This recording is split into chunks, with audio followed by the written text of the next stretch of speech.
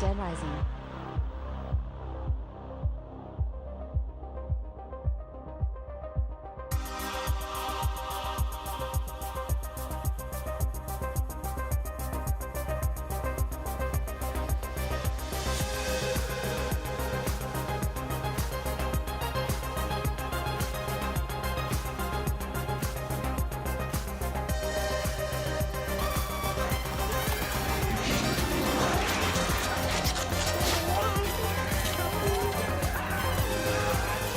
So glad to be back. Had a busy last month with my move and new job less than 3.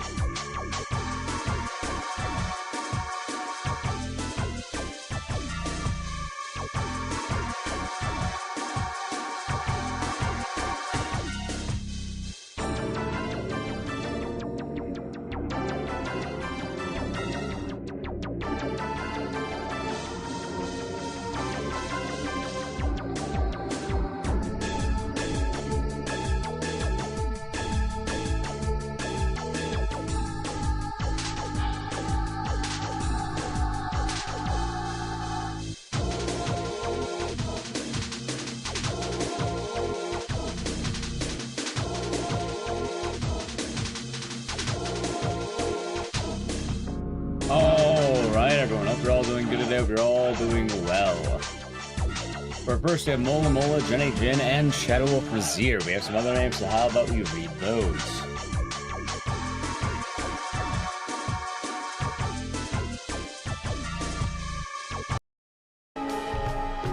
Alrighty.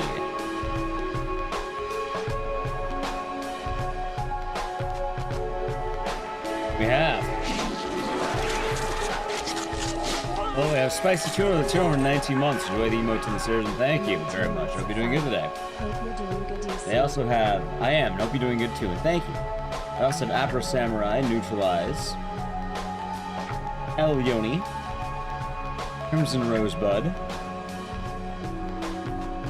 Angelica Sue, Diamond Jolt, G-Birds, Marion, Team and Ann, Umberkin with the tier 1 for 48 months. Enjoy the emotes and the scissors, and thank you very much. Hope all is good with you.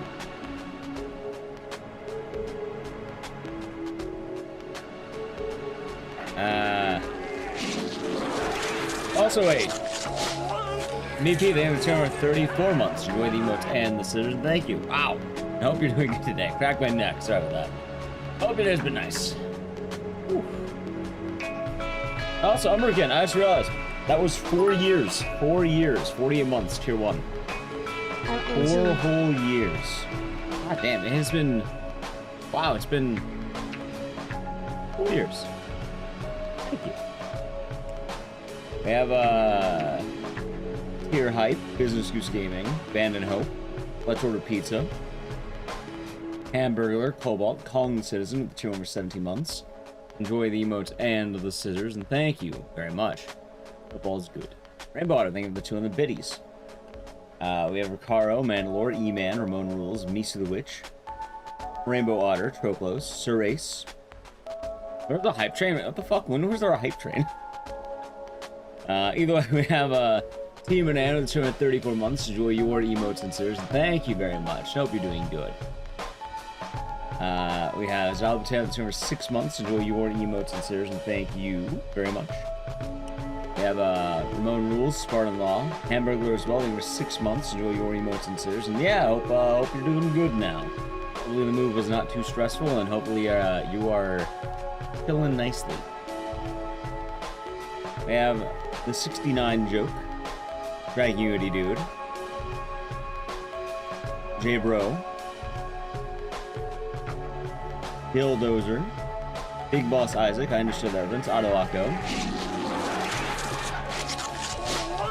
Tails with tier 1 for 63 months. Enjoy your emotes and scissors. Thank you, and hope you're doing good. Cheers. I have Jay with the tier of 4 months. Enjoy your emotes and scissors. Thank you very much. Oh, is it gonna be 47 tier 1s?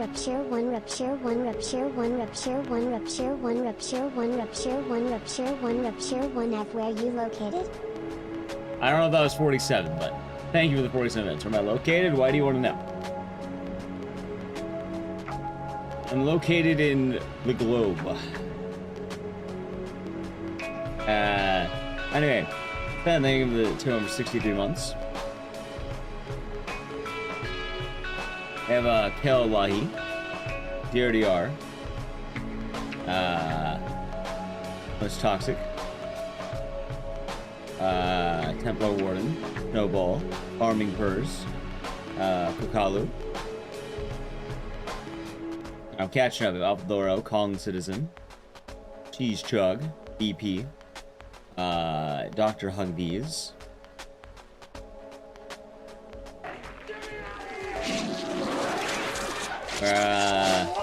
thank you to Jay, thank you for the good luck as well.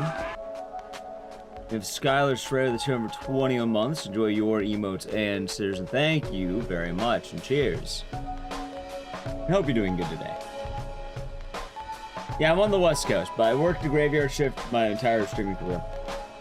In theory, I should start a little bit sooner or earlier, but I'm not gonna lie. The whole since I've been actually it's been rough hours. Anyway, I think I got everyone right. I think so. I think I read all the names, and we have Looney Tooney. I almost missed Looney Tooney. William Good, Lizzie Mon, and now everyone else and YouTube chat.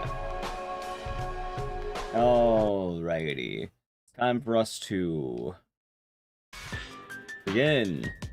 Start early today? No, we started later today. Like, we started really late. Alright, we started really late the last stream. We started late today, and then I started that better. I'll say better on the Silent Hill day.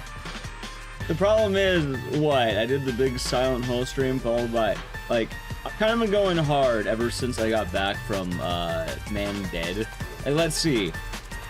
For streams, we had the Wednesday marathon, we had the Thursday Haunting grind, we had the Friday Silent Hill marathon, we had the Saturday indie games, and now the Sunday D-Rust. All while battling sickness. Face, it is face. So, yeah, that's why I gotta go hard because GDQ's coming up. Kong says the name of the 5, given sub, going to stage charge, only psych, acidic reaper, Nelstar, and chilling in my chair. Hopefully they all enjoy the emotes in the series, and thank you very much. Hope all is good with you. All is good. So, if you're wondering what happens today, also been doing good YouTube chat. If you're wondering what's happening today, Haunting Ground, right? We're not doing that today, but Haunting Ground, right? Dawn, thank you for the 3 months. Enjoy the emotes and the search. And I will keep Much grinding. love and keep I absolutely grinding. will keep grinding. Thank you very much. Check on that.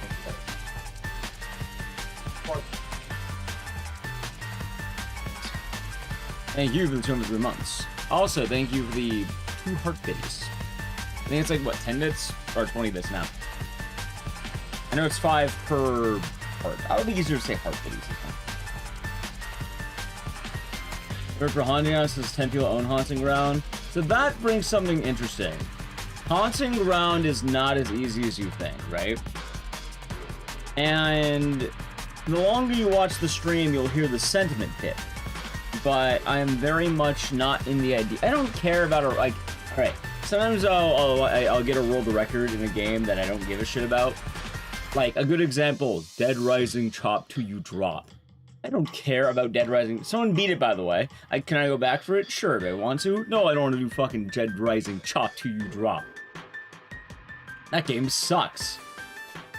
Well, the Haunting Ground, I had one very specific opponent who's very good at the game, as mine. And it took me 3 years to actually beat that time, because that game was remarkably difficult for not having a lot of competition. And I guess it's kind of weird, because as speedruns go, a game that doesn't seem like it should be competitive can be very competitive. Meanwhile, a game that seems like it should be more competitive is not more competitive. So I always kind of have the analysis on how hard does it work. Also, thank you for the 4 bits. Also, there are 7 heart biddies. Thank you for the 7 heart. Toxic and Billy Black. Anyway, the point I'm making with Haunting Ground. Haunting Ground, I got world record in a category that I have been trying to get record in for 3 years. I got accepted to RT in Japan. I beat Swordfish. I've been repeating that a lot this week for anyone who may have missed it. That happened, right? The VOD's on YouTube. Now, why am I bringing that up now? It's like just snapping awake. It's like getting a jolt of adrenaline. It's like, I feel like I can do things again.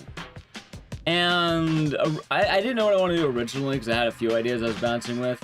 But something that kept sinking in my mind since I got record in Haunting Ground is, how would I do if I tried speedrunning Dead Rising again?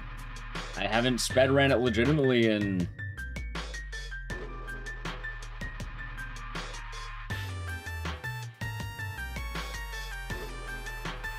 I don't know. Yeah, you know? I don't remember. Like, when's the last time I had an actual one? Is there any particular reason? Yeah, no, it's actually very logical. Give me a second here, you folks. So, I used to work a full-time job, 3 months. Was it 3 months? Because I did all bosses, but I didn't do time skip. This is like the main category, right? Main category runs. I think I did all bosses, but for regular main category, I don't remember. I really don't remember. Pete, God, thank you. Thanks, Alpha. And so, Benny, the reason why I chose graveyard shift, back when I worked my old job, I would work, wake up at 7, get to work at 8, all that. Work from 8 to 5, get home at 6, meaning I would have to be in bed to get to work at 8 a.m. So it made most logical sense that I would stream from 8 to 12. So in full time, it was either start earlier or start later. And my logic was viewership was ramping up at midnight, maybe it would keep ramping. In hindsight, also we're gonna go here. In hindsight, it probably would have made a lot more sense for me to go the other way. Like probably 2 hours early, 2 hours back, 2 hours late, but you know what? It worked out. I'm not gonna judge it. That's why. I was an A-bomb. Yeah, I've been going hard this week. I'm doing a lot of streams. Doing quite a lot of streams. Alright, so it says here, the last time I opened up my time skip splits was recently. But I don't remember the last time I did legitimate runs of this category. I forgot this is on bingo. Yeah, look, I have 2,688 attempts. I have a minute of time save in theory. And I'm not expecting anything great, don't get me wrong. We're gonna test the waters. What is record in this category? Because I know it's held by breaking views, but I don't. It's like low 28, I think. Like 28. Let's see. 2802. Yeah, low 28. Right now I'm top 5. 2802.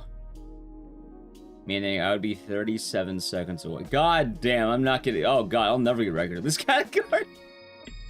I mean, it's technically possible, but. Good lord. I mean, I will stick with regular time saver or PB right now. What are the splits for? Dead Rising. What do you think they're for? No, we're not doing that. Pokesol told me it's a meme. I felt a lot more confident knowing that it's a fucking meme. I'm not doing that shit. I think I have Isabella down now, so I mean, realistically, it shouldn't be too bad, right? I feel like my Isabella's been a lot better as of late. I got the. Well, like I said, Haunted Ground kind of helps me test the waters. I'm down to see how it is. And before it started, yeah, we're just getting started. And then other streamers, wait, what?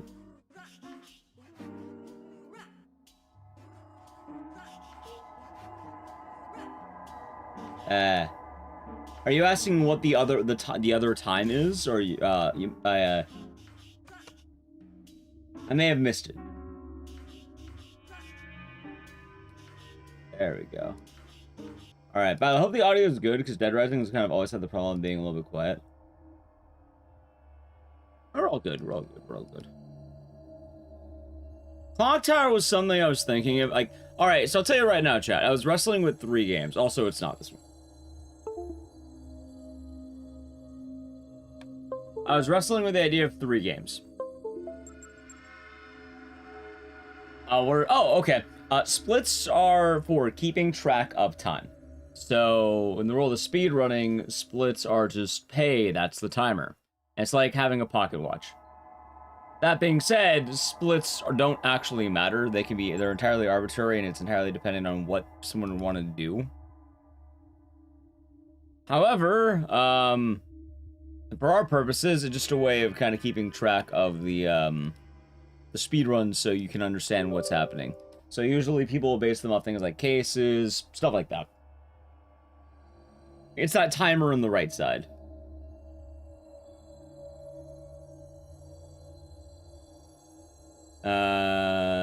I'll be alright. Yeah, hopefully you'll be alright. It's passing out, it's a scary thing. I've witnessed it. And it's like terrifying. Anyway, chat, I have not ran this in a while, so we get a good intro and see how it goes. Also, if you're wondering what's the big difference in the runs I've been doing and the runs we're doing now, this is what you're supposed to do, but very high frame rate early, low frame rate later. It's gonna be fun.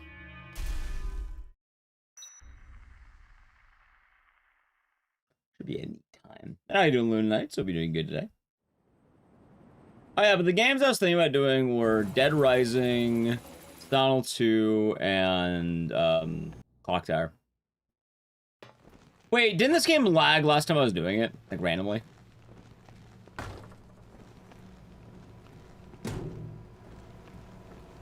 Hopefully it doesn't do that again.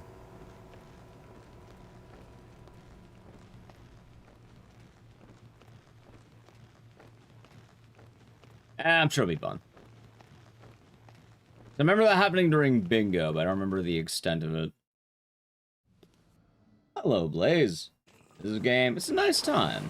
Oh, this is Buggy's gaming. I love when we game with as an splitter. Really kind of depends who ends up running a game and all that, and like what community members are there. Oh, this is Veritas. Am I doing? We will know. Yeah, look at that. Look at that. Wait, how am I supposed to fix that? What the fuck?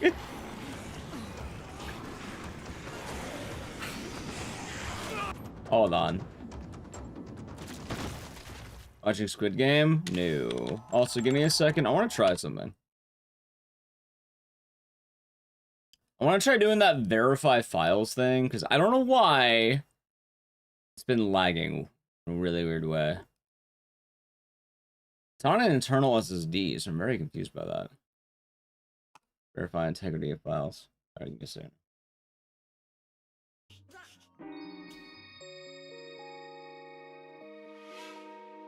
Are you bored of playing the same games? That's why I run so many games. How can I get bored playing the same games if I change the game all the time? Like yesterday I was doing new indie games. The other day I was doing all the Silent Hill games. Did Haunting Ground the other day. I think the only game that really doubled up was some of the Silent Hill games.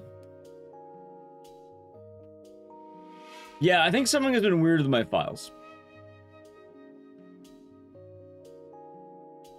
No, I mean, it's weird because this is an offline game and it shouldn't be lagging. Yeah, like, this was happening the other day we're doing this, I forgot about it. And I don't know why it's been happening. So maybe verifying integrity should work. And it does seem to be working. Like, I can tell something was off about this. Alright, cool, looks like it worked. I have shader caching? No idea.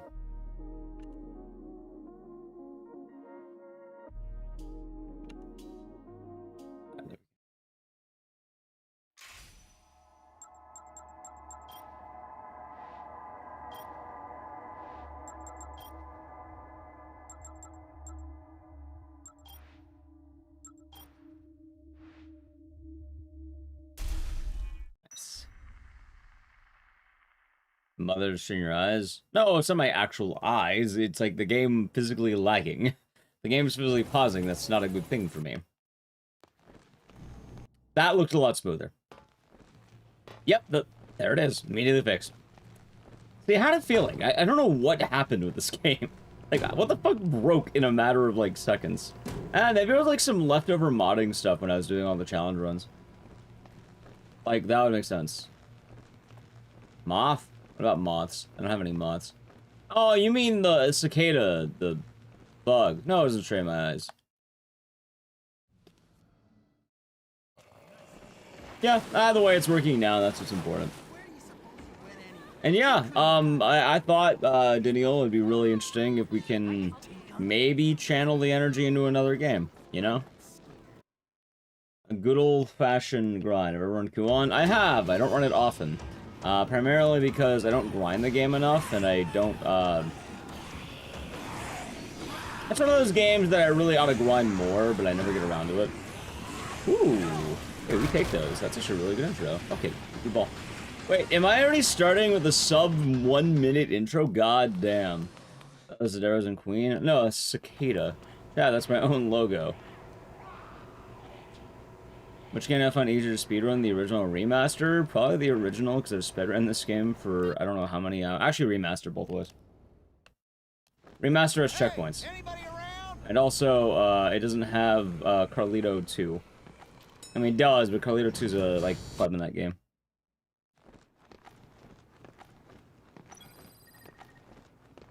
So, yeah.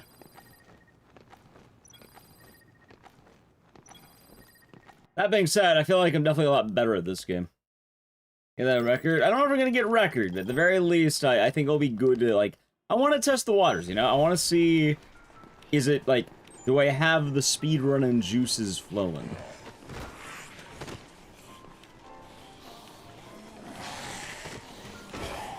Actually, Ecdycis is me, Ecdycis. Ecdycis is the process of cicadas setting their skin with SIS. You don't have a pure Ecdycis, you gotta have some scissors, Coco, otherwise it's not proper.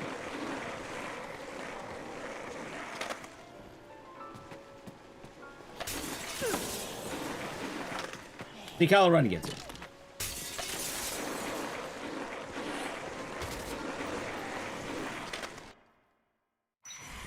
Gonna watch wrestling while I'm in Japan?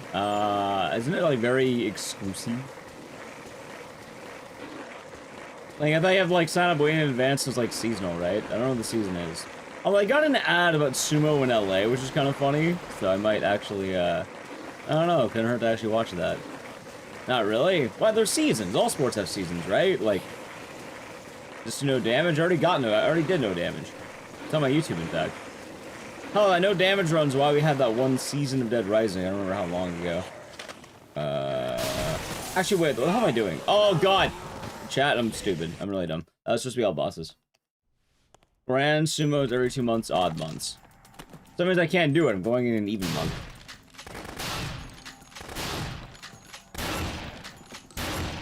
Alright, chat, run's already dead.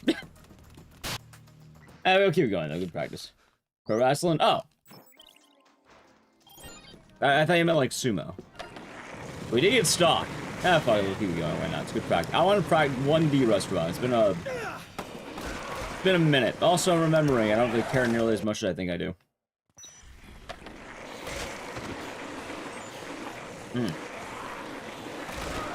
Sorry, my throat's been, going.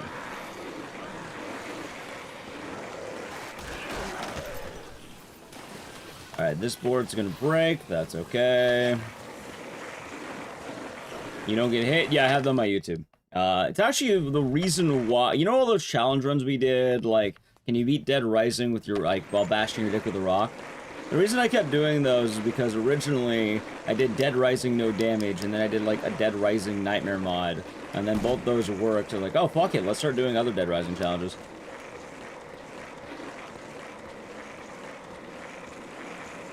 But, yeah, no, I did, the main campaign, no damage. Technically, I did miss some of it, but I did main campaign at least.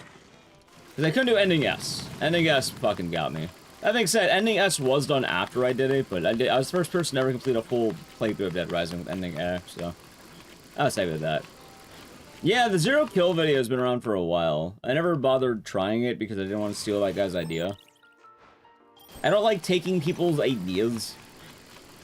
That being said, there's a difference between doing something like unarmed runs and, like, you know, 0 kill. Like, zero kill is cool and creative. Like, unarmed is unarmed. I also literally did unarmed for every single Dead Rising game. You can't do it in 3 and 4. You can do it in 1 and 2.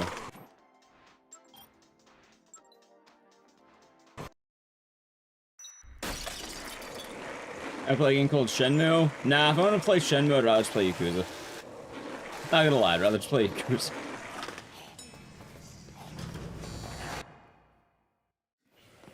Oh, just learn bike zip? Yeah, it was a time. The bike glitch does not work in Remaster, but it's really funny because there is an entirely separate bike glitch. Like an entirely separate one in the Remaster. Or Deluxe Remaster. I can do it. Well, we're gonna see how it goes. We're gonna kind of like test the waters first before you start diving deep, because it has been a minute. You know? The highlight of your week? Which part? Jeff, what the fuck is wrong with you? Son of a bitch.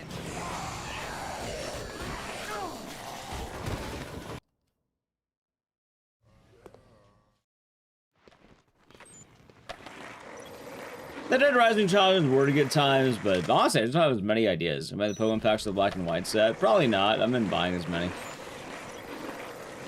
Is this going through the water center bike glitch? Yeah, it's in the run. Ah, it doesn't matter. Let's see. What's up? Dead Rising. I'm glad Jeff Meyer is dead. Alright, I think it's 1 to the right, right? It was 1 to the left, okay.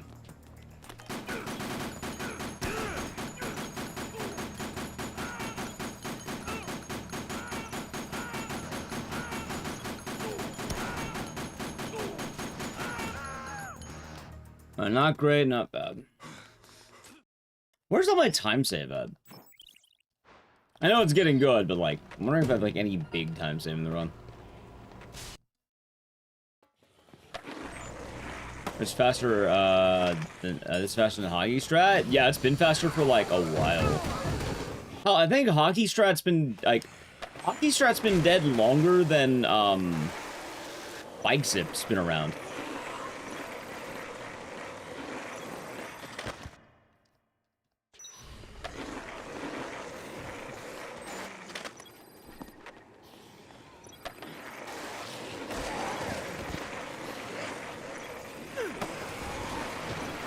I'm done here, doing good. Mishearing it? It's been a long time. There's only one category that keeps that strat, and I think it's all survivors, or like all scoops, I should say.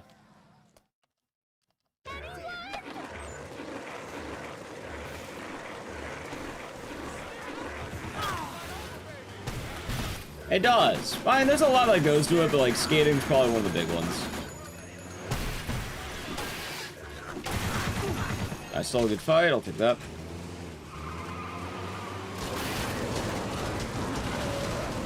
Yeah, like I was bummed out, but you like it's too fast to pass up.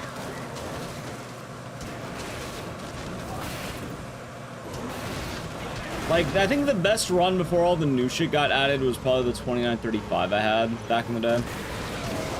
That was a good run, man. And then it got beat because people invented new tech. Nice.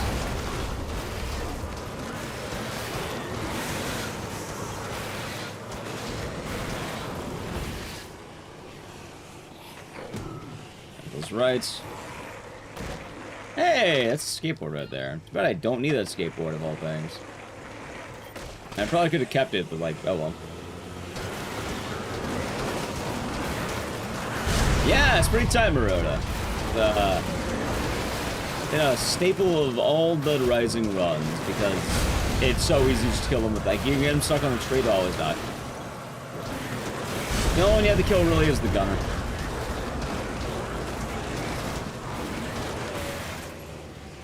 Did I get zombie ride? I think I did. Again, looks really good. That's because it is really good. Time skip ending A is the category. Yeah, this is like the main category. People don't really run ending S, which I don't know why. It sort of happened, so I guess I get it.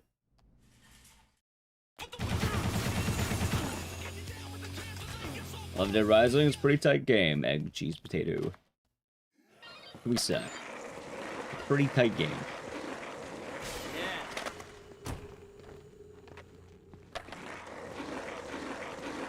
And a good time to be had. Nice. It's also fun and a little easier. Let's see though. Jay, you don't quite know the history of the Dead Rising leaderboard.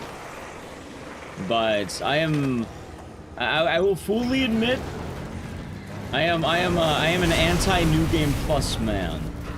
And like, because I've been around this community long enough that I remember back in the old days, what's the word? New Game Plus was the standard, everyone did New Game Plus, but I like playing, like, all the, like, difficult boss fights. Because back in the day, it was, use the Mega Man Buster, okay, boss is dead. Use the Mega Man Buster, okay, boss is dead. And I didn't think that was very fun, so I've always ran New Game. And it became the popular category to run after a while. Also, that hand... Oh, hey, okay, we're safe. Yeah. That being said, there's really no wrong answer what someone wants to speedrun. Also, that is pretty tight. More skillful? Yeah. But, like, the old wave of runners, like, that started this game, were definitely fans of New Game Plus. And yeah, funny enough, because of that Haunting Ground PB I got recently, the world record, I actually wanted to do Dead Rising again. I was like, eh, why not, right? How's it going, Agent Orange? Hope your day's been nice. Hope you're doing good today. 28 minutes is wild. Well, thank you. I have a 28. I have a 28:39, and I know I can do better, too. Oh my god, are you kidding me? Fucking Sophie. Alright, remind me, if I see Sophie, I gotta kill her. If I see Sophie, she has to die.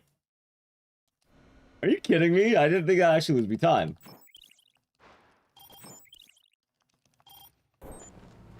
I will remember this.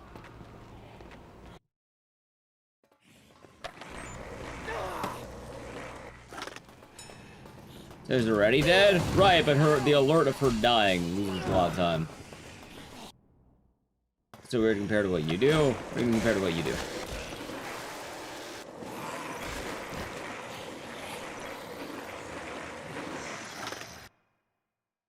Yeah, I'm really excited for it, Jay. It's gonna be a good time. It's been exhausting, a little frustrating. Sorry to hear, Agent Orange.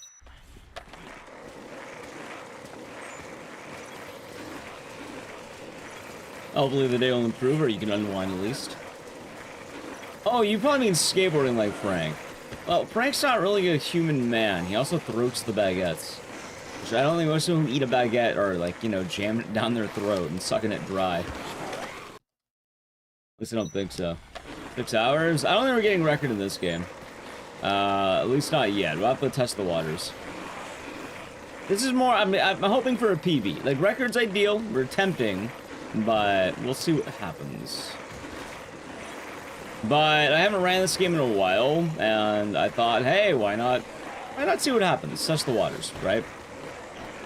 Haunting Ground went well, maybe I can reignite it.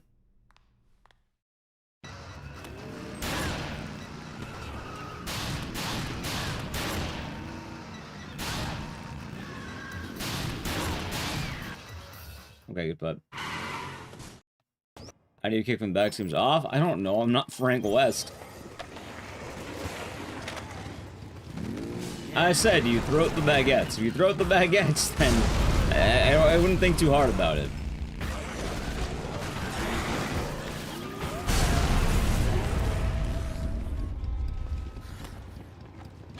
I just used to see these been done. No, I stopped doing the challenges because I stopped doing well on YouTube. And people stopped watching them as much. And nice, Benny. I hope you have a good time with it. Portal's a classic game. It's quite fun. Nah, I mean, ideal. I think I just got unlucky on how it worked.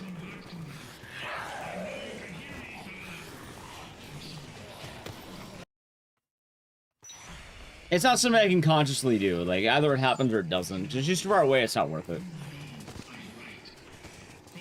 In fact, I think it might actually be a stock diff.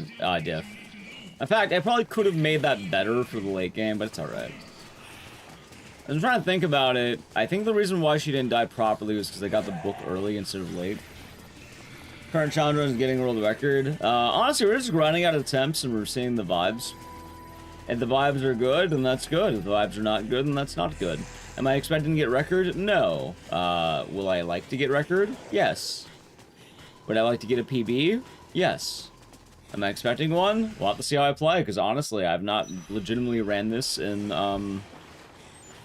quite a while. Is that a bad thing? No. Ecdycis Smith, the tier 3 for 39 months. Yeah! I'm glad you've been enjoying the streams and you're dipping your toes in the world of speedrunning. Thanks for the fun times oh my and god. support for my speedrunning hobby. Ecdycis love. I hope you're doing good. Thank you very much, Ecdycis Smith. In good times. In good times. The best vibes? Thank you. Thank you.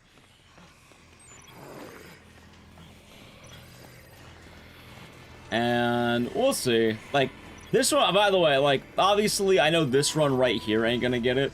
One, the best possible time is currently, 12 seconds slower than what record would be. However, the main difference is I haven't done this one yet. So I submitted the world record for ending sea on Haunting Ground. It's funny because I'm more of a YouTuber than a speedrunner. I'm gonna submit it on Monday.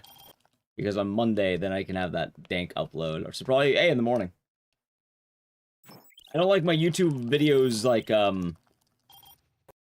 think YouTube punishes you if you upload too many videos in one day. Yeah, it has weird rules. So we have the sea ending, I just haven't verified it yet. Which is funny, because literally there are no mods in Haunting Ground left, so I have to do all the work. Chat, allow me to teach you the most important lesson in speedrunning. It's the #1 lesson. If any of you are a potential speedrunner or have ambitions in the world of speedrunning, this is a must-listen-to advice. It is the #1 thing. It's universal. The #1 rule. Applies to, yes, applies to every single game ever made. Doesn't matter what genre, doesn't matter what game, doesn't matter what it is. But if you can avoid becoming a speedrunning moderator, do not be a speedrun moderator. For the love of God, do not be a speedrun moderator. It is one of the worst decisions you could ever make. Don't do it. It might sound good on paper, I guarantee you it's not. One of the worst mistakes you ever make in your life.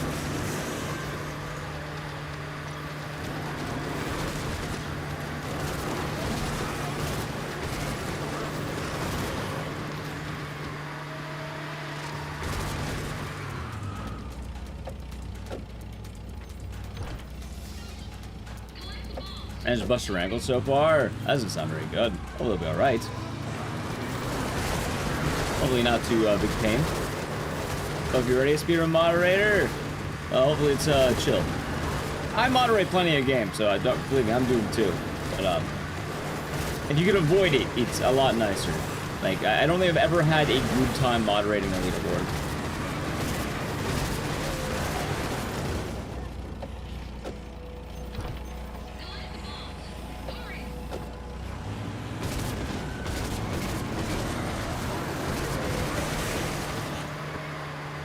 Look at all these goddamn zombies.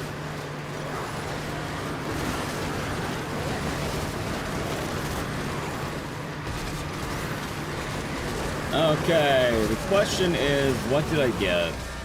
Alright, I got bad RNG, nice.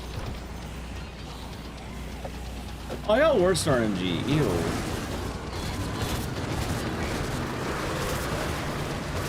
Moderator, volunteer position? Yes.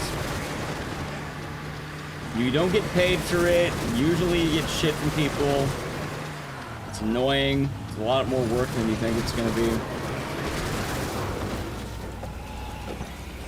There's only negatives. There are no positives to be had. If you're wondering why do I do it? Because I run games with 2 people and I have to moderate. I have to, you know, if I don't moderate them, there's no leader.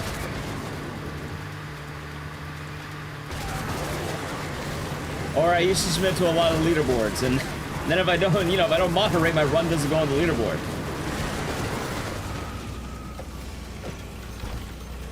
Yeah, I just got it literally a few days ago. I also got C ending, but I haven't uploaded that one yet. I'm being a bit of a cheeky bastard. But that's because I like my YouTube videos doing well, and I didn't want to upload 2 Haunting Ground records in one day, because then I would take my own video. Would moderate speedrun leaderboards. Let someone else. Only do it if you have to. There's no conflict of interest in verifying my own runs. If someone wants to heavily scrutinize my run, they can. I stream all my runs live. In theory, there might be a conflict of interest. In practice, if I don't verify my own run for Haunting Ground, no one else will ever verify it. The last moderator, there are 3 moderators of that game. Or sorry, there were 4 moderators of that game. One of them quit moderating the game. One of them is me. Give me a second, by the way.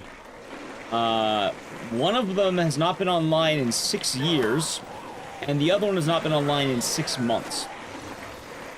So if I don't verify my own run, it will literally never get verified.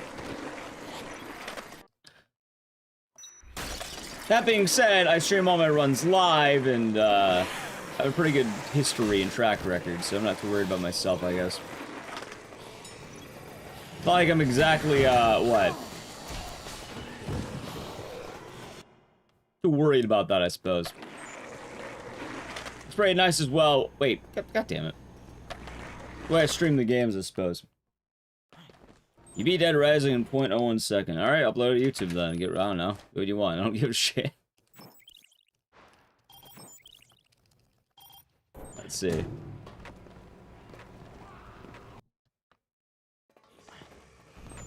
Alright, I know there's an Isabella strike here. Yes.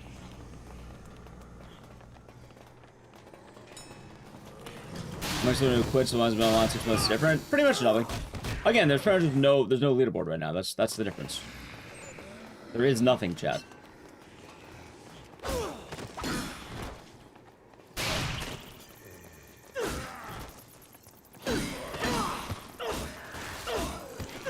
Hold on. Yeah, we are all world record holders. Something like that.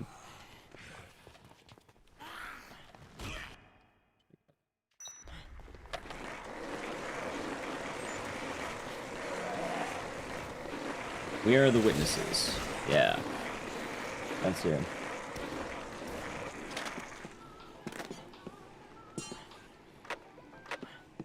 I got 1 board. This is gonna suck ass.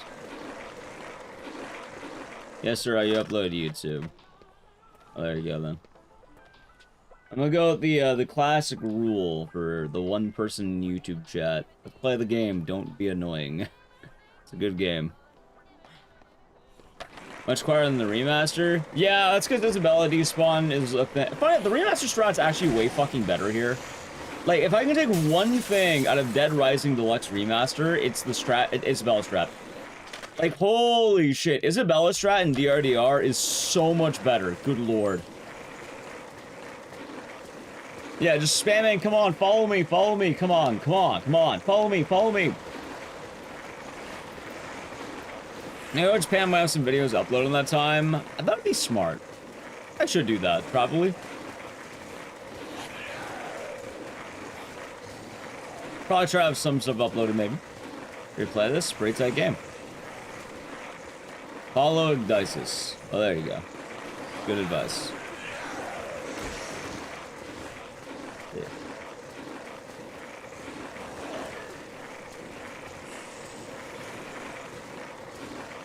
Oh yeah, I didn't grab a queen. Actually, is grabbing a queen even worth it? Maybe. I have no idea, actually, maybe. Technically it is, but... I think it depends where you want to grab the queen. Also, I took way too long of a detour. I could probably cut it a little bit. That's why I do the D-Rust run. Kind of see what I can do better.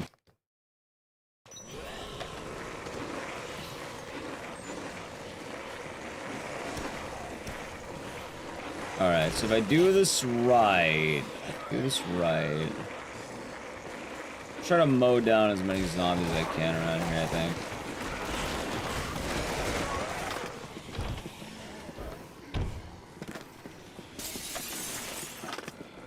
Alright, shotgun, and I should wait around here. Nice.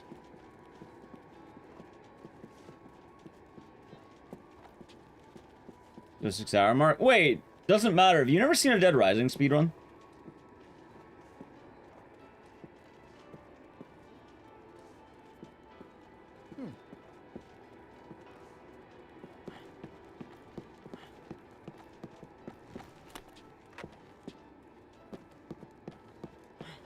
Fuck. Actually, stuck. This is what I'm worried about. I was fucking here.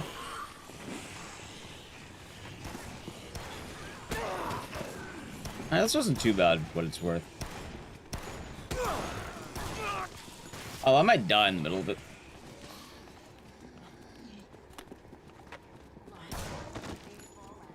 Isabel, what the fuck are you doing? Keep running. Ah, of course. Anyway, hey, YouTube chat, give me one moment, because I could already kind of tell over there. Luckily, Dead Rising pauses during cutscenes. Alright, let's see here. Okay, we have one annoying person who's gone for the day. And we have... 2 annoying people who are gone for the day. Alright, there you go, YouTube chat. No good. Yeah, no, I can see the people over there. It's very, again, like I said, it's very easy to tell who's going to be annoying. It happens in Twitch chat, it happens in YouTube chat. Don't worry, I just gave them the 24-hour buff. They're gonna be less annoying another day. They're gonna be less annoying. We're out of here. Yeah, they're like it's messages that read like a child is typing them. Like an immediate ban.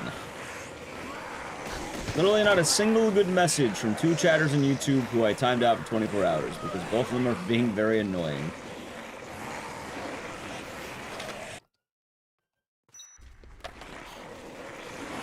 I mean, YouTube chat's pretty nice when you get the hang of it, but, you know, there are a lot of people who are going to be annoying.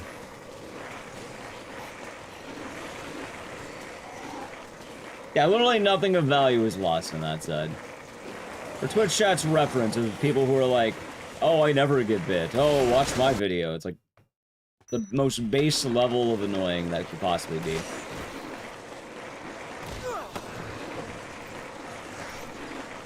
Okay. For what it's worth, I feel like this run is playing rather well. It's a good D-Rust. And it'll be nice to see how it goes. Although Isabella strats are going to be neat coming forward.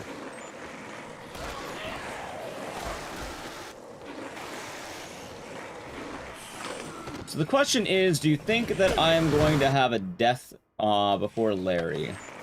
Because there is a chance the run's gonna die. I don't think it will, but there's a chance it might. I'll ban your brother, I'll ban you too. I didn't ban him in time for 24 hours. Yeah. Take a look at this. Let's see here. Yeah. The guy being dragged? I think it's Carlito. There you go. You could be right. No. Good luck. Thank you. So yeah, like I said, the beauty of Dead Rising. I can literally just... It's very easy to alt-tab mid-game. Grammar? Yeah. By the way, that's one of the telltale signs someone's gonna be bad. Bad grammar. Bad grammar, bad person. How you present yourself online is very adequate how it's gonna go. You gotta type right.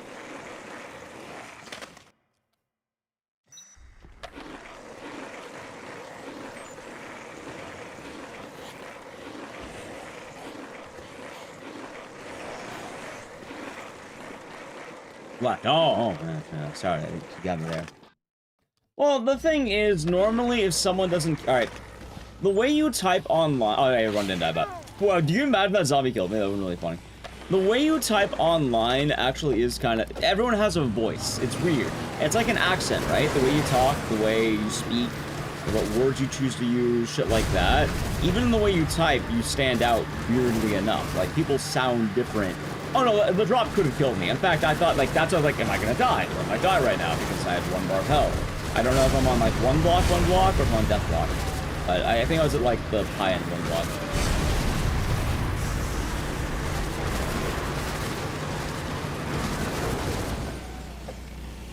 And if I get grabbed by a zombie, death. Well, it's not exactly even being illiterate. It just, you know, there's a variety of indicators, and that just seems to be one of the earlier ones. Nice, Larry. Nice. Alright, luckily we got a decent Larry, unless he launched just a knife at me. Alright, we're good. Yeah, each block's 100 HP. You were right, though, on the general sentiment. It's like, it's not 1 damage, 1 block. It's... combinations of damage will lead to 100, then each block... Oh my... Well... Block is shame, but not a bad first run. Yeah, I mean, you have the general idea, though. Like, realistically, it doesn't matter what the numbers are, because number scaling doesn't matter too much. It's more just...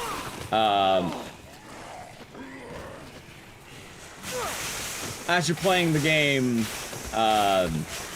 damage isn't 1-to-1. It might seem like it's 1-to-1, but it's not, because it's more like, oh, you took damage, but it wasn't actually damage, it was different. Because getting hit by 1 zombie and getting grabbed aren't going to do the same damage. A slap is like maybe 10 damage, while a bite can do like multiple points. Nah, it's not the cupping Shakespeare. The boss is that easy. When you know what you're doing, yeah, the bullets go through the meat. It's a fun cheese. Yeah, it's funny, because, like, when you actually fight Larry, it's pretty easy. Which is goofy as hell, right? No, that's not weekend people and weekday people. It's just a matter of, like, you can kind of tell the intent of a person very quickly. How's that going, Bab? Hope you're doing good.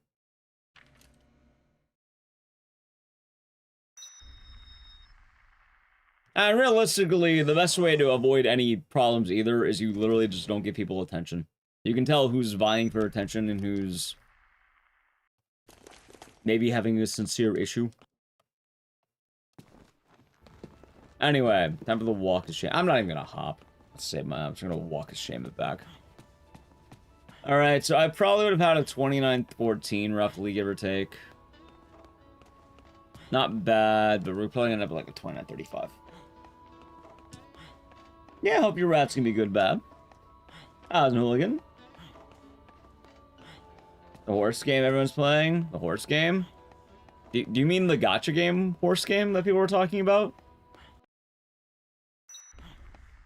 By the way, chat, I can tell you why I didn't PB. I didn't crack open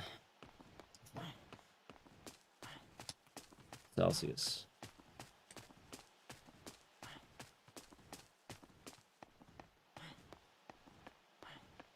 By the way, I've been loving it because people have been talking about Persona 5 on my Twitter feed, and I've been keep seeing more and more people going past where I got.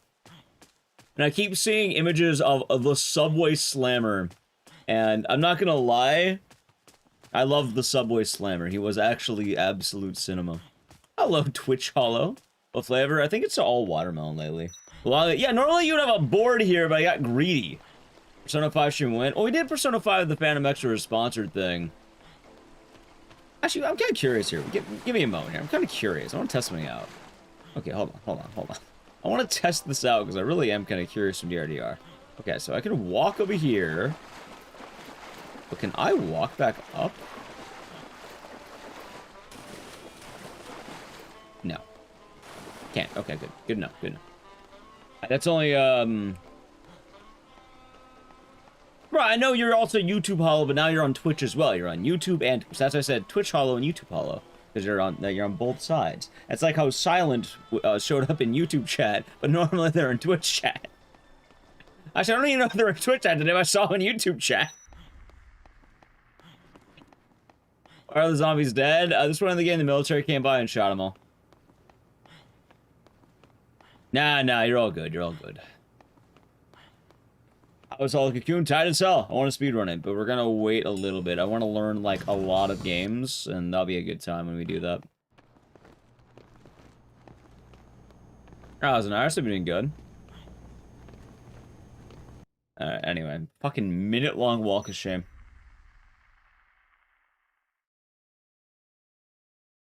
Alright, not a bad D-Rus. Not a bad D-Rus rare. So the real question is, what did I need to work on from that? And what went wrong that run? Because obviously a lot went wrong. Alright, Carlito went bad. That's right, Carlito went bad. I think I messed up the boarding a bit here, but that's okay. I think I got grabbed. I think that's all this one was. Everything pretty quickly. He's still alive. I got shot a couple times, but I didn't remember where it was. You work on the RNG? Oh, no, I can't. Like, RNG is RNG. Like, if I get what I get. I would say I played pretty well. Alright, so from here, I played pretty well up until... kind of here? I mean, Bomb Collector, more or less, I kind of did okay, I guess. Isabella went bad, and then I lost the skateboard. Yeah, literally, the only fucking problems I had were Isabella, and I lost the skateboard at the end.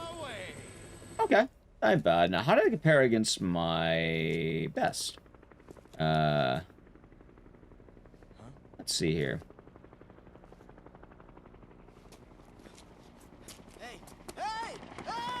Let's see. I guess it's wrong that way.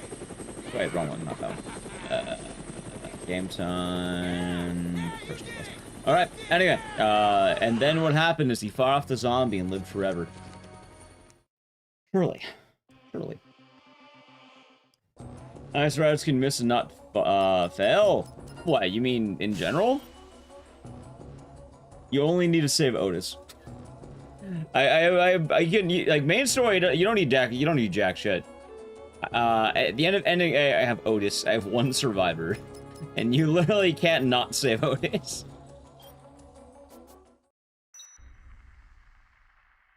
Oh. I missed the journal entries. You're a bit slow telling about the old Kent boss fight. How was that the one that you missed? What about Frank the Pimp? Alright, let's run it back. Chat, we're gonna do intro. So in Twitch chat, we can play a brief Edge. It's probably a good time for it. I'd like to avoid Edge. Alright, so to the channel. Prime Gaming. Alright, Edge. It's a good time for it. As all survivors an ending? It's a category. I've ran it before. Don't do it as often though. Or chill. Well, there you go. Again, most people aren't going to ever be a problem. Like, if people are a problem, usually it's very obvious. So you're fine, Shuba. You've been here before. You've been fine.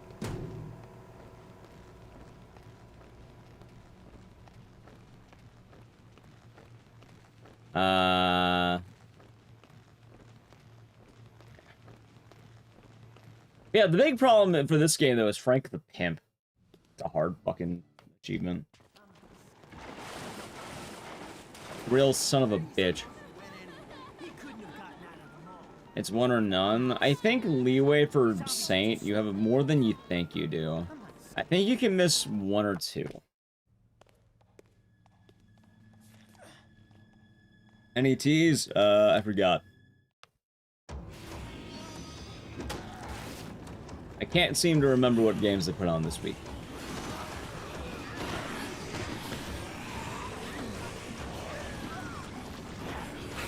Oh my god. That what happens.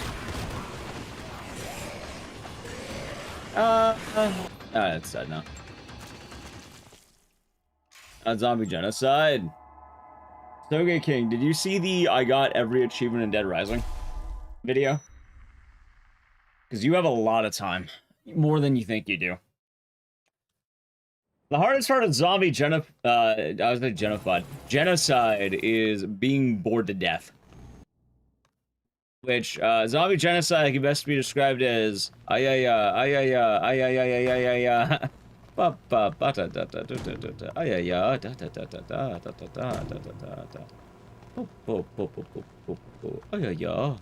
That's in 28 years later. Seems like fun. Never done it. I never watched it. I don't know what I am. Yeah, no, you literally just sit there and watch video, like, you listen to music, like, for hours. Thanks. Yeah, that's the hint. That was why you wanted a hint. Oh, what's the hint? I can't remember. You know, amnesia? That was a good hint. I don't know how I want to say amnesia, but, like, I can't remember.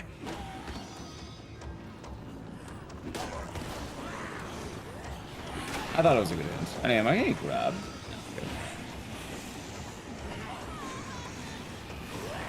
Although, this is much better entry this time.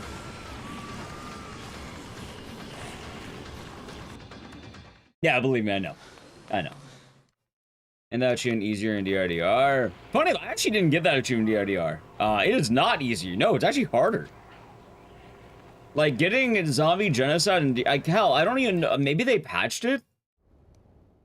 One of the hardest parts of DRDR, they nerfed zombie genocide. Also nice. They nerfed zombie genocide. Hey, anybody around? Like, I think I could have done it, but I just did it, like, the week prior, and I didn't want to fucking do it again.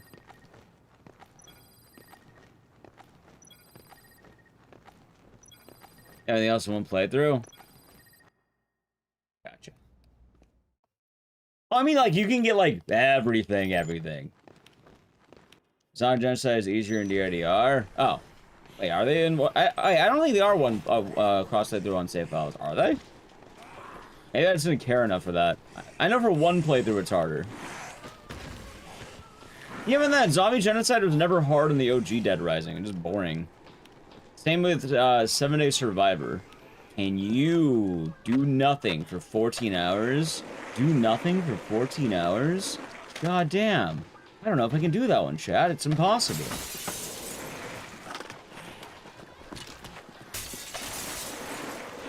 Like, in actuality, if you're doing it, like, DRDR made Infinity Mode so much fucking better for the most part. The only thing it didn't make better was the crash of the game, but... oh well. Just low-key unban you from Twitch chat. Wait, why are you banned from Twitch chat? If you're banned from Twitch chat, I'm gonna ban you in YouTube chat, right? You know how that goes, yeah? If you're banned in one chat, it doesn't mean you get to circumvent the ban for being annoying. What do they do again?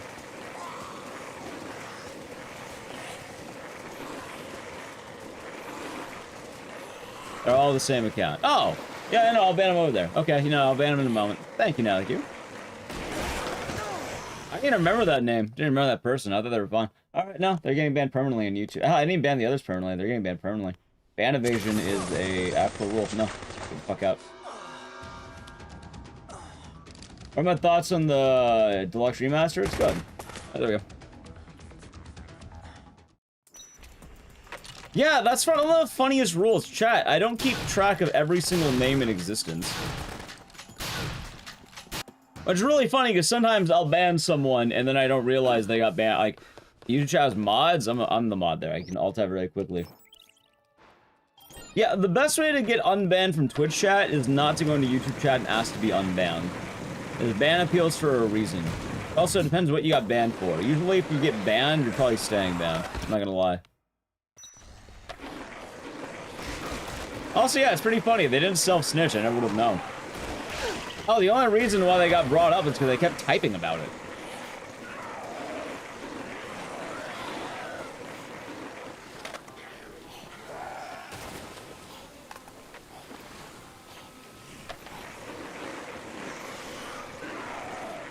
Nah, I don't really do ban appeal streams. They're usually not that funny. Like, I know some people can make them funny, but I don't know. Usually, I feel bad for, like, some people are earnest, I unban them unquietly. And then in other cases, it's like, oh, no, why the fuck do you think you're gonna get unbanned? No, I'm not gonna unban you. They just enjoy the runs. That's the funniest part. I didn't even know why I banned them. I didn't remember. I can probably double check in a moment here. What was the name? Shuba92? I think that's what it was. You know what? This is a good time for it, because I have a cutscene coming up. Yeah, Shuba92. Give me a second here. User Shuba92. No, I'm not leaving until Yeah, you I know, right there. Just open this gate. Just open this gate for your protection. I am not opening any gate. Thank you very much. I'm going to stay right here. Oh yeah, no, they're annoying the other day. Yeah, no, they're literally the same people from the other day. That's right. They're the friends of that one kid. Hey, banned for being underage and annoying. Okay, yeah, no, I'll just autobot them. There we go. That was the case. They've been doing good. Anyway, I will say there's one big downside of Dead Rising. Like, one big downside. There's a lot of, immature children in the world of Dead Rising, which I have no idea why. Actually, I think I know why, and I don't get it, but, like, I kind of get it, but I don't get it. It's like anything with a Lego head always brings in the worst audience. Like, hell, one of the easiest answers, like, if you want to know what's something that's almost banned on site, people who have Roblox profile pictures. They don't get banned on site, but I'm almost always going to immediately assume that person's gonna get banned.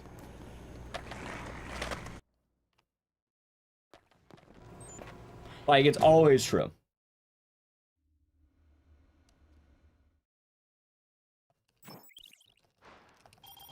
Which is weird, because I don't know why Dead Rising has, a decent childish audience. This wasn't even turned 25 months. No, I thought I'd bring it back because Haunting Ground did well, so why not? Dead Rising lately. Also, good luck on the runs today. Thank you, and hope you're doing good today, and cheers. Jeff, out of the way, you. Used to have it? Well, it sounds like you've grown since then. The blockhead? Yeah, honestly, I think it's entirely the Servbot head. Because, like, don't get me wrong, I'm not saying, like, Dead Rising isn't appealing to children at all, because, like, hell, I played this game when I was a kid. There is an appeal to it. It's more the fact that this game is old as shit. This is not a young game. This is not a trendy game either, exactly. Zombie sandbox? Maybe just zombies as a concept or something like that. Should be left one, right? Wait, right one? Alright, that's fine. Ever banned from backseating ever? Sometimes. It really depends what's happening, how it's happening. Alright, I have to remember. Okay, so it's left. Wait, it wasn't. Left one. Left one. I did that last time, too. Left one. It's left one. Okay. 100% of the zombies. Does Left 4 Dead have this problem? That'd be similar, right?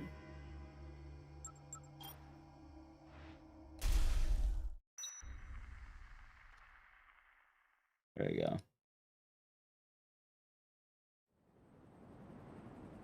It'd be similar, right?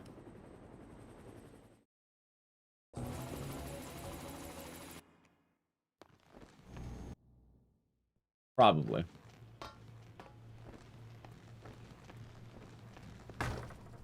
Also, I will say going forward as well for YouTube chat, if anything annoying pops up, just ignore them. We'll just time them out. More gooning. Ah, of course. Or less gooning Left 4 Dead. Gotcha. Been here since you're, 2006. Right, but I'm kind of just wondering, like, at what point do you hit the, like... How do you even get into that if you're, like... I don't even know, man. I don't even fucking know. Either way, it's a correlation that does exist, so I'm always fully aware of it.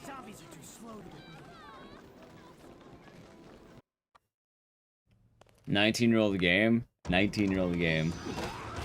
I mean, more goonings and mods. Actually, that's true. There's, like, Left 4 Dead's a heavily modded scene. Actually, right about that.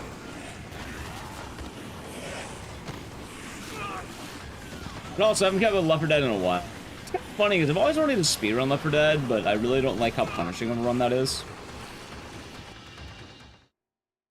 Hey, funny enough, Bill Blast. So I have thought about doing Left 4 Dead before, right? The problem is, speedruns of Left 4 Dead are pain. Like, the tech itself, I don't think is that bad. It's a lot of bunny hopping, which anyone can learn bunny hopping. It's not too bad to do that.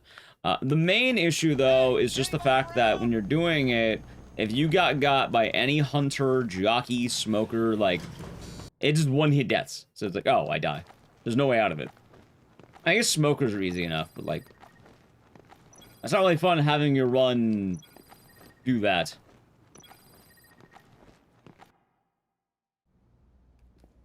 So, I don't know. Guard have been good today. MGS has the same issue. I don't know if it's the exact same issue. How do I put this? Many games can have a variety of audiences, but, like, I will tell you absolutely, whenever I stream Dead Rising, there's usually an uptick in annoying viewers. Today has been a little bit, like, today has been better in some capacity, especially on the, like, well, I think they've moved more over to YouTube because they started banning them more on Twitch. I don't think I'll ban them on YouTube. I'll ban them over there, too. But it happens pretty often.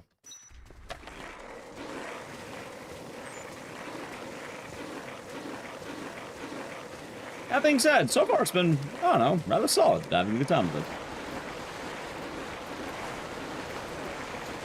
Oh, that would actually explain why DRDR would happen the way it did.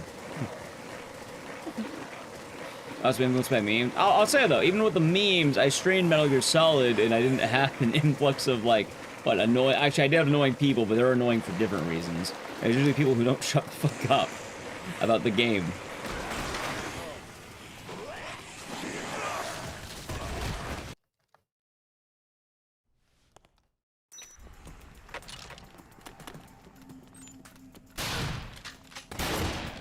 Also, yes, I'm aware of how you can survive in Left 4 Dead. It's more the matter of there's some things that are easier said than done. Like, in theory, you can beat all of Dead Rising without taking a single hit. However, that is not an easy thing. Which games I streamed? 1, 2, 3. Well, MGS 1, 2, 3, I should say, not 1, 2, 3. MGS 1, 2, 3.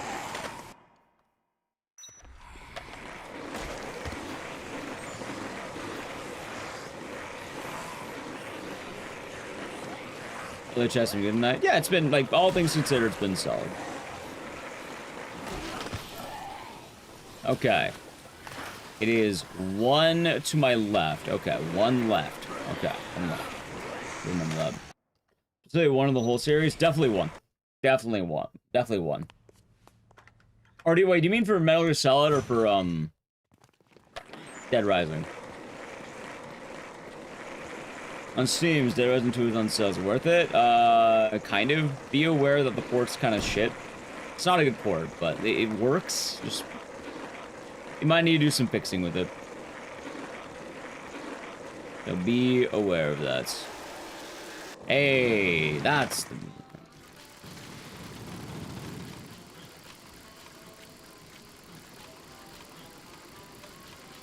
okay.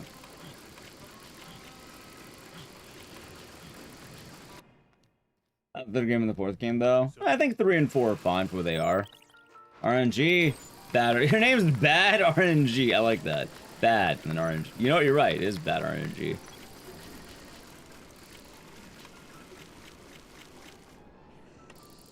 Nice.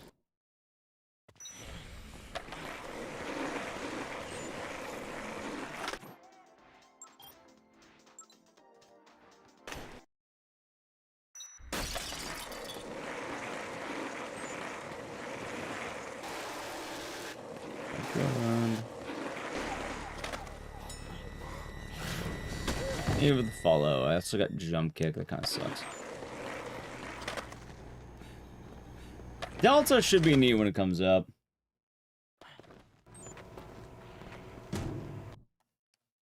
Should be neat. Leveling, they've been showing 23 months. There's other where's the oh, Canada's been good. Enjoy the emotes in the series, Leveling. Thank you very much. Oh, I hope your day has been nice. ending. I shall ping this alert before I'm Yeah. sent back to my Planet Pride world. Hope you're having a nice day and cheers, and thank you very much. Alright, let's make it get elevators. Human not involved. And we'll see what happens with it.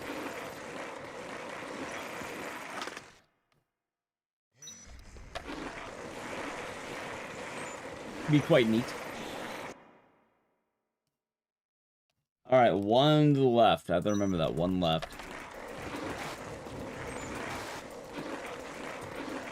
Carlito is far. That's gonna be kind of bad.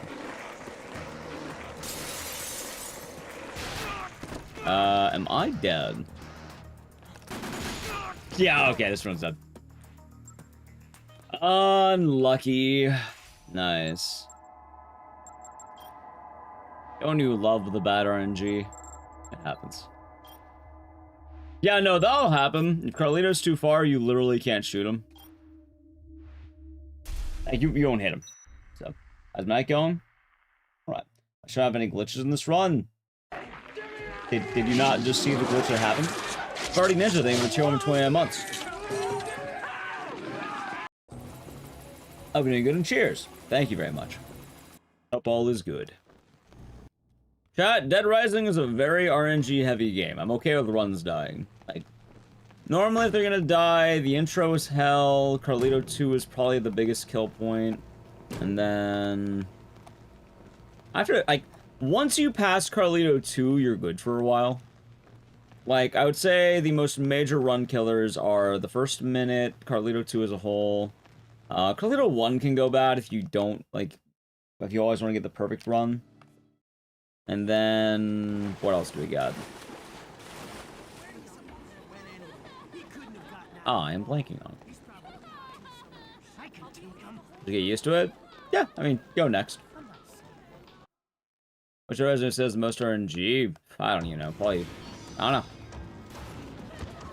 They all kind of have RNG in them. There's not really a good way to quantify it.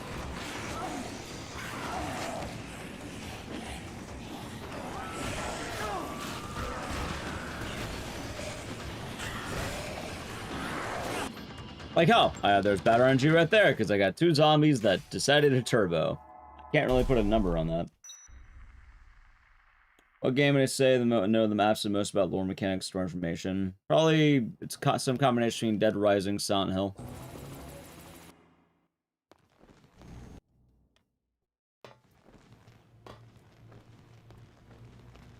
Yeah. When you first play Dead Rising 1, I'm gonna do a no bosses run. I don't think you can do that. Like, the game opens with the boss fight. It's just waiting on the roof. Like, Carlito 1 is in the first 5 minutes of the game.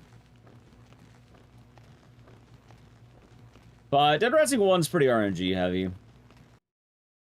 Mainly 1 and 2. 3, like, the better question is, which one has the least RNG? And it's probably 3, maybe 4 side bosses. Oh, that's just regular game, I suppose. I've been run this time. Oh, I mean, like I said, I went like, when we get a run, we get a run. I'm not going to worry too much about that.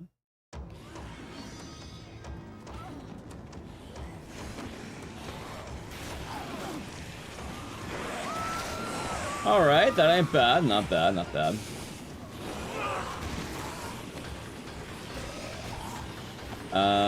We might be able to take this. Yeah, I'll take it. Fuck it. It's underneath my cap. So I have a golden rule. The golden rule is these stairs prevent, like, reset after reset. I've always took runs that are 104 or lower for intro. Like, a 103 is not good, but it's, like, okay enough, I guess. Like, sometimes you just want to play the game, right?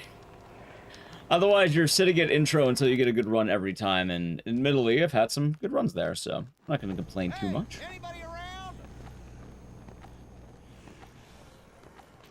Yeah, how you can get the shotgun is the beginning. And yeah, no, it's a pretty brutal run. I get some further practicing sometimes. Yep. Also, sometimes, like, you can get really good RNG late, despite having bad RNG early. 4 has the least RNG. 4 has its own share of issues, and I think 4 does have RNG. I just remember what exactly it is. A lot of it's based on enemies and zombies.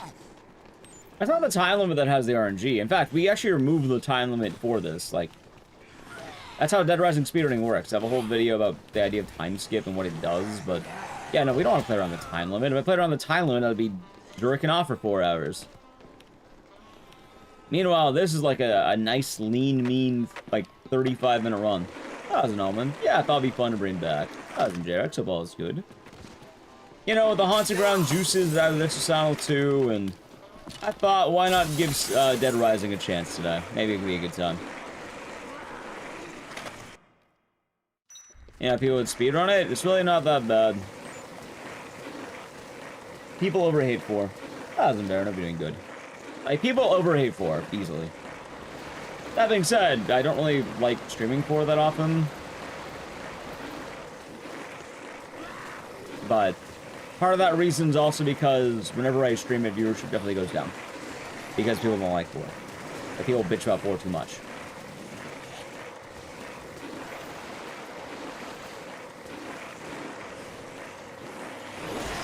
It is! Or if you're on Steam, you can probably just find ulterior methods of getting it, because at this point, I don't think a lot of the stuff that you need with the achievements is really all that worth it.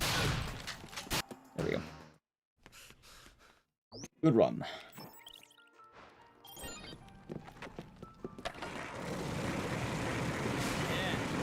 Next one, yeah, I'm never doing 7-Day Survivor, like, legitimately, I should say. Legit.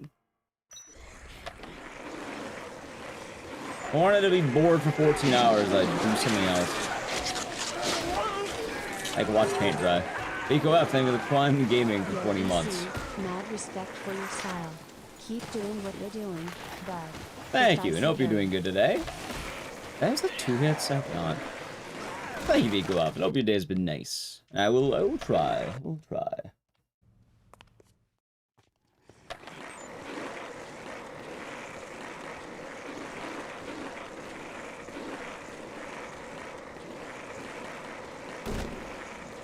I had a cop named Brad. Wait, what do you mean $2? You don't have $2, you'd have... I think we have 1.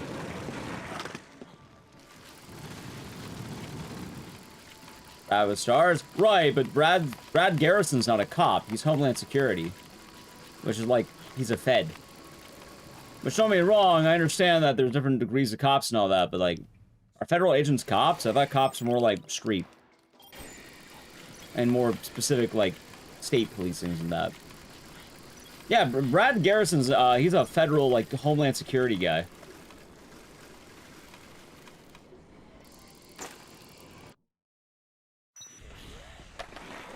And then the other Brad later works with the ZDC as a part of Dead Rising 4. And then the Brad, in Stars, yeah, he'd be a cop, but you'd only have $1. If you count any form of, like, let's say policing, like, let's say federal agents count, then you'd have 3, because you have Dead Rising 4, Brad. Yeah, it just depends. Bad cops, still cops. Well, at that point, you'd have 3, because you have Brad Park in Dead Rising 4. The 7-Day Survivor speedruns. Alright, go stare at a wall for 14 hours and put a timer on that, and congratulations, you got it. No one's gonna speedrun a category that's watching paint dry. No. How's it, Anthony? Hope you're doing good today.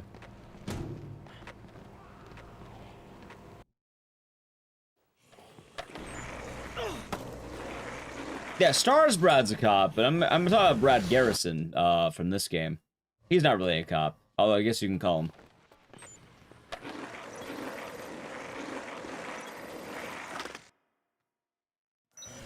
Nice. Steam Deck's fun. I played Yakuza Like a Dragon on it and some Sekiro.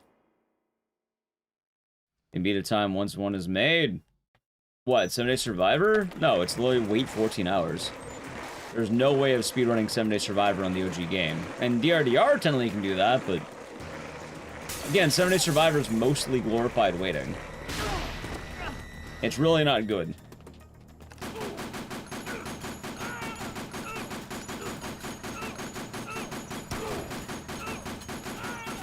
Nah, I did 7-Day Survivor DRDR. It's really not fun. I did it once. It's on my YouTube. Like, people really gas that up, and I don't get why. It's boring as shit. It's one of the worst things you can do in all of Dead Rising. You know what? Dead Rising, Dead Rising. Stun lock? Yeah, it's a good strat for him. Uzi stun lock forever is RNG. It stun locks him however long I want to stun lock him. It doesn't... Alright, so it's not specifically that stun locking him forever, it's me tapping him in a certain way to do that. If you rapid fire your Uzi, it wouldn't work. You have to, like... It's a strat, as they say.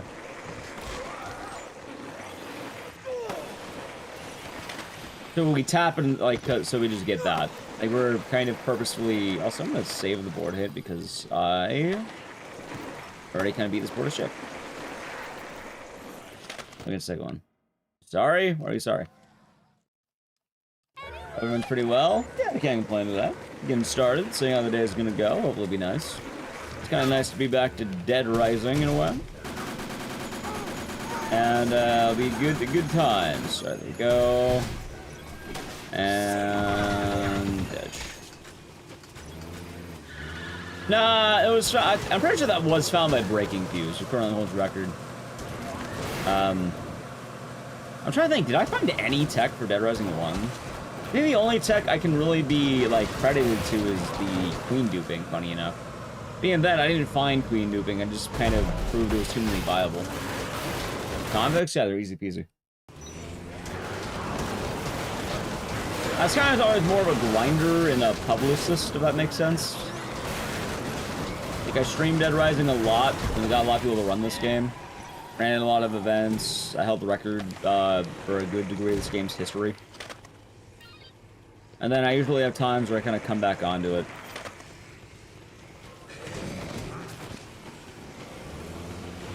Nah, I don't think I find anything else in this game. Like, this game's pretty set in stone. Not saying it's impossible, but, I suppose that works, TRDR.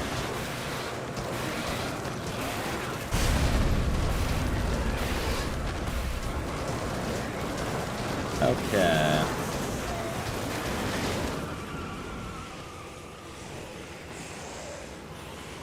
Oh wow, dude, I got the worst upgrades. Jesus Christ.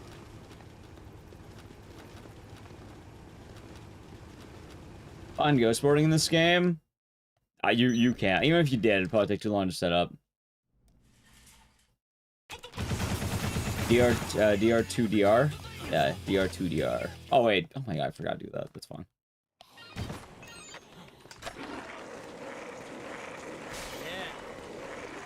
Kind of hard to stream the others. Well, I didn't plan on doing MGS 4 and 5 because, well, one, they didn't really do all that well on terms of viewership. And then two, and probably more importantly, I kind of got a lot of back seating. Also, it wasn't really met as a sub-goal, so I didn't really want to do it. Really? There's been no formal announcements of Dead Rising 2. Also, I can't imagine they would announce it at this time right now, because it's like fucking 12 AM right moment.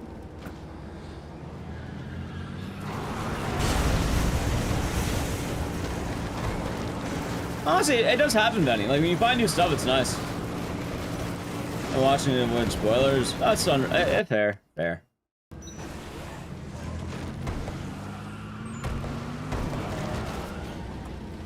I did 1, 2, and 3. I think they're some of the most spoiler-heavy games I've ever played. You'd prefer they were made off the record instead. You realize that you're not getting off the record unless you get 2, right? Like, they're not going, like, they're not separate. They're the same game. They're the exact same game.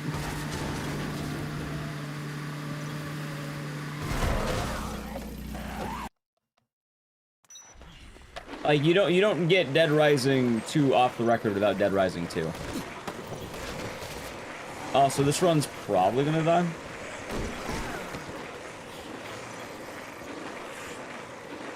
I guess Stacy? Right, but... Nice. Be that as it may... Dead Rising 2 is its whole thing. And it's probably gonna make a lot more sense that they'll add it on as a later DLC thing or something. Anyway, this run's probably gonna die in a moment. Yeah, honestly, getting Dead Rising 1 off the record could have been tight, but, I mean, I imagine this one keep it simple.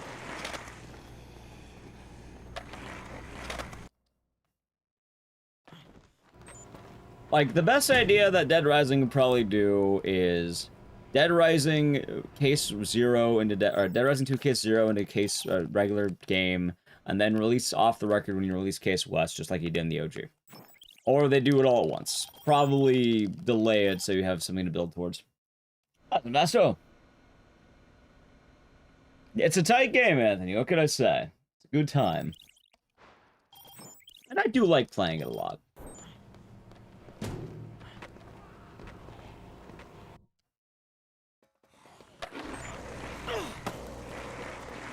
Sell your issue with off-the-record story? What issue do you have with off-the-record story? What sort of have?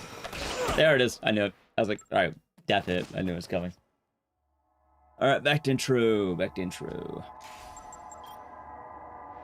Yeah, what issue could you possibly have with off-the-record story? It's not on the record. Oh, yeah, that's why they call it that. Well, it's called off-the-record for a reason, Chad. It's not called on the record. It's called off-the-record. Off-the-record story is just too bit for Frank. Yeah, that's the whole point of it. When the game came out, it was like 20 bucks. It wasn't an expensive game, it wasn't a grand game. They had the model for Frank, and, yeah. That's the point. They wanted to make it like, what? Dead Rising 2 Plus. Only 20 bucks? Yeah, I think, what? Dead Rising 2 off the record came out around... Correct me if I'm wrong, 2011, right? I remember buying it newish from GameStop, and it was not expensive. I think I literally bought it from 20 bucks at a GameStop, like, around the time it came out. That being said, it could have gotten discounted fast. It was either 20 or 40. It definitely wasn't a $60 game.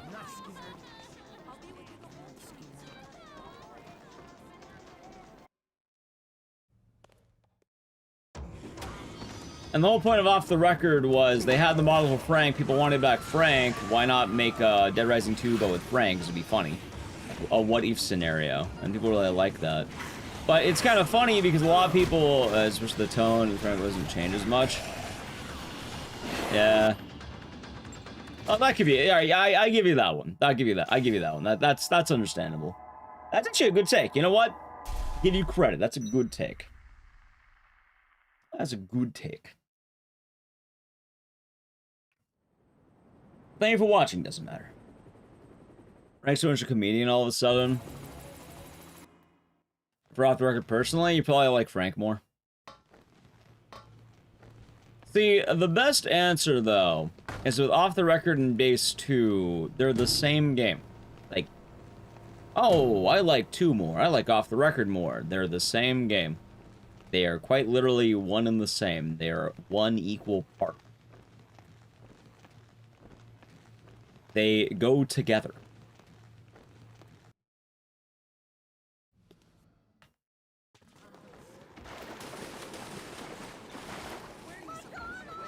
It's like gin and tonic.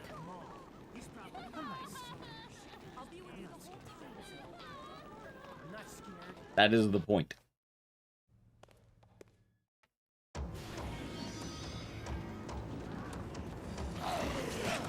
So, people are asking, I hope they do Off the Record and not 2. They're going to do 2, and then they might do Off the Record, if they feel like it. If I had to guess, they're probably going to focus more on 2, and then depending on how sales of that go, they'll probably try to do the DLC for Case West and Off the Record.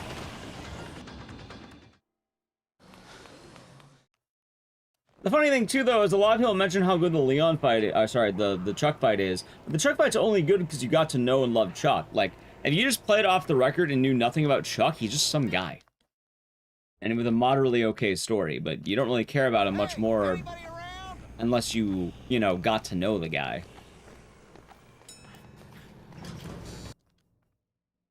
I definitely imagine they would build up to Case 0. Like, it was pretty big back in the day.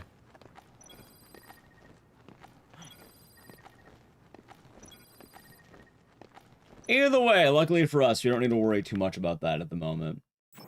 Yeah, that was kind of a funny one, right? Having the, like, off-the-record plus. I liked off-the-record plus. I actually, like, apparently there's been a lot of updates, and, I've gotten a lot of requests to do off-the-record plus again with all this stuff they've added.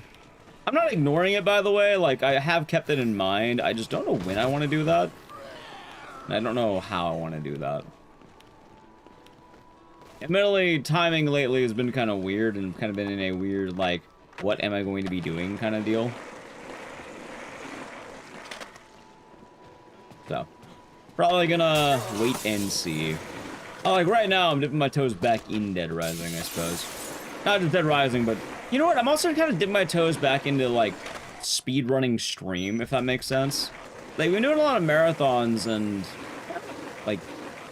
I like doing the marathons, but I hope I'm not burning out on those. I like the I always kept them once a week for a reason, and I think it's a good idea to keep it that way. Or, like, you know... once or twice a week. In the past, there's always like variety speedrun day, some kind of dedicated marathon near the end of the week, and then have one grinding day somewhere in that, so I can actually grind games. Hey, good stuff. But yeah, I don't know, with Haunting Ground, it got me at least wanting to try, and hey, first time I got that today. Good shit.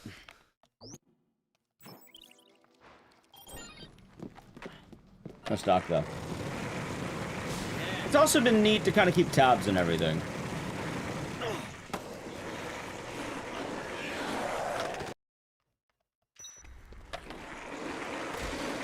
That was a good fight. It was a good fight.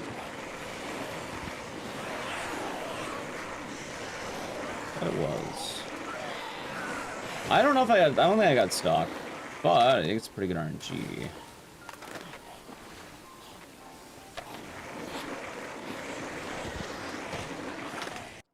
Yeah, Sonic Left's gonna be tight. It's gonna be tight. But it's kind of neat seeing things too, because shockingly enough, you know what did really well? The full series Silent Hill Marathon. That did remarkably well. And I'm happy that everyone enjoyed that. I am kind of bummed out that Sonic 2 Remake died when it did, but, you know, we can probably, next time we do it, we'll probably try doing it with the day 2 in it. Like, when Sonic Left comes out, we'll probably try doing everything. So that'll be fun. Ah, so Mars will be doing good.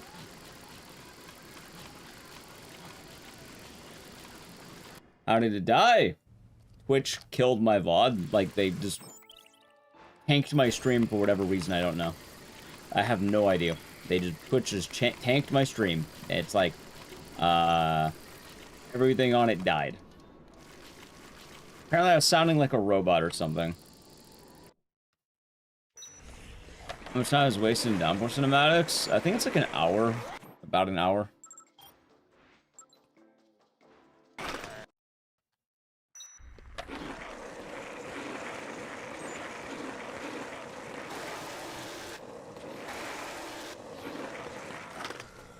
Oh, is that even far in first?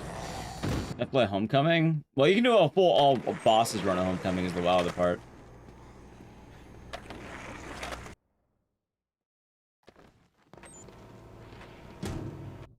Cool. Evening Candy Courts. And the tier 1 for 58 months. Enjoy the emotes and the decision. Thank you very much. I hope you are having a good day today. How is your day treating you? Hope all is good. Yeah, I've been hearing that. Like, someone was mentioning it happened to, like, Queso or something. And it's unfortunate. I have no idea how the fuck it happened. It doesn't happen again. Oh, it's not even that, Mars. In fact, if anything, that's like the least of my worries. It's more, it killed a 13-hour marathon. Imagine your marathon dying at about 13.5 hours in or so. Optic one, nice, Bubba, very nice.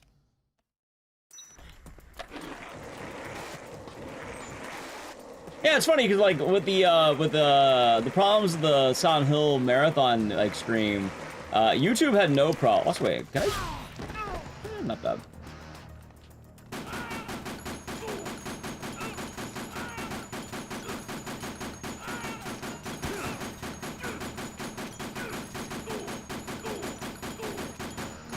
Nice. Christian? Yeah, but I know, what can you do, right? Hey, what have you been up to today, Candy Corns? Not dead? A lot better. Rip Jeff? Fuck Jeff. Look, they were the fucking game here 35 months. Enjoy the emotes and the scissors. Cheers. Also, go. Oh my, what the fuck is this? Apparently, it's a recent issue. I don't know. I have no idea what caused it. I have no idea. I have learned about it the other day. And I'm hoping it's not frequent. Spam Joel? I mean, they could if they want. They're probably gonna chill about it, I guess. Yep. Alright, comic done. Yeah, Sonic 1 remake will be tight. Capcom isn't like Nintendo because like this to be possible. I mean, I feel like it's a rather low bar though, right? At least they're not Nintendo. I mean, yeah, that is true. I suppose that's true. You don't watch the American Dad? Nice. Hope you had fun with it. I like American Dad. Fun time to do. How's my night? Going. Don't know yet, but hopefully it'll be good. Hopefully we'll have a good night. Not too sure yet. Been chill so far.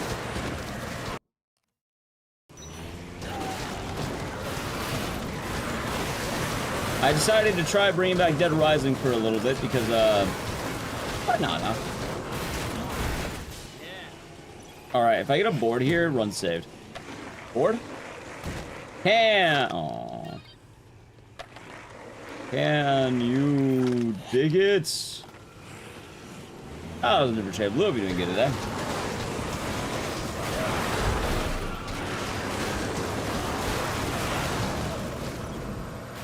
No, not the Booker T. Although he's fine too. I was doing the Warriors. Can you dig it?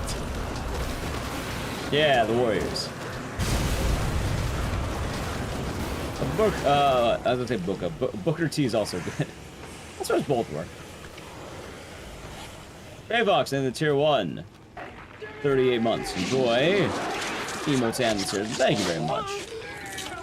Cheers. Oh, well, what's this? It's Dead Rising speedruns for today. I hope you're doing good. Is the board random? Kind of. Certain loot has certain, like, upgrades, if that makes sense. So, with that one, I think it's like you can get milk, can, peas, or board. And usually, like, you'll lose 0 time running it over, so...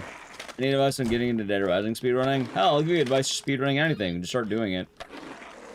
Look at whatever resources you got. Maybe watch, you know, tutorial. Watch a, like, marathon run of some kind. Just start doing the thing. The best advice you could have in life is just do the thing. This is a terrible board here. Yep. Why is sword strat using DRDR for that boss? What do you mean swordfish strat? Strat for DRDR is use shotgun into Uzi, I think.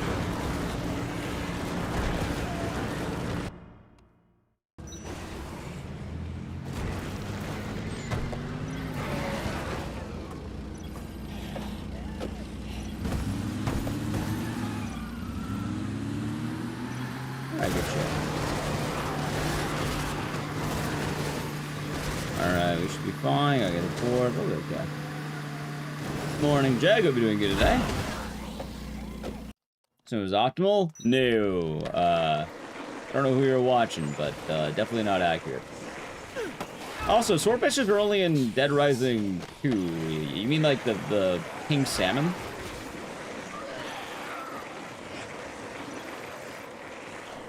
No, in Dead Rising, the strategy you use there is you will hit him with a shotgun, then fire the Uzi. In this game, you use the the LMG because it nukes the guy immediately. Also, there we go. That's very telling. Also, the board looks actually kind of good.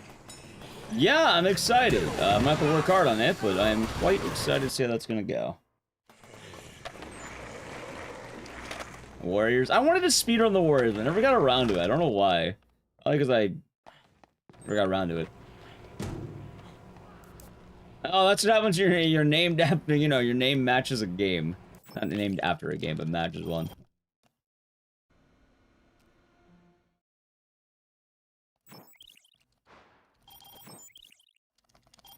Yeah, depending on the game, it just depends what you're trying to do. Usually there's guides, sometimes there's commentated runs.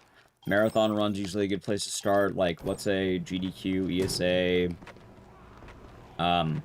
whatever language you might speak, there might be other ones. Nope, I'm going to RTA in Japan, and I'll be racing swordfish in the game Haunting Ground. And it should be quite exciting. I got world record in Haunting Ground the other day, and that's why I wanted to do Dead Rising. I was like, hey, maybe I keep the fire going. Could be the move. Yeah, the Warriors is a Rockstar game. It's actually really neat. I like the Warriors game a lot.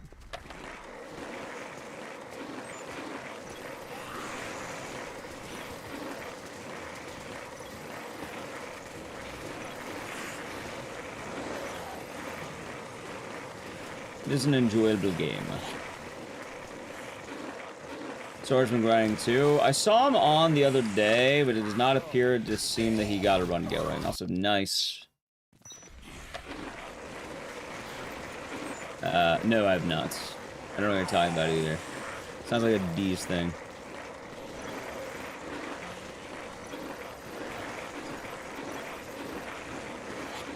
Missing out? I'll live.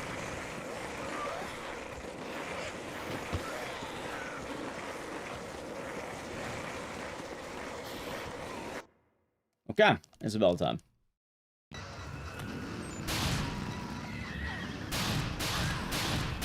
Missed every shot.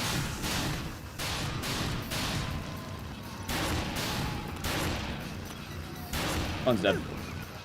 Nice! Nice, nice, nice. Mad World. I like Mad World. It's a neat game. I like Mad World. Good times.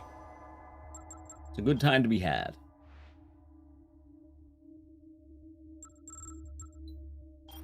Alright, cool.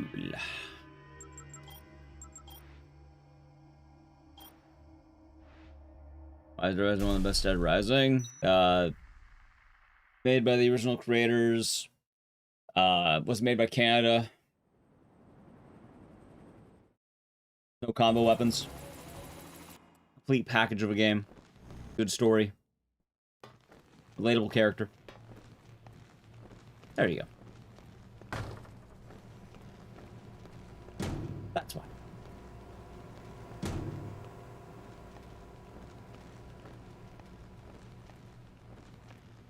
Anyway, we'll get this run, chat. We shall get this run. It's not a bad idea.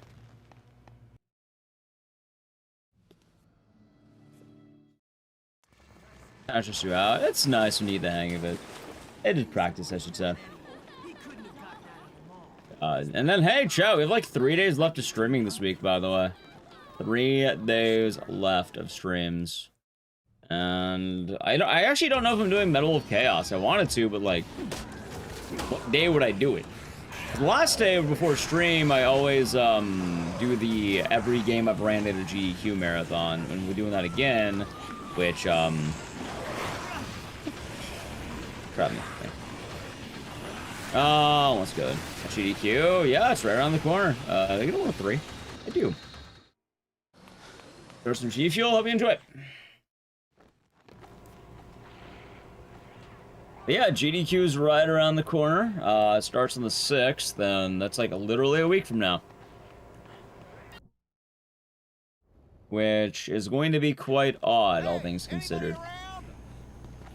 Because Monday, Tuesday, Wednesday... It's actually why... I thought we were doing like a marathon stream today too, but I'll do that tomorrow. And Wednesday's gonna be like the big marathon. Meaning Tuesday is one open day I do not know. I don't know what I want to do on Tuesday. Gotta find out. Because Monday will be games I like. Probably, you know, get a nice roster of games in there. Tuesday makes sense to do some kind of casual game, I guess. And then Wednesday will be... Yeah, the every game I ran at a GDQ, which I think is like what? Or been on backup. I mean, I could remove the backups if it starts getting too long, admittedly. What was that? Because there's a lot of backups on that list now. I have removed some of the backups already because I don't want to do duplicates.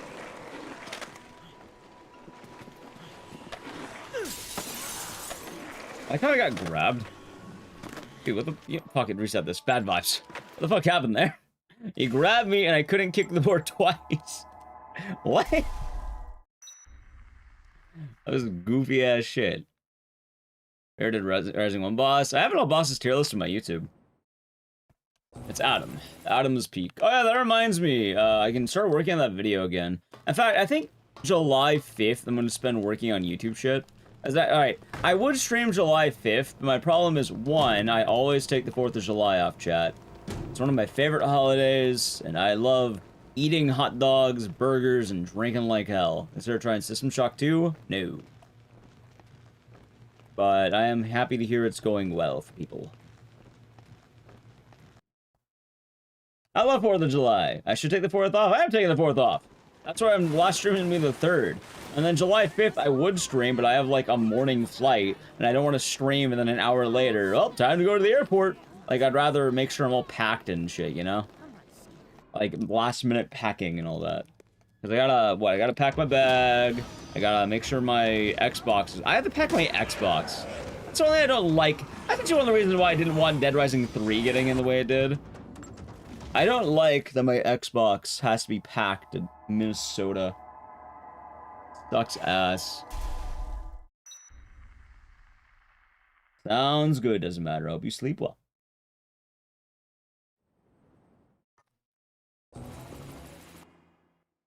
Oh, I'm not gonna stream me packing for an hour. Yeah, no, I gotta make sure I'm all ready, get it, like, you know, find all my shit. Yep, GDQ is July 6th. I think I have a run. It will be Tuesday night. I'll be running Dead Rising... Super Ultra Dead Rising 3. You travel with your Xbox and land remove it once from your bag. Yeah, I mean, normally they have you put in a different bag, so I have to plan around that. Which I don't know if I can one-bag it or not. Normally I do a one-bag thing. Oh, there's an alpha. It's the long title. I don't want to say it every time. I'm kind of bummed out because when I tried streaming that game for D-Rust, like, hey, let's prepare for GDQ. Whenever I tried streaming it, it would literally hemorrhage viewership the worst of any game I've ever done. I was like, god damn it, why can't I take the main game? The main game's tight as hell.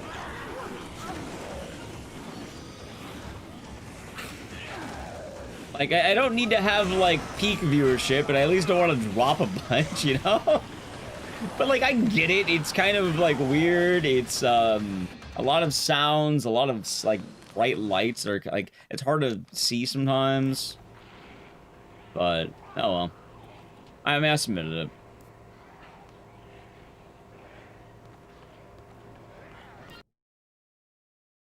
No, I totally, like, again, like, sometimes the things are understandable. Like, I definitely think there's a weird relationship between, like, I'm not the principal Skinner. Am I out of touch? No. It's the viewers who are wrong. No. Often, there's a reason why some games get cut. And, like, there's a reason why we don't do Mad Panic Coaster, really, at all. As cool as I thought that game was, I definitely hear out the idea that people don't like watching it. And I get why people don't like watching it. And that's why it's more of a rare treat than a staple. Also, the game's hard as hell.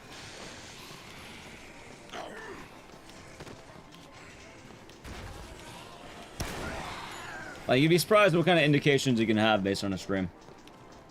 Oh, no, I get it. Like, I think last time I was doing it, I literally couldn't see shit. I'm already under estimate time. I've seen it practice throughout the week, and I'll probably be alright. Although, the sad part is, that game's really not ran that much, and I'm kind of gonna be bummed out, because I'm pretty sure I can set a new world record at GEQ, but it's not actually world record, and also, like, I don't care about it. It's me. It's like, oh yeah, no, I got world record for jerking off in my bed the most times. I don't care about that. I say that a lot. Thank you, D-Man. Hope you're doing good today. Hope all is well. That's kind of funny, because earlier, like, someone was mentioning, like, there's not a lot of runners of Haunting around. But when speedrunning and like anything in life, I feel like the priority you put is the amount of work you put in on it, right?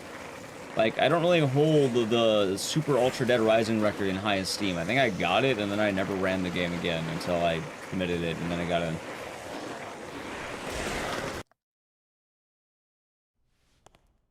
I can't get that world record from you. Well, that's your bed, not my bed. I'm talking about my bed.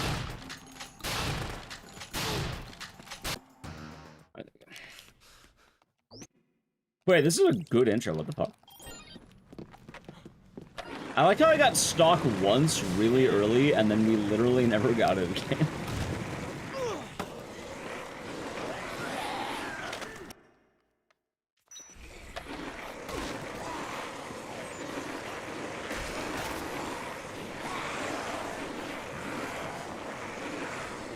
Yep. So it's kind of funny, because like with Haunting Ground, I know the work they got put into Haunting Ground, right? Like, I know what I did with that game. But like Super Ultra Dead Rising 3, I know the work that's put into that. Barely anything. The very same, DRDR. No, I do not have the gooning world record. It's more the idea of getting a world record in something that nobody does, right?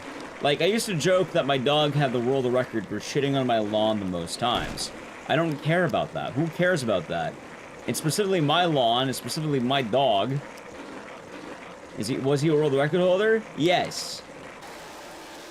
However, that's not exactly a record people are vying to beat. It's not really a highly competitive thing, or at least I hope it's not. The idea behind it is, especially with GDQ, I feel like a lot of people are like, that's a GDQ world record! Dude, I don't give a shit about that. Like, did you earn it? Sir. How many runners you got? How much work you put in? Like, do you have... Alright, hold on. Here's a good example. You see that attempt counter on the top right of this game? Alright, I got 2,000 attempts. Hold on. Dude, that barely made it. I have 2,700 attempts in this game. Hey, you see it? No. I have 2,700 attempts in this game, right? And I like this game quite a lot. And it's a competitive game. There's a lot of people putting in the work on this game. Yeah, exactly. It doesn't matter how many runners it is. It's, how is the grind? What's the grind like? Like how Haunting Ground, there's like fucking really two runners who competed for world record in that game as of lately. There's been some up-and-comers. I'm not dismissing the up-and-comers. I know the up-and-comers. They are doing good. Yes, that is the, that count goes up every time I start a run. So that is the attempt counter. And you know what? Remind me next run. I'll show something off. No, I have not improved the desire for the record to shit on my lawn the most times.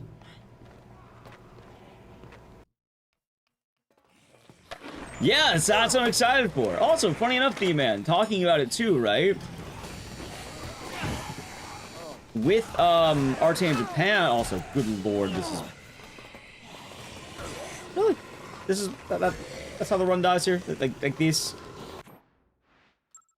Alright, you know what? That's a good example. Check this out. Ready? Alright, so out of 2,700 runs, let's see this. Let's see the culmination of effort here. Because I have it right here. Alright, I have completed 176 runs in this game. I have reset this game 2,700 times, and out of all those resets, I've completed 176 runs of Dead Rising 1. Using these splits specifically. That's Ravel. Yeah, I got lucky. I got bad upgrades. Just the Northern Lights. Yeah, I have done that many completed runs of this game. 176 completed. Not even counting any challenge runs. Of this category with this timer on, and I've done it. 176 completed runs. Some of those are no resets. Some of those are PBs. I don't know how many of them were. That many. And it was tight. And out of those ones, you reference steamed hams. I like steamed hams. I know you reference steamed hams. I know about that. Blue? Gotcha. Anyway, I need to play a brief ad. I guess we're going to grind out intro RNG for a bit. We'll see how it goes. By the time you're back, we'll probably be fighting Carlito. So, hopefully. Alright, sub to the channel. Prime Gaming. Edge. Do I have proof of my dog shitting in my lawn? Hey, he goes outside, and you know, he does it. That's how it goes. Sometimes they'll do that little stare at you.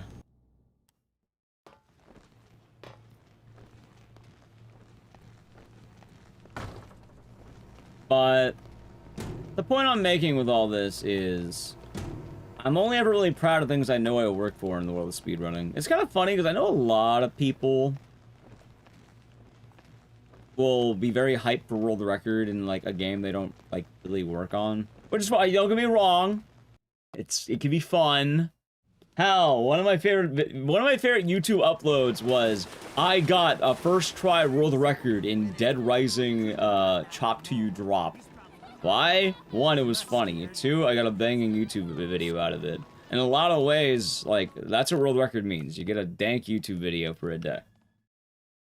How many attempts my dog put in? I don't know the amount of attempts, chat. I don't hold the leaderboard. I don't verify runs of that. I don't want to.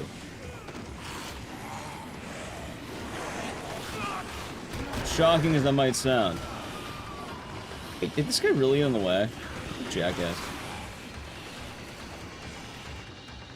Actually, I kinda need to pee. You know what, chat? Hold on. I'm gonna kill this run. I actually need to piss myself. It's kinda funny. I probably could have done that. I'm actually gonna be right back. Probably should have. Probably had a good time. It like hit mid thing during that. Alright, let me piss actually. In like the middle of that run right there. Alright, I'm gonna pee. I'll be right back. I'll be speedy. I already played the ad, so social media, follow the channel. Ow.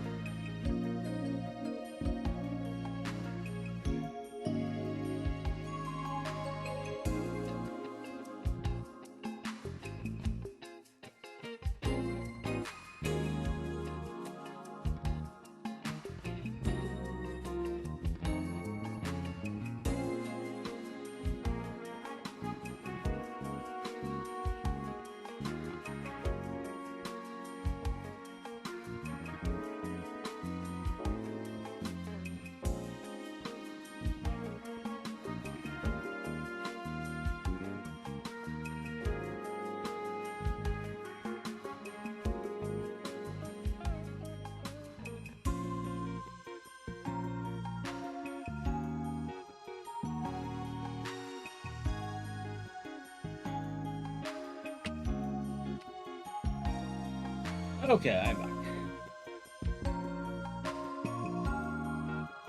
Yeah.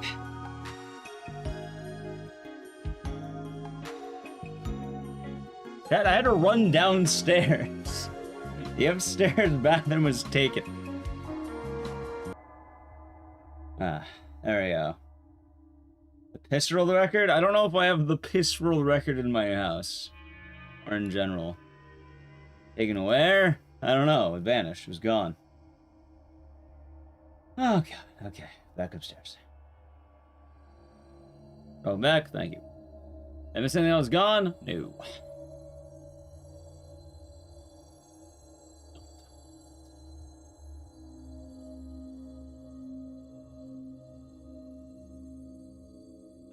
Okay, let's control. Alright, now back to business. Yes, badass. Yeah, see, you gotta get the red splits while you're pissing, that's right, Chad. Alright, by the way, Captain Clown, we're doing good today. Alright, back to business. Back to business.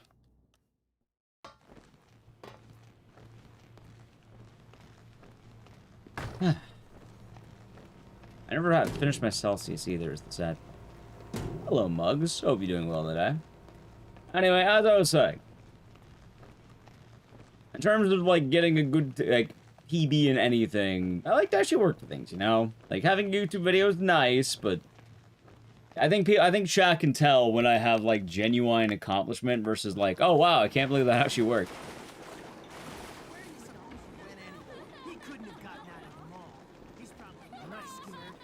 Is it unknown the growl? Hope you're doing good. And it doesn't hurt to test the waters every now and again.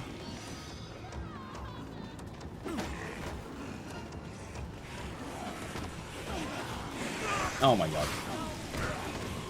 This one's probably dead. How am I doing? Doing alright. We chilling. Oh, that being said, what's the word? I do have a quote-unquote backup plan if it's not going well, where I pivot over to Sonal 2. I was thinking about doing that possibly today. So, we'll see. That was a nerd. Good old Dead Rising. Yeah, at least for as long as it's, seems to be doing alright. It seems promising whatsoever. We'll keep it. I think it's always nice to kind of give it a show.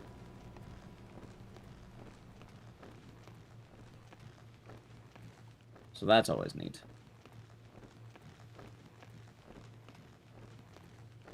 Now we had it back. And yeah, we only have a few more days left till GDQ. It's kind of wild, man. I don't know if Capcom do the Dead Rising franchise in the future. We probably get DR2, DR.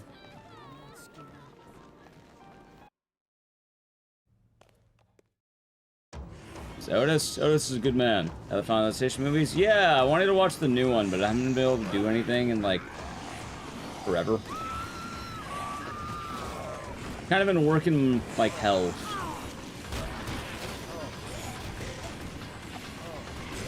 Maybe? Nope. But they're fun. I want to see Bloodlines. I don't know if it's still in theaters, but we'll see.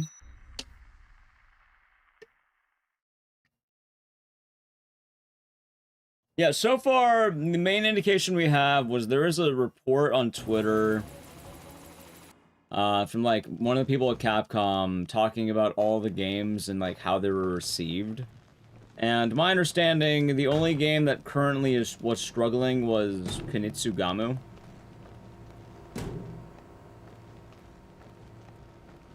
I'm going for the whole week for GDQ. I'll be there from Sunday till Friday. Get in on Sunday, leave Friday. Friday night. Just people also rely on the RNG of getting speed. Well, you know, alright, so actually that's pretty funny, Nexus. Kunitsugami, thank you.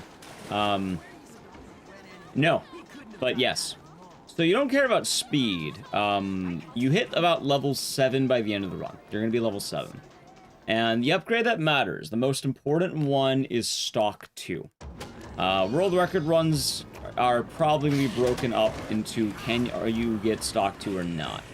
If you get stock 2, your odds are looking pretty good. If you don't get stock 2, you might be SOL. There's also a lot of little things, too.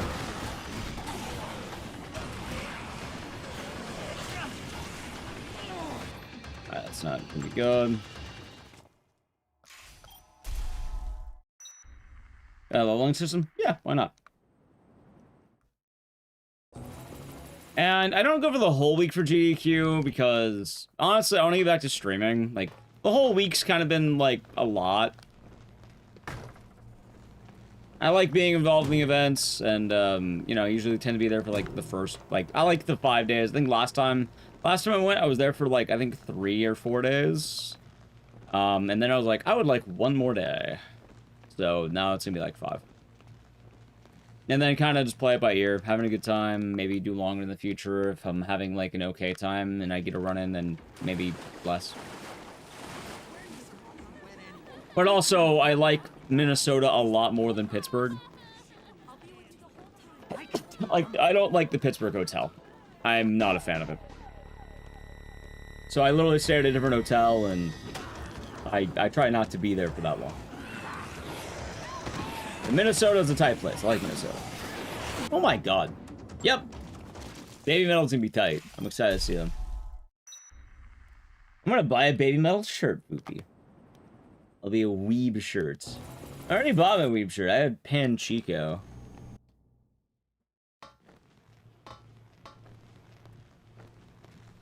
Yeah, it should be fun. And then I should probably be back to streaming by, like, hopefully the Saturday of that week. So, what? I think I take off the 3rd, and then on what day is Saturday? I don't know. I think it's like a little over a week. It's like 8 days, or maybe 9.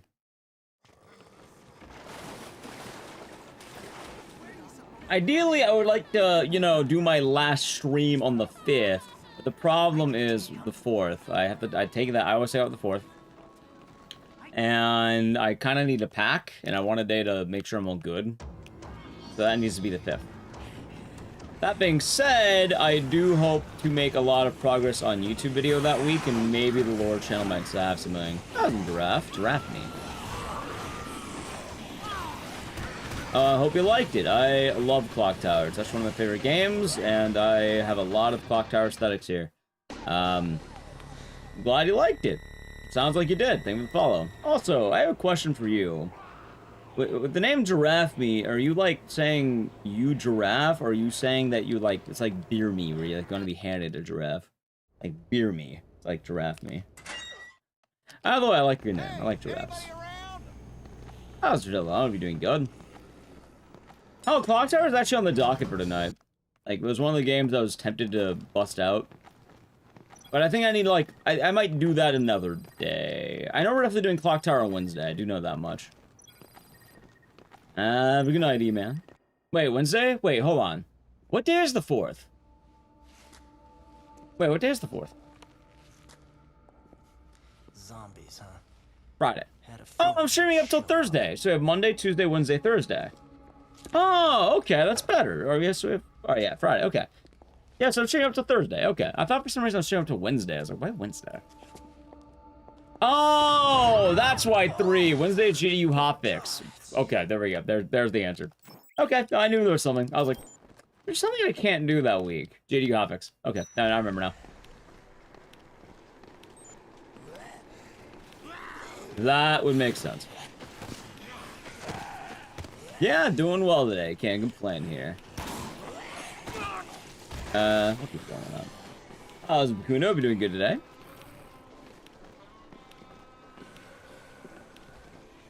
But yeah, for the introduction as well, Giraffe, because it might be a little bit weird. I do a lot of horror games, right? So if you name a horror game, I probably do it. Don't do all of them. I'd like to, but do a lot of them. I'm a big fan of the genre and what it has to offer. A lot of weird ones, a lot of regular ones. Kind of dip my toes all over.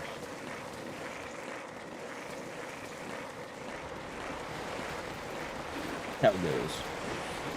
Yeah, I try not to think about that. So I'm imagining probably, but I'm probably gonna just move past that conversation. I don't think there's a good to be had in that conversation, in all honesty. But, the answer's probably, right? Hopefully, I don't know. I don't really have an answer. I don't have an answer to that. I'd rather not focus on that. Yeah, we're just gonna move past that. Another time we get past the crash. I did! It was a pain in the ass, but it did. And I think the thing that caused it was the flashlight. Yep. That was better. So I'm doing good today. I think VR is some interesting things to the horror genre. Yeah, but we'll have to see how it gets enabled, I guess.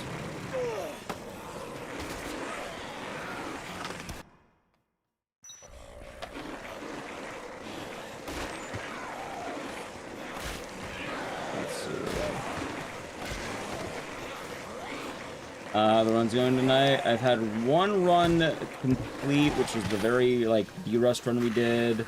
A lot of other ones are quite tough. We'll see. Mayonnaise a horror game? Yeah, you got it. Think anything into the Steam Summer Sale? A lot of the indie games I played yesterday.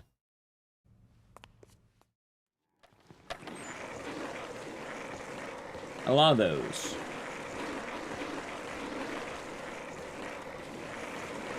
Change your name. Now you're Scraxel. Oh, good. Yeah, it's shown. Scraxel. I think I saw your name in chat earlier. I forgot to say hi. But hello. New name. Scraxel. But for Summer Sale, like, I don't have too much more. Scraxel. Hey, I try. They were in chat earlier. Earlier today, in fact. But the new name is now in chat.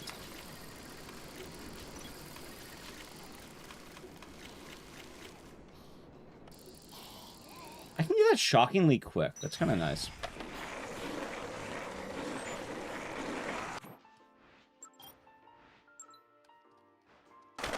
Good. Yeah, hopefully we can get a decent run. Yeah, I have been thinking what games I want to de-rust. That being said, if you are wondering what other game is on the docket today, there actually was another one. Ever felt like a glitch? Of course I have. People felt things all the time. I don't think about that. But what other games are on the docket for today? Honestly, Lollipop Chainsaw. I'm going to bring that back very soon, TM. It was going to be today, but the last two VODs got hit with weird copyright issues that I have been having to deal with. Apparently lo-fi hip-hop no longer works. Good to know. Fucking lo-fi beats to apparently not work, so I need to find a new Origin song. And then, I guess the songs from Go Home actually copyright strike you, weirdly enough. Uploads. Yeah, but what can you do? Can't fall asleep. I know the feeling all too well. Hopefully you can try getting some soon. Yeah. Besides Repop, I don't stream Repop. Repop sucks ass. OG all day. I'm doing the OG when we can. Nah, I think it is legitimate. Like, I think it was, like... Also, why do I hear, like, fire tools? I hope no one's dying. It's on the Repop. I have a video on YouTube that kind of goes over all the issues. Long story short, no original music. Game's clunky as shit. A lot of the dialogue overlaps with each other. Plays like shit. A lot of the in-game balancing doesn't really work because of the way they wanted to change it. Has nothing to do with Suda. Has nothing to do with James Gunn. Most notable is definitely the music, though. Yep, physical 360 copy is best way of playing the game, by far.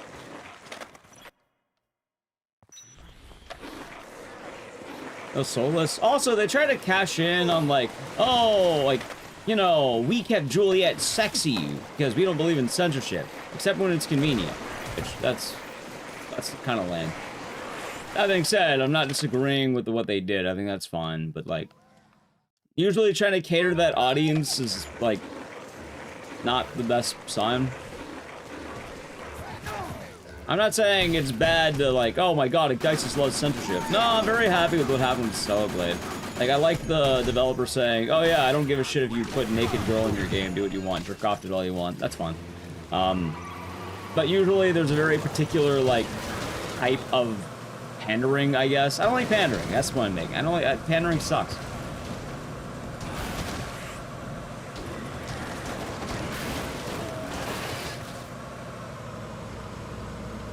What's my thing is they didn't even pander right. If you're gonna pander, you gotta go all in, right? What else are you doing right there? Also, some of the stuff in that game is ugly. Like, if you look at the title menu, like, the art looks like they gave Juliet pink eye. Like, it is some of the ugliest art I've ever seen. And I'm like, what the fuck is this? What? It's just Juliet. Oh my goodness. And then you look at her, and then it looks like she got, like... It looks like someone rubbed, like, allergies all over her eyes. It's like she's allergic to shrimp, and then they cover her face in shrimp.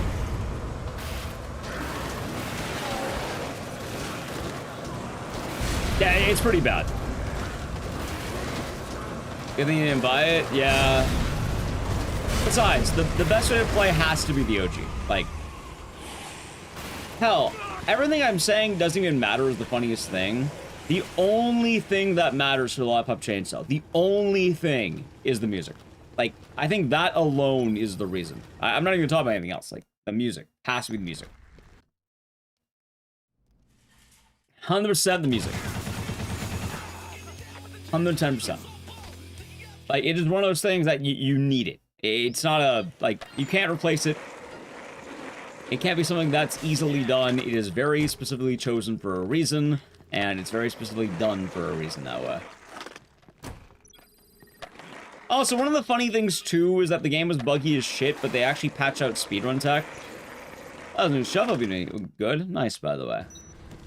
Which, don't get me wrong, I'm not opposed to people patching out speedrun tech. I really don't give a shit about that. However, it's really funny that this room's dead. If you're gonna patch out the speedrun tech, but you're not gonna fix actual game-breaking bugs, what the fuck, dude? Why are you doing that? It's probably a valid reason. Right, but, like, still.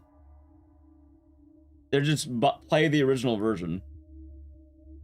Like I said, there's kind of a lot of things that you just don't really need to do it for. Also...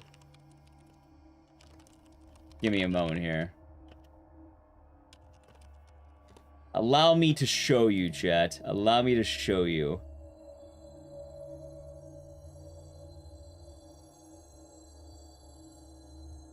Alright, ready? A fucking WebP. Stop that.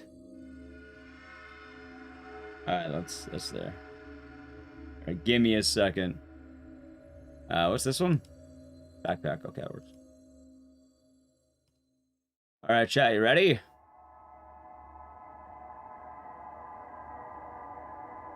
Look at that! Look at this! Look what they did to her! Look what they did! Yeah, let me put that under the webcam.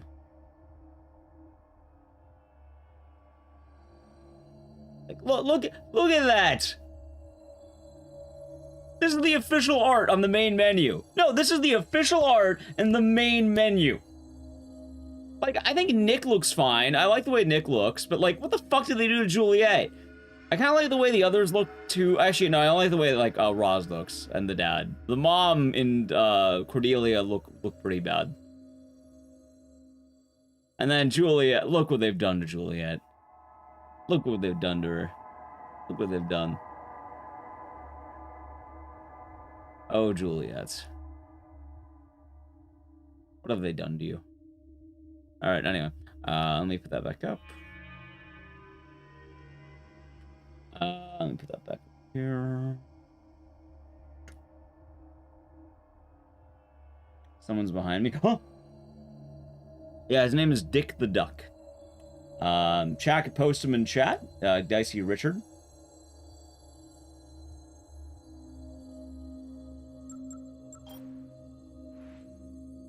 a good boy. As you smoked her whole life? Yeah. It's pretty bad.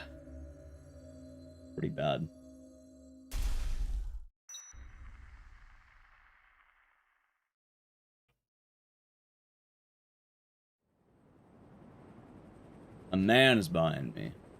Well, let's Dick the Duck. You're missing the point.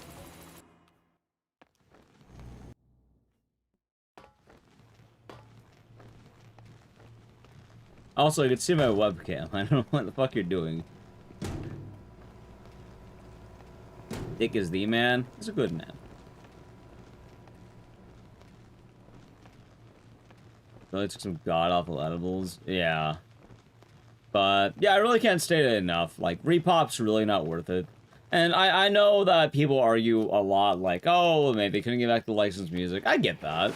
But that's also a big part of what made it work. Not to mention, again, it's not like this was exactly a passion project. Like, Suda is not involved whatsoever. If you don't know, Suda was the director of the game and creator of Lollipop Chainsaw. Yeah, he's not involved at all. He didn't come back for that. So instead, it was made by Dragami Games. I think they helped make the game, but they weren't, like, the original vision behind it. They have a new director instead.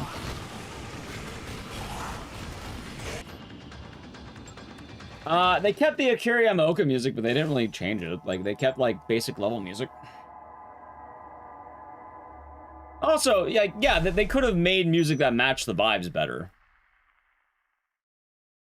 If PC is your only option, when is it better than nothing? What do you mean, for Lollipop Chainsaw? You know what? Here's a good example.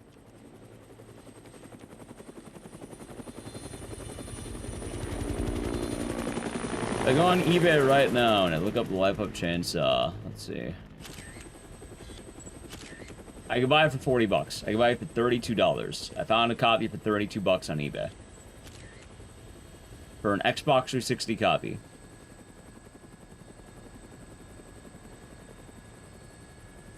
Found one for 30 bucks. You mentioned something about research for a story. Finding a lot of them for 30 bucks. Right. A $30 game on console.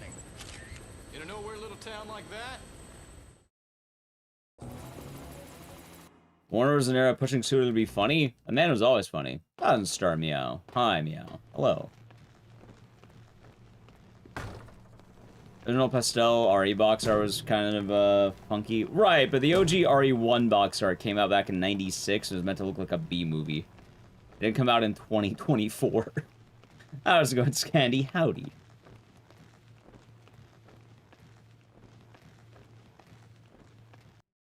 Someone came out with a mod to fix the music. That's good at least.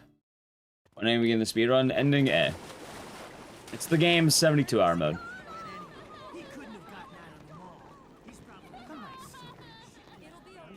Nah, no overtime. That's a different category, which we've done it before, but this is like the main category, so we're just doing 72-hour. No overtime.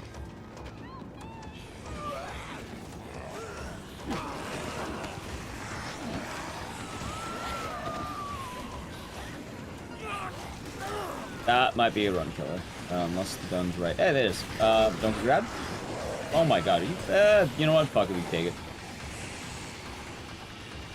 The military one. You go to the point where the chopper explodes. Ending A. It's called Ending A. Avu with the raid. Welcome on in, Avu Raiders. You know what's funny? I think that's the first raid of the day, Chad. First raid of the day as well. Thank you. A shout out to Avu Kamu, Claire Obscure Gamer. How obscure was Claire Obscure? And welcome on in. We're doing... I don't know, I felt like grinding today. Thank you, Nelly Q. And Stoffel, you're routing all bosses. I didn't know there were optional bosses in that game, but that would make sense considering it's an RPG. How you doing, Stoffel? How's it going, Nelly Q? Hope the stream went well. Then you kill like 150 of them? What the fuck do you mean 150? Why is Claire Obscure 150 bosses? What?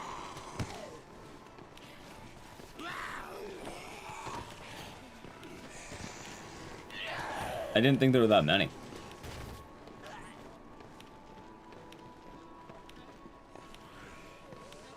Oh, so that makes sense, KLI. That makes sense. A bunch. Makes sense. Makes sense. Sounds like a fun time.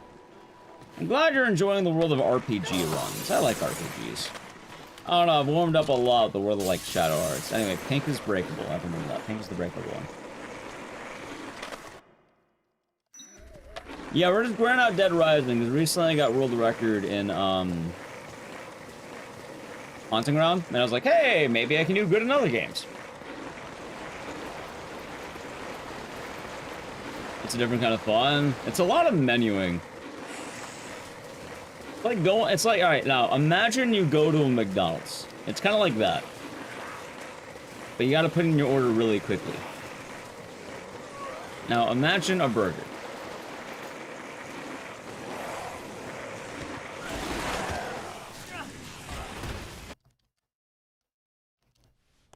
Everything will go back to imagine a burger.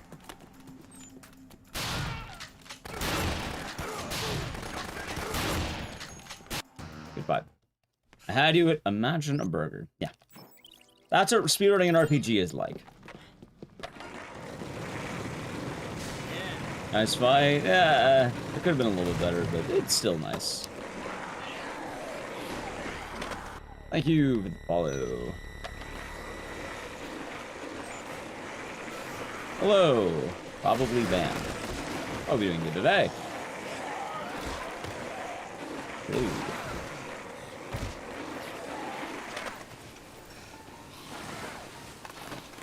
Our runners are trying to get the wall out, so I was taking damage. Actually, RE runners are funnier than that. See, that's something that's not as accurate, because I feel like the damage part RE is not the important part, right? Like, people like to grossly overestimate the things that go into the games. No. Here's the Resident Evil runner. Ready? Sir, can you please walk in a straight line for me? Sir? I'm gonna need you to walk in a straight line for me, okay? Sir? Can you walk in a straight line for me? That's Resident Evil. Like, every Resident Evil game, can you boil down to, Sir? Can you please walk in a straight line for me? This also applies to every Silent Hill game for the most of the Silent Hill games. Game's fun 100%. It's a neat time. I'm not wrong, by the way. Oh, Sulcus. Friend Joe, that Dead Rising is open world Resident Evil. No, it's not. Dead Rising is actually really good. I kid. I'm joking. But I do think Dead Rising is, like, one of the best zombie games ever made. Probably only one game I would argue competes with this. But technically, it's not a zombie game, so Dead Rising is the best zombie game ever made. It's technically the actual best zombie game isn't a zombie game.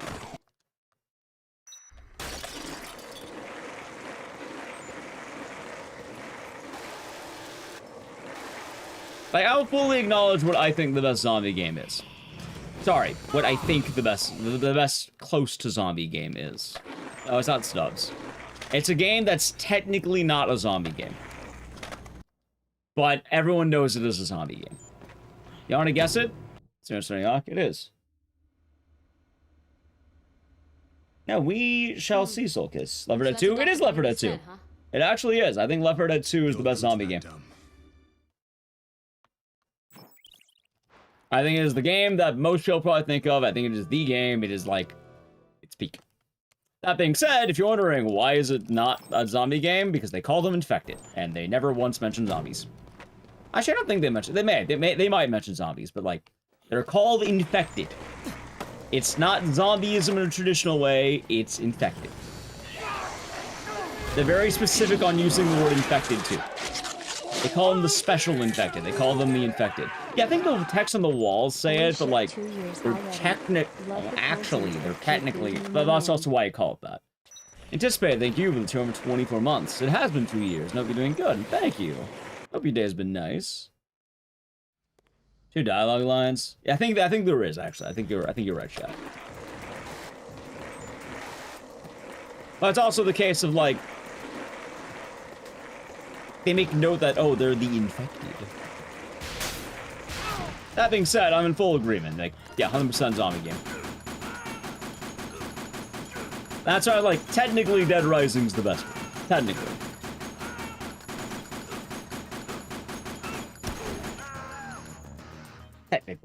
That's great. Bob. 6 has zombies. Well, I don't think Resident Evil is really that good of a zombie franchise. Like, RE1 maybe, I don't think the rest of them really are. It's funny, because people love RE, and they're good horror games, but... Resident Evil only really had zombies in 1, 2, and 3. And even then, you're mainly playing as badass. My thoughts on Back 4 Blood. At some point, I want to stream that with NellyQ, but I don't think I've even installed it yet, so I probably should. I tried speedrunning Left 4 Dead 1 or 2. No, because Left 4 Dead speedrunning is very difficult. Primarily due to the fact that if you get grabbed by anything, it's an immediate dead run. And I don't think I can do 5 campaigns. Sorry, how many levels? Well, if you're doing all campaigns, which is the dank category, it would be 5 campaigns, about 4 levels each. Is it 4? 4 levels each? Or is it 5? Imagine 20 to 25 levels.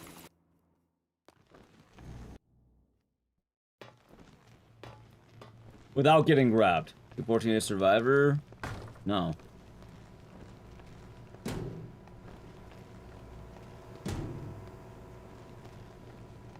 Yeah.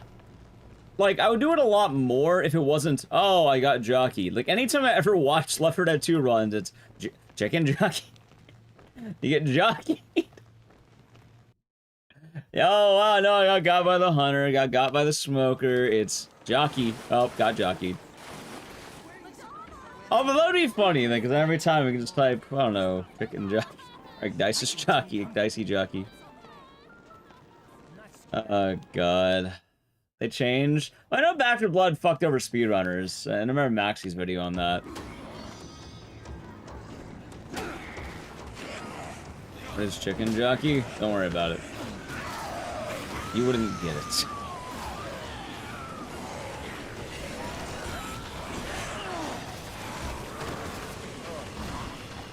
You need a very high IQ to understand chicken jockey. Alright, that was that.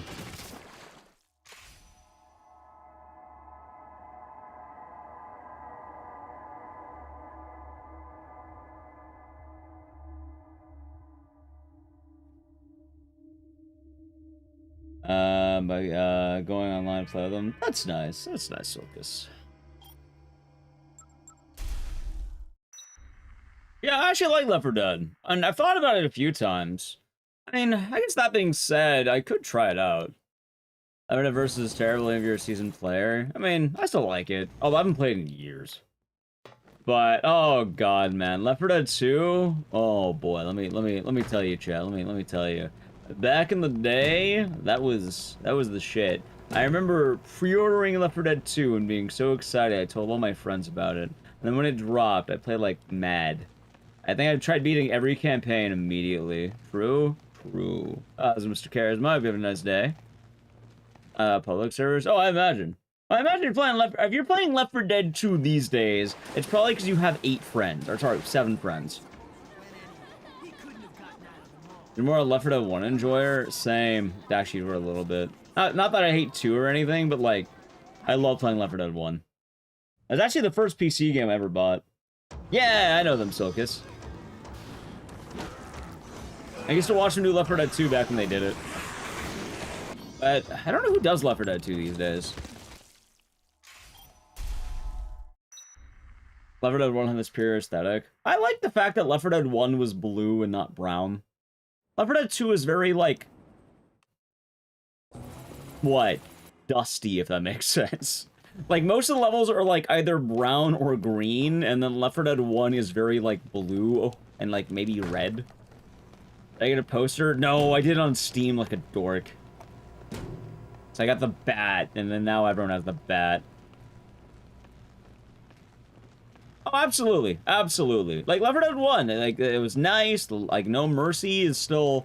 Dude, I can't tell you how many times... Left 4 Dead 1... Advanced... Invite the friends... No Mercy... Lock in... Game time. I'm not a masochist. I can never do expert. I like to advance. So, like, the good middle difficulty. You don't call me a chump, you can call me a chump. I'm okay with that.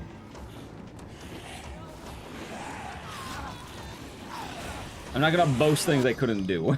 Oh yeah, no, I was an expert. I beat every campaign. No, fuck, I suck, dude. I played on advanced because I, you know, was an advanced player. Yeah, Crowning the Witch. I love playing the versus mode. I like Death Toll a lot too. Death Toll is tight. Although I know why nobody picked Death Toll. It kind of sucked to play on versus, but like I like Death Toll. Every now and again, you get a good good level, and it's nice.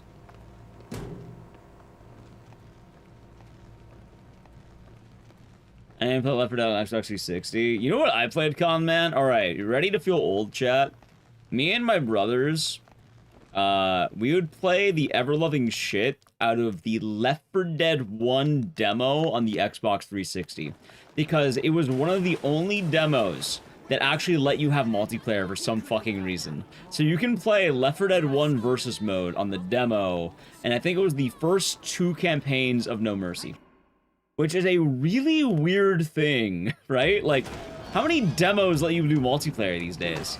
But no, it let you have that. You can do, like, the Special Infected, you can do, like, the main game, and, like, it was weird, but it was tight as hell. You know, the, Graw 2, hey, Graw, which one's Graw?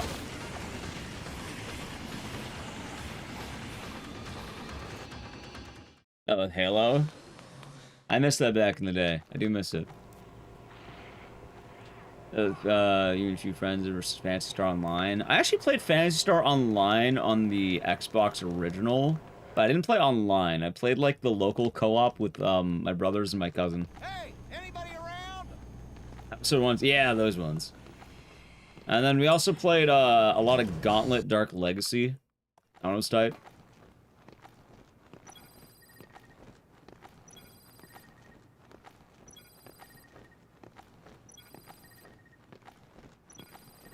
It was a good game, Sammy Sneeze. It was a damn good game. You know what's funny? I don't ever see Gauntlet in, like, the world of speedrunning as much. I feel like there are Gauntlet speedrunners, but I feel like I've never interacted with them. Jester? I like Jester, too. Although I liked him because he, like, you know, he threw bombs. You watched a speedrun of it? How recent was that run? And what exactly do you expect? Do you grind out levels on a boss until you're overpowered, and then you just reach to the rest of the game?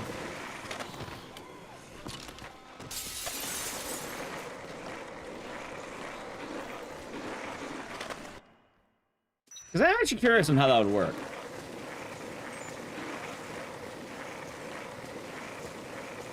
Because you can beat the game decently early. I don't think you need to be like level 99 to beat the game. I think you can be like level 30 and do it. It ruined Phantasy Star Online too. That's unfortunate. Viva Pinata. I love Viva Pinata. I played the shit out of that on the OG Xbox. I had like the physical case that looked weird. It's kind of funny too, because I actually know a good amount of Dead Rising speedrunners who actually ran Viva Pinata. That being said, I don't plan on doing that, but I know a good few runners who actually went to Viva Pinata at one point or another.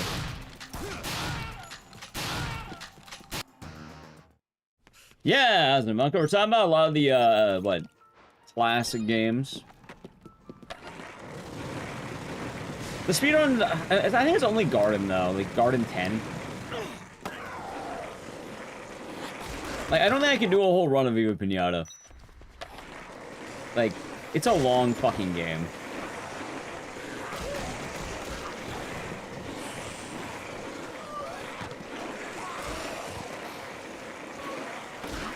Yeah, I remember that one, Dan.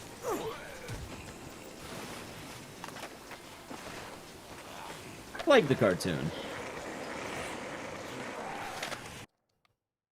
Also, I just like pinatas. Play a lot of nuts and bolts. Well, there you go.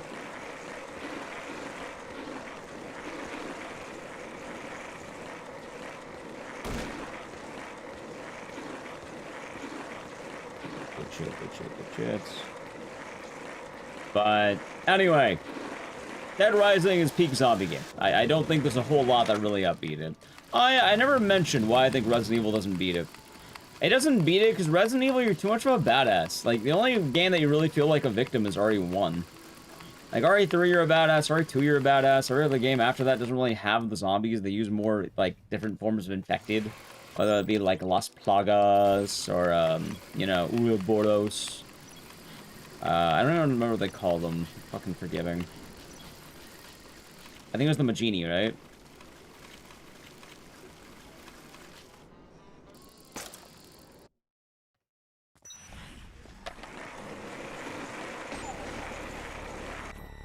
Go. RE2 counts a bit, but the thing is, I don't know, I feel like Left 4 Dead and Dead Rising still kind of give you more of a feeling. If only because something that's really nice that you don't get in any of the like, there's no Resident Evil game that does this, which is makeshift weapons. Like, you can only really use what you find. Like, don't get me wrong, I know you find weapons in Resident Evil, but you don't really... Oh, wow, look, I found a grenade launcher. Oh, nice. What did you find in Left 4 Dead? I found a baseball bat. What did you find in Dead Rising? I found a mannequin torso. I found a pipe. What do you find in Resident Evil? I found a rocket launcher, the final boss. What did you find in Left 4 Dead? I found a shotgun. What did you find in Dead Rising? I spat on him and he died. But that's the difference to me, right? I guess power scaling and all that. And Outbreak does kind of do that, admittedly. I give Outbreak credit, but I would still put Dead Rising over Outbreak. It's not Bob Belcher? I don't know.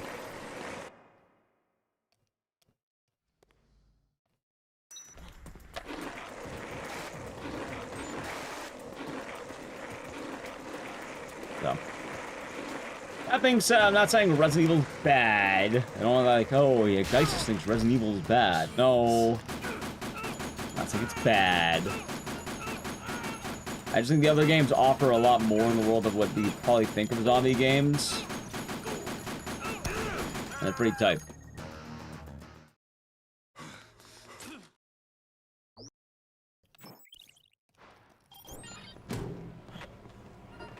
Alright, I got nothing.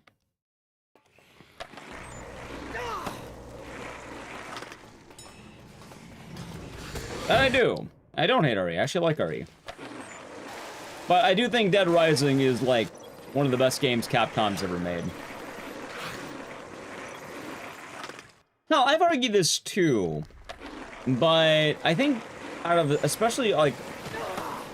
Well, I think for most of Capcom's games... I think we were talking about this, right? In the idea of, what's the word? Like, cinema, or, like, emotional sincerity. I was trying to think, what is, like, the best Capcom story game, and... I think at least for most major releases, it's probably Dead Rising. Like, Dead Rising 1. This is an odd spot. This is weird.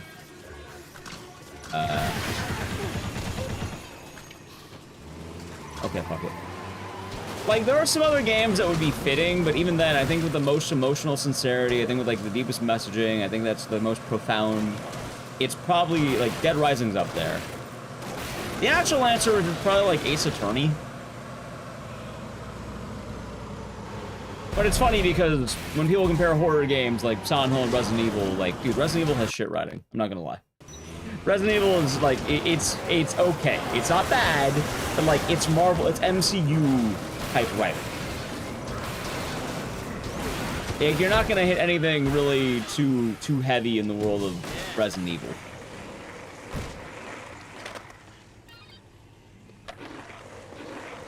Like, if you're wondering which game in the Capcom fan base are you wondering, are they going to say, well, that just happened? It's probably Resident Evil. It's right behind me, isn't it? Probably Resident Evil. It's turning to Cell's brick. It's not entirely subtlety, though. It could be a variety of things. But I'm imagining that, like, the writing in Ace Attorney is probably going to be a higher bar. I'm just guessing, too. I could be entirely wrong. Doesn't matter. If I had to guess, it's probably something like Ghost Trick, Ace Attorney.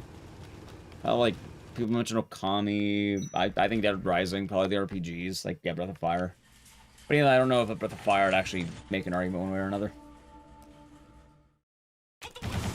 Oh my god, wait. Let's fuck, we'll keep it. Boom, boom, boom, boom. Ghost Trick is tears about Ace Attorney. I believe you. I never played Ghost Trick. I believe you, though. I just know because it's very visual novel-y, and it's all about the story. Like, it's funny because, like, with the Silent Hill, you have video essays out the ass. Like, everyone's like, Silent Hill 2, the greatest game you never played. Silent Hill 2, retrospective. Story retrospective. Meanwhile, the Resident Evil, it's the good guys win again.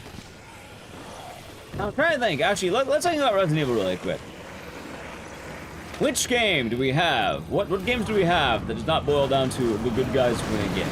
There's probably an answer, and it's, I think, Code Veronica. Obviously, I'm being a bit facetious here, but it's Code Veronica and maybe Village. Even then, Village kind of has that. Umbrella Corp, you know, you got me there. You got me there. Revelations? Isn't that the whole point by the end of that?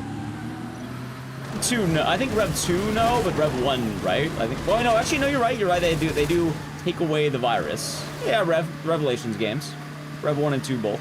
You're right. You're right. I remember they have the fucking the terrifying, the most horrifying man ever designed in Resident Evil. The guy who looks like Nemesis combined with Conan. Dude, I love that guy. He looks like goofy. Like, imagine all the charm of Nemesis, but put on Conan's body. Not the barbarian, the comedian.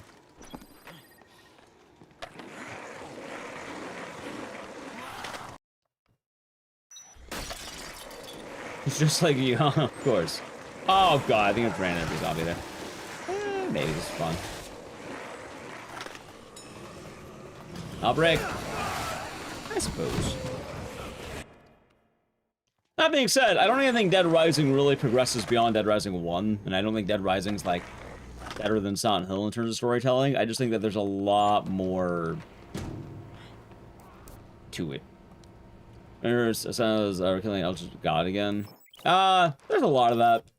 But even with that, like, what? Silent Hill 3 is a lot of the exploration of women and being woman.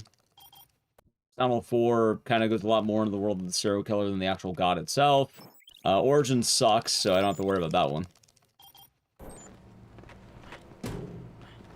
And then 1, everyone knows the journey of 1. So even when they do that, it still has a lot more going into it. Which is why I give, like, games like Village credit. They're trying a lot harder in Village in recent times.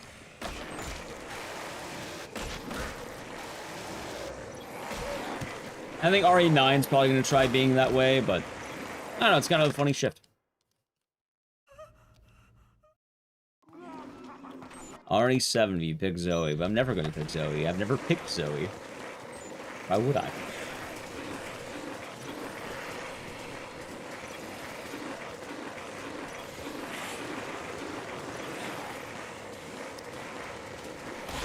Oh my god.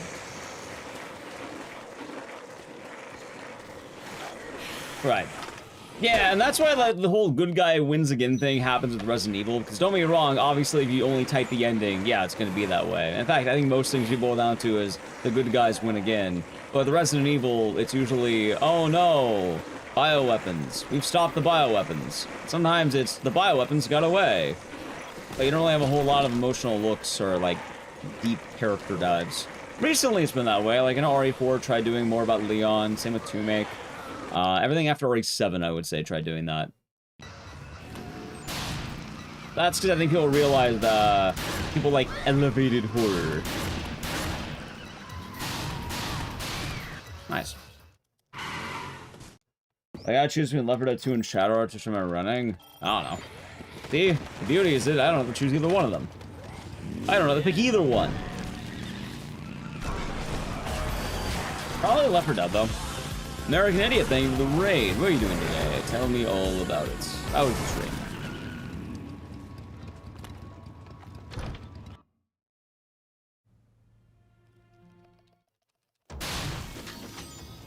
I really tapped Fine Right 2-Make. Wait, really?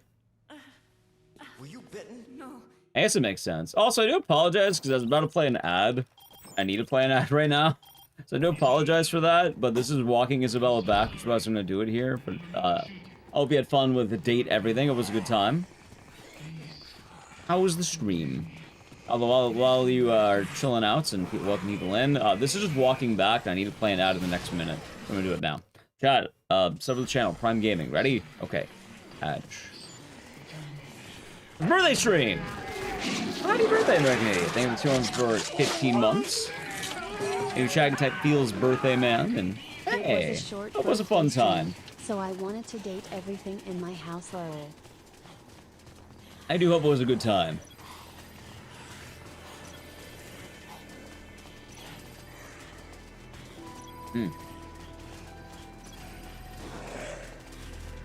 Ah, happy birthday. Yeah.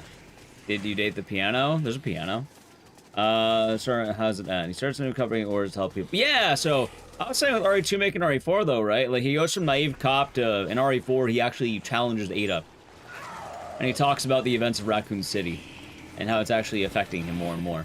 Like OG RE4 kind of did that, but like RE4 remake really hammered on that Leon is living horrors every single day of his life because it was the most stressful thing he's ever endured. Which I like that. I like the change they decided to make for that. You're trying to date your trash. You can date your trash? Why is that an option? Like, physical trash or like a can?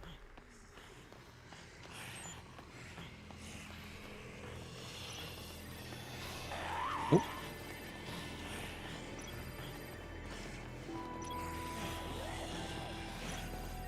There we go. Gotcha, gotcha. You can date your dirty clothes on the hamper too. Nice. Well, that does actually make me think a little bit about, I think Punchy made a video about the world of dating sims. I don't know a whole lot about the world of dating sims, but like, I feel like most dating sims I hear about are memes. Like, I don't think there's sincere dating sims as much as there used to be anymore, right? Like, whenever I hear about dating sims, like, date your trash, date the pigeons, date, like, daddies, date, like, I don't know, the Colonel of KFC. Not that they're bad or anything, but, like, I do wonder how the vintage, the classic, dating sim folk feel about their genre mostly being delegated to memes. Funny memes, mind you. I'm not saying these games are bad. I'm not saying these games are bad. I'm not saying they're bad. Just whenever I hear about dating sims, I always hear about the meme ones. I don't think I ever hear about any, like, just straightforward, like, date the people.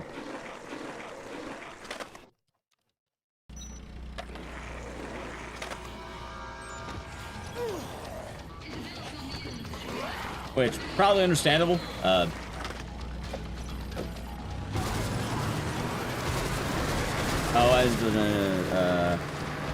Either way, it's a fun concept. I like it. That also makes sense. You have a lot of options. You date everything, like your trash or your hamper. Like, it makes sense.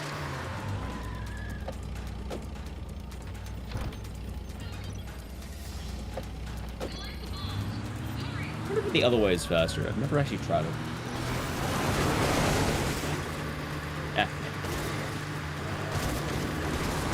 You can date your very punk rubber duck. Why is it punk?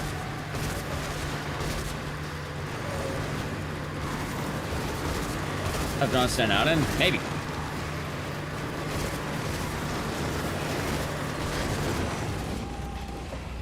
I played a dating sim recently. It was god-awful. It was one of the most questionable games I think I've ever played. It's called Time and Eternity. Oh, what a game, chat. What a game.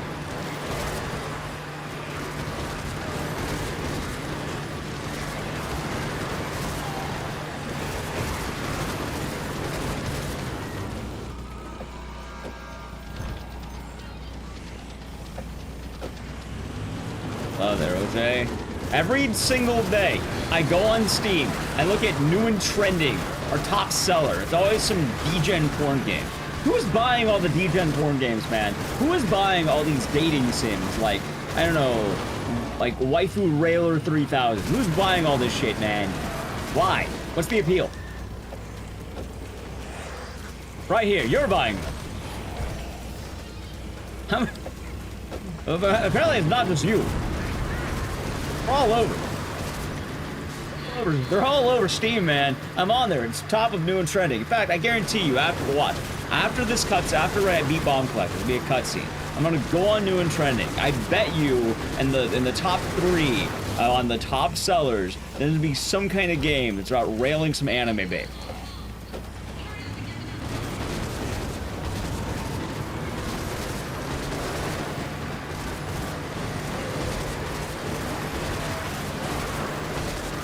Here, let's take a brief look, shall we? Alright, go to my Steam store page. I'll go to, where is, top sellers, right? Top sellers. Oh, hey, wait, maybe not, maybe not, maybe not. I see Peak is up there. Steam Deck, Dune Awakening. Alright, maybe not top sellers. I found date everything. I think it's new and trending, right? Popular new release. Oh, no, sorry. I'm thinking of popular new releases. I was thinking of popular new releases. Yeah, no, there it is. There's one called No Good Streamer, and then I see some anime babe with her ass out. There's another one. I found 3. It's popular new releases. It's always that. Steam sales happening. Popular new releases, meaning these just came out. That's a great... Oh, yeah, of course. How can I forget? Yeah, I was saying on new and trending. Sorry. It's brand newly made. And it's always some new game.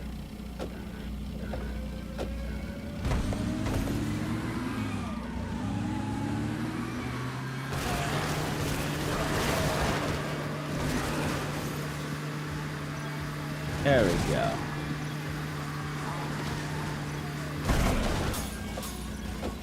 Sounds good. Have a good night. We'll see. I mean, this run could work. Like, funny enough, this run actually is PBable. I actually don't know if I got the good RNG, though. We'll see. It has a chance. Let's put it that way right now. This run has a chance. It could work.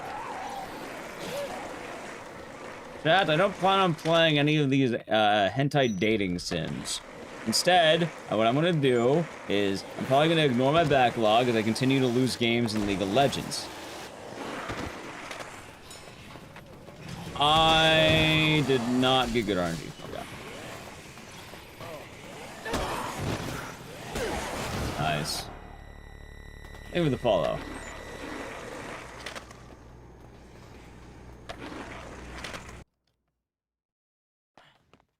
You know, closed, reopen stream? What do you mean? Kills YouTube, man. Happens, Quinn. Happens. Oh, hello in YouTube chat. Oh, so nice, Nigel. Case closed, huh? Oh, date everything. Yeah, chat was talking about date everything. Something real fun. I bet they're fun. I bet people have a lot of fun with these dating sims, chat. Again, not even Me-Side. I have played Me-Side, but that's not really a dating sim, as funny as that sounds. I think that's a parody of it's parody of, like, dating sim, but it's more a horror game than anything else. It's kind of funny because I think Doki Doki Literature Club does the dating sim thing a lot more. Mainly because I'm not dogging Me-Side. I actually thought Me-Side was a fun game, right? It's just, in Me-Side, you only get one choice. You don't have multiple choices. You only get the one choice. Normally, dating sims offer you a plethora of choice. The whole thing is you're supposed to pick who you want to date, and you find your ideal girl, and then you can have the match made in heaven, or whatever you want to call it, right? In Me-Side, you don't get that. You only have Mita. I know there's many versions of Mita, but it's many versions of the same girl. I think that's closer to a gacha game. And even then, it's still not exactly... it doesn't even do that, really. Would Catherine count? Catherine is a dating sim, straight up. Like, just straight up Catherine, yes. Catherine absolutely counts. Like, that's not even, like, debatably. Like, the main point of Catherine, all the endings are based on dating. See, Doki Doki Literature Club would count as a parody of a dating sim, because you have options, but you realize none of them matter. And the whole thing is to kind of be a parody of visual novels, and, like, it tells you outright, like, none of your choices matter, and it's like, what a twist. Like, it's a parody of the genre, but it's not quite like... There. Funny enough, Kneeside's actually a parody of Doki Doki Literature Club, which is kind of funny. It's a parody of a parody.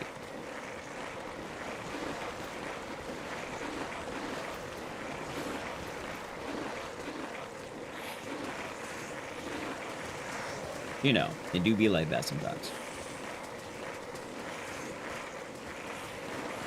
Anyway, this one's probably dead.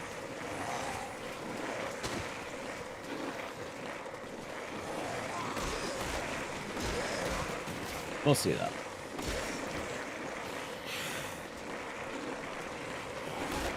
Some elements. Yeah. It's mostly visual novel, and then pick your favorite girl. And then you have your awkward visual novel moments. But then, at that point, it's, oh, hey, none of your choices matter. You're shook by the Glizzy Neferi skin. It's a cool skin, but I realized I don't like playing Neferi at all. I would buy that skin if I played her, but unfortunately I'm not good with Neferi. I don't know why. I know she's a really easy champion, but I don't understand it.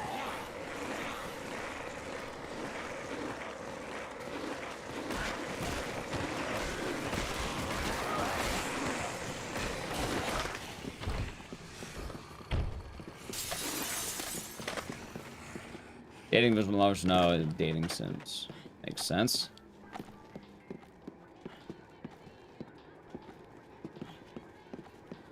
Sense. You don't understand her? She's a dog that throws other dogs at you. She has that dog in her, too.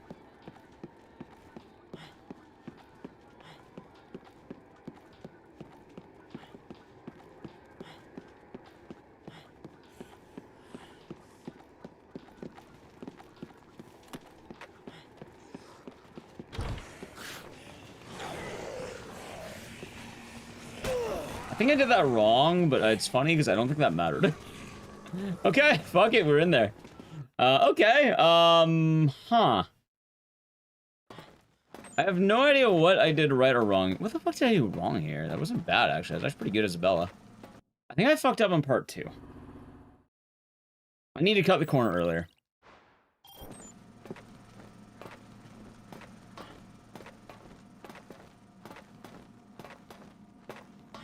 There we go.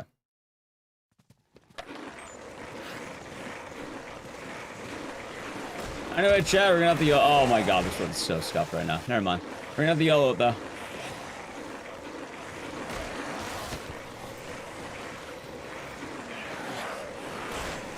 Not bad.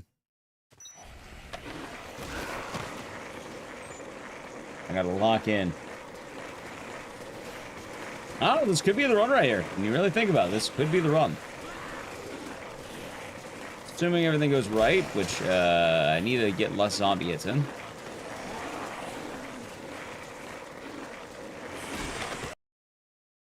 I doesn't have the cat and run. I'll be doing it today. Ball treating you well. Maybe. Maybe.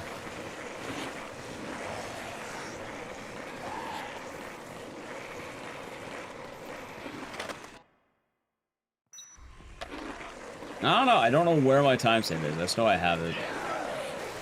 It might be right here, in fact. If I get grabbed, it runs probably dead. Don't get grabbed. Damn it. Alright, runs probably dead. Oh my god, and I got the bad grab. Okay, now.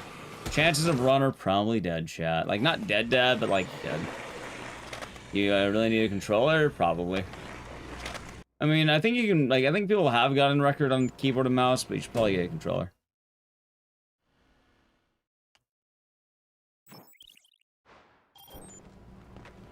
Dead Rising is designed with controller in mind. A lot of the stuff relies on controller. Can you do it without it? Sure.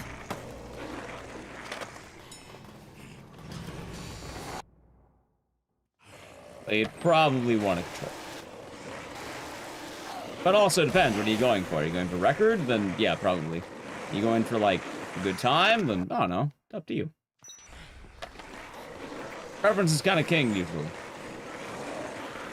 Anyway, well, this run technically can PB. It's not totally dead. It's just mostly dead. Keyword mostly. very good skateboarding. Yeah, like, so it's funny, so a lot of people run the run, that might have killed the run. From the YouTube side, a lot of you probably don't remember the era of me running Dead Rising. I think a lot of people don't remember that era. I used to run this game like mad as like a legitimate speedrunner and not just a challenge runner.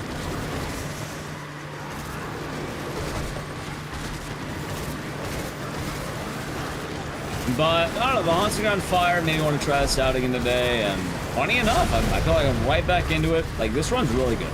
I know it doesn't look that way, but it's on PB pace. Not record, but I might be able to PB if I put my car. Although, I think the odds of that are a little bad. Let's see. Alright. Come on. Run's dead. Run just died. There it is. Alright, run dead.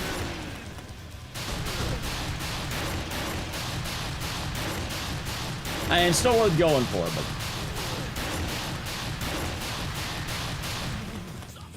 Alright, that's fine. Alright. Fucking, of all the things that ruin the run, it's that.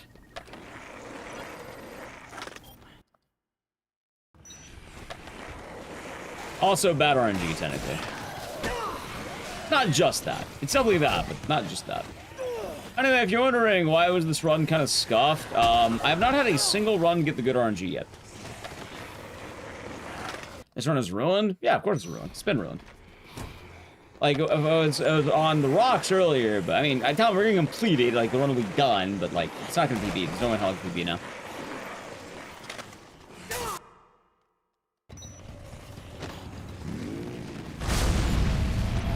There is the final boss. If I'm not saving time on the final boss, run's dead. Snap shred it. Hey, it's not an easy trick. If you drop it, it's over. And sometimes it happens. It's rare, like... The run earlier we didn't drop it, but that one did. Also, not to mention, I got bad RNG because I lose time here. You're wondering, why am I losing time here? I only have one skateboard. And you only have one skateboard, you lose time for free. Because otherwise, you can't do anything. It actually kind of sucks. Like, there is only one way to save time on the facts, and it's, did you have a good skateboard left? And I did not. Why? No stock. Either you have it, or you don't. And that being said, it says right here I'll get a 28.53, so 28 ain't bad.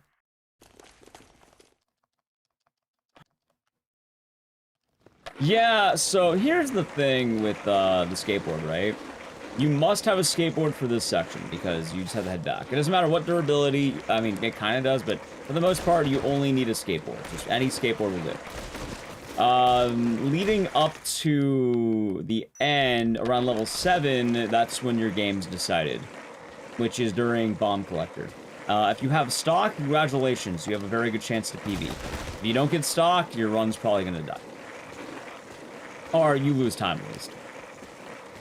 If you have stock, what happens is you have a second board of health, meaning you don't have to care all about your boarding. And caring about boarding loses a lot more time than you think it does. Because, you know, caring about boarding means you have to do more of these lines like that, you have to keep moving. Meanwhile, if you're able to go, like, the perfect line, you don't need to move, you just go straight. Going left and right does lose a bit of time. But sometimes you have to do that. Because if you break the board, you're losing way more time than just moving left and right.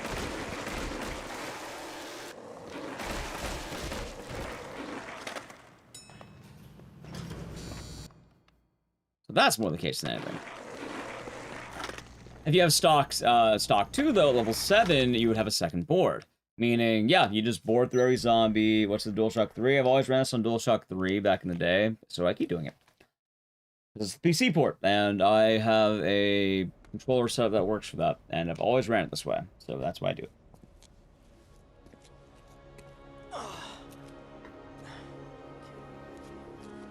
Anyway, 28.53 is not a bad run at all. That is a very good run, in fact. Oh, how about be on the leaderboard? I shouldn't think about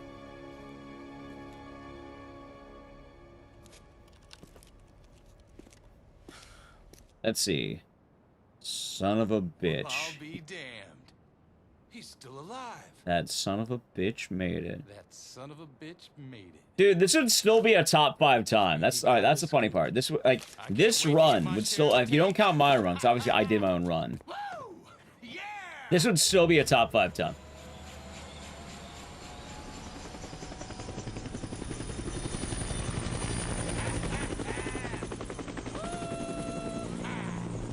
It's not a bad run. It's not a great run. All right. Oh, where did I lose my time, by the way? I'm on my way. What went wrong? Let's study. No, this run's nice. This run's exactly what I wanted so far. Cause, what, 3 hours into the stream, we got plenty to go. I already got a 28. It only took me a couple hours to get back into playing shape. Meaning I'm playing well now. Bike zip, I think, took a little bit long to set up. What happened here? Oh, I think Carlito, wait. Carlito, right? I think I got grabbed in the elevator. This went fine, more or less. And then, bomb collector. Did I just get grabbed? Is that it? I don't remember what happened here. I think I got bodied in the elevator. Most of the run can be just fine as bodied in the elevator. Anyway, before the next run begins, I'm gonna look up something. So I'm curious. I want to look up what the fuck you're meant to do for 8-2. Because I feel like that's the only thing I don't remember.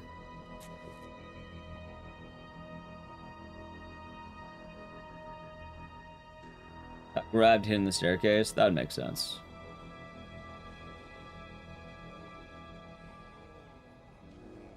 Go. Alright, give me a second here.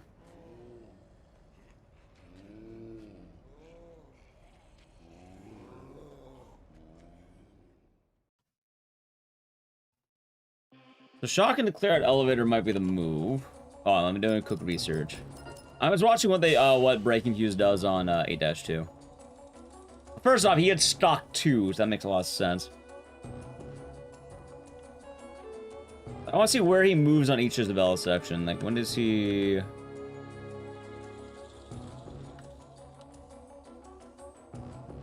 When is he bored?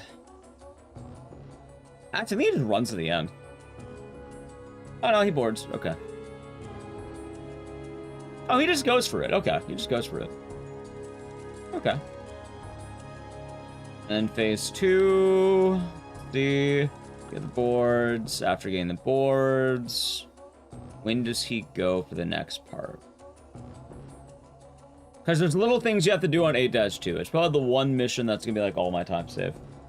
Okay, it's a little bit earlier than I think it is, but I have the right idea. Oh, that's kind of interesting.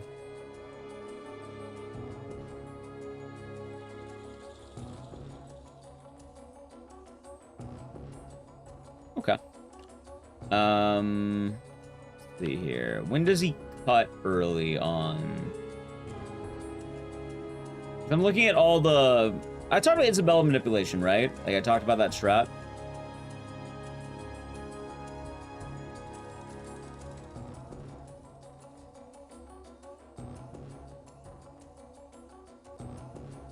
I think I have.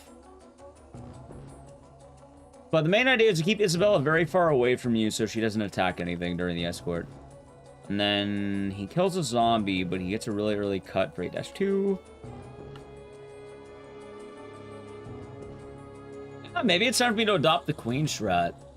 Because then the third round is the big one.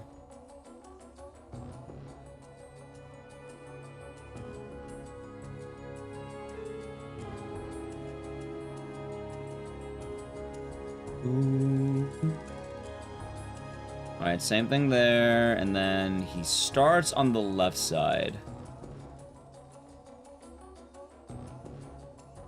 Left corner, alright, hold on, left corner, till Isabella's on the keyboard.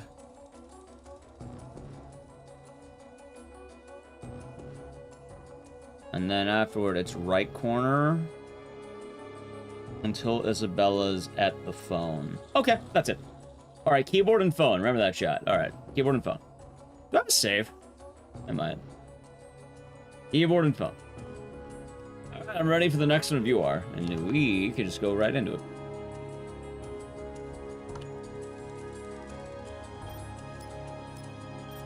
You ready? I'm glad you're ready. Are you ready to have a good day though, Rambo Rachel? Because it's really good to see you. Hope you've been doing good. Actually, I can do this right now. Let me do something. Alright, so Isabella's strat, right? What I want to check out is this. Before we actually get into it. So the gun shop. On the third section here, right? Like right about here. That Isabella manip. I need Isabella to be at certain breakpoints. So from what I'm saying, the strategy is sort of like this, where you skateboard to the back, and after that, you wait in this corner. And then you wait, like, right about here, and you wait for Isabella to touch the keyboard that's, like, right here. Because her little profile will be, like, in frame, right? So you wait for that, and then once she does, grab our shotgun, just, like, shotgun, right? And then you wait for Isabella to get, like, right where Frank's leg is in this corner.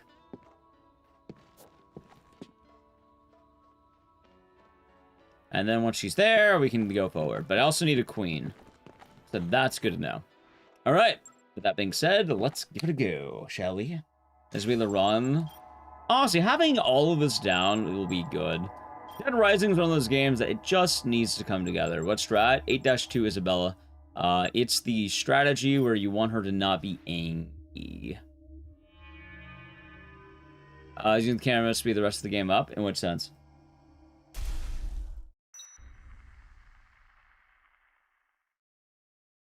And I've been good. Been doing good. I got world record in Haunted Ground, which is tight as hell, and it's been a nice week. It's been a very nice week, I should say. So having a good time. Like, let zombies spawn? No idea. If I had to guess, probably not. Usually it's based on proximity to Frank. So there is a strat like that, and it is based on Frank proximity. Which, funny enough, that's actually what we're doing for Isabella. If you ever wonder why am I waiting in these weird spots, it's so the zombies don't spawn. On the first section, you have to kill them because you have no way around it. On the second section, you go to the sports shop and then you wait in the stairwell. Isabella won't kill anything. And then the park, you want to go as far away as possible. You can actually try to get a queen for a good strat. And then after that, you have the gun shop, which will mostly despawn things. However, ideally, you want a queen, because if you get a queen, then you're really good. What do you think of Dead Rising, Dead Rising? I like Dead Rising, Dead Rising. It was a good time. I was able to relive the magic of one of my favorite games ever made, which I was very happy with. Also, Rambo Rachel, only a week left till GDQ. I'm excited, it'll be a good time. Oh, the double grab, I was so close. Nah, unfortunately, I don't think the camera would do much. If someone tested it and it did, that'd be badass, but I'm not gonna test it. Deluxe Remaster? Yeah, Dead Rising, Dead Rising. I know what you're talking about. I like Dead Rising, Dead Rising. Good time for all? Yeah. I'm gonna be there from Sunday till Friday. Isabel's the only queen I need. No, I need a better queen that'll prevent my queen from attacking. I need the bug queen to not piss off my Angie queen. He's Angie. Oh, the rogue still doing good. Oh, does it? It does good, actually. I'm having a good time. Wednesday to Sunday? Well, I'll see you Wednesday, Thursday, and I guess Thursday is the day to party, then, huh? Thursday and Wednesday. Nice party? Yeah. Yeah, I'm definitely not going to be here the whole week, because I like getting back early. I'm also taking days off ahead of GDQ, so I have to, like, chill.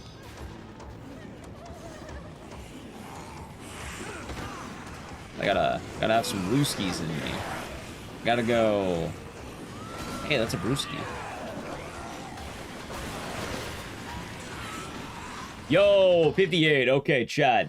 You know what? This could be the run right here. This could be the actual run. You see this shit? See this old man right here? Yeah, yeah. I don't know if I'm good.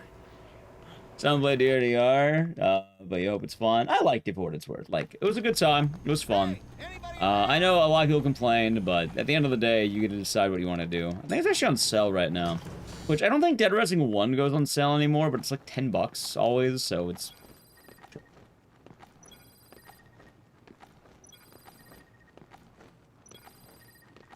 Good times be had, even still. Anyway, this isn't quite a gold, but it's near gold, so that's good.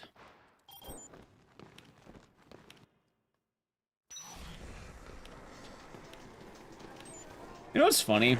I remember when I started running this game, and yeah, as I would stream it more and more, I'd have people every now and again get really pissed off that I kept jumping.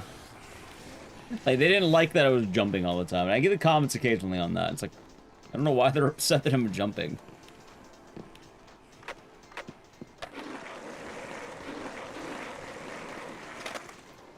It's one of the odder complaints I've had. Alright, pink is the fragile board. Also, I'm being dumb. Oh my god, I'm being dumb. Well, that's fine. I have 5 cents in leeway, fuck it.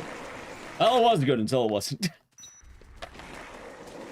DRDR, Dead Rising's 30 instead of 50. That makes sense. Makes sense. But yeah,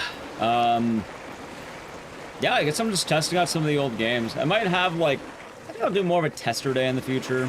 Admittedly, today was kind of a scuff day, because I didn't really have a whole lot of planning time this weekend. I kind of just... We'll do what we do. How's the Yoshichiba we doing good today? Good look at the runs, thanks. Lord knows we're gonna need it.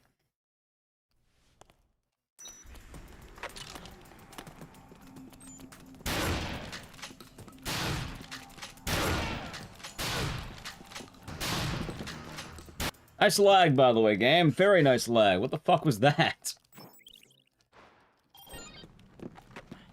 Hey, the one time I get stock, I didn't want stock. Are you kidding me?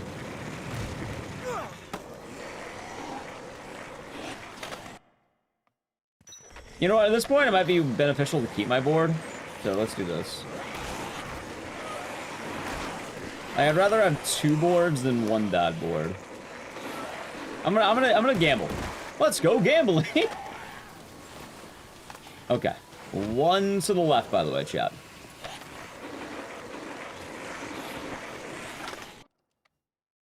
Why don't I want stock? Because stock's really good, and I have been fucking up my early game. So I'm actually a little bit bummed out on that. Because if my board's already beat to shit. Yeah, no, I'm wasting my good, or like, gambler's fallacy. I'm wasting my good luck on this run. That's what it means.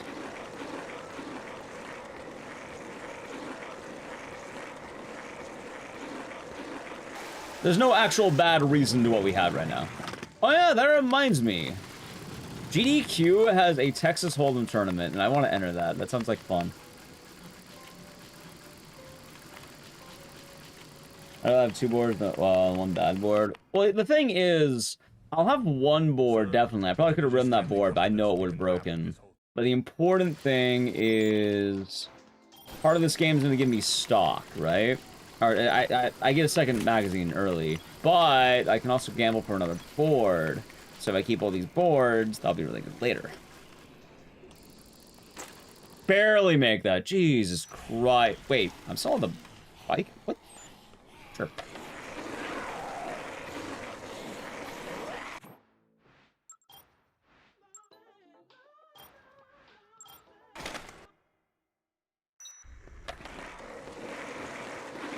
And the new entries. Yeah. Really exciting. I'll tell us to do that. Gambling for charity. I don't think it's like actual gamble. It's like essentially you're donating money to charity. I think charity gambles are like in the legality sense, so you don't get to keep money. It's you put in money for charity and then the winnings go to charity and you get like your, I don't know, you get to feel good. Nice, Sure Dreams. Nice. It's not actual gambling, chat. I'm pretty sure the money raised from that goes to the charity. Out of the way, Jeff.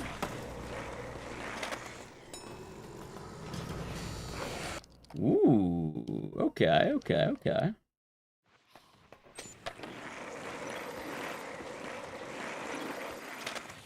Yeah. Like, actual Minnesotan gamble laws? I don't know. I'm pretty sure there's no casinos nearby the venue. So. For actual gambling, I have no idea. Anyway, L1. It's L1. Okay.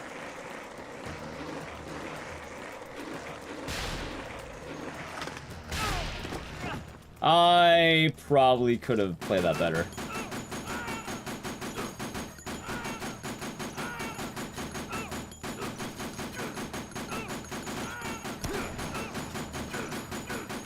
Nice. Not a great fight, not a bad fight.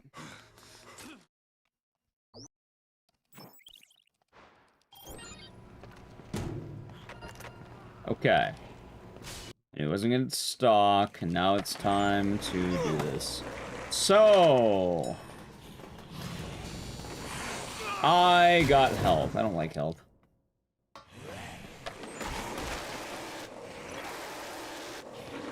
The best RNG right now would be when we're going through the section. I get a second skateboard. If I get that, this run's gonna be so fucking free. Oh my god, I have 2 broken boards. Oh, that's bad. Well, I guess we'll find out, huh? Come on. Like, I'm really, really hoping right now, man. I'm really hoping. Like, I am a praying right now. I get something good here. Come on, game. Come on. Something good. Something good. Something good. Something nice and easy. There's gonna be 1 box, and all I need is a skateboard to come out of that box. If that happens, we're golden. Hey, this run can get turned very nice in a moment if I get that box. Like, nice try. Oh my god. Never mind, this one sucks.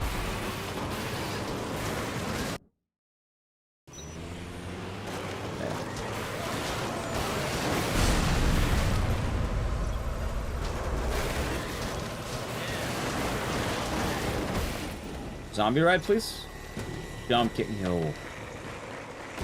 Hey, all right, one's dead. This one's fucked. It's all over, chat. Unless I board like a madman. I didn't even fall, by the way. DRDR was a fine game. I mean, I'm not gonna lie, my patience for complaining about that game every 5 minutes has definitely worn thin over the years, or over the year. Year.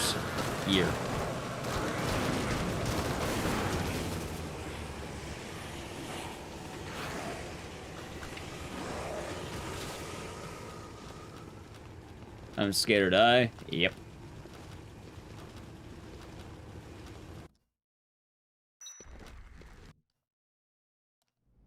Now let's see.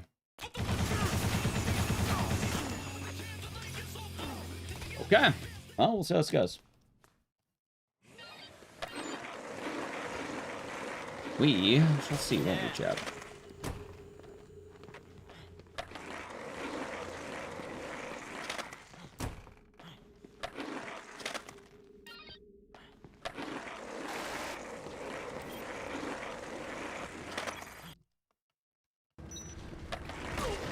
The board's not broken, so that's not good. That's actually a really good spot to drop. Well, it was until that asshole got on the way. Okay. One more section is fine. But yeah, for the YouTube chat, I've heard every complaint about Dead Rising Deluxe Remastered. It's a fine game for what it is, and I think it was a nice time. That's how I put it each time. I think most people who complain don't actually care. I think they'll complain about anything, and they probably just moved on to complaining about every other game in existence. I don't think that they actually care about the quality of Dead Rising. I don't think they care about the longevity of the franchise. They're only there for the good times, and they're never there for when it's bad. And quite frankly, I'm expecting people to bitch about Dead Rising 2 Deluxe Remaster when it happens. More specifically, I can't believe they removed the Playboy posters, not noticing that they were never there. Oh, God. Well, this runs. But this board... Yeah, and like I said, this one's looking rough now. I don't think this one's gonna make it. If I got that second board, it would have been beautiful.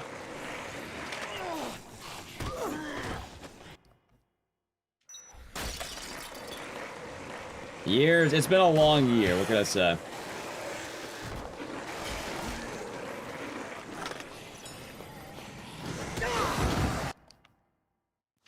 Anyway, this should be rather interesting to see how it's going to turn out for the time. I can't tell behind. Playing Dead Rising 3. It's fun. Kind of weird, but fun. Actually running Dead Rising, or Super Ultra Dead Rising 3 at GDQ, funny enough. Alright, lose time, but that's okay.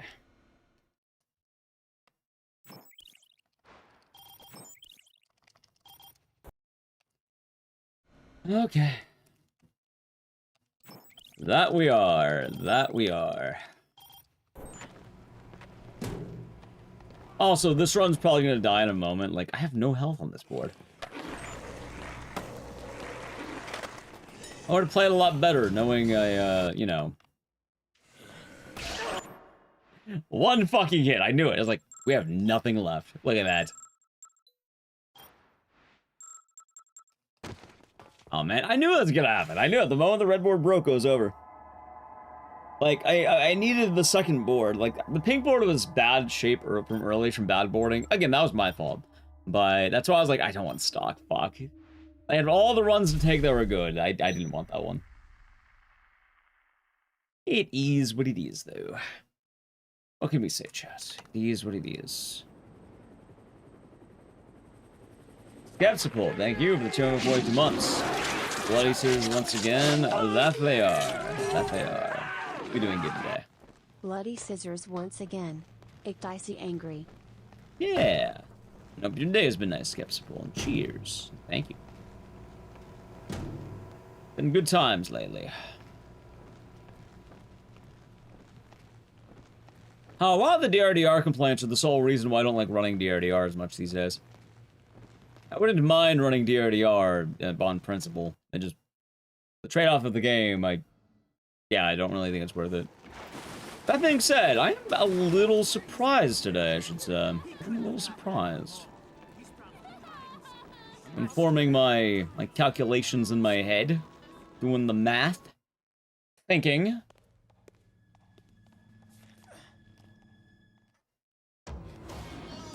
Alright, good luck. Thank you, Nick. I hope you've been doing good today. Hold on. Alright, where's the gun? Hey, good spot. And not a bad grab. Let me out, let me out, let me out. Thanks. Probably getting like a low minute, like 101. Massive thinking. Exactly. The knowledge. Oh, if you wonder what I'm thinking about, though, Dead Rising 1 doesn't do as well on YouTube as I thought it would do. I'm not saying it was bad. No offense to YouTube chat here. But, like, Hey, anybody around? in the past, it would kind of dominate. Like, wildly larger than anything else.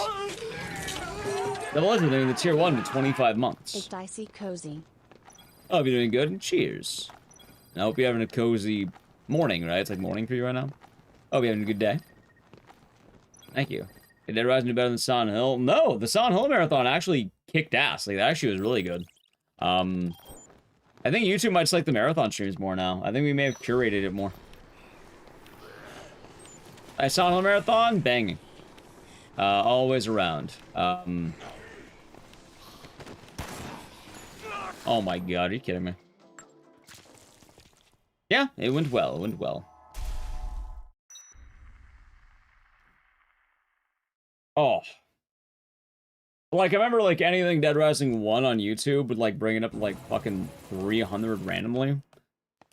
But I imagine a lot of that's been, what, curation over time, people who like watching, people who watch certain things, stuff like that. That being said, I think YouTube right now, like, the way it is in a very good spot. I think the, like, it's much more reliable, which is good. Yes, for the most part, it seems like whatever I stream, as long as it's, like, within the realm of things, is pretty solid. It is. It's definitely getting pretty nice. And also, I'm kind of surprised that this game is doing better on Twitch than I thought it'd do. So, kudos to Twitch chat. Thank you, Twitch chat.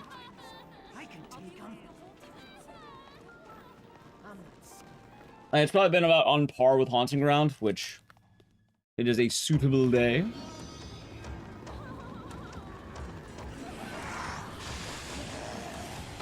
And I get to actually grind a game that, I don't know, I actually get to grind the games I like again. I gotta feel like a speedrunner instead of being washed.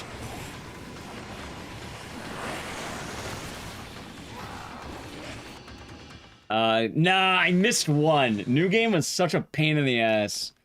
I remember New Game. I remember that category, and New Game sucks. Oh my god. We're gonna do it again at some point, but like... Oh god, New Game. Actually, now I know what I'm doing. Oh my god, I know what I'm doing on Tuesday. That's right, I need the sweep. Alright, I know what I'm doing on Tuesday. Tuesday I'll probably be speedrun grinding. Because, like, what am I doing this week? Because I know tomorrow, tonight, Monday night, we're doing a marathon day. Because I like having those to begin the week. It's like, hey, here's the plan. Let people settle in, have a good time. And then, like, then I get to talk about the rest of the week. Yeah, I know Wednesday I'm taking off because it's GDQ hotfix. Oh, that's kind of weird now because hotfix ends earlier and I've been okay starting later. So, like, in theory, I could stream after hotfix, but you just have to wake up really early, so I get kind of eepy. You know what they say about being eepy, chat? You know what they say? I don't, but you might.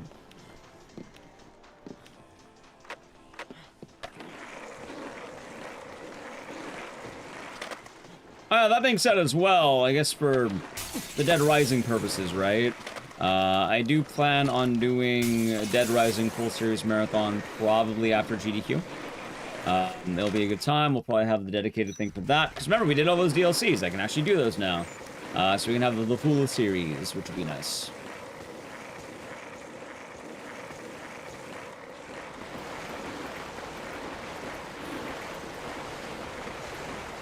And I think it'll be a nice way to also come back off of the Super Ultra Dead Rising 3 run. That being said, I wonder if I should include Super Ultra Dead Rising 3 in that marathon. I don't really want to. It would be ironic to not do that. A little bit.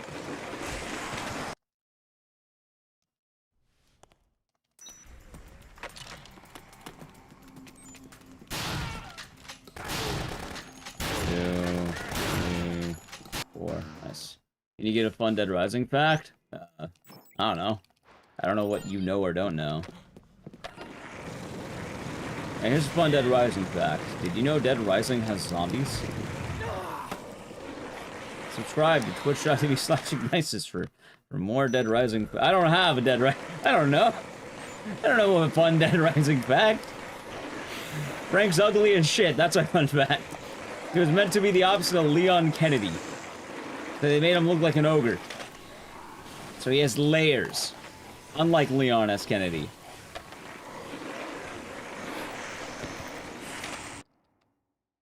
There we go. There's an actual fact. I got that one. Yeah, that's an actual fact. What the biggest difference between the speedrunning is? Okay, I can actually tell you that one. That's funny. Skateboarding's a lot faster in Dead Rising. The guns you use are slightly different. Mainly, you have a lot more Uzi strats. The damage cap makes a bit of a difference. What else do we have? Also, I had a day late shift. Hope today's been well. Bike zip is not in Dead Rising, but you have your own bike glitch where you clip through a wall with it, which is kind of funny. Yeah, the boss shield is in there. Like, the damage cap thing, the shield. That's the big difference. Also, a fun difference, you don't get the maintenance tunnel key in Dead Rising. Not until, like, Bomb Collector. You know what really fucking sucks between... Alright, I will say it straight up. If you run both games and you swap between the two, good lord, it is actually kind of bad. Because... Also, I'm gonna yellow it. One's dead. Nice. Alright, I love this one right here. I love this one. In Dead Rising, right, you get the maintenance tunnel key right after convicts, and you play the game pretty normally there. In DRDR, it is faster to not do that. Instead, what you do is the boards are so fucking fast, and the cars are, like, mid. You instead go go to North Plaza the normal way almost entirely, and you're constantly going, like, taking that route, I suppose. Like, for Steven, you take North Plaza. You don't go to the Man's Tunnel, you take North Plaza. Because this boss fight's pretty easy without the heavy machine gun, and the convicts are really hard. So you don't even have to kill the convicts, you ignore them. However, the difference is, yes, when you go to Bomb Collector, in Dead Rising 1, the OG, you actually go into the maintenance tunnel using the door, and then you start from Paradise Plaza, and then you do the normal loop that we've been seeing. In Dead Rising, you don't have the maintenance tunnel key, so instead you have to start from the parking garage entrance, which is doing it the exact opposite direction. Which, it's really fucking weird, because when you've been running 1 a lot, it really starts to mess with the muscle memory, because you might go the wrong way. And it's like, what the fuck? And it's like, oh, right, wrong game. Not to mention, the game's change inventory. So I think on DRDR, you use the D-pad on the Xbox controller. Or you use D-pad in general to do menuing. And that's how you swap weapons. In this game, it's L1 and R1. Which is like, oh god, this is rough. It's gonna be the one? We'll see. I wouldn't bank on it. No more chainsaw instant kills? There's never any chainsaw instant kills. If you're talking about Adam the Clown instant killing you, that was never a thing in the OG game. That was a thing in the Steam port because they fucked up the FPS shenanigans. Adam the Clown was never meant to one-shot you. You can play the OG Xbox game. It does not happen there. It's FPS fuckery.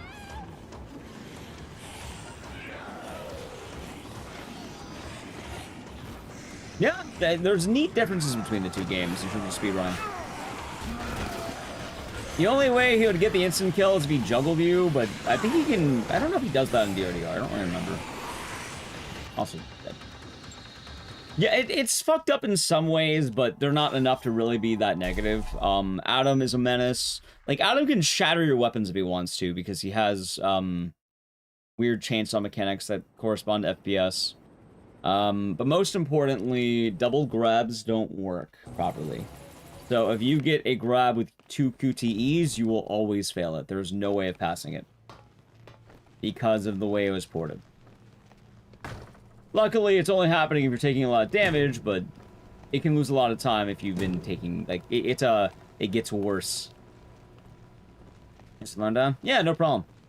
That being said, it's still a very fun game. Like, hell, I beat the shit out of that game when I first played it.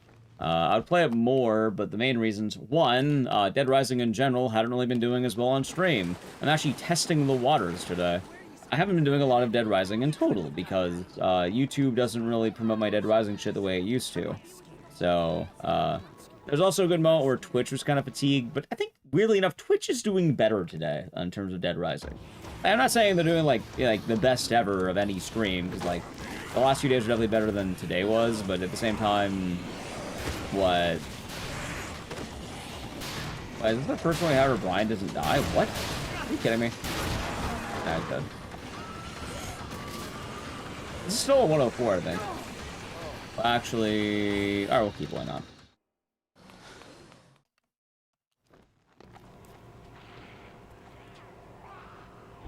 Paying for the challenge surprisingly easier. Yeah, I mean, the fish is really strong.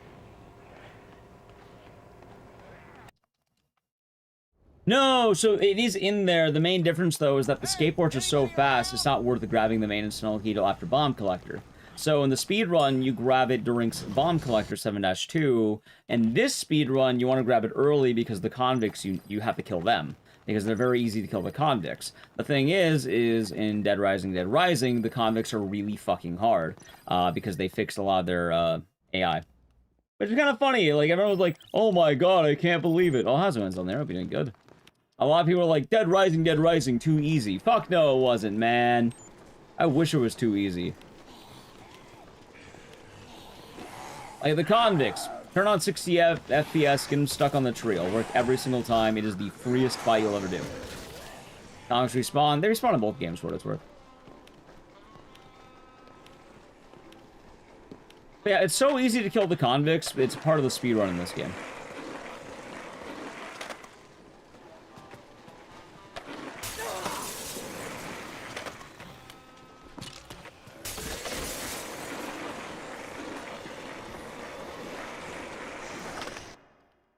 There we go.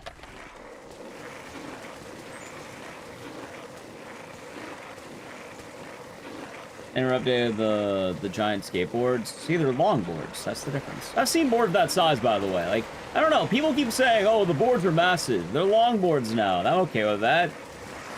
I'm okay with the big skateboard. That was funny. I don't know why you had such a big deal about it. It's just a skateboard. Of all the things to be upset about, I was always really confused by that one. Oh, if anything, people should have been more shocked about how fucking fast they are.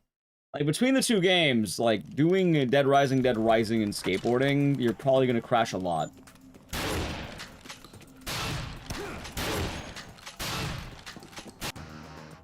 Which is kind of funny. They get scary for respawning? Well, that's just because they're harder. Dead Rising is a comedy horse, it kind of fits. It does. Dead Rising is weird in why it's comedy, though, because most of the comedy in Dead Rising comes from the player. Which is kind of ironic. Like, don't get me wrong, they definitely have moments like Paul's dick being lit on fire. Also, I'm gonna kill it. But a lot of the comedy was putting Frank in absurd positions. Anyway, I need to play Edge. So if you want to avoid Edge, sub to the channel, Prime Gaming. Alright, that. Thursday at 4 p.m., woke up roughly 11. Hope you can get some proper rest. And all that feeling all too well. Like, yesterday, I was dead tired. Like, right after stream, I conked out for a few hours. I was like, wow, no, I was exhausted. And it probably makes sense considering I've been streaming pretty hard since Wednesday, I think. I know, that's not that mad. Oh, wow, he streamed a full work week, but, like... I did have a 14-hour day on one of those. So I think it's some leeway. Most people don't do 14-hour days, except for the, the people who, go to work uphill both ways, walking, triple overtime.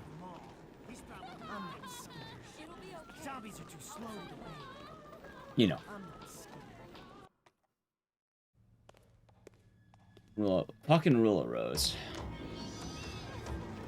In the snow, no she exactly. Yeah, exactly. Well, going to work, you had to fight the Asian Hornets that were like the Death Hornets. I remember what they were called. It was like the Japanese Death Hornet, right? Back in my day, my favorite one was I remember I yawned once on stream and I said I'm kind of tired. And then someone got really pissed off that I was kind of tired, and they told me I should try lifting concrete all day long. And I'm like, dude, I just yawned. I'm not saying I have the hardest job in the world, I said I'm tired. That was Joseph's. The Murder Hornets, yeah.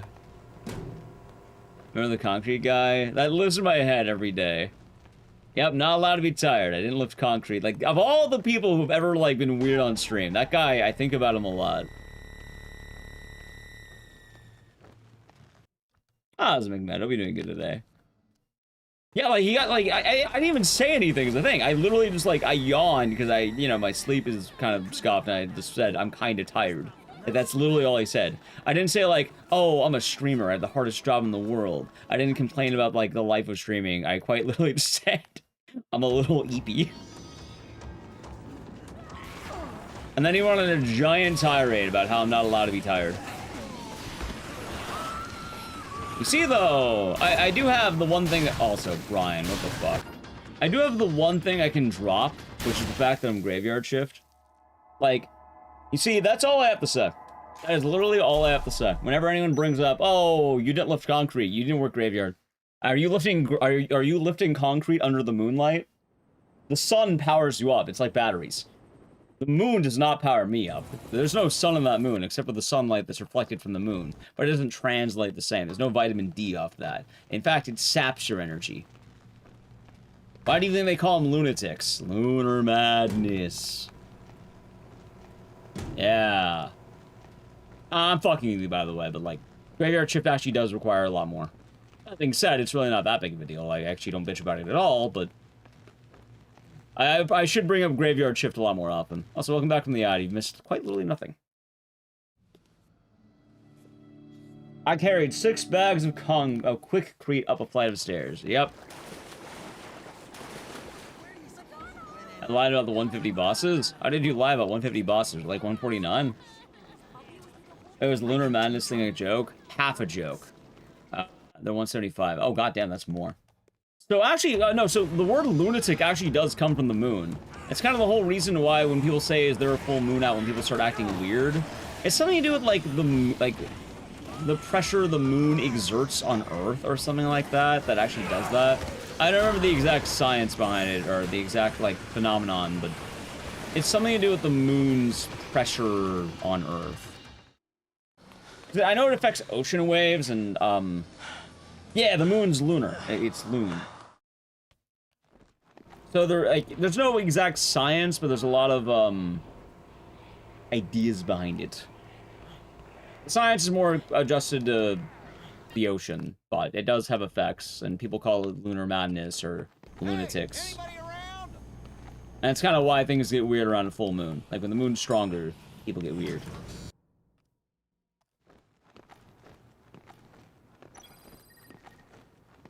That being said, like many things, I don't know the exact source, and I don't know how studied it is. Like, if you go to a scientist, they might tell you you're full of shit, but there tends to be a lot of phenomenon that people do get weird around a full moon. Like, it does happen. Unexplained.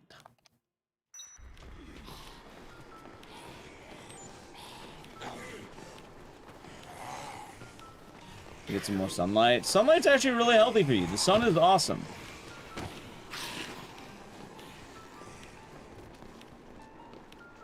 Ah, of course, of course. I'll just say, whenever I'm streaming, I feel like I almost always need to ban more people around a full moon. Whenever the moon's getting stronger, I feel like I do actually need to start banning more people. Do with that what you will, chat. Nice drop, that's pretty weird. What?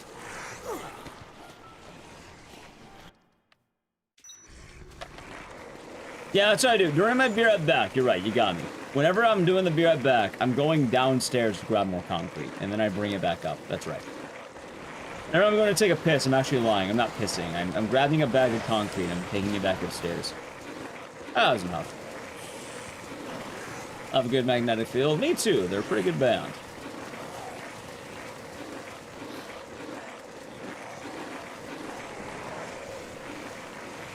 I'll turn into World Keyboard Warriors, apparently. I'm gonna reset this run, it sucks ass.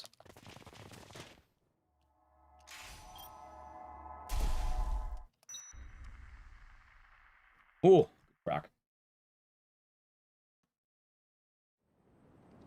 Oh yeah, but streaming's weird. I mean, that being said, I think it's pretty easy. Flexible hours, I can usually take off days when I need to. There are ups and downs, but overall it's a pretty privileged job. That being said, I do think it's kind of weird because it takes a lot more time to make it into a job. There's also a lot of copium, I think, that comes with the job. But, you know, it tends to vary.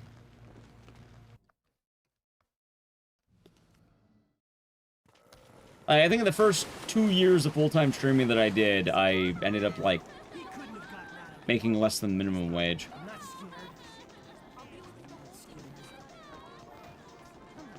And most of my avenues in streaming were, what?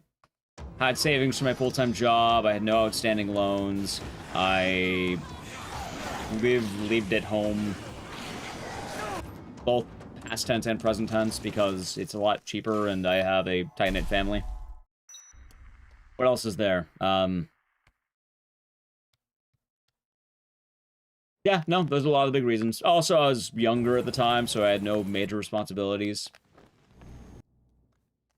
Like, I imagine there's a difference between being, like, what, mid-20s saying, oh, I'm gonna be a full-time streamer, and then you don't have a lot of major responsibilities versus, one, you're trying to, finance your own, like, mortgage, you have a kid and a wife, and, like, you have a bunch of responsibilities, then saying, I'm gonna play video games all day. It gets a little bit harder when you do that. Thank you, Gregory. How's it going, Romek? Hope you're doing good today. Hope today is nice. You still say so? Oh, of course. Oh, so I don't think there's any shame in staying home, especially nowadays.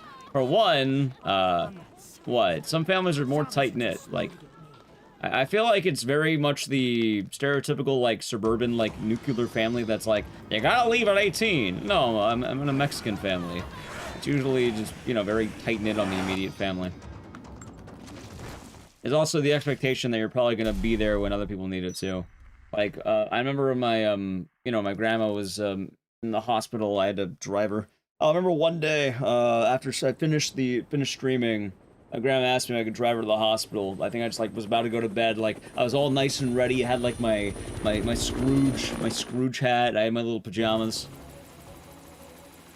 My grandma texted me asking, can you please drive me to the hospital? I was like, absolutely. Got out of bed immediately. Got, actually, I think I drove her car, because mine was, like, locked in. Yeah, no, I got my ass out of bed and I took her to the hospital. The perfect time for streaming. The unfortunate part, too, is there's a lot of luck. There's not really a dedicated answer to that. Like, on the one hand, I think that there was sort of, like, I feel like if I started a year earlier, my streaming life would be so much fucking different. Like, if I started 1 year earlier, I feel like everything would have been so much easier. I was like, the year that I got, like, partner and everything was the year they stopped doing all the cool shit for you. Like, if I got partnered 1 year earlier, I would have had, like, all the dank stuff they had. Like, back in the day, dude, if you got, like, Twitch partner, they jerk you off. Like, it was wild. Like, it was like, alright, you got a check mark, and now you get everything. You got, like, free Discord partner, you got, like, a partner manager, you got, like, oh my god. You got, like, at the time, the higher percentage. Because, like, until, like, the last couple of years, Twitch didn't, like, now they have the unlockable thing. Like, if you get a certain amount of subs, you get more, what's the word?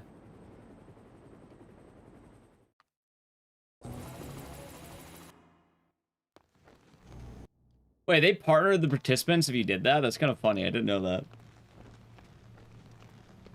Yeah, the split. So you make more money on subs if you have more subs now, but yeah, partner plus. Back in the day, no, you either had to, have a special contract to do that, which you had to, like, reach out, you had to know the right people, you had to have a manager, and usually it was only, like, exclusive to people who were, like, getting a lot. But, like, back in the day, they handed it out to, like, anyone who asked, which is like, oh, no, you know what you're talking about. If you know the right people, it's like, alright, here it is for free. What else was there? Also, it's even worse, because you're saying we get to apply to the front page, which we do now. You know, back in the day, partners had, contracts that quite literally let them have a dedicated amount of front page time per month. Or, like, per year, I think. Like, they would randomly show up on the front page just because it was in a contract. You did not? Yep, that's what it was like back in the day. It was fucking easy. They literally jerk you off. You go to TwitchCon, they'll give you a backpack, they'll give you a jersey with your name on it. Like, they'll give you, like, a hoodie. And I'm just chatting. It's not so much just chatting's fault. It's more that streaming's grown a lot in the last few years. And, what's the word? It's more just... I was in Keone, I'll be doing good.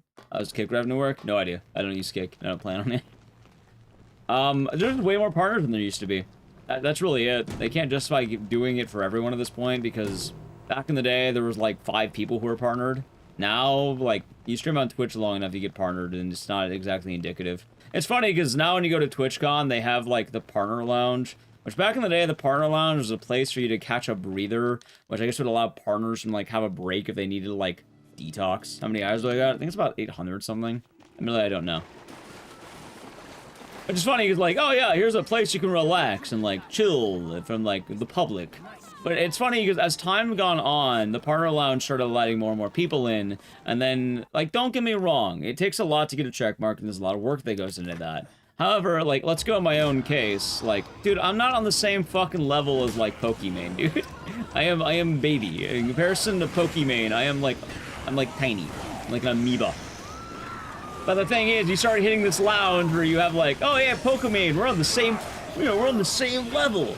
And let's, and like, they meet in person, and the point I'm making is, they changed TwitchCon. So they used to have the partner lounge, and they still do, and you still go in there. However, within the partner lounge, there's a second partner lounge, and it's called the deluxe partner lounge. I don't know what it's called, but it's the deluxe partner lounge, which means that you have higher connections, higher view count, whatever you want to call it. Actually, I don't think it's based on view count. I think it's entirely based on who you know, which probably should like partner managers. And it lets you, you can avoid. It's stupid. It's like, oh my god, what the fuck, dude?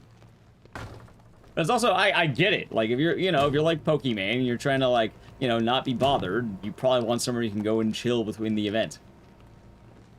Yeah, a lot of people will go in there with cameras, and I think people want to escape that. So. That being said, these days it's a lot weirder, and, I don't even know how to describe it. Most streaming is luck-based, and you never really know what's going to work and not going to work. If you have, like, you don't care about stats, it doesn't really matter as long as you're cool about it. Wait, for which degree? Or in what sense?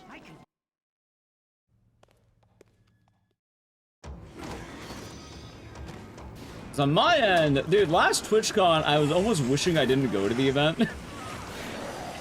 Because, fucking DRDR came out, and I was like, god damn it, I could have streamed all weekend long and popped off.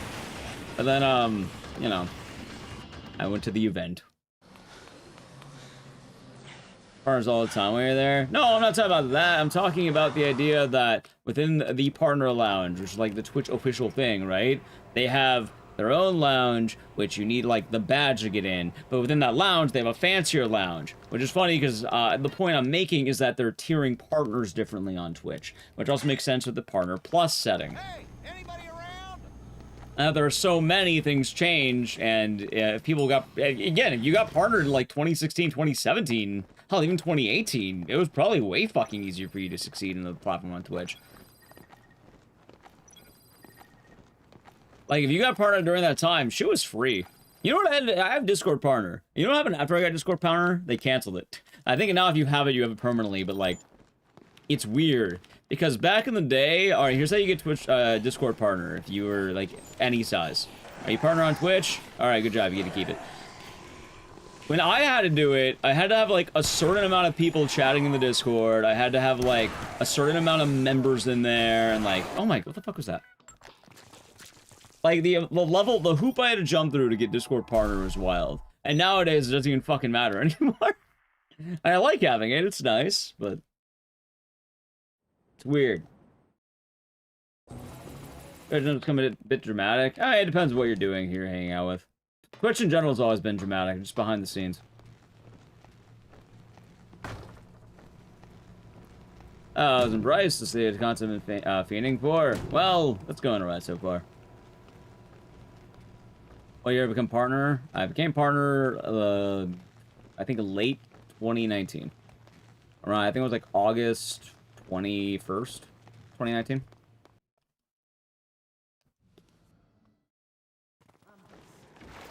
Signs aren't playing nice. Oh, they'll do that.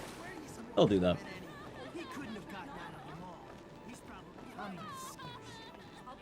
And that being said, in terms of like, I'm testing the waters. I don't know if the next time I do Dead Rising again, though.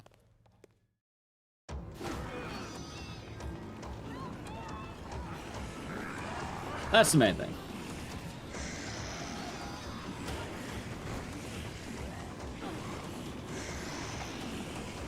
I can be here.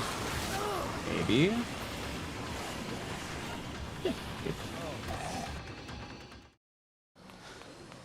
Yeah. It will not be like the OG days. Things change over time, and there's not really an OG days. Again, the OG days, like, if you were partnered then, it was free. Like, straight up, like, the difference is phenomenal. Is it Brian Reynolds? Hey, No. anybody around? That being said, I'm not exactly doing bad myself. I can't really complain about that. It's more just... yeah. That being said, I don't really see things going anywhere. People have been saying that for a while. I don't think... Twitch is never going to remove partner status. Partner's a meaningless badge. It doesn't do anything for you. You don't get paid a partner stipend for existing. You get a badge and you get a, like, I don't know, I'll get more emote slots. In fact, partner virtually has nothing. Like, Probably, what do you get as a partner? I think you get, like, quality settings. Like, what do you actually get as a partner? You get a check mark and you get quality settings. I think that's literally it. I think you get a apply for front page slots. You know, if you creators lost their partner. I guarantee you, I can go on Twitch right now. I can find some guy with like 3 viewers who still has partner. If someone's losing partner, it's probably a willful choice that they didn't sign up again, or they did something to violate the partner agreement. Already in help. I don't even know how accurate that one is. Like, in terms of losing partner, the only way you're losing is you're probably fucking up somewhere, you're violating something, or you toes. Because we're not streaming after a time frame. I guarantee you right now, you can probably find a partner who's not streamed in years who is still a partner. It's probably the willingness to sign back up or something.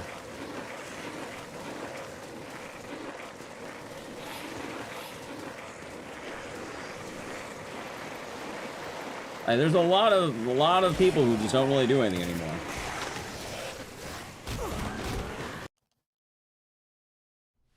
$7.7 million active streamers on Twitch. That there are.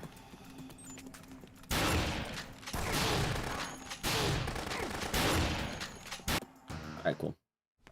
We gotta run! Hooray!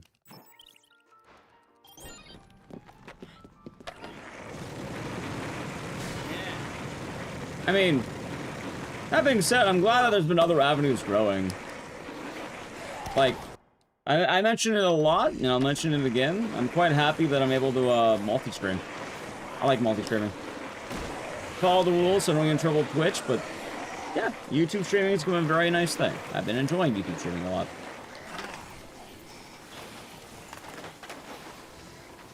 I think it's something nice. Maybe it'll keep growing.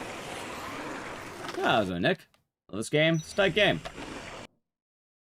Tight game. Oh wait, not this cutscene. I want to do something. You know, if a partner is really not shooting 5 years so his partner. Exactly. Like, if someone's losing their partner, they probably did something else. Like, I don't think it's because they haven't streamed in a while. If someone lost their check mark, either 1, they willfully dropped it, or 2, they did something that warranted removing it. Like, people aren't randomly losing check marks, and they're literally never going to take that away. Like I said, partner's mostly a meaningless check mark. That's all it does. It gives you a check mark. It would all, like, partner exclusivity would only really matter if you're getting a distinct advantage. It's kind of like, I guess I have that, but, like, really, I think it literally says, like, you know, don't multi-stream to kick or something, or, like, make it obvious you're multi-streaming to kick. I don't know exactly what it is. That being said, I don't even want to multi-stream to kick. I don't like kick.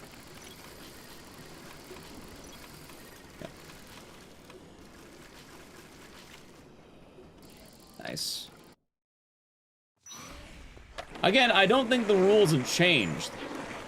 I don't know what rules you're talking about have changed. I think the case you're talking about is probably a lot more different than we were expecting. I don't think it's a normal situation.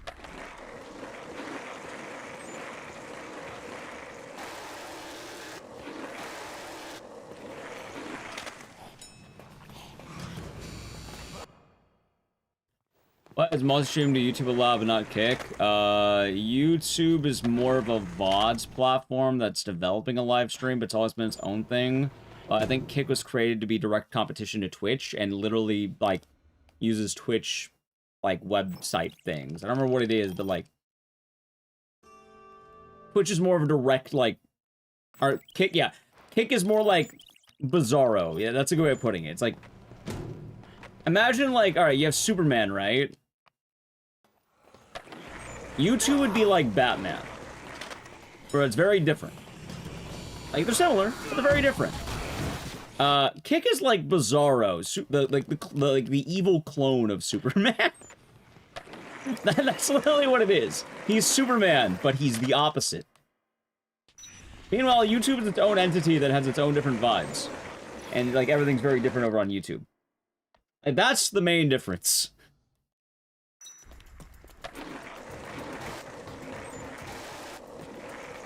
Even then, I don't even think... I think you even can stream on Kick. I don't know the exact rule. I just don't know the exact amount of it. Like, I don't think there's a rule... I don't know what rules against it, if any. Also, run's definitely dead. Wow, I'm out of the auto range. Out of auto range. A 910 split is pretty nice, though. I mean, if you want to stream on Kick, you can do it. It all depends on who you're asking and how it's going.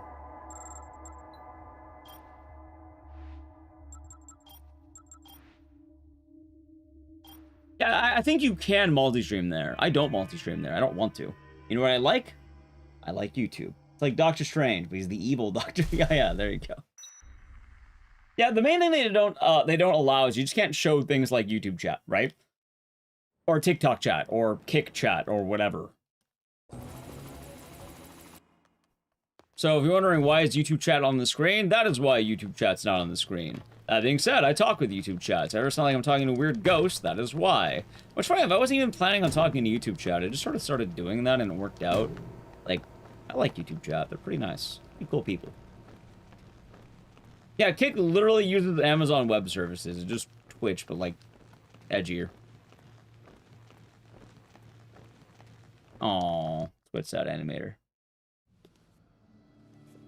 Yeah, I think the actual idea behind it, like, not all things are as evil as they sound or as, like, manipulative or malicious. The reason they probably do it is because Twitch can moderate Twitch, they can't moderate YouTube, or they can't moderate Kick. So if someone, you know, types something that's very explicitly against TOS, then, you know, they can ban the Twitch user, they can't ban the Kick user, they can't ban the YouTube user. They can't moderate that content themselves. That was in guts if you didn't get today. How does one break a world record you're tied to a linear in-game timer? That's a good question, Spencer. Well, actually, not quite that, Gregory. The way that you're able to do it on Dead Rising is a mod. So we mod this game to be called, it's time skip. What it does, it removes the waiting. That is all it does. It removes the waiting. But that's cheating! Go ahead and watch paint dry. It removes the waiting. Nothing else. It literally just removes the waiting. I know what you're talking about. Why do you think I said exactly? I know Bizarro. He says he loves you, but he doesn't actually love you. He says he wants to help people. He wants to hurt people. I know the joke you're making. I know what you're doing. Yes. But yeah, that's how Dead Rising works. We use a mod. I have a video talking more about it on I think it's, well, no exclamation. It's on, if you look in the YouTube videos, it's like how Dead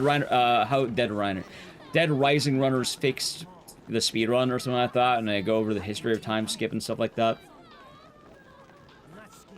And I know only one person has been banned because they used Twitter to bash other speedrunners some disgusting behaviors. The whole thing's weird, but yeah, it's pretty easy to, like, avoid things for the most part. Are there weird decisions? Sure. And that being said, I'm pretty sure that Twitch isn't going anywhere and that most things are rather inconsequential. If anything, I feel like what's more likely to happen is probably, what, just general drop in, like, ad revenue or whatever, but it's always good to spread.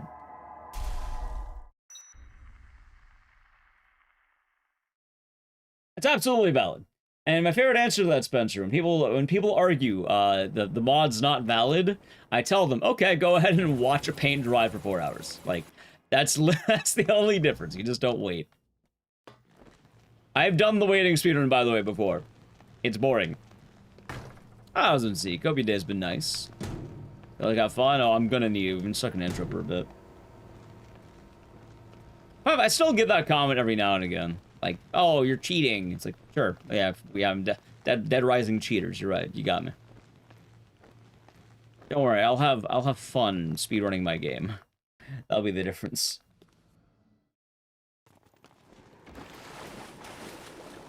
How it goes. Ah, it's on stage. Theater. Gonna let end. Yep. You have to understand, unless you program the game yourself, you're cheating. You don't know control how fast the game ends over time. Actually, it's a little bit different. There is a... Alright, if you want to know the, like, unmodded speedrun, like, what you do, it's really stupid. Speaking of really stupid. So the way it goes, you'll laugh. If you're playing the OG version, if you want to get record, 1, okay, here's how you do it. You want to buy the nicest computer imaginable. Truly lower your loads as much as possible. You want to buy a nice computer. 2, I think what you do is you wait on the roof until as long as you possibly can for case 1. I don't remember what it is, but you want to wait a long time, specifically on the roof, before the game even, like, it's weird. I don't remember what exactly why. I know you want to wait a while. I just don't remember what for. As well, if you end up, how do I put this? OG. Remake's so much fucking better for speedrunning. You don't have to mod shit. You just do the time skip. I was in Mars. You hacked and made it. Oh, of course. Anyway, the main time save for a regular Dead Rising run. 1, if you're doing the D or F ending, you die on Bomb Collector. You just wait in the safe house and you don't do Bomb Collector. Assuming you're doing a full game ending A, once the military spawns in, you get your ass kicked by the military until the game ends. Because every time you get kidnapped by the military, they chop off like a certain amount of time from the timer. So all the speedrunning is just, you constantly die to the military.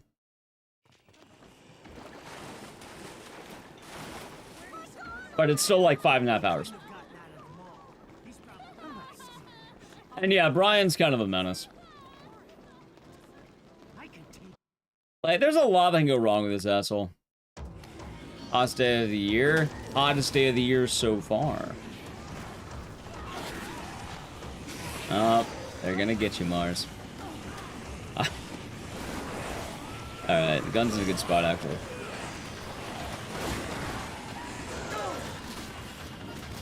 You take that.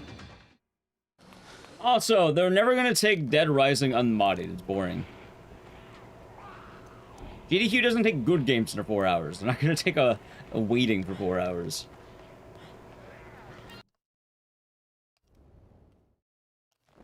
Hey, anybody around? Was launched on GDQ is accepted. I think it's a Final Fantasy game, about like 9-ish hours. Probably like Final Fantasy 7 or 8 or something like that. The answer is definitely Final Fantasy. I know that much. I just don't know which one.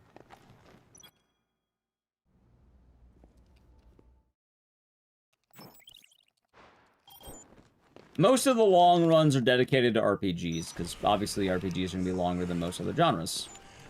But yeah. Hey, speedrun the other Dead Rising games while playing DR1 no time skip mod. Yes and no. You can only do 1 and... You can't do, like, 3 and 4. You drop it somewhere.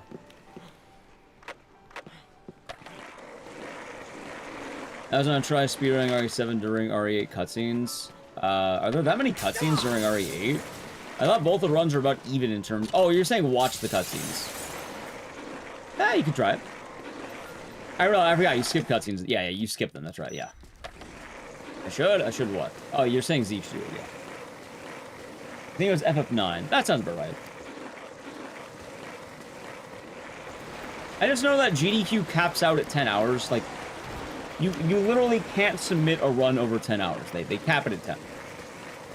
Like, nothing in GDQ will ever go over 10 hours. Unless they make a rule change in the future. But specifically 10-hour cap. Consider Rising Engine for speedrunning? Ebbs and flows. Sometimes it's 2, sometimes it's 1. So 1 or 2.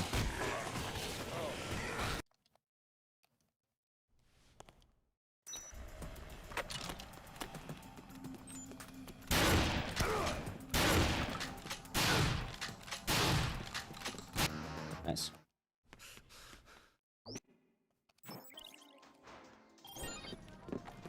Hey, we actually got the good RNG.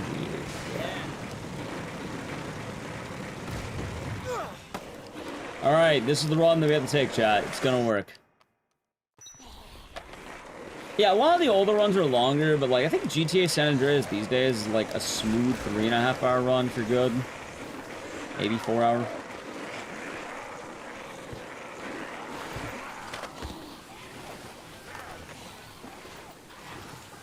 Alright, that's fine. I'll leave that hit because I don't want to lose too much time there.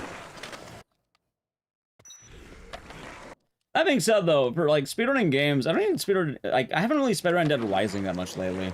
I kind of wanted to see if I can like have some good mojo with this game, and I got close to PB. I had a 2850, which I know it's not good, but it's not bad. It was like what? Like maybe 15 seconds away from my PB? All things considered, I think it was 14 specifically, but like, all things considered, that's definitely not bad right there.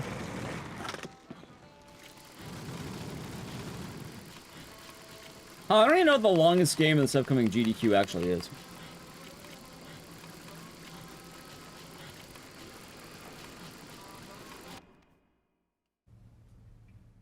Four. I don't really remember. Like, most of my expertise in GDQ games tends to almost always be around the horror block and maybe awful block. But even then, it's usually horror.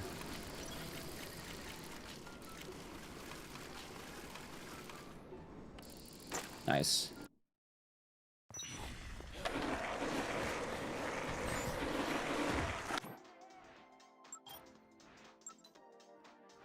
Good shit. Alright, chat, we have some very good odds right now. We have a very clean run. I don't get grass, it'd be really sweet.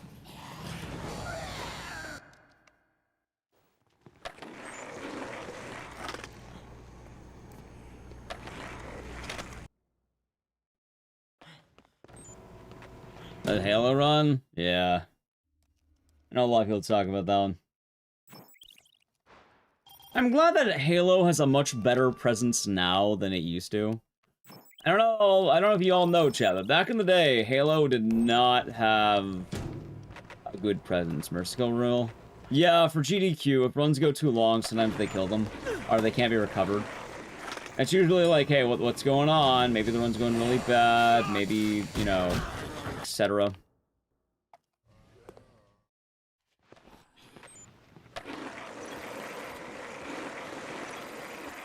Kind of just checking what's going on and all that. But, no, there's a... You can find it if you look at, like, GDQ bad Halo run or something like that. It's easy to find these days. Long story short, it was some guy who had, like, a good online reputation for Halo, but then he ran at GDQ, he never practiced. It's just be, like, a legendary run, but he kept choking, and, like, eventually they lowered it down to, like, easy, I think, and even then he couldn't finish it.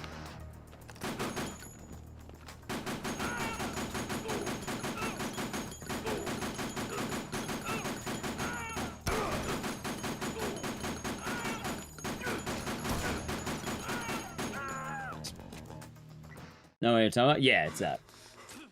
Yeah, Serious Splices runs.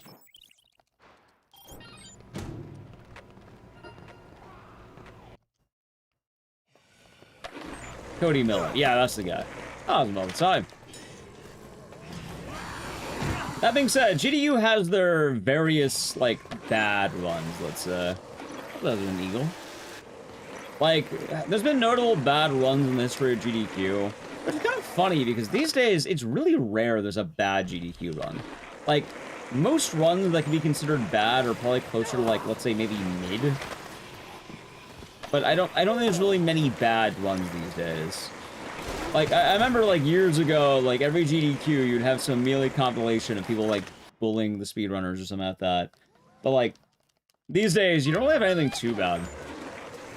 Like, I haven't seen any weird, like, GDQ cringe edits in, like, since 2020, probably. Which... yeah.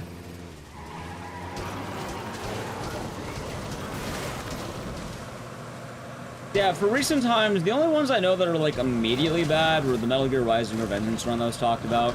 But even then, I think that's only really, like, as bad because the guy went on camera saying, I cheated, or something like that. I don't remember the exact degree of it, but yeah, he, like, said on camera, this was a spliced run. I was like, wait, what are you doing? Why are you doing that? And then the other one was, like, Rocco's Quest? That's because, like, I don't think they vetted that run enough.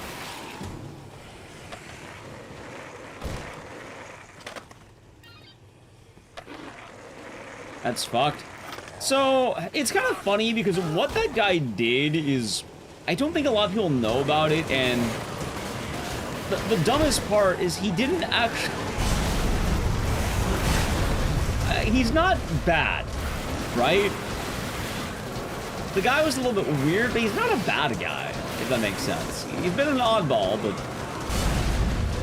not GDQ, but speedrunning has this weird thing that most people have moved away from. He didn't cheat, if that makes sense. It just, he had some of really weird decisions, but he wanted to showcase the potential world record for Metal Gear Rising Blade Wolf DLC. Like, the main run he kicked ass at, right? But when he got to the Metal Gear, the Blade Wolf DLC, he played a segmented run. But if you don't know what a segmented run is, it's usually a run that you do in multiple parts to kind of put together the best possible theoretical run. But it's called segmented because you're doing it in segments. And it's trying to get those best segments imaginable. So anyway, the point I'm making here is, yeah, I don't know why, because he submitted for, like, in-person regular bonus run. Yeah! Okay, so Pokemon Sword Shield's the longest one. I think I saw that in YouTube chat as well, but thank you, Adolfo. Another Oh, it's all the long runs of... Oh, god damn it, I'll complain about that later. I'll complain about that one later. All the long runs of Pokemon. That's kind of funny, but also kind of sad. I find it kind of funny, I find it kind of sad. The dreams of Pokemon are not the best I've ever had. Oh yeah, but he did a segmented one, which it's still a thing, but it's not nearly as popular because I think speedrunning's mainly moved to live stream. Like people like continuous, like one run continuous. Well, no, segmented runs are like an old man thing. It's like SDA, old school shit. The spin-off. I think it's like both of them are major Pokemon games.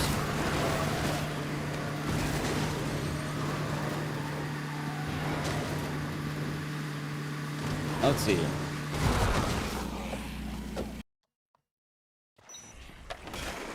I really hope this board doesn't break. Come on. You can make it, man. God damn it, I knew you weren't gonna make it. You're a coward, skateboard. A coward, I say. This board's doing good. The Haunts. Yo, thank you for the tier 1 for 88 months. Oh no, the tier 3. I'm being stupid. The fucking tier 3. Tier 1. +1, +1. The tier 3. For 88 months. Yeah, sorry, I auto-brained for a moment. I hope you're doing good today. Thank you, Mr. Haunts. Are you ready for your travels?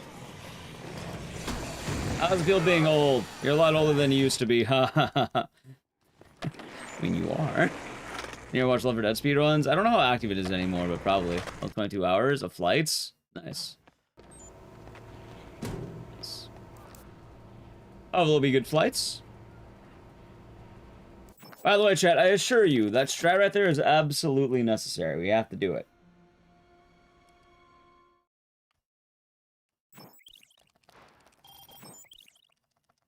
Oh, God.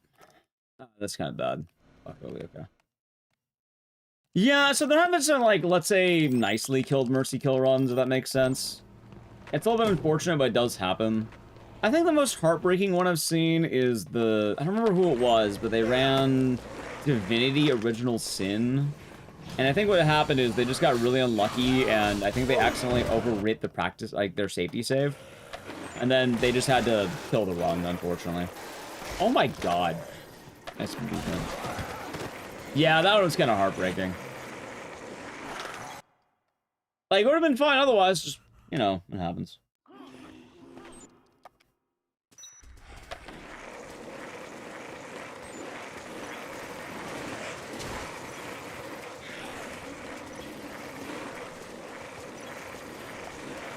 Okay. We're all older right now than any point in our life so far. True, but Juo is somehow older despite being younger than me.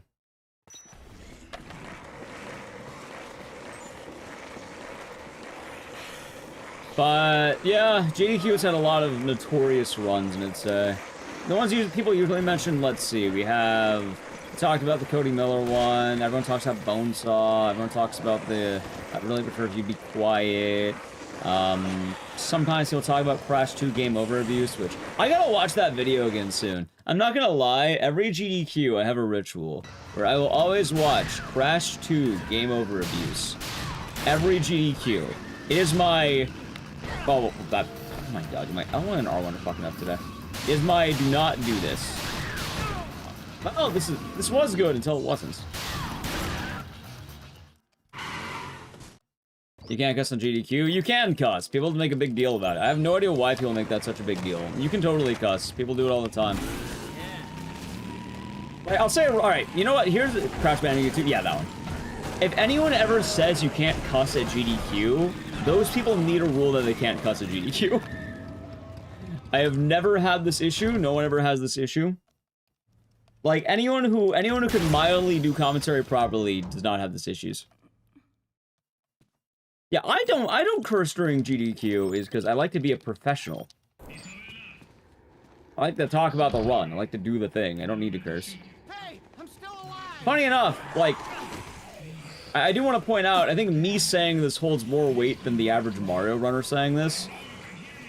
You know why? I don't speedrun children's games. I speedrun games that are rated M for mature.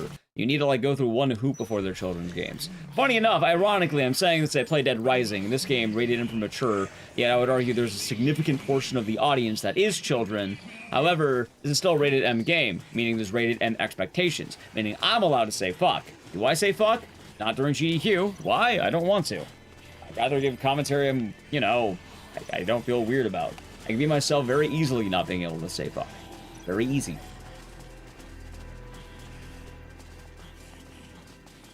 Kind of neat too. Like, I feel like a lot of people just don't know that.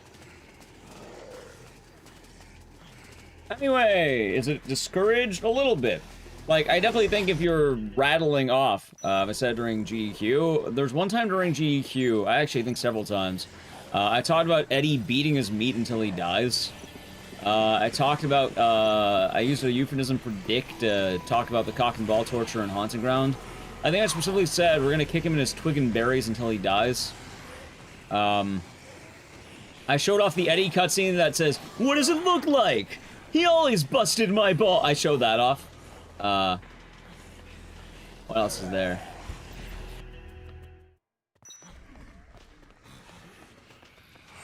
Yeah, no, I've done plenty of, like, let's say, risque things. But at the same time, it's one of those things that it's not a big deal unless you make it a big deal. I did ask Mikey Yama if I could talk about Rooney's ass once, but he told me please don't, and then I didn't, because, yeah. They're running RE7 in English rerun. In a word, a better word says you're fucked. Hell, one of the popular memes during RE2, people were, like, censoring the bitch, right? Like, Sherry, I'm coming in, like, you know, when Chief Iron's calling Sherry a bitch the whole time, people are like, oh, because it was funny, not because they needed to censor it. You can totally, like, you know, it can happen. And games are allowed to say it too. People do make it a big deal. People make it a big deal because people want to make everything with GDQ a big deal. GDQ killed my family. GDQ bans you for having fun. GDQ has a secret Illuminati that's going to come to your house and beat you to death.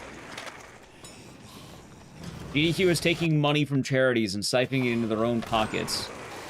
Literally, everyone assumes GDQ is this big shadow man, which it's an event about playing video games fast. They say bitch in the original. I don't even think there's a Chief Irons portion like that in the OG, so no.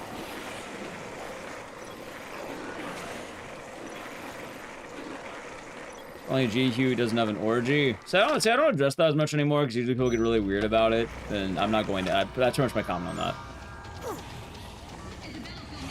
There's one story that corresponds with that exists, but usually whenever that conversation comes up, people keep asking if I have it, like, oh, you gonna go to the orgy? Which, I'm not gonna lie, I get a little bit uncomfortable whenever it gets brought up. I don't know, it's a little bit of an odd thing, I guess. It's like people asking how big is my dick. It's like, I don't know, I don't know what to tell you, man. It's like asking, hey, let me see your wiener, man. Like, you know? Yeah, no, I stopped responding to those jokes because it just got a little uncomfortable. Usually because whenever I got brought up, people kept asking about me specifically, and I'm not gonna lie, like, Chad, sometimes I do get uncomfortable, like, it happens. If I get uncomfortable, I don't address things. It's that simple. That being said, you're not in trouble, it's, obviously I don't talk about it very much, so.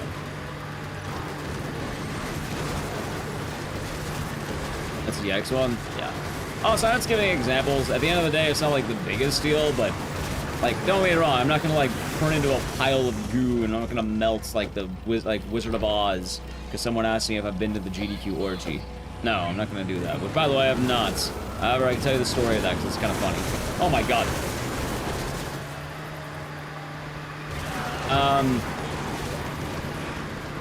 No, it's usually just like, I don't know, it's like, I'd rather, like, it's weird chat, I'd rather not have it.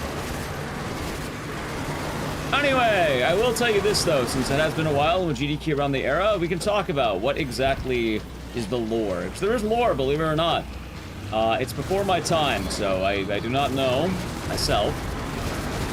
But from what I have heard, there is one notable example of a GDQ orgy.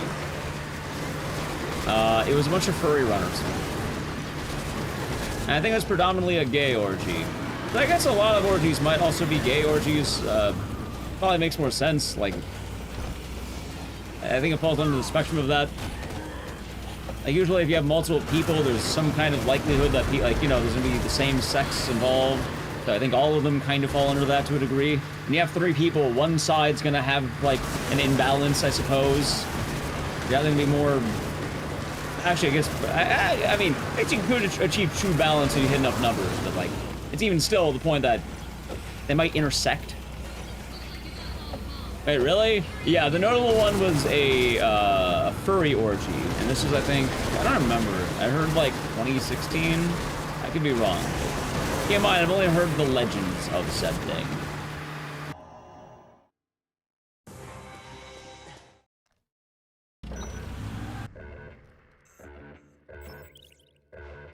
I slowed down a lot in recent events. What for that? That was a 2016 type event, apparently. I said, I don't know a whole lot more outside of what I've heard, and I've heard it from reliable sources, as in, I know people who attended. Because I am, you know, I am mutuals with some people who are furries. Makes sense. I hear furries party a lot. I hear furries are very, what's the word? Debaucherous people. They like to get rowdy, quote unquote.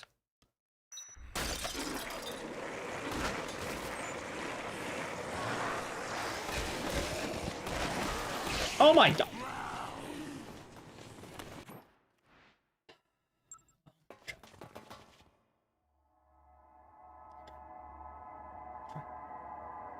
Let's go next. Business is true. What business? I don't know. I don't know what business you're referring to.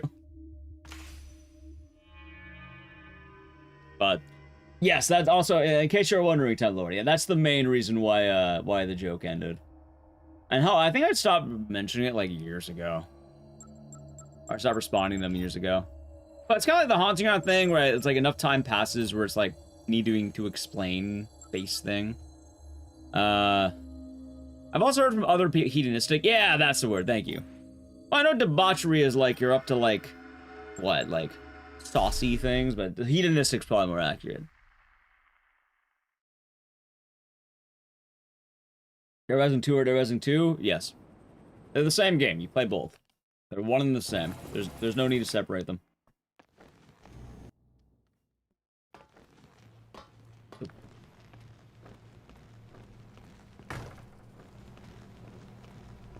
Anyway, I'm sure there's plenty of different stories in the world of streaming that we do not know about. So there's probably plenty more.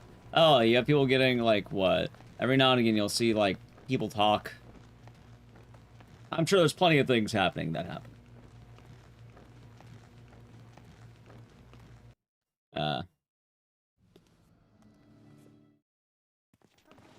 Mind you, the Olympics? The Olympics are wild from what I've heard. This is you. I mean, people, I don't know, they do what they want. I'm not going to judge them. I'm not going to dwell too much on it, but it's more... I guess a lot of people demonize GDQ in ways that don't really matter. Also, the events are more just... How do I put this? Usually speedrunners hanging out, which is, let's see. You know, that one? I know there used to be a subreddit that got banned because they kept bullying Boogie, which is kind of funny. Not that it's funny to bully another human being, but like you bully a guy so much you get banned specifically for that. Of all the ways that can happen, that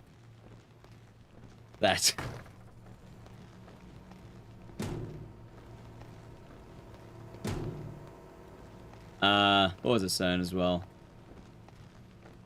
train of thought. No, most events. Most events, people will probably just chill. Hang out with people they meet online. Because, you know, you talk to a lot of these people in communities, and it's sometimes nice to put a name to a face. That being said, though, I think, alright, one thing I should mention, and this is a big, big thing. Hey, man. How's it going? How you been? Are you enjoying working like a dog every day? Alright, did you hear? I'll be going to Japan, Mr. Slump God. Bane the Slump God.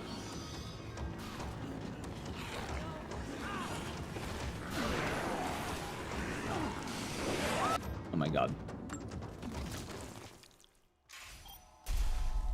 What was it saying, though? Oh yeah, people, GDQ is clicky. It is very clicky. It's very clicky, even still. Answer the new Squid Game? Probably. You want to go to Japan? I'm going in August. I don't know if you're allowed to go.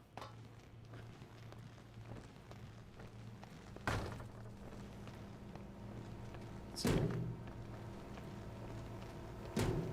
Like, it is quite hard. Is that a run killer? Yeah, it is.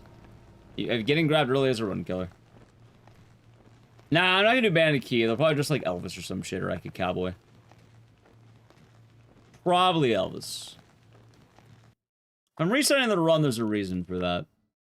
I don't just randomly reset the run. If I'm doing it, there's usually a reason. Anyway, I need to play an ad, and this seems like a very good time for the ad. So if you want to avoid the ad, sub to the channel, Prime Gaming. Alright. I'm doing it now. Patch.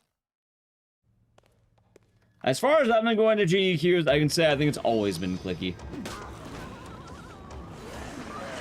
I think so. Oh my god. I do feel like it's gotten a lot more clicky too. Like, I definitely agree with that. But it's always been clicky. It's gotten more clicky too. Oh, it's also from a viewer's very narrow perspective.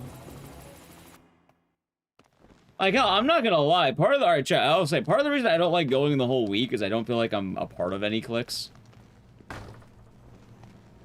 Like, I feel more outside looking in a lot of ways.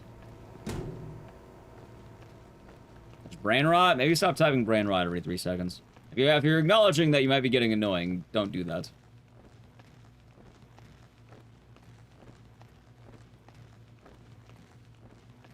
But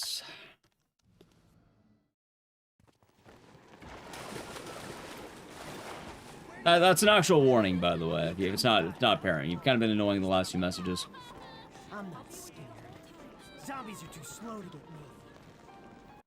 But yeah, no, I don't feel like I'm really as ingrained as I used to or whatever. So I'm like, oh, nice.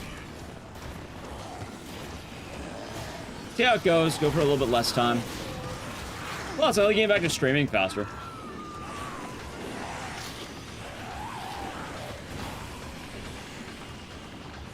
There we go.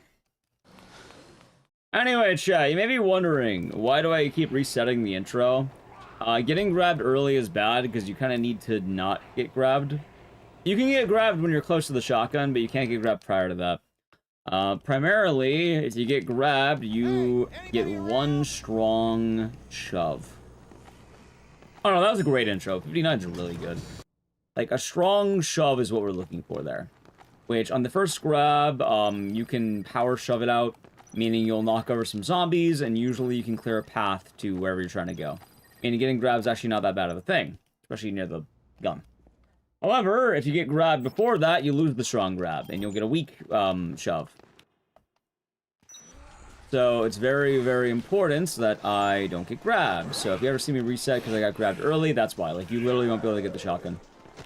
And usually it's worth just resetting right there. Also, getting grabbed here can be bad too, because honestly, I'm resetting there because of Mojo. Alright, back to intro.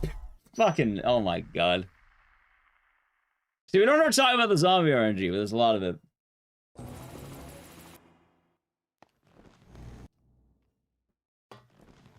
Sometimes they spawn like hell, sometimes they don't.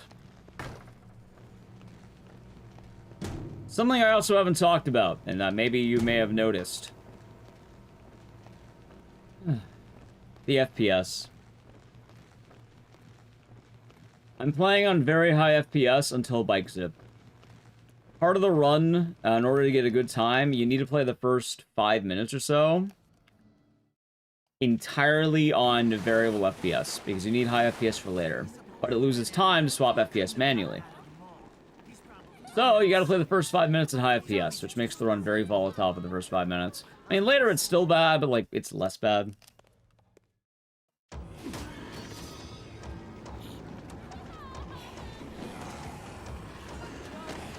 Oh god, that's kind of rough. Alright, crowded. Nice. Played RA2. OG or remake? Because hope you had fun with it. It's a good time. Are you annoying? Yes. Why would I tell you you're annoying if you're not being annoying? Unless you're being annoying now. If you are being annoying now, I will start timing you out. But if you're genuinely being, like, dumb, I will time you out. Or ban you. Playing the remake's fine. Nothing wrong with that. You're playing a game you bought. Some people like the OGs, some people like the remakes. Oh, a lot of the remakes are kind of made to get people into the franchise, so... If anything, you're doing the intended thing. Sorry, thank you.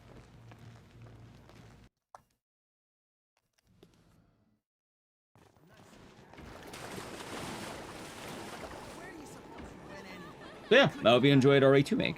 Solid game. A lot of high notes there, and kind of paved the way for a lot of games afterward.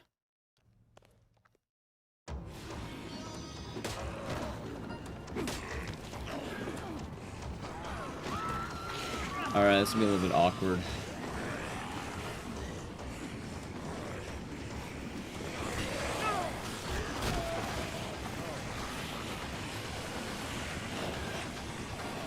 I don't know who that is.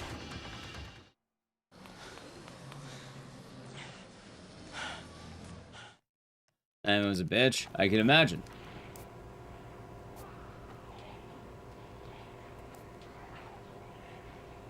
Alright, back to intro.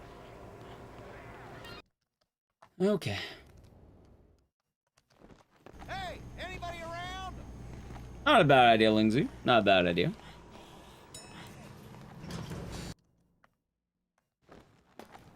That being said, thoughts on Dead Rising? Chat, I think I had the right thought. I think I was about accurate from what I thought. Expect Dead Rising to go back in the vault, probably, for a while. I like Dead Rising, well, it's going back in the vault. Use skateboards. Okay, I'm probably gonna start timing you out.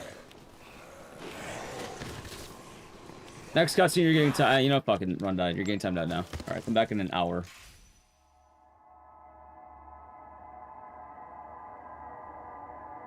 Is that on purpose? Yeah, it is. Like I said. Also, run already died because I got crabs, so it's all good.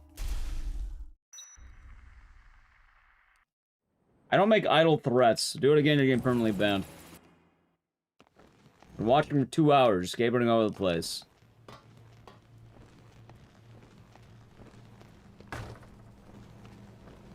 Yeah. Anyway, yeah, I don't plan on doing Dead Rising again much after today. Well, at least going back to where we were. Kind of goes back to the relationship I've been having with this game. You know, it's a good reminder. It's a good reminder. No, we're still in the full series. Like, that's a post-GDQ plan. Like, it's going back to as it was, yeah.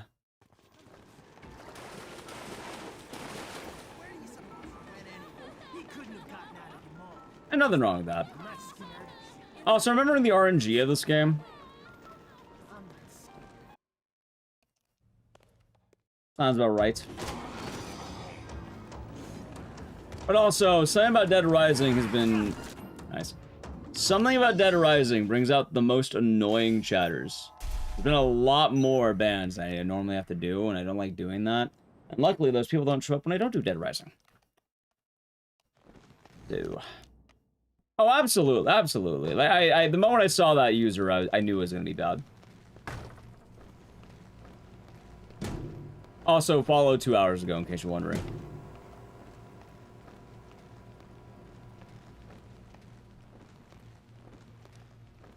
Honestly, I'd say this intro RNG is par for the course. Earlier I had some good intros. This is more likely.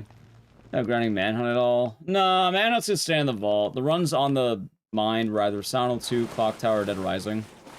They would probably do the, Silent 2. Probably doing a ban % speedrun. Yeah, maybe.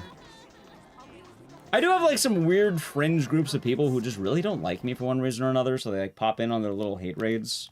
I don't know why, I don't know the extent of it. They mention other users, or, like, they exist. I don't know. I'm not gonna worry much about it. We just ban and move on.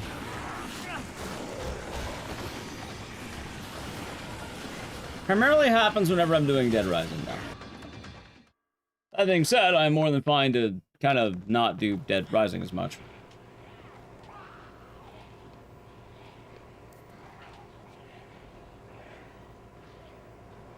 Makes sense. But luckily we don't really have that problem as much. Like, I know that used to happen a lot in, like, what, Yandere Dev, but I think it's specifically Peace thing and stuff like that.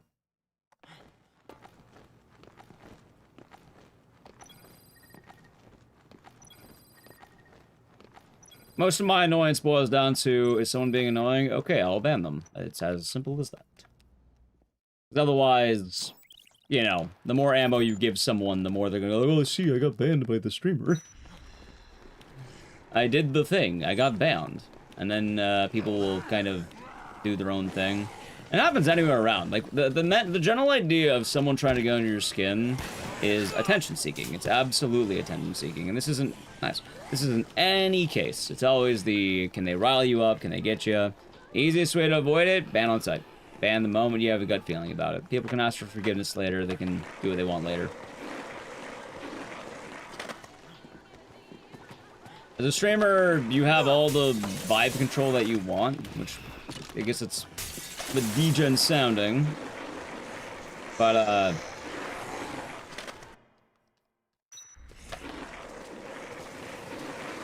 is there a chronically online at you? Wait, what does?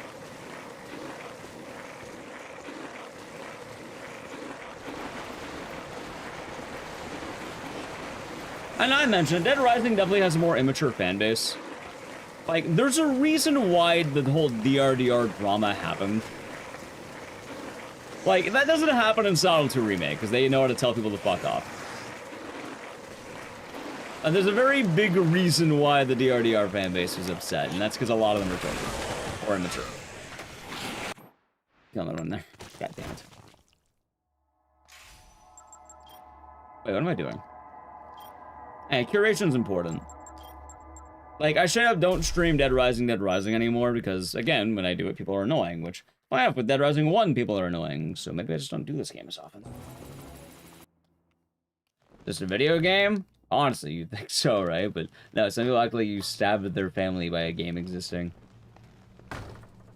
I think it's in development? Absolutely. According to what? It was like a tweet going around about Capcom's game progress. Every game, except for Gami. I always get the name wrong. I don't know why. I think that's why, but every game was considered remotely successful. Or as expected. So, I think it's worth getting? Sure, why not? I don't answer that question because I don't know what you think is worth getting. I don't know. Sure. Buy it if you want it. Don't buy it if you don't want to buy it.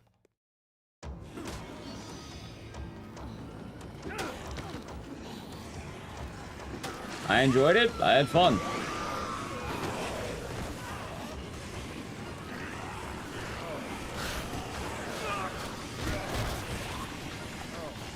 I wouldn't even say it's DRDR chat. It's been kind of applying to base DR too. In fact, I've kind of been half tempted to kill runs for today and stop over to Silent 2 or some shit.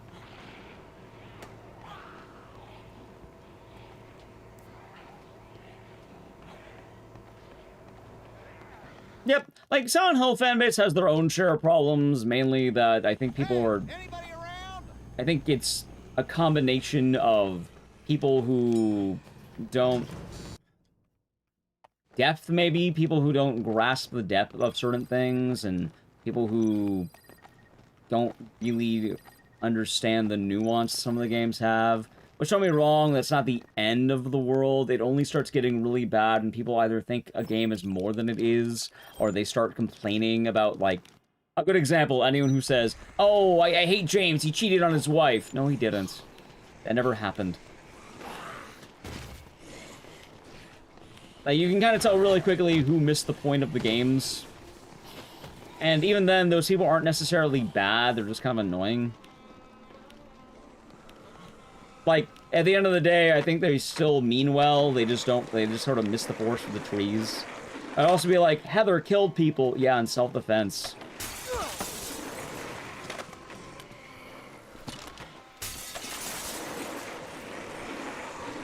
Isn't it implied that James is unfaithful? How do you see unfaithful? Like, how strict are you on that? Like, what do you define as cheating? Like, hold on, I'm gonna level with you here. Chat, do you define as checking out other women but doing nothing about it as cheating? Would you define that as cheating? Like, would you define a wandering eye as cheating? No? There's your answer. Some people might say yes. If that's yes, then sure, I guess. Sure. It says you can look, not touch. There's also a degree of that at which are you, like, removing someone's eyes? Like, you wouldn't... Yeah, most people would not consider a wandering eye to be cheating. Most people would not. And I kind of made it in my joking video, like, oh, James never cheated on Mary because his dick's too huge. Which is kind of funny, because, like, oh, that's why he didn't do it. But realistically, he never really cheated. There's no substantial evidence saying that. The only evidence you have is that he had a wandering eye because the nurses are sexy. But there's nothing in the game that ever suggests he cheated.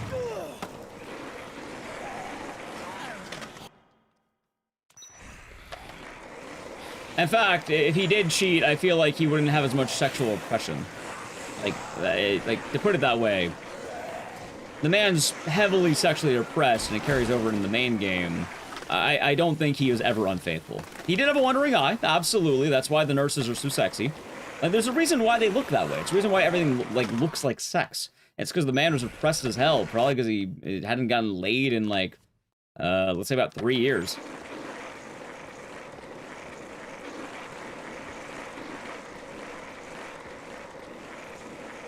Which, yeah, no, that's gonna fuck with the man's mentality. That being said, does it justify anything? No. But, like, there's a reason why the sex symbols are part of the game.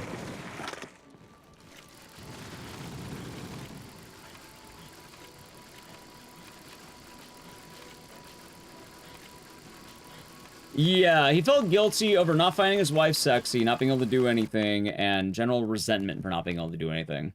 Which in hospice, you're gonna see a lot of attractive nurses, so it's like, oh hey, my wife is dying, and there's all these sexy nurses around. It's like the fucking meme, I have no mouth, and I must scream.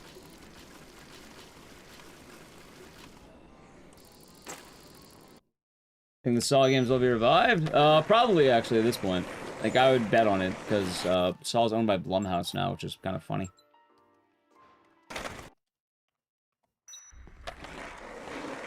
Morning, Wonder Week. Hope you're doing good today. Yeah, I will also say, though, Siamese Teas, as a bit of a downing point, and, yeah, end of life, we were talking end of life care the other day, but adding on to it now, it is unfortunately common that, whenever women are dying of anything, let's say terminal disease, men often leave or cheat. It very often ends in divorce, let's just put it that way. That actually is a common thing, believe it or not, which is where the idea probably comes from. Like, again, the idea is not coming from nowhere, and this is why I'm not saying that the people who think this are necessarily evil. It's one of the people who are unwilling to listen to anything afterward. That's kind of weird. Like I said, there's a lot of nuance that goes into it. But there's a reason why people think that way. Statistically, it is much more likely that a man is going to leave his spouse if they are dying of disease. Good boy, thank you for tier 1. Enjoy the emotes in the series, and thank you very much. I hope your day has been nice. Cheers. You know what's funny? I actually found the exact scientific article that says that, and I put it in a video talking about why James is a giant dick. Say it, sure, why do you keep trying to change the topic every, like, 3 seconds? You've been doing this, like, for the last, like, several hours. You keep asking questions, and no matter what answer you get, you immediately try changing the topic. You've been doing this for the last 2 hours. Why?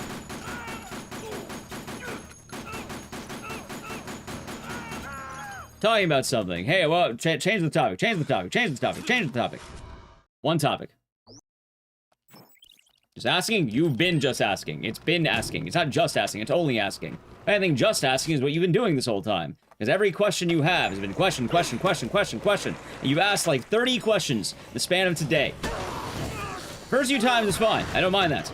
I don't mind answering questions either. In fact, I've been answering up until now. But you've been asking questions for I don't know how long at this point.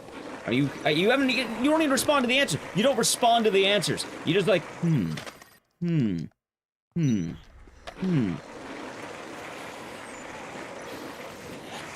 What are you doing with the answers? Are you just ignoring them and moving on to the next topic? You can dwell on one topic.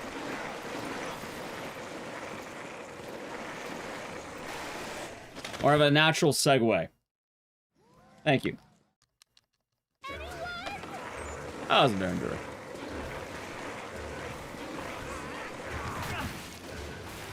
I don't mind answering questions. In fact, you can ask questions later if you'd like. But, like, I guarantee you if I look, it's gonna be different topic changes every single time. And never following up on the initial topic.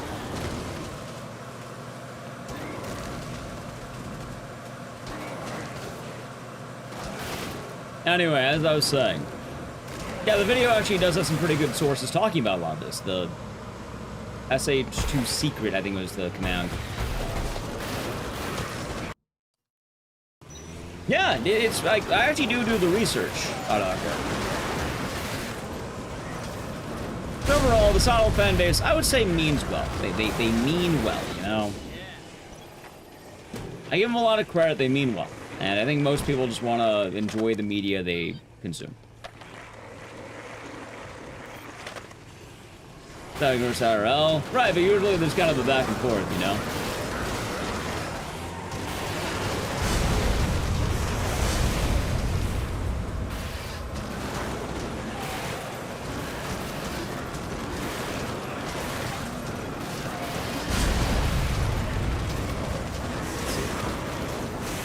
Like how I ask a lot of questions.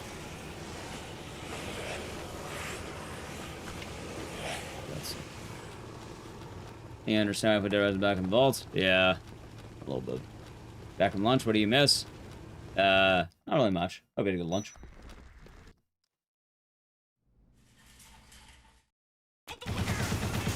Oh, okay.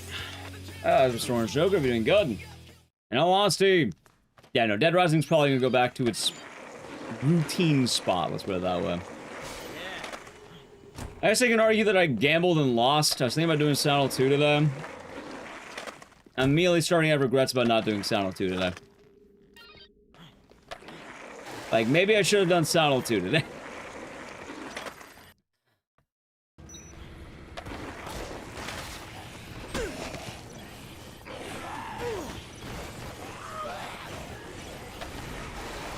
Anyway, let's today show the exact evidence. For anyone who's ever wondered, why don't we do Dead Rising? Where did Dead Rising go?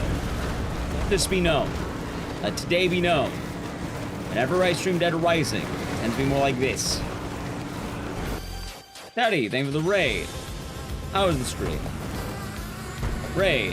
Hello, Raiders. How was the stream? Hope you had a good time. I was in Soapy. I was quite Gabba. I was with Teddy. We're doing some Dead Rising runs. I'm kind of regretting it today, but, like, we'll still have a fun time.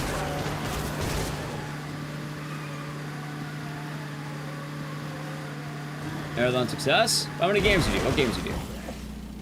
I do a shout out probably when I get to the cutscene, but hope you had a fun time. Also, I should say, Kakarot's, like, Dead Rising is not dead, so to speak, channel-wise. It's just, I'm more bringing it out sparingly. Like, it tends to much more sparingly. And Nally Q is here. Thank you. Shout out Nally Q. That is perfect. Thank you. That actually helps a lot.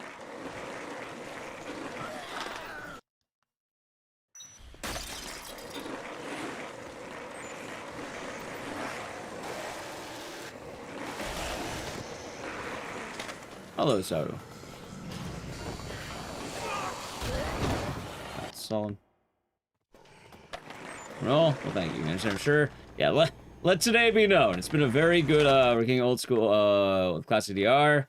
I probably do not come back to this game anytime soon unless the back half of the stream is, like, amazing.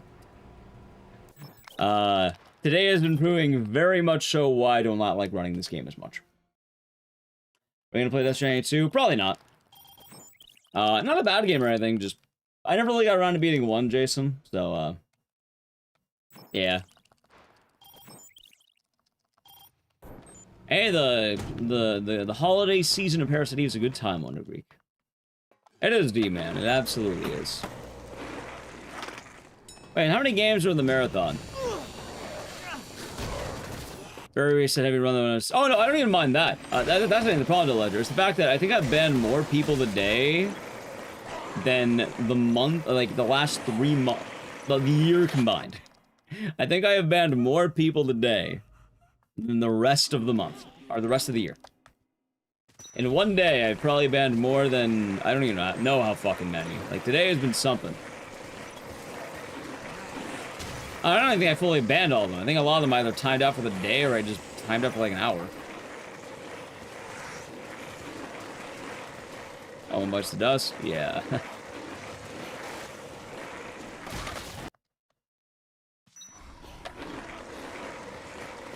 And to be quite frank, I don't think the hassle really outweighs the benefit, quote-unquote. Trip's a fun time. Yeah, both of them have been on the crit, both are good people. It's been good times. Oh, Sergeant, I've been treating you Nelly Q. Hope it's been good stuff. What are people doing? A lot of weirdos, let's say that much. A lot of weirdos today. The best answer I have is usually being annoying.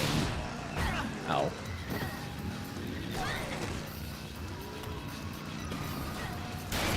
Ooh, good headshot.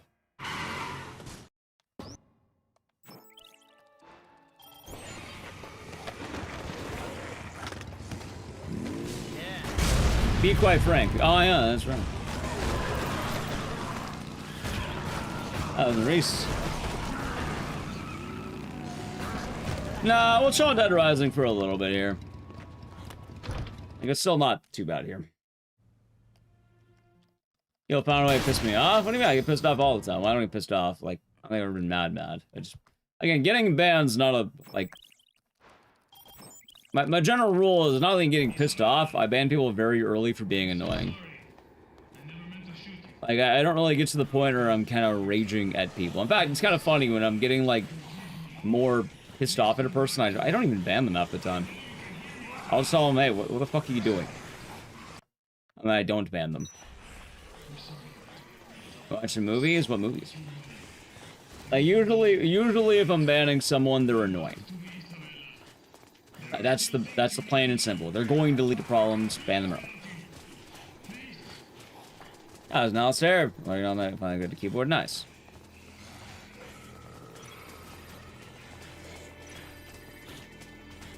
And lurking's fine too. I'd say most people do not have problems selling on juice. Yeah, because honestly, some people in Matone Bar, like, alright, it's kind of funny if you're wondering why would I ban someone from being annoying over someone from being rage-inducing? Like, you ever see the movie Bad Santa, and then, like, Billy Bob Thornton asks the kid, "Are you fucking with me, kid?" It's like that, where it's like, the kid doesn't mean bad, he has awkward social cues. And at the end of the day, while you might get a little bit upset, you know it's not coming from a bad place. Sometimes it's just awkward, and it's like, what are you on about? It's like, what is going on here? And it's that. Which isn't about, again, some people might be awkward. I'm not gonna hold it against someone for being awkward all the time. Like, some people might be more awkward. That's Andrea, I hope you're doing good. It's okay to be a little bit awkward sometimes. People apologize, people mean well. But usually if someone's being annoying, I'm gonna know immediately, oh no, this person's not gonna, like, they're being annoying. They are very deliberately trying to get a rise out of you, spam them. And as I've been streaming, you get a good feel over who's gonna be doing blank. I plan on playing MGS4. Not entirely, just because the other games weren't doing as well as I wanted. Ever seen Batter Santa? Nah. You knew every side quest? Oh, we had fun. That's what I was in Drev.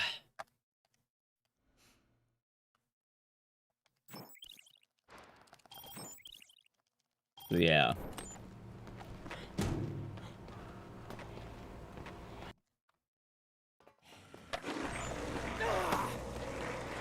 Oh, absolutely.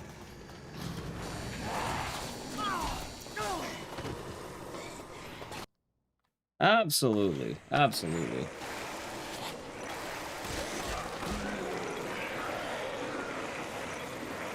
Like, most things that people say do not get under my skin. I grew up very, very thick-skinned. Like if I was a fat kid, but like... I'd rather thick skin growing up. But fat kid in a Mexican family, yeah, no, it's... You're gonna learn to adapt.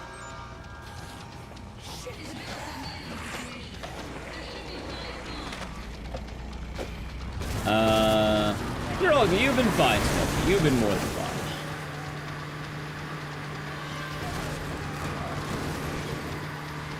I've only had 2 anecdotes ever, so it doesn't work.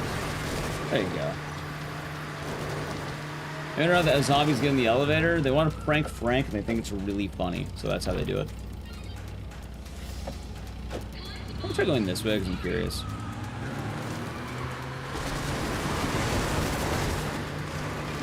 Maybe. And a hunt monster. Oh my god, that was... okay, maybe don't do that. Okay, now I know, don't do that. That was cutting it a lot closer than I thought it was.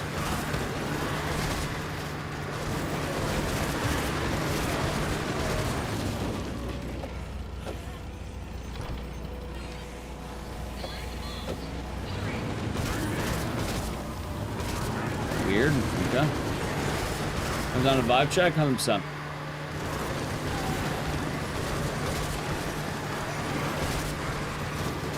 Being said, yeah, I think today we can at least power through the runs, but the vibe is quite different than how I was expecting today to be.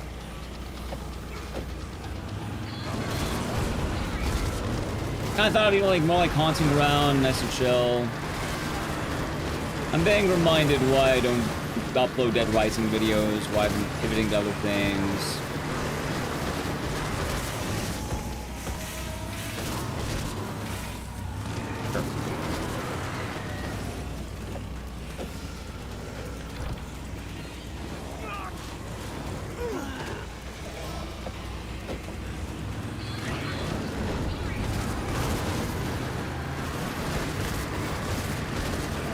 Okay. You know what the funniest thing about that is, too? I've been calling this out more. I'm gonna keep calling it out. It's not Dead Rising. It's the fan base. You know what I remember? I remember when DRDR was being announced, before the game even came out, the amount of people who were giving Stipo shit. Because he was upset that he couldn't play a game he dedicated his life to.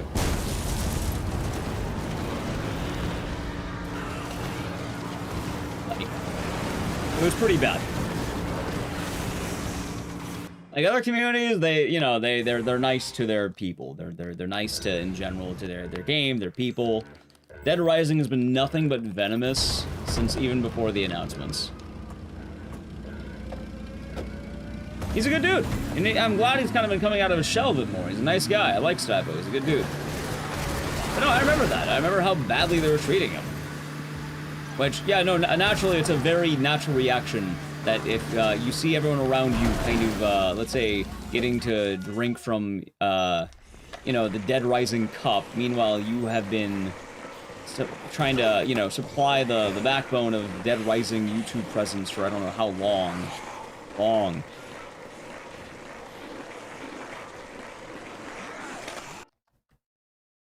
Understandably, you'd be a bit upset.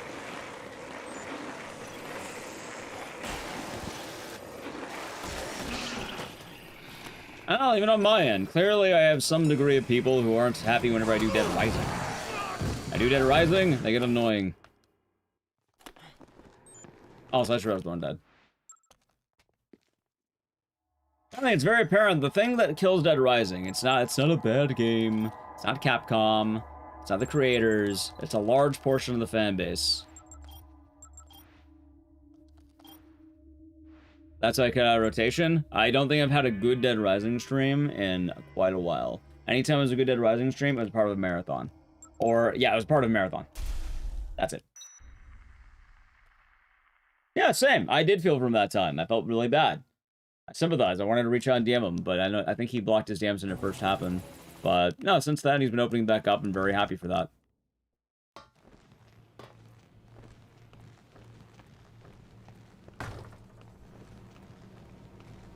The funniest thing, too, is I've interacted with so many fan bases, I get to see all this, like, all the different things that happen. Everyone has their dark days, but, like, you know, there's some good days, too. And how pushing and demanding they can be? No, how fucking mean they are. How venomous they are. How spiteful. Wow, a guy likes Dead Rising. We're gonna bully the hell out of him because he decided he is upset that he wasn't able to play it early. I saw all the fucking memes. I saw all the people. Where does this come from? Probably immaturity and a younger audience of people. Not saying it applies to everyone. Again, it's probably a very vocal minority of people. Either way, it doesn't really matter where it comes from. Some things just are. Jeez. But like hell, like the more I interact with Dead Rising like streams, like the more I don't want to stream Dead Rising. Both between YouTube and Twitch. Especially having so many other streams be like absolutely great and banging. It's like, oh my god, I play other games I like, I get better viewership and better experience. Oh my god, that's great. You're shocked? I'm not.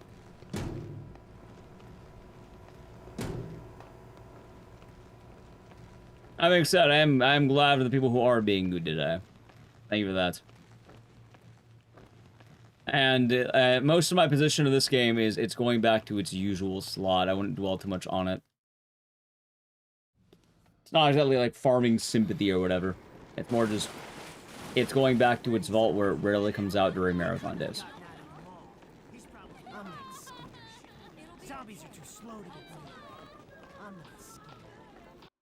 Well, the zombie creeps into the helicopter as it's taking off is the main idea. These streamers, a lot of people do that. Oh, it's natural. If something's not working, why would you keep doing it? I'm not thinking you touch the waters, but, yeah, no, I'm pretty sure, Dead Rising is going back in the vault.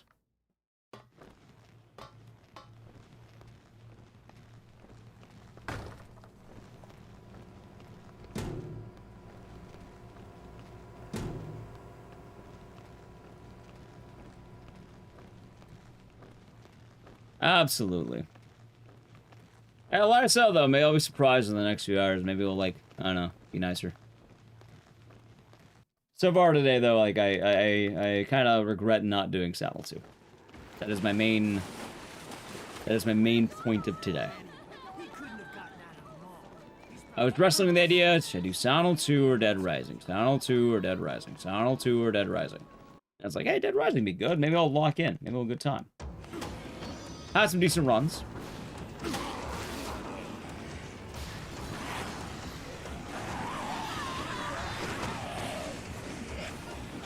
Enjoyed it? I'm glad. That's honestly the important part.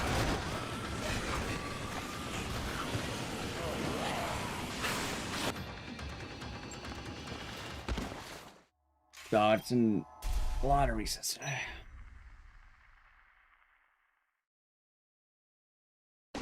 Hey, the work shift, happy to help. Well, time change the game. I'm fine doing it. Like right now is a better position. You know, it's a better position right now. Like nothing too bad's been happening in the last like how many resets? I don't know. I'm more just thinking out loud.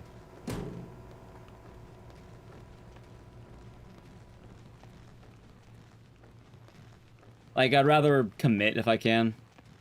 Like I said, the run itself isn't bad. If you're wondering, oh, he's upset because he's resetting. No, I don't care about resetting.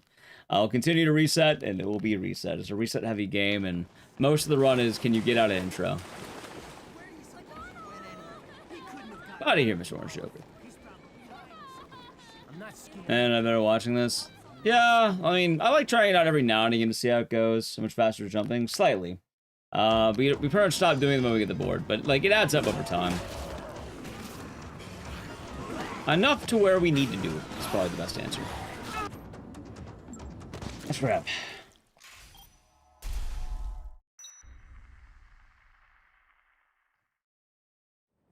You know, I can never switch something else. Oh, I've done it before. Like, I am not afraid to, like, if I need to chop off my leg, I can chop off my leg. You know? If I need to remove attachment, I need to remove the plans, change it, I can change it. I need to throw something out, I can throw something out. I'm not afraid of letting go, I guess.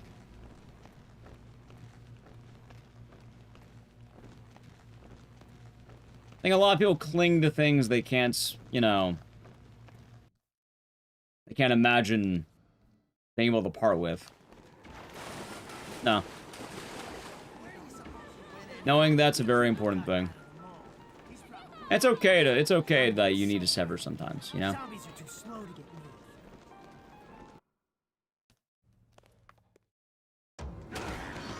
There is a, well, newish Aoni game. We didn't play it, but it was, I'm not gonna remember the name of it. Aoni and the, I think Kuchisaka woman or something like that. So errands done. Have fun with your errands. Damn it. Cool. Oh, God, my back.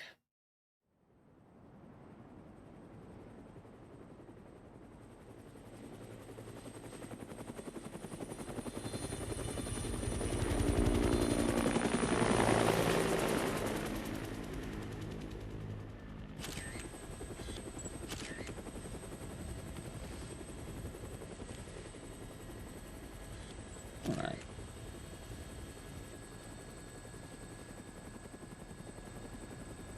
That makes sense. Say, buddy, you mentioned something about... New Silent Hill? New Silent Hill's gonna be tight. Oh, it's Mars Orange, we'll be doing good. Yeah, like right now, we be chilling.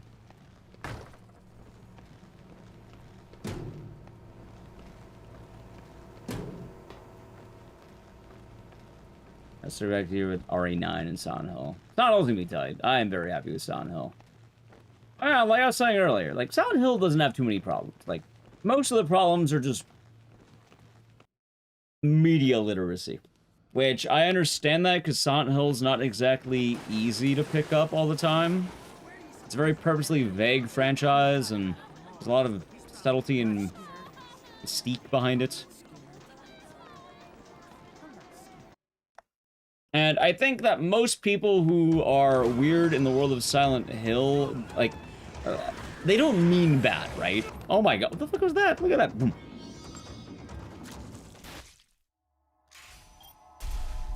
Something in RL Times get to skip summer. It's gonna happen sooner than you think. Yep. I mean, you know, video games are rather easy to enter, admittedly, and especially if you're just playing them. A lot of things can get missed. And also, alright, I should put it this way. I don't think poorly of anyone who wants to understand anything with more depth in it. I don't think you should be made fun of entirely for this. Like, that's why I want to mention very heavily that, like, let's say the example of someone who only thinks that James is an evil man because he cheated on Mary and that's it, and they don't see any reading between the lines. Those people tend to mean well and they want to understand, and very often they just don't. And I don't think that they're malicious because of this. I think sometimes they make it a little bit too combative, but at the end of the day, I think they want to understand something that has more profound meaning.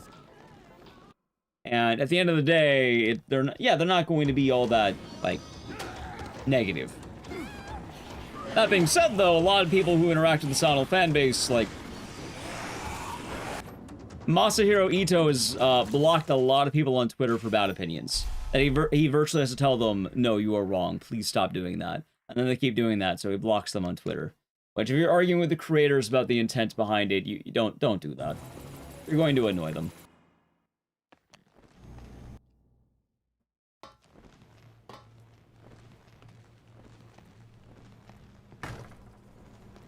Like, that happens a lot.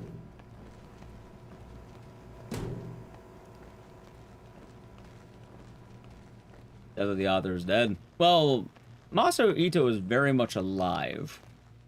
But also, I think you mean Death of the author, the trope. And I think it's more that some people don't understand that. And even then, it's a whole weird... I don't think it applies, is what I'm saying, I guess.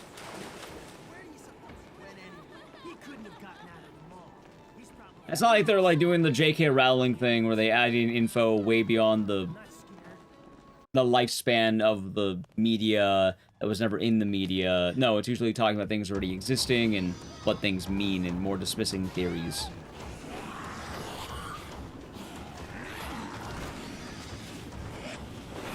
Because there's been a lot of popular theories pushed around for one reason or another. Mainly because the popularity of Silent Hill is more than people playing the games, and most people like Silent Hill don't play Silent Hill. That's the funniest shit. You know what? Credit to the Dead Rising fandom for something. They at least play the games. They bitch about them, but they play the games. Well, sorry, they play 2 of the games, and they bitch about over half the franchise. They play 2 of the games. Maybe 3. A Silent Hill fan base for a long time was, I watched a video on YouTube, which I get why. You're playing games that primarily were not accessible. Because to get Silent Hill 1, you needed a PlayStation 1 copy, or you needed PSN primarily around the PS3 era. Which you don't have that, well, you're SOL. Some people don't have a PS3. If you're doing Silent Hill 2, until very recently, it was rather hard to obtain. In fact, getting a PC port's not exactly easy these days. And then it's also locked to console, and a lot of the lore was kind of tied to YouTube videos for the longest time. Hell, the remake kind of helped alleviate that, which is why it's more popular. Silent Hill 3, same deal. Silent Hill 4 is one of the only ones that's publicly available, and that's the ironic part, because people don't talk about Silent Hill 4. Homecoming's available as a really bad port that people can't play. Outside that, it's physical copies primarily on like 2 gens back consoles people aren't on. Downpour, only available on consoles about 2 gens back. Shattered Memories, about the same. Only available on consoles. Hell, even weirder, because you either need 3 gens back or a Wii, which I guess most people did have a Wii for what it's worth, but not exactly cheap. Not to like, you know, dismiss the fact all these games are very expensive, too. They went up in price. Hell, Origins, you need a fucking PSP, dude. You need a PSP. I mean, you could get a PS2 copy, but it's really bad, and you shouldn't. Oh, it's an ATF. You like Silent Hill 4? Me too. It's not a bad game. It's definitely less popular. Right, but you must understand that while emulation is an option for many, most people don't emulate. Like, a very small fraction of people actually emulate. People who emulate tend to talk very, very loudly, but most people don't emulate games. If you're wondering why this is true, during COVID, a lot of physical media went up because people didn't know how to emulate games, and instead they would go out to use game stores and raise the price to use games, because most people don't want to think beyond playing the game. Most emulation involves heavy power users. Hell, it's actually a big reason as well you can buy, like, pre-emulated things that, like, oh, buy a thing with a bunch of preloaded games on it. People can't do it. Yeah, well, I don't think emulation's pretty hard. It's rather simple. A lot of guides to follow. There's some hard bits to it, but it's pretty well documented these days. If you want to figure it out, you can. That being said, it's harder than it used to be, but even still. Like, I'll say right now, modding my Xbox 360 was some of the worst things I ever had to do, and I needed a lot of hand-holding for that.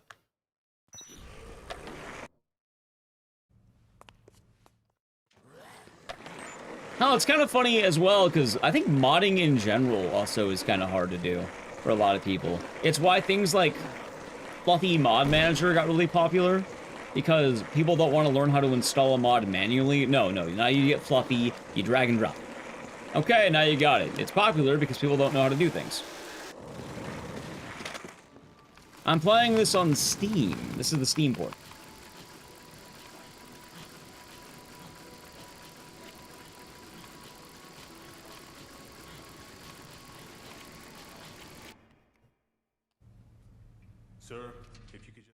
Yeah, back in the day, if you wanted to have mods, you had to know exactly what files to drop it into, where to do it. You had to learn a new shit like cheat engine, stuff like that. Nowadays, go to Nexus Mods, download Fluffy Mod Manager, and get ready to have your nude Ada and Leon. You got it immediately, man. Instant. In the palm of your hand.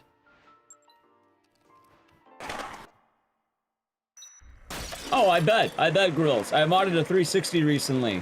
And no, I didn't even mod it. I bought a modded console, and then I had to learn how to install a bunch of soft mods on there. So I had software mods, the actual hardware mod, I didn't even do that. Like, I bought one, because fuck a soldering, dude. I'm not gonna learn how to solder. Solder? I don't call it.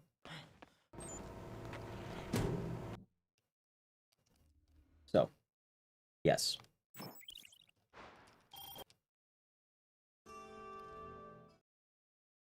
Yeah, these days, much easier. That's too hard, Akko. Things like Steam Workshop also help now. Oh, get the way, you.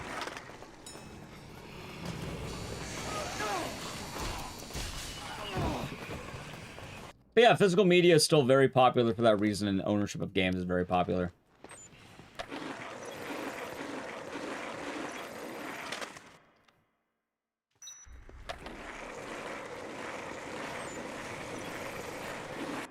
That being said, as with all emulator conversations, I do want to say I'm not anti... You know what? It's funny. I'm not anti-emulator whatsoever. I actually think emulators are pretty cool. I don't like emulators in speedrunning, but that's because usually they're unreliable. Go. Nice double shot. And really, it's only unreliable because in the world of speedrunning, yeah, like, it's very hard to set up the very reliable emulator, and it goes beyond a level of thinking you have to. And then, yeah, it splits boards, it causes issues, and as well, reliability and emulation only really exist in anything PS1 earlier. But I can emulate on the PS4, I bet you can, and I bet you can play games on that. Hell, I've seen a lot of PS4 emulation with people playing Bloodborne. Which is funny that Bloodborne itself kind of single-handedly brought PS4 emulation to the forefront. Like, if you told me emulating PS4 pre-Bloodborne being a thing, I would laugh at you. But now, with Bloodborne, literally everyone has one now. And it's wild. And also, that's pretty cool. And I actually like that. I like the idea that, hell, I might actually try getting that set up at some point. Because you know what I would love? You know why I don't want to run Bloodborne? Alright, let me tell you, I tried learning Bloodborne once. I think I spent a good 2 to 3 hours doing this. You start in the beginning of the game, you do a glitch, or you run all the way up to Gascoigne, you run all the way from the fucking beginning of the game up to Gascoigne, you miss the hit in the Molotov. You have to hit him in the spine after he goes for a hit, and then you need a lava Molotov in his back. Guess what? You missed the hit. You fucked up the strat. You try it again. You land the hit. Guess what? You missed the Molotov. And then you missed the second hit. And then you have to keep trying. And normally, oh, practicing the strat's not too bad, right? You have safety saves. Except, the safety save is at the beginning of the fucking game. And every time you have to do it, it's about a 4-minute setup to get to Gascoigne. Just to get to him. Not to mention the fact that it's not an actual safety save. No. What I had to do every single attempt I missed. I needed to farm enough vials so I wouldn't die. I needed to farm enough, Molotovs so I can actually do the Molotov strat. Meaning I had to kill everything along the way. I then needed to repair the durability of my weapon so I had that properly, because I kept hitting things along the way. I need to make sure I had enough, I guess, bullets too. I would then need to do the strat all over again, get there, and then enter the fight. All so I can miss the first swing of the fight. And then do it all over again. Or I miss the Molotov, which then I need to farm the resources again, so I can buy a second Molotov. Because you can't, Molotovs are very limited. If you're wondering, why did I stop trying to learn it? Because I actually got past Gascoigne. I stopped trying to learn it because I didn't realize that one of the strategies then afterward, you needed to farm a resource called a Beast Blood Pellet. And the Beast Blood Pellet was only available if you farmed something called Insight after you beat the Blood-Starved Beast. So you can't practice and do it at the same time with any safety save. You get one fucking go. Wow, dead run. That's fine. And that's why I never got around to learning Bloodborne fully. But the funny part is now that PS formulation's a thing, I've actually thought about going back to it. Because I can hit that save state button that brings me right to the front of it. It's like an Elden Ring grace, because I have all my shit. And that is so much nicer for trying to learn a game, I think. Because I actually like Bloodborne a lot. In fact, I think I want to make a yearly Bloodborne playthrough a thing. I love Bloodborne. Like, it has quickly become one of my favorites. I love it. It is tight as hell. I enjoy playing it every time. I think every time I've done it, too, I sit my ass down for the 16 hours it takes me to beat it. Although last time I wish I didn't use the hammer. I don't like the mallet. I'm not going to lie. I like the meme. I don't like the weapon. But, yeah, It's hard. Why is that a dead run? Oh, the fight was about to go really bad. So Xavier, good question. Normally for that fight, you want to hit him immediately, and then he dies instantly. Like, it's an instant kill if you get him. And it's not too hard to get. I actually got really unlucky there because I missed it. Yeah, it was the silver sword of the Kirk hammer, I think it was what it was called. But I missed his head and I missed his hand. If you do that, he's going to ram you. When you get rammed, two-handed weapons fall out of your hands. This applies to benches, parasols, that trash can over there, TVs, anything. Anything two-handed. You can't hold it if you get hit. And the thing is, the weapon you use that fight's two-handed. Technically, you can recover it, but at this point, it's going to be a lot nicer for me just to reset. That's also a reset because I'm getting totally blocked, but that's why it'd be a reset.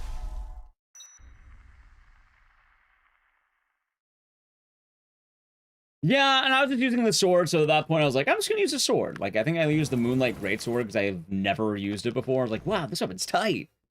Thousands Nexans, I'll be doing good. Doing better now, I think. Having a much nicer time now.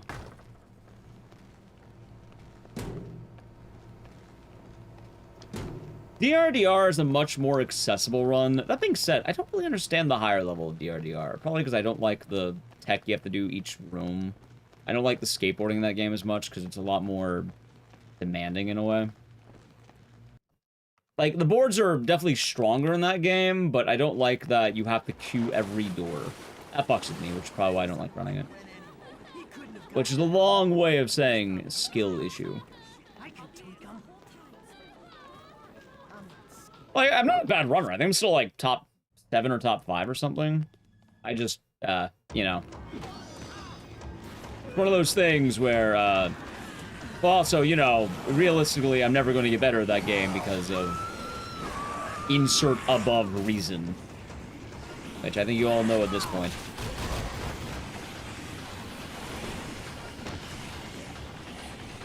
Like the cane whip, it's a nice weapon. Also, different folks, Grills. It's kind of one of those things where each community has their own sets and rules.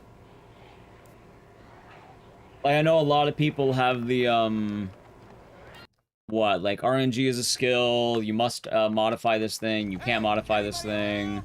Some people mod it up, some people don't. I think it depends where in the run it is. Like, hell, I remember the GL tool in RE3 was very divisive at the time. Like, it wasn't a guaranteed, like, you must have this. A good amount of people were upset at that. And they actually were saying that only legit runs didn't use it. I like GL Tool. It's nice. Having said, I'm also very, like, I don't know how to put it. I like RNG, but I am more than okay to... I'm more than okay to use RNG mods. Like, I am more than okay. If people are complaining, I'm cool with it. Like, hell, Silent 2 Remake had, or, so Silent 2 Classic had RNG manipulation found, and I like RNG manip. I think it's tight as hell. I used to run the RNG like hell. Like, and it's funny, because I remember with the RNG, right? A lot of the runners at the time were like, no, we like the RNG, because there's the blind arsonist trick. And a lot of people were like, oh, we're gonna lose that. And I was a platformer for anti-RNG, if only because people like it, right? It's cool, let's use it. And it's a legitimate method. It's not like you're cheating. It's like, you know, you're just setting up the game in a proper way. That's it. Anyone can do it. But the thing is, I'm saying that from a point where I did the 1 in 6 RNG, but I did the method nobody else did, which was the 1 in 19 RNG. Because in Silent 2 OG, there was a suitcase, and if you got it first try, you would save a lot of time, because you didn't have to grab a resource and solve a puzzle. You could just, you know, blind guess it. But instead of being a nice 1 in 6, it was a 1 in 19. And I liked that strat. And that's how I stayed competitive, because I was willing to kill my run over something stupid like a 1 in 19 chance of success. It means I was actually considered good. And I was willing to metaphorically bash my dick with a rock.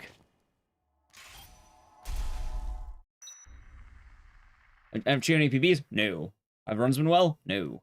That's Johnny Chin. Yeah, no, that sounds right, Double Edger. That sounds right. Sounds right. So, I'm in favor of most tools I get made. Anyway, I need to play an ad. We'd like to avoid Adge. Sub to the channel. Prime Gaming. It's gonna be Adge time. Probably gonna roll automatically in a second here. Actually, I'll probably do it about now. Right now.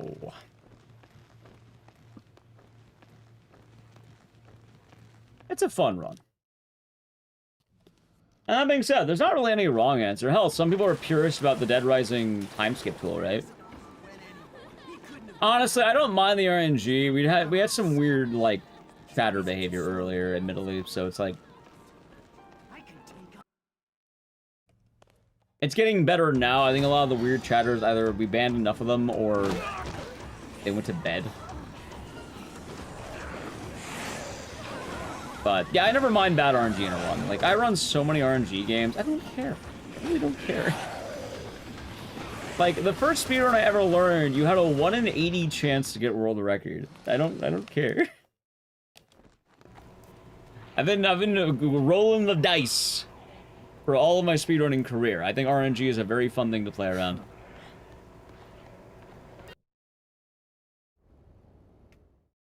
Does it always spell like that? Yes. I don't remember how DRDR spells it.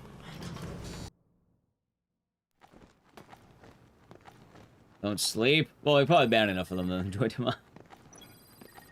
Also, there's the endearing weird and the annoying weird. I should say annoying. Annoying's better. I don't mind weird. We had some weird chatters before that are more than fun. Annoying chatters is more accurate. Because weird can be kind of charming sometimes.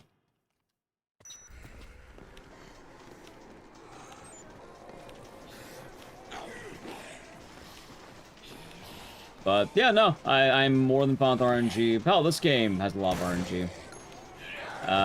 The intro RNG alone, what, like, you can get a very good run if you get, like, a 57. Otherwise, you can lose, like, up to, like, plenty of seconds in the intro if you aren't good. But, you know, it's kind of a skill to do that. Sometimes you don't get good intros. I do think, alright, I will agree with this. There has to be a limit on what you're willing to allow or mod. I don't think you should be allowed to do everything, and hell, I don't think you can do everything. Like, I don't think there's a way to mod out zombie behavior in this game, for instance. Like, could you imagine if there was? If there was, I would be firmly against it. I don't think you should be allowed to mod zombie behavior. I don't think you should be allowed to mod, like, every single drop ever in a game. I think you should have to play the cards as they lie. It is a part of the grind for a lot of these games. I think runs that have no RNG whatsoever do get really dull after a while. And it's not fun. And you know what's gonna happen. Where's the excitement?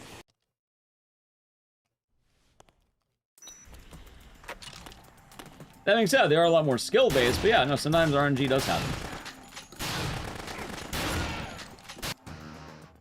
Yeah, RE1. Like, RE1's a good example of a run that, like, I feel like RE1 Classic, while it has a lot of runners, I don't ever see anyone, like, madly grinding that game these days. Probably because you run out of, like, value really quickly in terms of, like, let's say entertainment. Alright, I got to this point, that's as good as I'm gonna get. Okay. Like, most people do a randomizer. Most of the people who fucking stream RE1 are doing the randomizers. Adding RNG to an RNG-less game.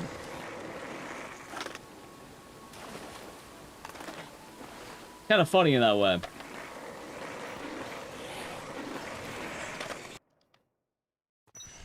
But yeah, chat, if you do not know, there actually is an example of a speedrun with zero randomness. There's nothing random.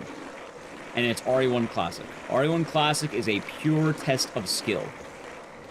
Which, you know what? To go back to what I said earlier, chats, you know what? Let's do a quick pop quiz. What is the best way to define a Resident Evil speedrunning? Like, if, let's say, like, if you had one sentence to define Resident Evil speedrunning, how would you define it? All games, like most games, I should say. Most of the franchise. Like, if I was saying RPGs are mainly menuing, like, it's like, you know, imagine ordering a burger from McDonald's. I'm sorry, glitches. I think both are devoid of RNG, funny enough. Like, both of those are devoid of RNG. Orange is pasta in each room. You pretty much have the idea. I was gonna say, sir, can you walk in a straight line? Sir, damn it, run that. Sir, can you walk in a straight line? Sir? Old School 8? That's remake. RE1 Classic? No, you walk in a straight line. Sir, can you walk in a straight line? Sir? Sir, can you walk in a straight line for me, sir? Every single Resident Evil speedrun can be defined as, can you walk in a straight line for me? And then throw in a bunch of sirs. That's... Yeah, no, that's already one. That's like most of the Resident Evil franchise. I'm not saying that's bad, by the way. I play a lot of games that are walk down the hallway in a straight line. In fact, most horror games can be defined as, sir, can you walk in a straight line for me?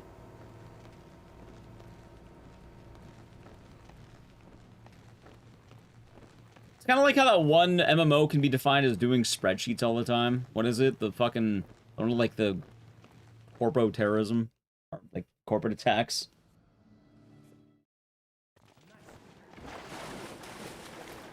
Eve Online? Wait, Eve. Is it Eve, the space one? I think it is. I think you're right.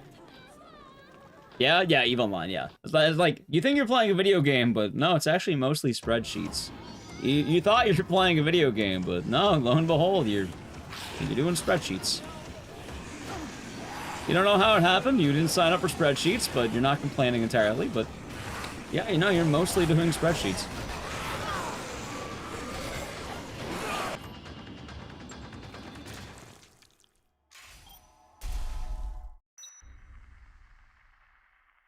All spreadsheets.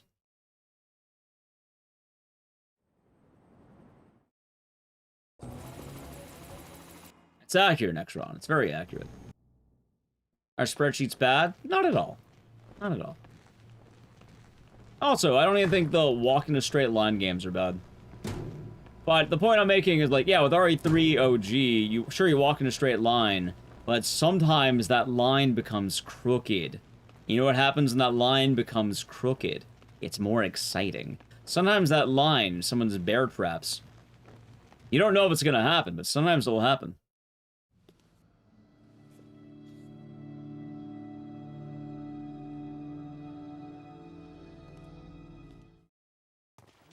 Sometimes you get a free time-save lottery ticket. As attacked on the way to RPD. Yeah, the main difference as well, for anyone who's unaware, it's shit like turbo zombies. It's shit like certain zombie spawns. It's shit like how the doors open, what passwords you might need to type in, a bunch of stuff like that. Which, if you want to see, I'll tell you right now, between the two games, if you're wondering which one is more popular, you can bet your ass it's RE3. Between RE1 and RE3, you're gonna find a lot more RE3 runners. RE1 runners literally will quit in a week. Or most of them start doing randomizers. I love RE1. I do the randomizer all the time. That's fine, but like, you're adding RNG to an RNG-less game. That's the point I'm making. Absolutely sausage. Hell, Yu-Gi-Oh! Is all menuing in RNG. It's like you're menuing for lottery tickets. Oh, that's what Yu-Gi-Oh! Forbidden Memories is. You go to a, like, you know those like lottery ticket machines you can see at like markets and stuff? Like, imagine you're trying to find the proper lottery ticket and then you scratch it. Oh, hey, look, there it is.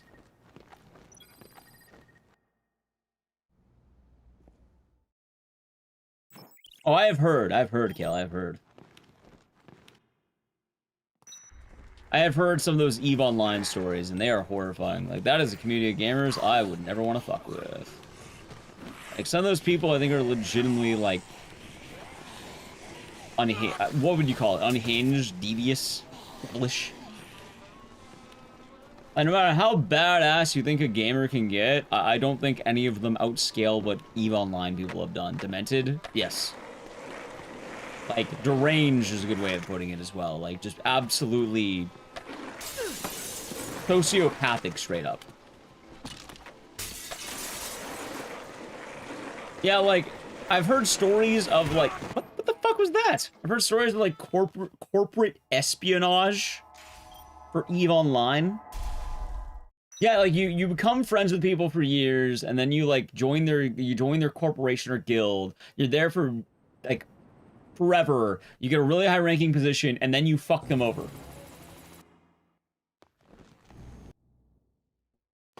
Like, I think the most WoW's ever done with that is the hardcore thing that happened recently, that one guy who got everyone killed. Like, that's the only time that's ever really happened.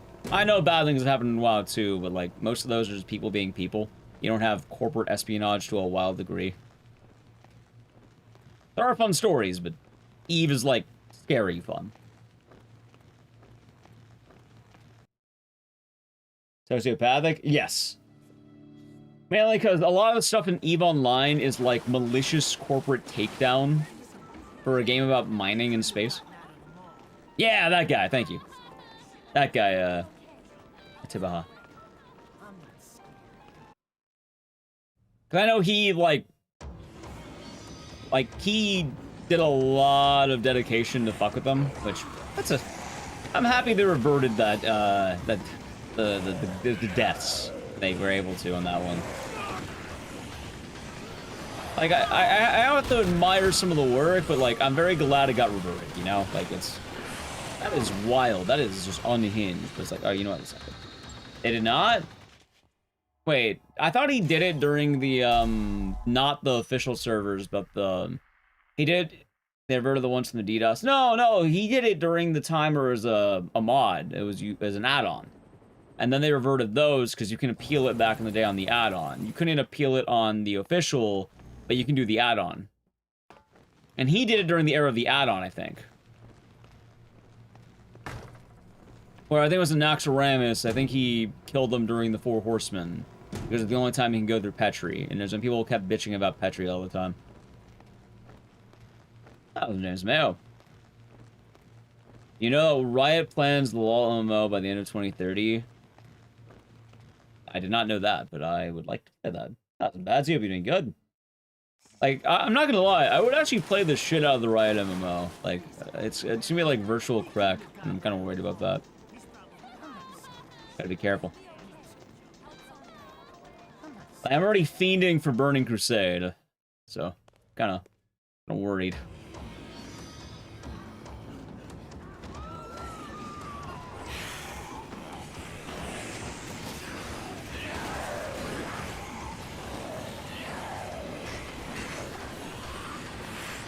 Whoa, Growlithe. Sod's dead. I feel bad for Sod. I feel really bad. Like, that's unfortunate. Like, overall, I mean, I haven't played Sod in forever, so I can't really be one to go like, oh, wow, you know, I loved it so much. No, I didn't, but I know people did. And I felt really bad because a lot of people dedicated a lot of time, and then they got rug pulled. Like, I think there's a difference between, like, let's say, like, you know, Mr. Pandaria?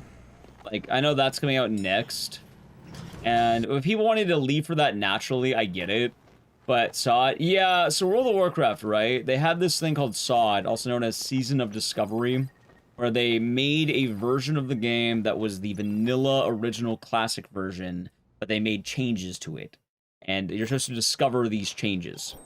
And it was a lot of adding raids to different level caps, adding a lot of new abilities that made you stronger in an era where you're very weak. It was trying to make class balancing, stuff like that, right?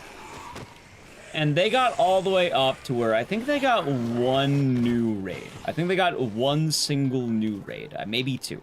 I don't think they got two. I think they got one, which is the Scarlet Monastery thing. I don't know what it was. Scarlet Crusade. And a lot of people were excited about it because it could have led to something called Classic Plus, which is vanilla, but more. And people really like vanilla. It's probably the most popular one people apply for. Anyway, naturally, people dropped off over time. It still had a solid player base, though. Thank you, Bazzy. I appreciate that. There was still a solid player base. People really like playing SOD even after the drop-offs. Like, I'll tell you, I dropped off after level 40. I think it was Nomer. I just wasn't feeling it. I think they added incursions, and I didn't feel good about that. I was like, I don't want to do this. If I wanted to do this, I'd be on, you know, Era. Or not Era, I'd be on, like, Modern or whatever. Anyway, it had its fans. That's the point I'm making. People liked playing it. It was a good time. A lot of people were still grinding it. However, Blizzard made an announcement, or 2 announcements, just to say. Announcement number 1 was... Well, Run's dead, but announcements number 1. Yeah, I mean, a lot of people quit because incursions was weird. But announcement 1 was... SOD is ending. SOD is done. This is the last of SOD, or something that kind of heavily hinted that SOD is done. Meaning, you're at the end of the game. There's going to be no more content added. And for a lot of people, when you're at the end, you don't have anything to build for. A lot of people will kind of do the raid so they can get strong for the next raid. It was terrible. Well, that's not entirely what killed it, because I know a lot of people... Oh, you know, you're saying Sunken Temple was terrible. Gotcha. Okay. No, I did hear that. The issue was that they announced that if you beat the raid, you get a free character in Mist of Pandaria. So a lot of people started getting ready for Mist of Pandaria, because you beat the raid, you're all done. And there's going to be nothing else happening anymore. You are done. And we were having hopes for a better raid, and the current raid's not exactly fun anymore. People are going to be done. And it's dragged on 2 months too long. Wait, are you talking about the Scarlet Crusade one, or are you talking about the Sunken Temple? I'm actually talking about Scarlet Crusade, which would make sense. But I think a lot of people are hoping for... Oh, you're talking... Yeah, no, I did... Okay, so I did hear terrible things about Sunken Temple. I did actually hear that. Wait, Punk of me? What the... Oh my god, we're right there. So, yeah, SOD is kind of dead because people can't really do it anymore. And I try, Sausage. I try. Score was bad. I like Classic Eerie. And in fact, when they do Burning Crusade again, I'm going to be on there. I want to play. Like, I really want to play because I would like to play with Nally Q with Burning Crusade. Because I don't think she's ever experienced Burning Crusade, and all the stuff that she likes in an MMO is there. Sauron's, honestly, it's probably going to come back. Like, we'll probably do some soon. Hey, maybe tomorrow we'll do Sauron. Yeah, honestly, I only stopped playing Burning Crusade because I didn't feel like I was playing with anyone. I was like, I'd rather play League again. Right, but that's why it's dead, because if you don't work on new content, then people don't want to play anymore. They already beat all the content. Most people are kind of waiting to go for the next thing. And those characters aren't going to be able to scale up with the game. Like, at least if you're playing on Anniversary, those characters will scale over to Burning Crusade. So if you're on Hardcore, it's not a big deal. If you're on Vanilla Anniversary, you're fine.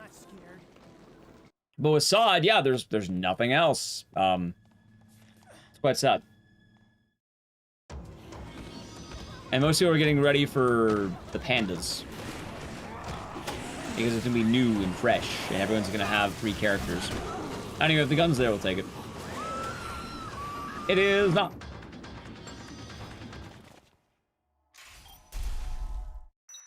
Ow.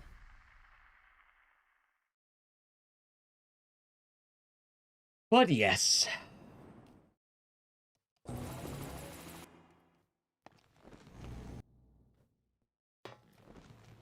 Very disappointing. Well, that's how it goes.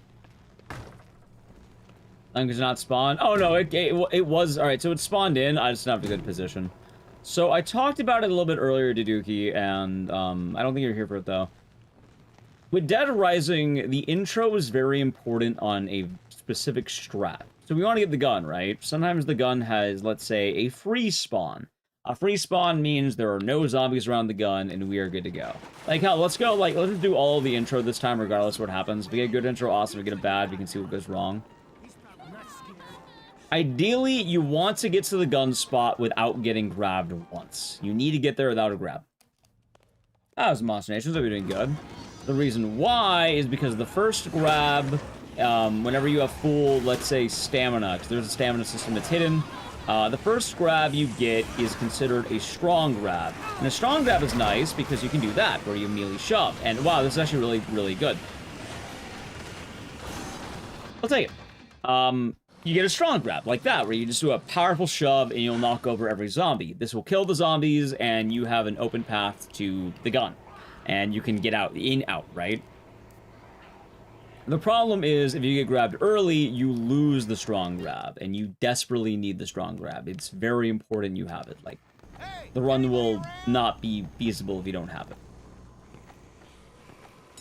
What happens if you get grabbed twice is you get a very weak grab. It's like a tiny little shove he'll do. Like, it's a dainty two-handed shove, and it slightly pushes the zombie forward, and then he'll also, be exhausted.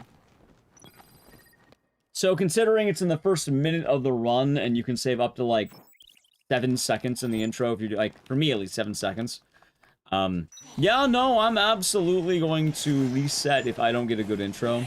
My usual cutoff is a 104 time or lower for that.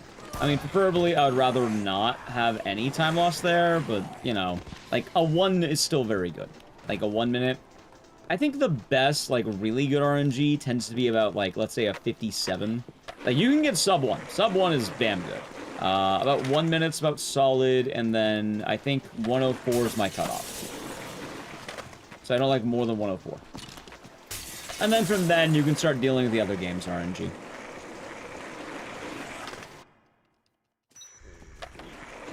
Oh, yeah, as long as you're having fun.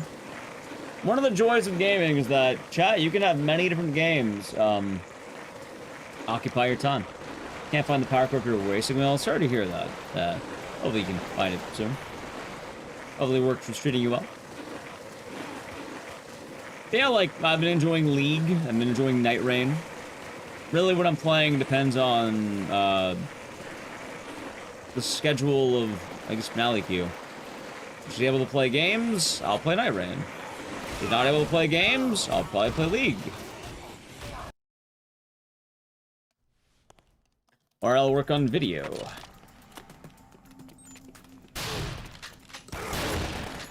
3. Fucking this, really? Don't want to keep this one. If I get stock, I'll keep it. Nope. I get a better fight.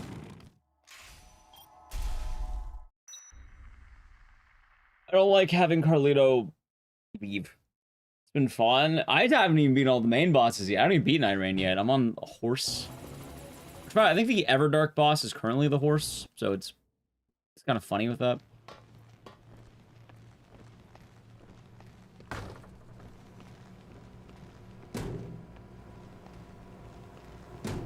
Yeah. So I don't know if I should do the hard horse or the easy horse. Probably the hard horse. I'll make the easy horse easier, right? Which is kind of funny.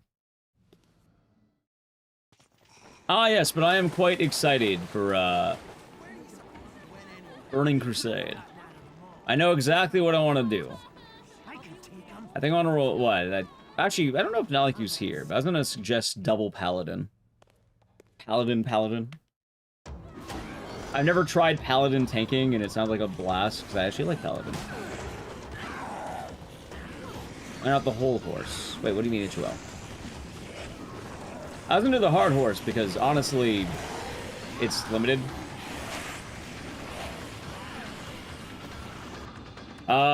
Honestly, like, I don't mind having my own, like, things I do offline. Like, I don't think I can stream League, but I think I could stream well. Oddly enough, I think I could stream well. Hardcore, at least. Oh, yeah, I was gonna say, for Burning Crusade, when that drops, or whenever the pre-patch drops, or whatever, we should do, what? Paladin. Because Paladins are multi-talents. They can do all roles. And then you can have tank heal. Yeah! Because then it's funny. Because...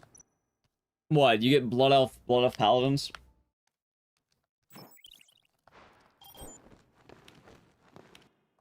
Gonna boost some Brewmaster. Nice. And I will, Adok. I will. Hardcore WoW. I liked Hardcore WoW, funny enough. I've streamed it. You know, I actually, chat, technically, I've streamed Hardcore WoW exactly once. Exactly once. And it's ironic, because it ties back to the game we're playing. When we did Dead Rising Case West originally, we had the, like, I think it was like 40 minutes of waiting or whatever. Did I die? No, I got to, like, level 5. I started a brand new character, and then I tried leveling up, and I got to level 5. It's kind of funny. I have several hardcore characters that are alive, but I never fully leveled them up because I stopped playing. I think I have like a 30 war. Oh, sorry, I was in Fat Bastard. I think I have like a 30 warlock. I have, I think like a mid-30s druid. And I've beaten hardcore exactly once before servers dropped. So I did it on the mod back when it was hard. I got to 60. I got one. I got a hardcore paladin to 60. That being said, paladin is piss easy. Like, if you want to do hardcore, easy peasy, play paladin. It is a fucking meme. I've never played Alliance Paladin. I've always wanted to try it. So when I was like, I'll do hardcore paladin. I tried it, and I was like, it was a blast. But good fucking lord, it took forever.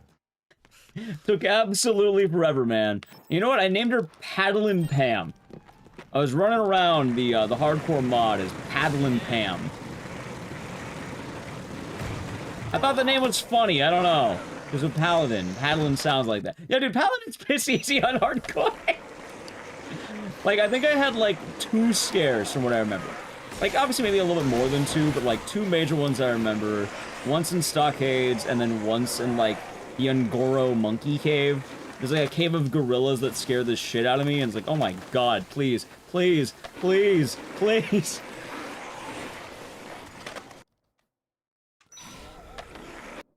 Yeah, that was a good Carlito. Very good. Except for in Japan sausage. I don't they have a nice trip over there. Shaman most difficult. Alright, so most difficult in hardcore. There's been evidence, by the way. Studies. It's not what you think. Chat, do you have a guess on what is the hardest hardcore WoW character? For those of you who play hardcore WoW. There was studies, there was evidence based on deaths and who has the most 60s, like who gets there. There are studies. People looked at the data, and it's not who you think it is.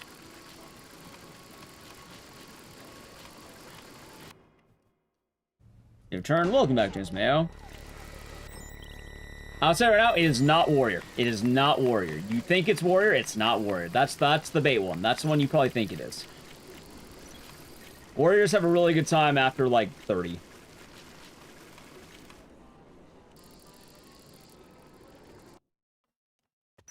It's probably one you don't think it's going to be. It's not Rogue.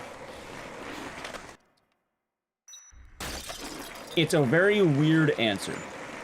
Not Shaman. Oh, there aren't a lot of Shamans. That's because people don't play Shaman. But Shaman's pretty chill when you get the hang of it. Play Hunters? Close. But not Hunter. The answer is weirdly Warlock. As strange as that sounds. The most deaths, like, for what it shouldn't be, was Warlock. And it was really weird. Warlock is something that you don't think would be hard until you play it. And then it's like, oh no, I get it. It's Warlock.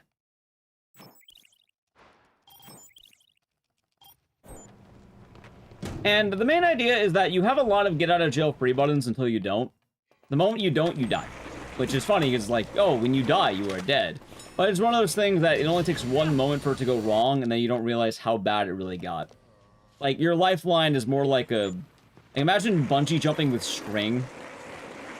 Now, Shaman is easier than... harder than Paladin, but probably easier than, like, a lot. Shamans are fun. I like Shaman. But Shamans have a lot of resources that are very good to be a Shaman. Honestly, the hardest part about leveling as a Shaman is, it's kind of like being a Paladin where it gets really slow at a point. Except you're really strong for a little bit. Shamans have too many buttons. Shamans don't have enough buttons. You think you have too many buttons until you realize you have, like, 2.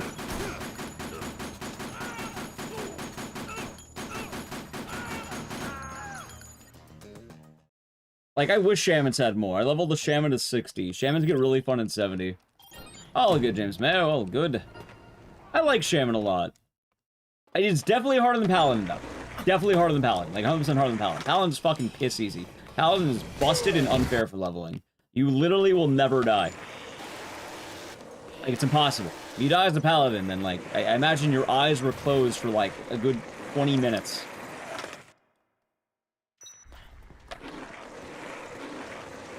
Shaman, the main hard part's 40 to 60. Like, when you hit that point, it starts getting a lot more rough. Early game, you're a monster. In the late game, you start falling off.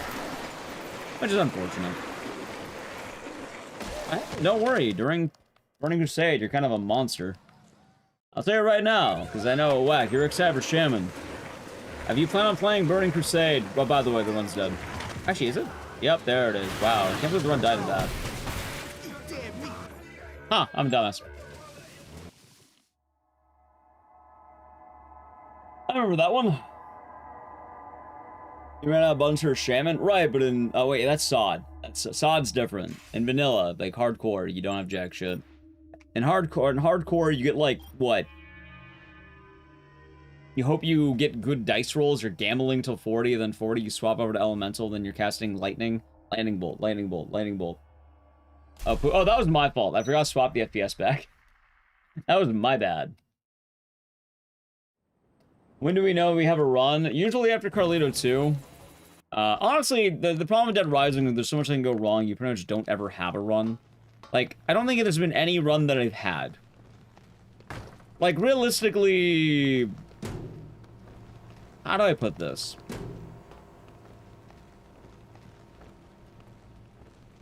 I don't know when we'd be getting ahead.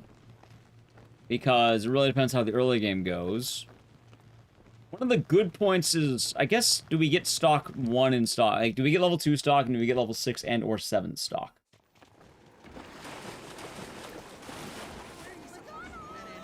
I guess those are the questions. Because the run can die quite a lot. I think almost everything in this run can go wrong very easily.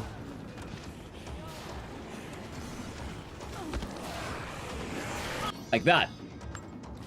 Which, by the way, I can't believe I got insta-grabbed. I love when that happens. Just...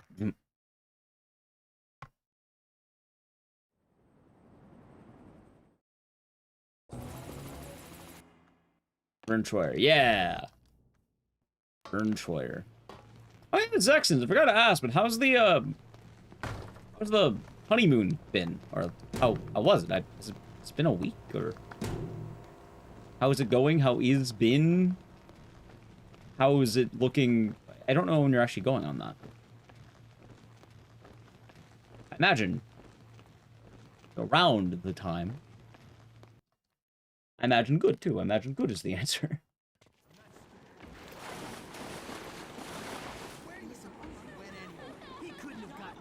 Hopefully it's been nice.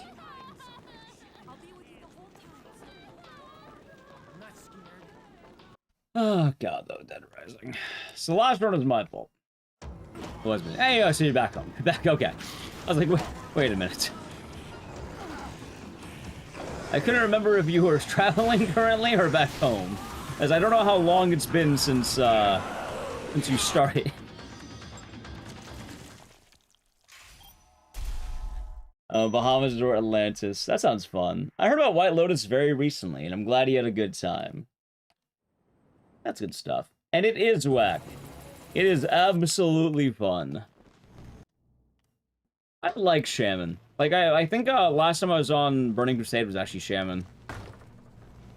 I had a troll that I named Tas Gringo because I thought it was really funny. But they say Tas Dingo and then, you know, Gringo because it sounds like dingo. I thought that was pretty fun. 7 days, 6 nights in the Bahamas. Nice, very nice. Hopefully the staycations are gonna be nice. Gonna tackle the backlog, gonna relax at home, maybe watch some movies. Maybe go to a bar.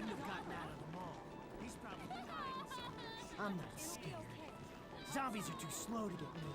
Yeah, you know what? I'm excited for GDQ. Actually, I'm excited for Friday. I'm excited for Friday. I just realized it's the 4th of July, and I am going to be able to have a brewski again.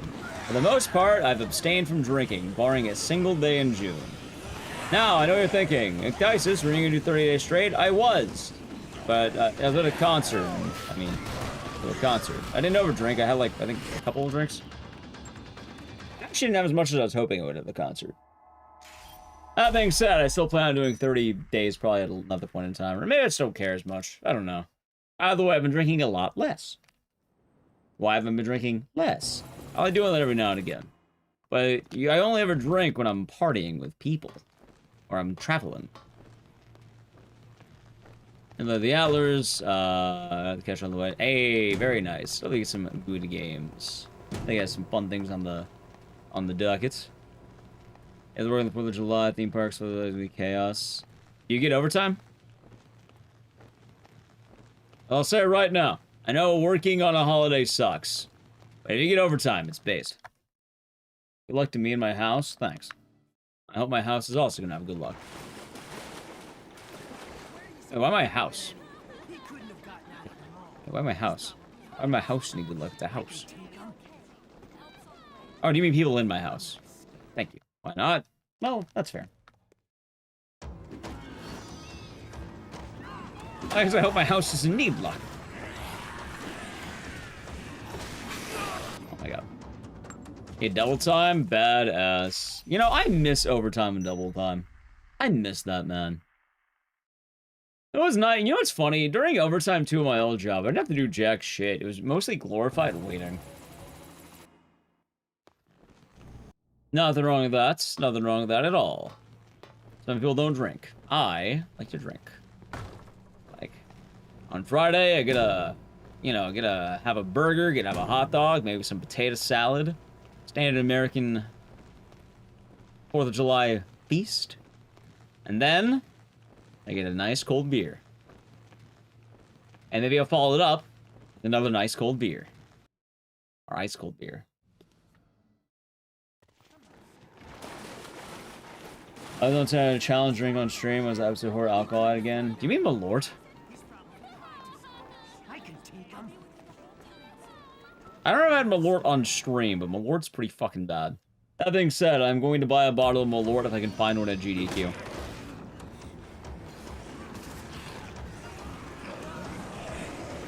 And then 500 cigarettes. But ideally, I don't want to smoke 500 cigarettes.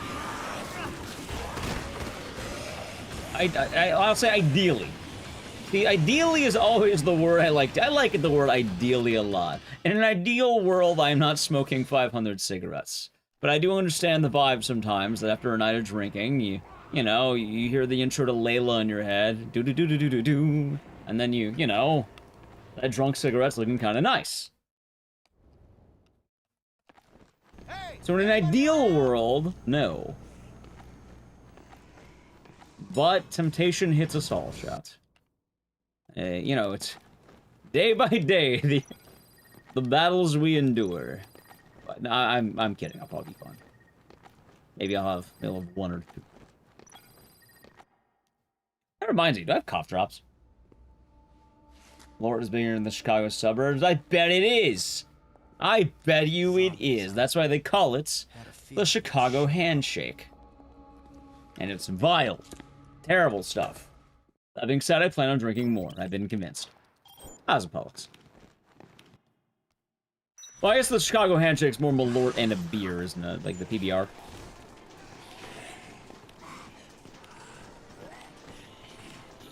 I have 40, 60 cigs. Oh, I don't even smoke that many. Like, I smoke like a few and my voice is shot. Hell, admittedly, like, one of the things that prevents me from doing that is, I work a job where I talk a lot. And, if I ever smoke, it hurts to talk. Because I talk near daily for about over 8 hours. I have a strong voice, Chad. I train my voice muscles. I talk a lot. Every single day of my life. Remembered? All good. All good.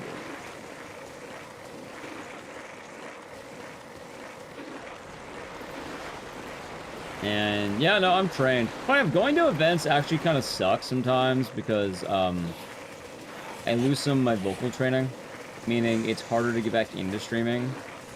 That being said, though, it's usually pretty easy to keep it going. Like, I don't think I've ever had issues where I need to take a day off for my voice, for instance.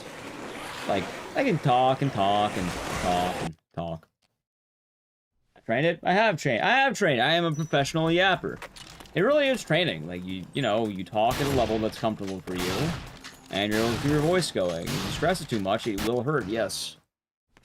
It's kind of funny, it's like singing. Some people know how to sing properly, and what they do is they can sing for many, many years and even belt out some big notes. Other people might have a beautiful voice, but they have sloppy technique. What ends up happening is they hurt themselves, and then they have to, you know, they have damaged voice. That being said, chat, if you don't know, I eat cough drops like mad. It's very, like, throat lozenges, I think is the appropriate word. Because they help my voice quite a lot sometimes, especially on the bad days.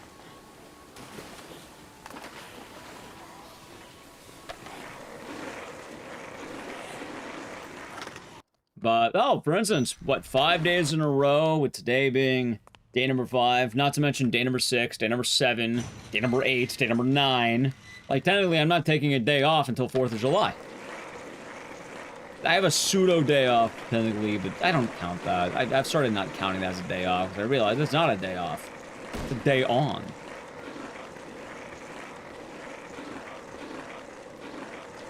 There's the strain. Yeah.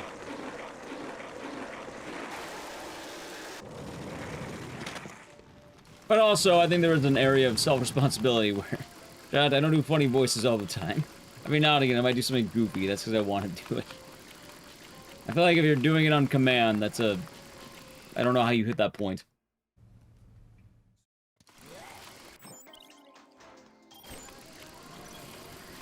But I will tell you, when I come back from GDQ, I'm expecting the first day to hurt.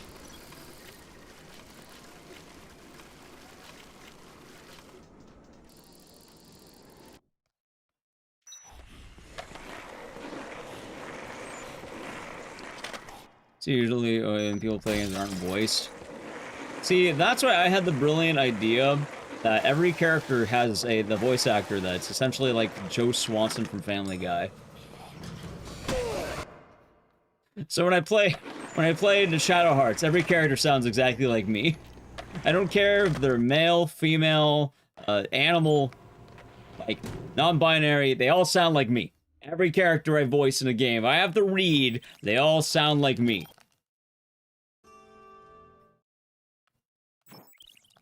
That being said, kind of going to the examples, I think the only game I've played that has non-binary characters that are very explicit has been, a game that was fully voice acted. Sorry, We're Closed. It's a neat game. I don't know how many of you played it, but it was interesting. I like that game. Very charming game. Yeah, when I did Shadow Hearts, yeah, they all got it. Whether it be Dracula, or, sorry, Keith. Whether it be, I don't remember all the characters of that fucking game.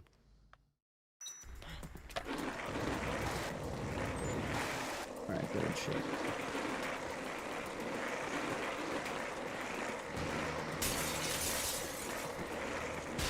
Okay, this might work. Got it.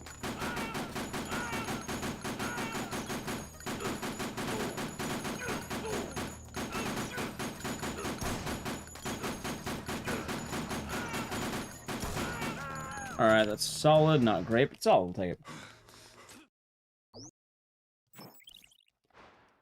Oh yeah, but even with that one game, right? Even with Shadow Hearts, I had, I think, 24 hours to beat the game. And those 24 hours of me talking to chat, playing the game, and reading all of the dialogue for the most part. I'd read everything, I think. I didn't realize it, but there was so much fucking dialogue. Why did I do that?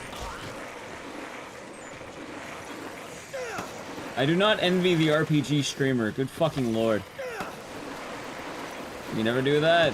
I don't ever want to do that again. Maybe. started skimming shit more. By the way, I just realized I keep forgetting to do this. Almost forgot again. Alright, luckily that works. We got it. Please die, please die, please die. Alright, cool. Oh my god. Okay, that was kind of sketch. I almost forgot about the FPS. Wait, so I did that with high FPS? It's kind of wild. Good morning, Lars. Good luck. Thanks. I don't think we're getting it, but thank you.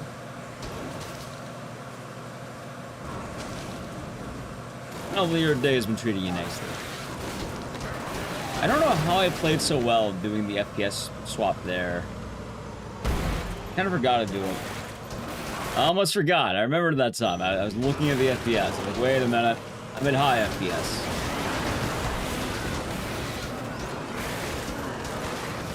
Hold on. Life. Are you telling you? I didn't get started. Don't be a board. Please don't be a board. Alright, solid blade. Thank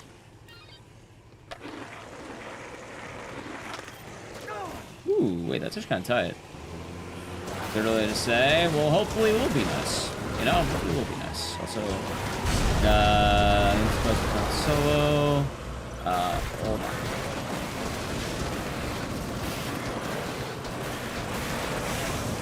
Oh my god. Shopping carts. Yeah, I mean, accents can be fun.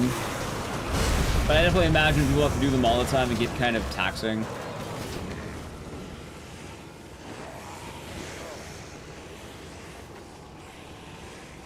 That being said, you know, earlier we were talking about the whole I don't lift concrete for a living thing. There is something I do want to mention, and I don't think I'll realize what it's like to talk for all the time. Like, it actually adds a lot. And I don't even think about it half the time, but the more I'm thinking about it, I was like, oh no, I talk a lot, don't I? I think a lot of streamers talk a lot. Like, imagine working your full-time job, and every, like, hour of your job is mostly talking. Like, you're talking for the entirety of your job. I don't mean, like, casual conversation, or, like, or maybe casual, maybe conversation-ish. But I mean, like, you were straight up talking the whole time. Non-stop. Except maybe one stop. Maybe two. Whenever you piss. Now, obviously, there'll be nice pauses and stuff. Obviously, it's not me going sentence. But there's not really a whole lot of lulls in conversation. In fact, if I have lulls in conversation, it tends to be a negative. And then, not only imagine that, but imagine that for... I don't know. Say on average I do 180 hours a month. In a good month. Like 180 is like about the good month, I should say. Could it be less? Yeah. Could it be more? Yeah. But 180 is probably a good estimate. Like, it's not that bad, but it's like one of those things that you don't really think about. And it definitely fucks with me when I get back from streaming. Like, definitely... Like, I am actually kind of dreading GDQ a little because of that now. Maybe I should, like... just talk. You know what? I'm gonna wait on the plane and I'm gonna talk for 1,000,000 billion years to the guy next to me. Hey, do I have a guy next to me? I have no idea. I don't remember what seat I picked because, like, stay next to Nally Cube, but like, he hears my yapping all the time. I have to yap to the random who's sat with us. I'll talk to them for the whole time. I'll go like, hey, you. Let's chat.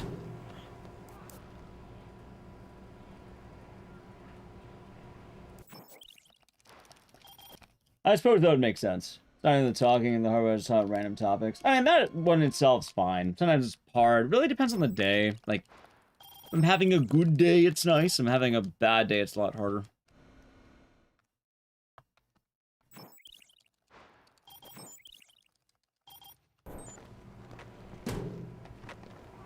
Also, there's things that vary in that too, like, you know, for instance, if chat is lively, it's very easy to talk about things. Like, Although, you know, sometimes it depends. Like, good, I say good, lively jet. Easy to talk about things. Exactly, Mars.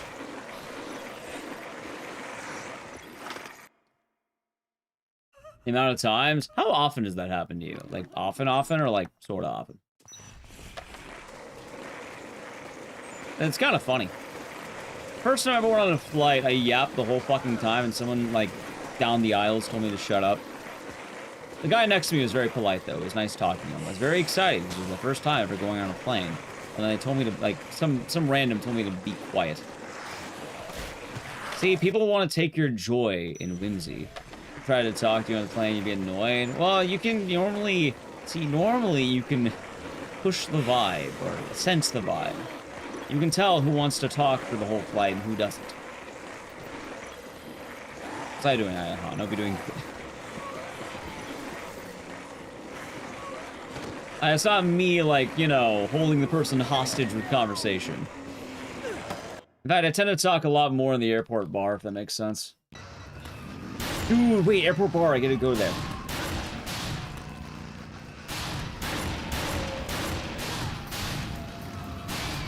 Nice, good fight. Oh, I can definitely imagine. Dude, I like talking to people in the airport bar, though. It's very easy. I sit at the bar, I look at the person next to me, like, where are you going, man? What do you do? And then we start talking. And then people are always surprised, and I tell them that I'm like, chemo. I have nice conversations. Ooh, now the question, chat. I have to find this out, and it's very important. Although, hold on, I'll pen the thought, but I need to play an ad. You don't avoid the ad, sub the channel, Prime Gaming. I do it here because it's Isabella escort and nothing happens. It's walking Isabella back, it's chill. Let me do it now. Ready? Sub the channel, Prime Gaming. I'll tell you my thought after it, alright? Alright, Edge. I forgot about that. The ad was coming. The Edge. You haven't had anyone talk to you on the plane when you're traveling solo? Well, again, it's how do you present yourself, you know? Like, I'm not gonna strike up the conversation with the person who has both headphones in, like, has their little neck pillow, is reading a book. But, like, you know, the guy next to me who has one headphone out and is watching something I know very well, it's like, hey, I know that. And then they might look, no. You sleep through all your... Oh, so yeah, if you're eeping, I'm not gonna, like... Hey, buddy! Hey, buddy! Hey, buddy! Hey, buddy! Wake up! No, I'm not gonna poke the guy next to me and wake him up. As funny as that would be. Like, hey, how you doing? Imagine. Hey, let's go.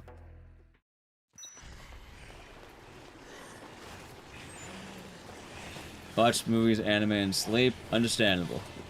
See, these days, traveling is a lot easier. Like, I'm not gonna lie, solo traveling versus, like, traveling with people is nice. Both have their advantages, but... Because, like, what, most events I tend to go with Naliku, too, so it's very easy for me to keep myself occupied on a flight, talk to her, I can play a game, she can play a game, and I'll watch, or she'll watch me. No, I'm not gonna whisper sweet nothings in the ear of randoms. As funny as that would be, no.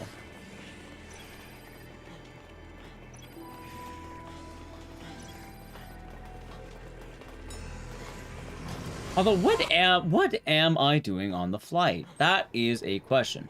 What am I doing on a flight?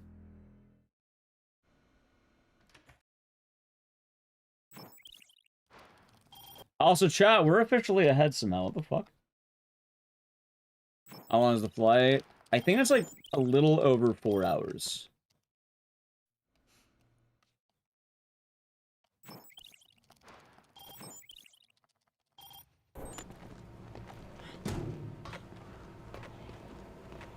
A little over 4 hours or so, I think.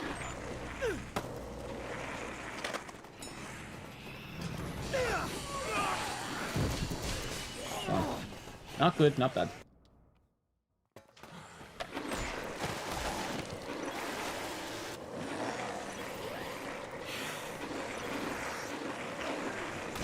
Damn it. I sometimes sleep on flights, but I'm usually awake. I kind of keep myself occupied.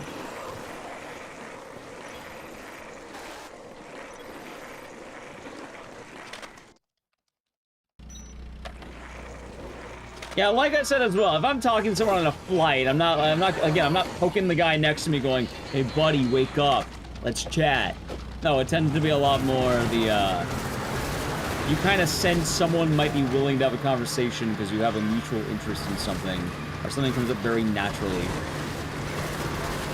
Like, a good example, if, like, someone sits down next to me and they're wearing, oh, let's talk about Silent Hill, right? They're wearing a Silent Hill shirt. You can say, hey, cool Silent Hill shirt. And then they'll say, thanks. Or they'll say, thanks, I'm a big fan of the series. One of them is a simple, yeah, hey, look, you're good. The other one's a, oh, hey, they like Silent Hill. Maybe we can talk about Silent Hill for a bit.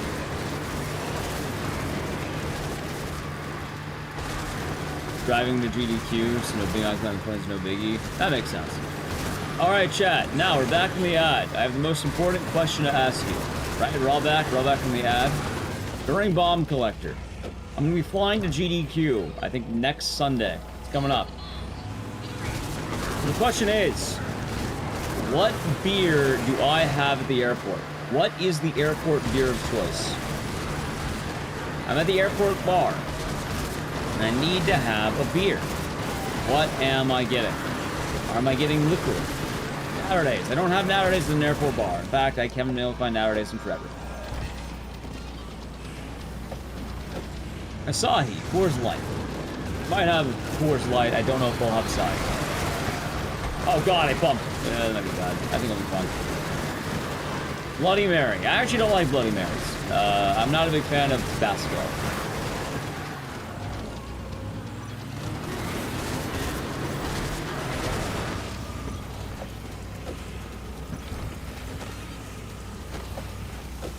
Margarita.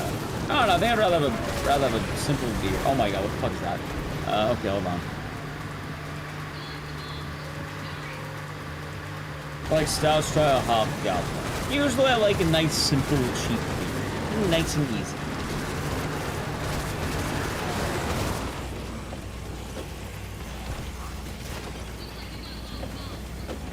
I don't know if I can get that on Dr. Road, because I don't know what that is.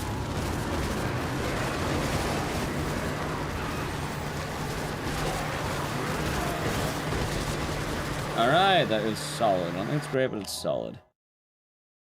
Get a Corona. I don't think that's a good idea. I'm not gonna lie. Like Micheladas? I like Micheladas.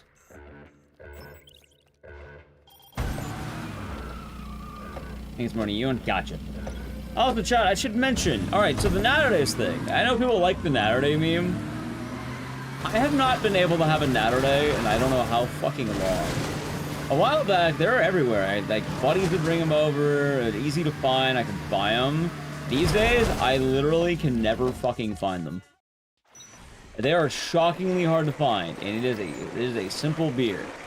That being said, I have my eyes set on a similar but different type of beer if I can find it. But like, hell, I think last GDQ I couldn't even find them. Like, I think I had to like special order them the one prior to that too. Like, my actual odds of getting them are rather low, so to speak. And you're not getting it at a bar. You have to like get cans of that. You're not getting a pint.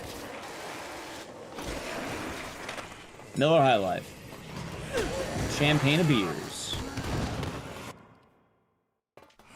Good.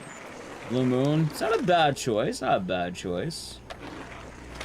Go with Stella.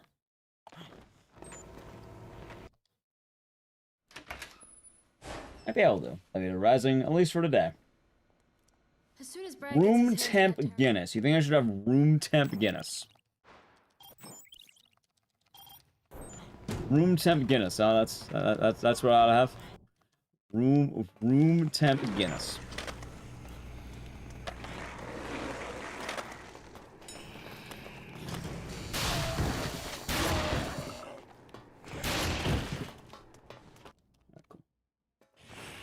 Cold Stella is nice. It is very nice, in fact. Hopefully I can get something quite nice, chat.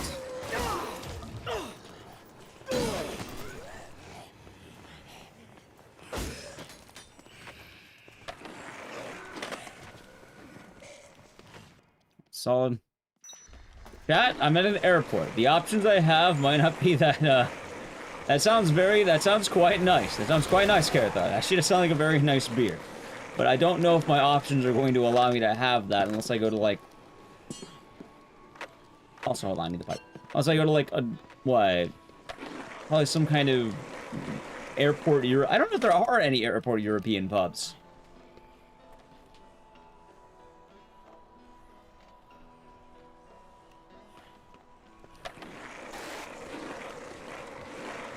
By the way, I'll let you know what I have. I'm probably leaning to Stella. Stella's usually pretty nice. That was pretty clean. Could have been a little bit better, but I will take that. Could have been earlier. Okay.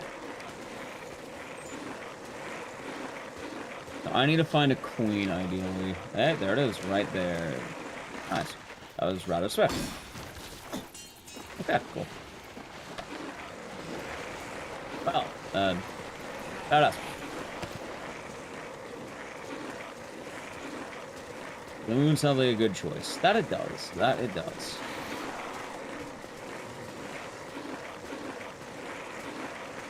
Can you explain this Isabella writing I do? Of course I can. So, Isabella is pissed off and angry at the world. The reason why is because she often has to interact with the general Dead Rising fanbase.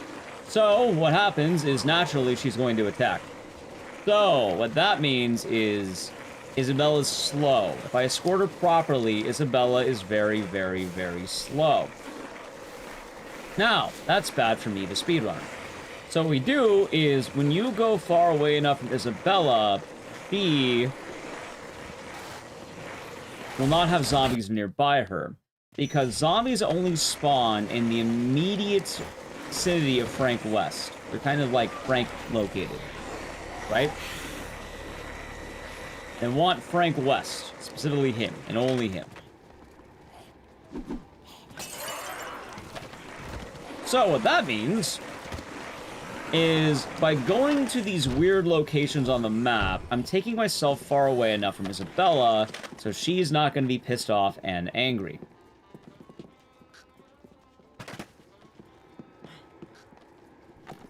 But on the other hand,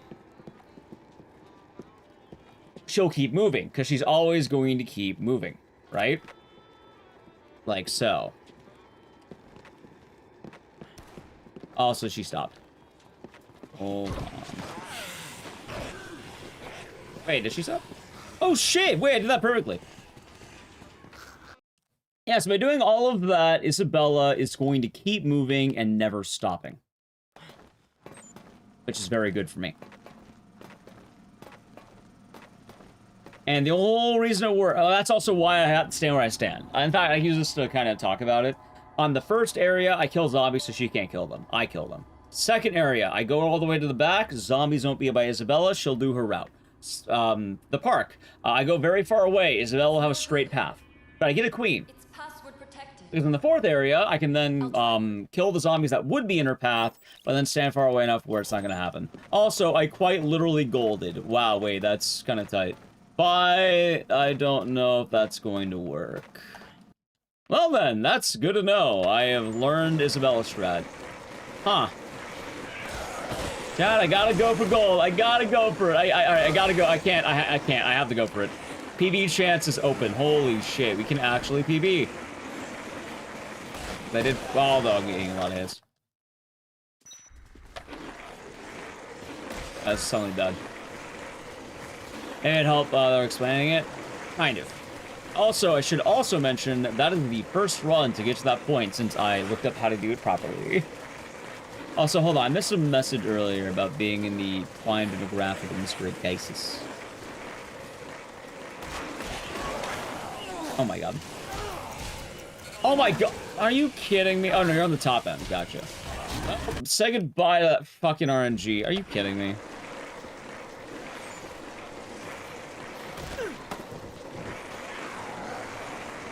Anyway, I have no idea how this is gonna go, but I'm gonna play my ass off.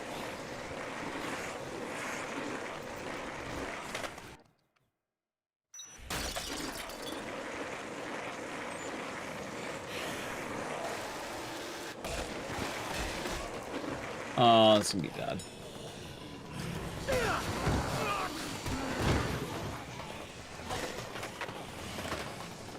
Really? That's what does it right there? Just fuck this game, man. I think the run's very dead right now. Inner light beer? That's fair. Hey, for what it's worth, what? I've been to get drunk in like 15 years. I mean, that's fair. Also, if I'm being in the, like, what? I'm trying to think, who actually gets, who is drinking to get drunk these days? Probably people who are very specifically around my age. Or hang out with alcoholics.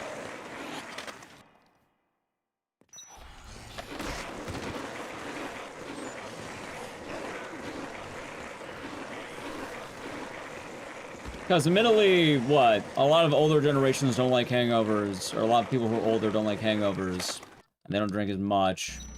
Not saying it applies to everyone, but like, also, let's see, is Run Dead? Maybe? Oh, yes. No. Here the follow. And then younger generations do not drink. This run's ultimately going strangely well, but I think the run's gonna, I don't think it's gonna go the distance. I'll try, but fair game all the time, probably Silent 2. Really enough, it's probably Silent 2. Understandable character, understandable.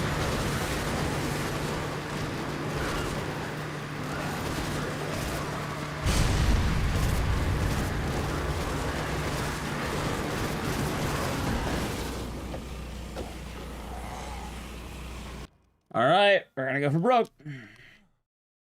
Come on.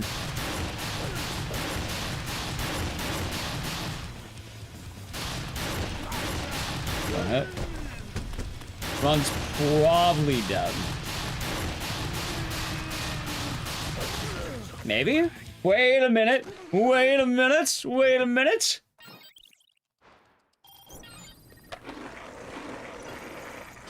It's probably gonna die. There's no way in hell it's gonna make it. There's no way in hell it's makes it.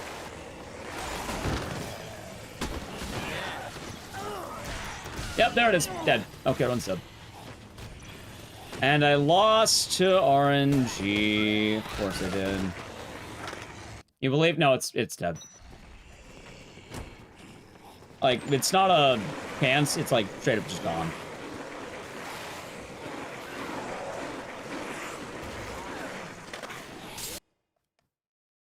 Ah, gotcha.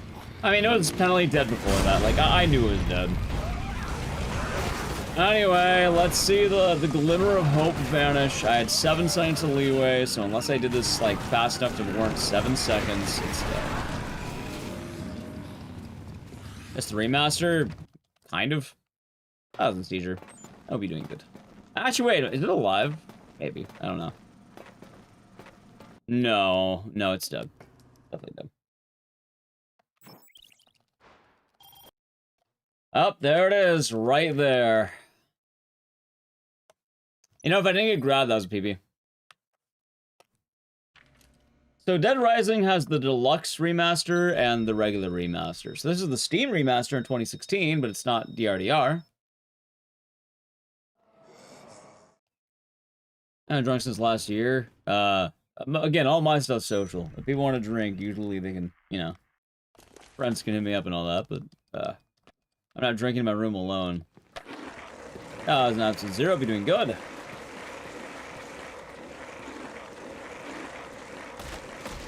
I know holiday. Doing alright. Better than the best remaster. I think all Dead Rising games are pretty solid and tight. I think they're fun. I have no issues whatsoever with Dead Rising or Dead Rising, Dead Rising. And if you want to play it, play it. If you don't want to play it, don't. Annoying. I was a big glass house. Go follow the school. And how are you today, Absolute Zero?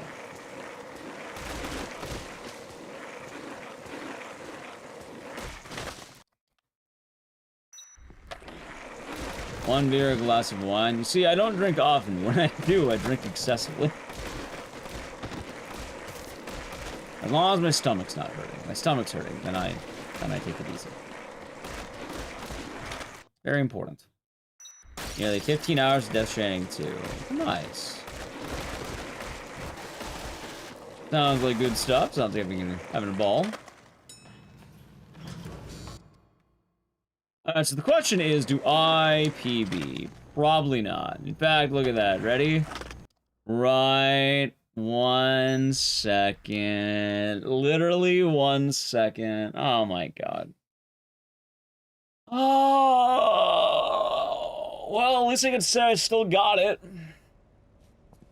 Yeah, no, that grab fucked it. I got grabbed once, even with the bad boarding. If I didn't get grabbed, I would have had it. That's really sad.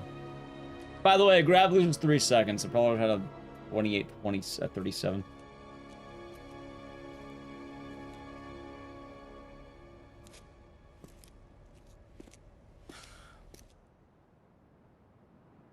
Well, I'll be damned. He's still alive. That son of a bitch made it. Well, it's soon. We're probably gonna run it back. I mean, we still have stream time, right? And honestly, I didn't know I had that much of a goal. I'm actually kind of curious now how the run's gonna be looking knowing that. Cause like, if I have a run going better, like, I don't. How much did I gold by? Like, did I check this? No.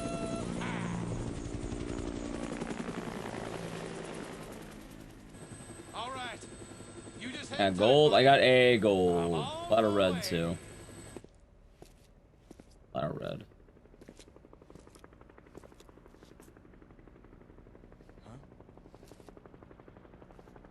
I golded by, it looks like 11 seconds. Alright, 11 seconds time save. Hey! Hey! I'm over here! I see you, buddy!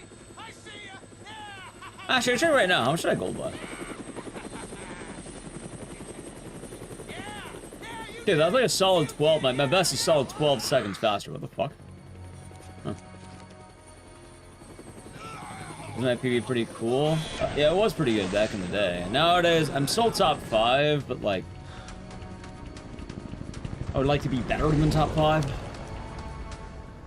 Like, I've had 2 runs today that if I was not on the board, I'd be top 5.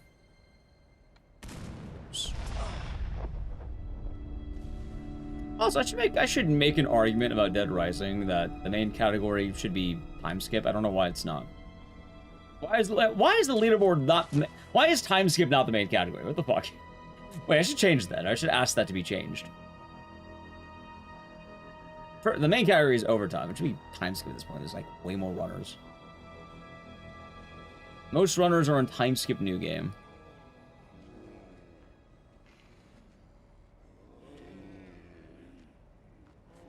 Oh god, it's a good crack. H over taking off. What if it got on while he was taking off? I mean, either way, that wouldn't have been a top 4 even. Like, I don't get a good time until like, that has to be a low 28. But fuck it, I want to run it back. I'm actually kind of curious about that. That is very strange. I did not have that much of a gold.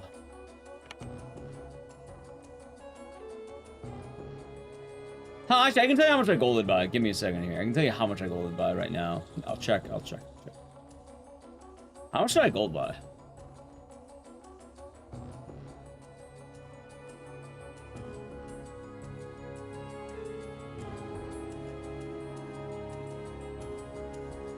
I golded by about, let's say, 6 seconds. That is a lot, actually. That's a lot of time. Wow, that's actually pretty big. Especially for this section? Wow, okay. Well then. Yeah, let's run back. 6 second gold, huh? Yeah, no, 6 seconds on a run that I have 2,700 attempts is kind of, okay, I don't know, that kind of helps. So say mortem. That is a lot of time. I don't know if that sounds like a lot of time, but Chad, if you do not know, I talk about this. You see that number in the top right, that 2,700? That's the amount of attempts I have in this game. On this category, like, alone. And I got a legitimate 6 second gold. Could be more. It could be more, actually. It could be more. But, I have free time 7 Isabella now, because hey, see, I told you, practice the Isabella strat, we got this.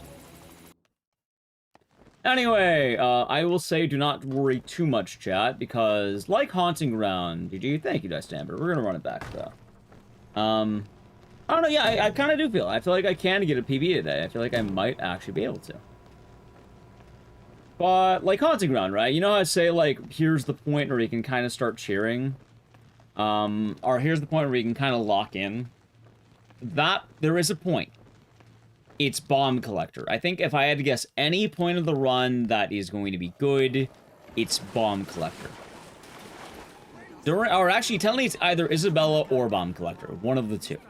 One of the two, assuming basic things don't go bad, right? Now, you may be wondering, why those two? During Isabella, you hit level 6. When we get the stock upgrade, we're golden. We're juicy. We're good. During Bomb Collector, by the end of that mission, so by in the middle of that mission, you will hit level 7.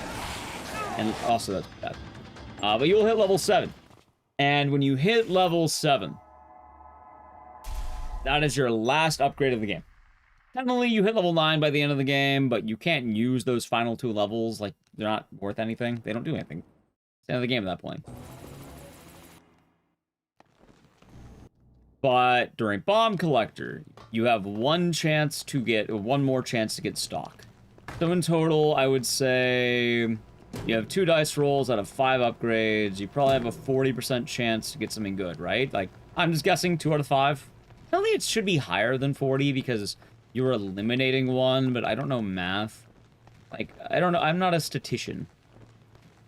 But it would be a 1 out of 5, then a 1 out of 4. Sorry, no. It'd be a 2 out of 5, then a 1 out of 4. Which, I don't know the odds of that. But it's probably a little higher than 40%.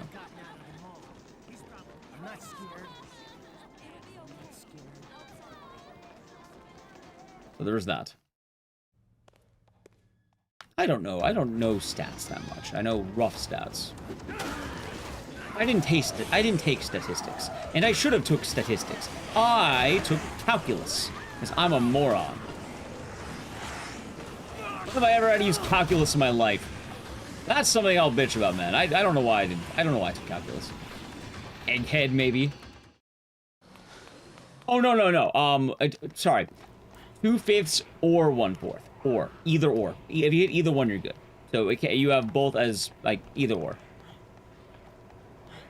Yeah, so you don't need both, you need one or the other. If you don't hit the 2/5, you have a chance to hit the 1/4. So hitting either one would give you the same benefit. I should have worded that better. Oh, chat, I'm not judging calculus, but I don't work in math, I don't work in science. I play video games online. For practicality, I probably should have taken statistics. Like, don't get me wrong, I'm not gonna dog everything I ever studied in school, but, like, realistically, when it comes to the math I took, I don't think I needed calculus. I don't think I needed it at all, in fact. There's a lot of math that's good to know, but I can't name any practical reason I would use calculus. Like, I'm not gonna shit on all math. Like, algebra makes a lot of sense. Very good at deductive reasoning. Geometry is good at explaining yourself. It's good at, you know, knowing shapes and shit. A lot of it does help logical thinking, which is nice. But calculus... Wait a minute.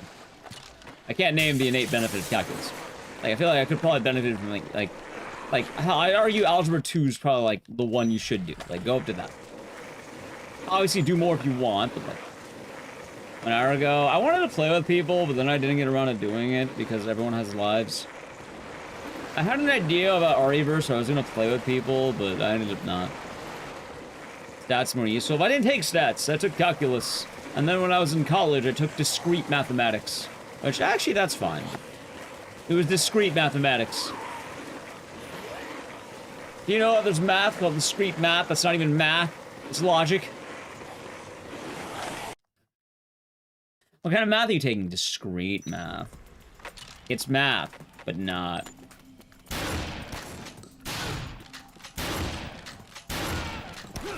Good fuck. Yeah, like, no, you're right. I'm not, like, fucking with you, like, yes, no, you have the right idea. It's discrete mathematics, like, actual discrete math. Which anyone doesn't know, it's, like, math that yeah, it's like computer math. It gives you a lot of, like, imagine a lot of the logic that would go into computer science, or just logic in general, and it's that. So it's a lot of logical math. Which logical is a very purposeful word. It's not like, oh, logic, oh yeah, all about the logical. No, it's like, it teaches you about a lot of, like, basic computer science shit. Oh my god, I'm fucking resetting this.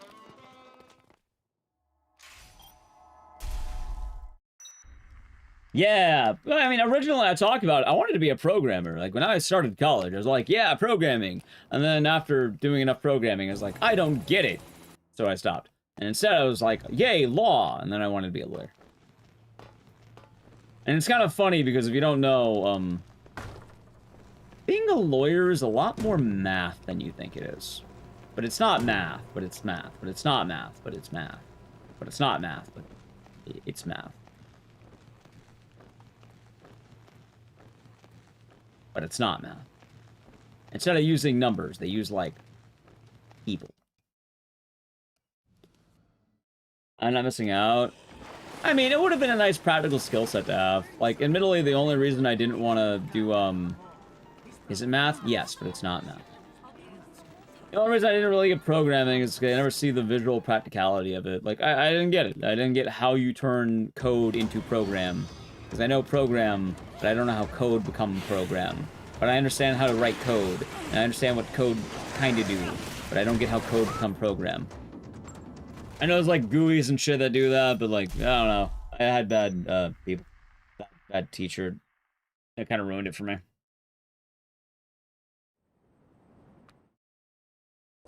Can I do it? Do what?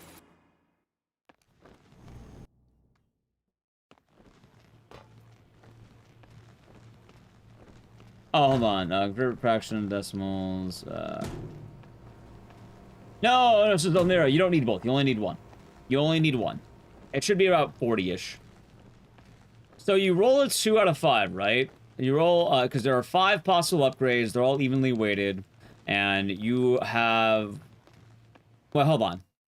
Sorry. You roll a 1 out of... Well, you roll a 1 out of 5. Sorry, you roll a 1 out of 5. My bad. You roll a 1 out of 5. Not 2 out of 5. 1 out of 5. If you land the 1 out of 5, you're good.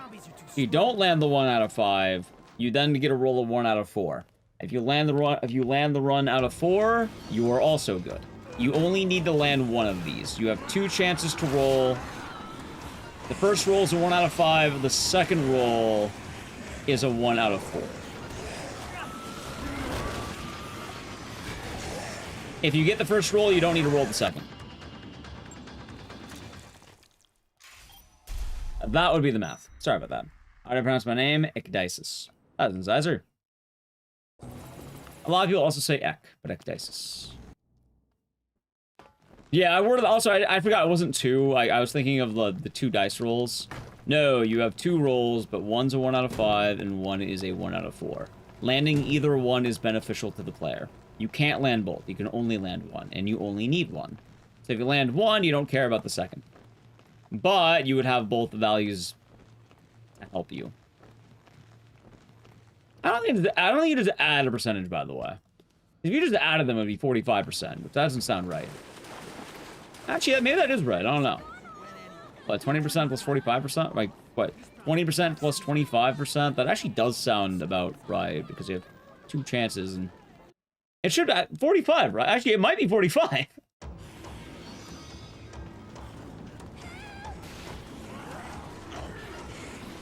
I mean, I might be overthinking it.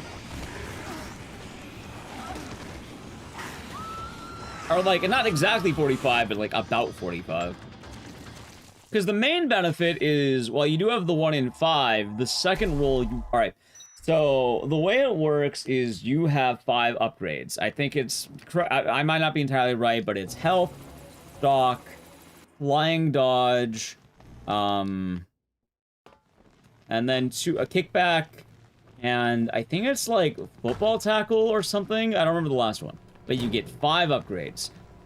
3 of them are skills, 2 of them are passives. Actually, is it 5? I think it's 5. It might be 4. It might be better than I thought. It might be 4 upgrades, because hold on, 6, 7, 8, 9. Because you have, hold on, you have 2, 3, 4, 5, 6, 7, 8, 9. I think it's 4. So it'd be a 1 in 4, and so it'd be a 1 in 4, then a 1 in 3. It should be that. I could be mistaken though.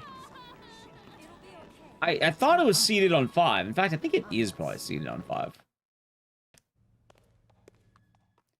Because it should be 6 through 10. And 11 to 15. And then 16 to 20. And 21 to... Actually, yeah, no, I think I'm right. No, I am right. I'm definitely right. Also, that was an awkward thing.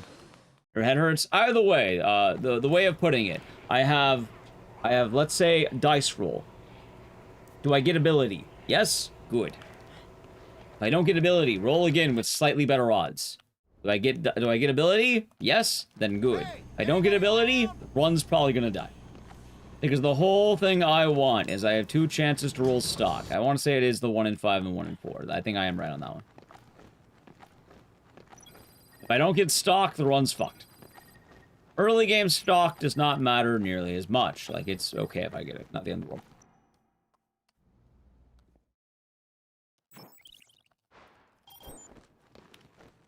So maybe. And that was a clean intro. I'm not sure how. Anyway, Chad, do you want to hear about one of my major life regrets? Something that's really funny, and you might laugh for it. I wish I majored in English. I got a 58? I did get a 58. It was a nice 58.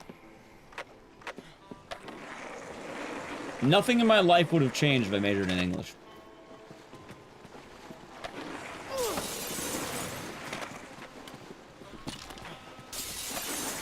American English? Correct.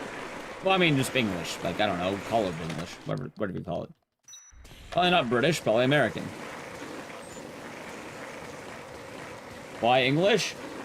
I do a lot more writing than you think I do. I do a lot more reading than you think I do. Chat, think about a streamer's skill set. I talk and read all day. And I write. Most of my things are based on talking, reading, and writing, and playing video games. Now, I don't exactly have a college degree in playing video games. I have a college degree in criminal justice and legal studies, and I have a minor in computer science. So realistically, what am I using my degree for? Can I do IT work? I got an IT job while having a degree in criminal justice. I got it through word of mouth, because the best way to get a job is to know people who have jobs, and are willing to hire you because you know the right people. Like many things in my life, I am very lucky. At least I feel like I'm very lucky. I am lucky on many days of the week. However, things immediately in my control, nothing would have changed if I, instead of doing criminal justice, I would have done, English. Same plan for GDQ? Yeah, GDQ is actually next week, and I'll be running Dead Rising 3 for that, funny enough. Why does the schedule vary so much? What do you mean? Vary in which sense?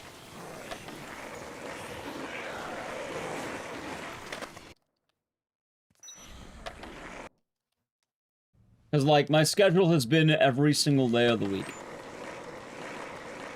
Like, since Wednesday... Oh. Well, sometimes things change. I don't know. Maybe I have a friend of mine who I haven't seen in, like, months who wants to grab a drink. I'll probably grab a drink. Maybe I have to go to events. Maybe I have to do things. But what's hard to understand about that? It seems pretty easy, actually. It also means that Twitch doesn't have a reliable thing. It means scheduling on Twitch is weird. It's easier to say I'm going live these times. But, like, I literally streamed Wednesday, Thursday, Friday, Saturday, Sunday about every time. Twitch is my full-time job. Until I have another job, but also, why does that matter? I mean, realistically, I already said everything I did.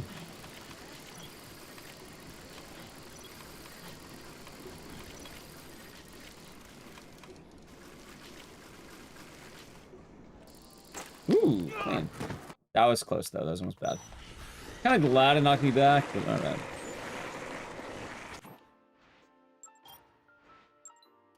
Hey, look, I remembered about that.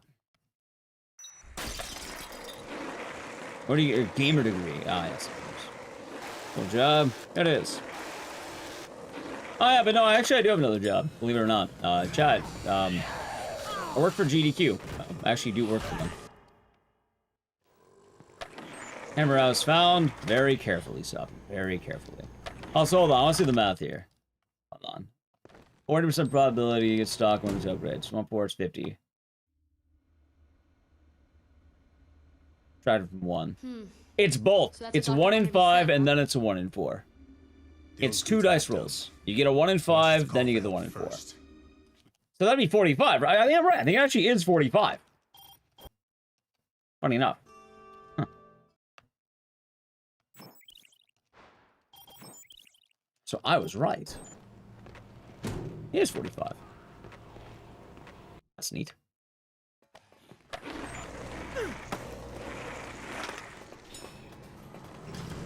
The hardest part of the speedrun is I don't get to shoot Jeff in the head. I'm employed by GDQ. I run speedruns from the crypt. It is the GDQ Hotfix show.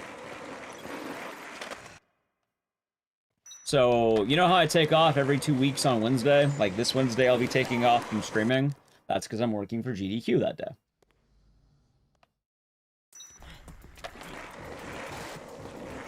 Also, British English would not be better than American English at this point. If anything, 1, it's going to be more interchangeable. And 2, the oldest English in the world is, believe it or not, American. I love bringing that up. Wait, Carly, what the fuck are you doing? Yeah, believe it or not, I love bringing this up because it's really funny. The world's oldest English is American.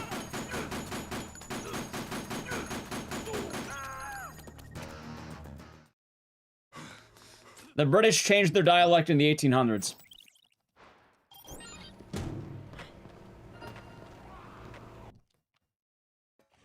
Ye old English ain't really around anymore.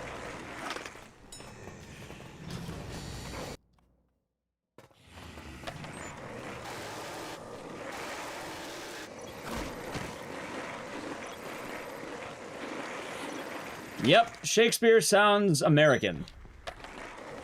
That being said, it's kind of not entirely accurate. It's some weird fucking island in Virginia that still uses that. That being said, though, the common American English is still more closer to the old school English than actual British English is, as funny as that sounds. Which is kind of hilarious, because you think, the British invented English, and they don't have the oldest version of English. Hey, a dub on soon-to-be 4th of July, chat. We need dubs. We haven't been able to get a lot lately. We need a dub. We already had that dub. You can be able to speak English as is. Understandable.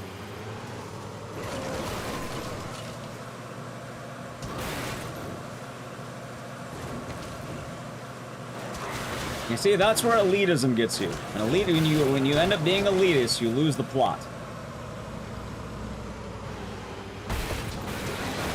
And the same for Brazilian Portuguese. I think it's also the same for Spanish, believe it or not. Like, I think I may have heard it, but I think Mexican Spanish might be older at this point, as goofy as that sounds.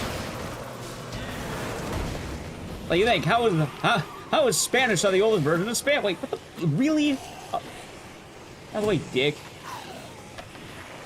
Wait, where'd the hand go? What? Huh. Chat, where'd the hand go?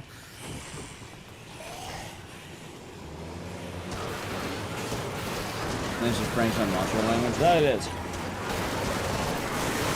Americans have the oldest English. They can do what they want. When you have the oldest iteration of something, you're gonna make the rules. That's how it got. Oh god, I can absolutely do that meme right now. This is why you don't abandon your language in the 1800s. Sorry. You can try to sound refined and more fancy and different, but when you do that, you lose it. It's like, you know, it's like losing a house. Like squatting. I think zombies... are you telling me he stole my meat? I have no idea what you mean by the oldest English. So with many things, it kind of goes... Oh my god, the run dice... Oh, no, it's dead. Okay, I barely got it. It goes to what's commonly used. Because, obviously, English has existed a lot longer than America has. Because the English have been around for longer than America has. However, what happens is many things end up changing over time. Whether it be systems of government, language, etc. different dialects. A good example is like ye old English, like in medieval times, isn't really a thing anymore. And if you tried speaking that, you wouldn't be able to. It's like a different language at this point, and it's not really used because times have changed. It's also why they say like a lot of weird add-ons and letters and shit. Yeah, it's like modern English versus Shakespearean English. They add different things that aren't really a part of the language anymore, and it's very different. The thing is, when you go to like, oh, we invented the language, you go to who's using it longer, what would the oldest form be? A lot of people like to kind of do the meme like, oh, American English is bad because we invented it. But they didn't in that case, because the invented English is no longer actually around. And the people who are using a version closer to the invented English are the people who are not inventing it, because those people traveled from the invented country and are now using it in a different country. So what happened was the British wanted to not be like America, and instead they wanted a better form of English that was considered more elite or fancy. However, you have the dire result, but in doing so, you end up not being able to relate to the original. So your version of English is now British English, which debuts around the 1800s, while American English would have been around since the dawn of America, which is prior to the 1800s. You can see the dilemma we're in.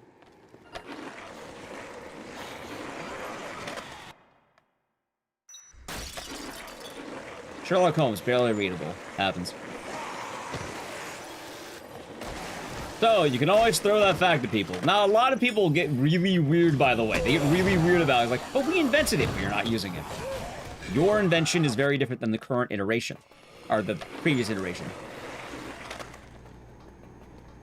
Why do Aussies, New Zealanders, and South Africans sound more British than America? Because they would have been influenced after the British change. America was about the 1700s. I'm pretty sure all the other places you listed were after that, right? I could be mistaken.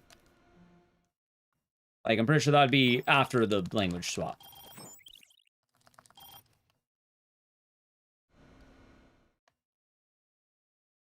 The language swap is, like, again, a lot more recent than you think it was.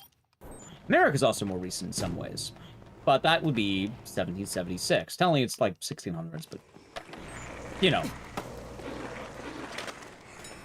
That's the difference.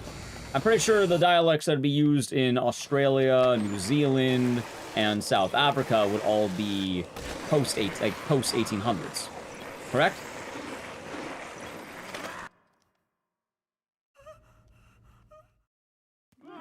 All media use Brazilian Portuguese, not Portugal Portuguese. That is funny.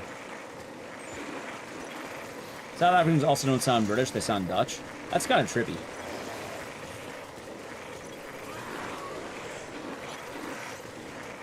So that would be the counterpoint there. So I will give you the American tidbit I disagree with, because sometimes it goes the other way around, which something that's commonly used becomes the dominant. Which, in the case of American language, yes, no, like, American English is the English everyone's using. Except for the people who want to be very different because they're refined. That being said, if you want to get into that same argument, America can take an L here, because believe it or not, most of the world uses Celsius and meters, something called the metric system. Which is really fucking funny, because if you don't believe me, you can look it up. The metric system is younger than imperial units. So if you're using shit like Fahrenheit and like, I don't know, like, I know Fahrenheit definitely. The metric system wasn't firmly established till after. Until after. But it's better. Oh, mostly. There are exceptions. So it gets really weird, because everyone uses the metric system, but the imperial system is actually older. But the metric system is better for more accurate units, especially when it comes to the sciences. So that's why most people use it, and therefore, if you want to argue it's the right system, I would actually agree. Yeah, no, it is weird that, like, you know, you measure things in burgers and fucking desks and, like, I don't know, football fields. I agree with that one. I fully agree with that one, right?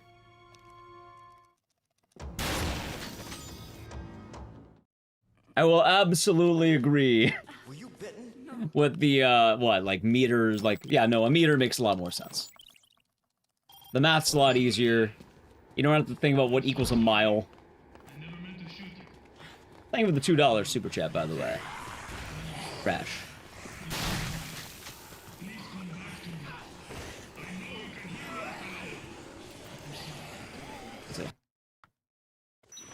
Yep.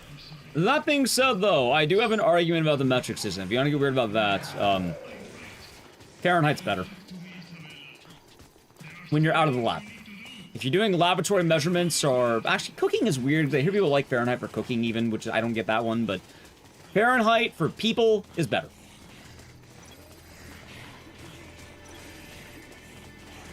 Fahrenheit for a lab is not better. So if you're in a lab and you need to do calculations, use Celsius. If you were talking about, hey Bob, what's the weather like? Fahrenheit's based. Also, for memes, 6 foot tall is also funny. How so? Mankind operates in base 10 and everything is in base 10.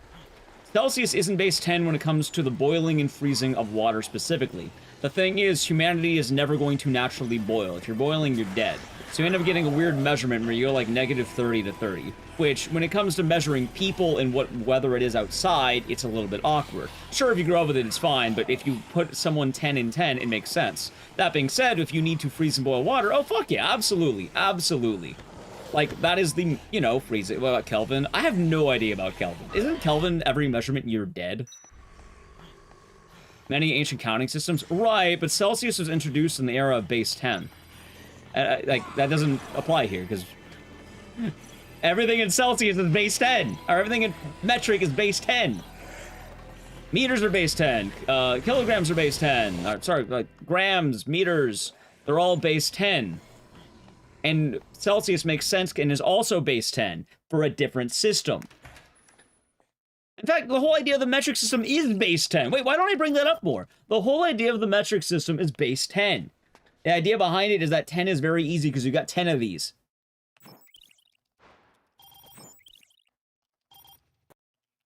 That's why, you know, it's like, what, 10 centimeters equals a meter, 10 meters equals a kilometer, right? I'm an American. I may be wrong on the math. It's been a while since I was in school for that.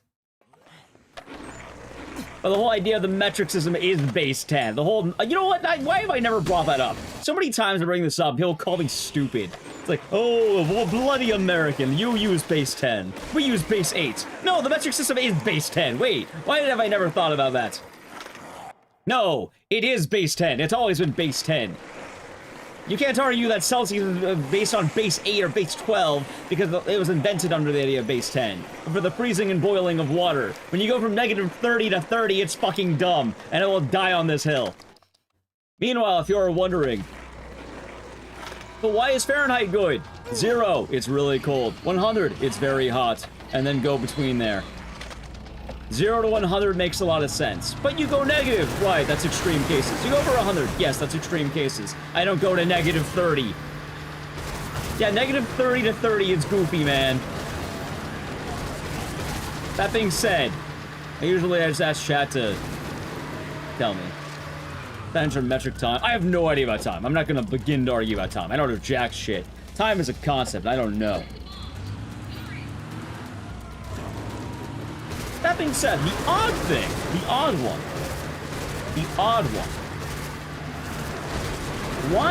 why do chefs like Fahrenheit? That one I don't get. That one I really don't get. Because wouldn't chefs be freezing and boiling more than anyone else? Like, even the scientist doesn't freeze and boil as much as the chef. Oh my god, this remote just died.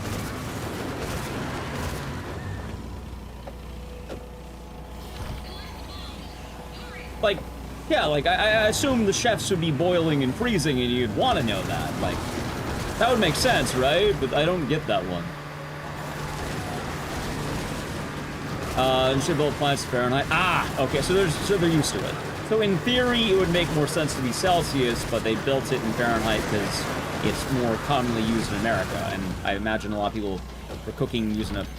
Well, I mean, wouldn't cooking be a global standard? Like negative 40 to 40. You know, that's fair. But even still, negative 40 to 40 is still awkward. If you have to go down to negative 40, wouldn't it just be better to go 0 to 80?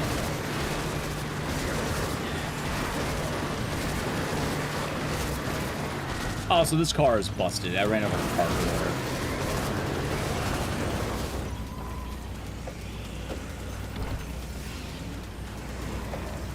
cooking is a global standard.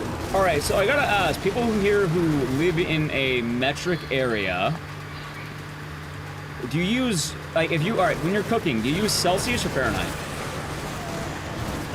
Like, this isn't me being, like, dogging or, like, oh, use Fahrenheit. Like, no, actually, like, which one I don't know which one you'd use. Daylight, it is. By the way, I think the run may be dead. Oh, we'll try it out. It might be dead. Why would you use Fahrenheit for cooking? It's very popular for cooking. Among chefs, it's very popular. I don't know why. I actually don't. But among chefs, it's very popular for cooking. I don't know why. It is a big thing in the world of cooking. It's non-existent. Celsius always? So you're saying if you have your stoves, they have Celsius, right? Like, if you are cooking and you have a stove and you're turning up the degrees, it is going to be in Celsius, right? If you are not living in an American area or a imperial area. Someone said earlier that someone in Canada was cooking in Fahrenheit.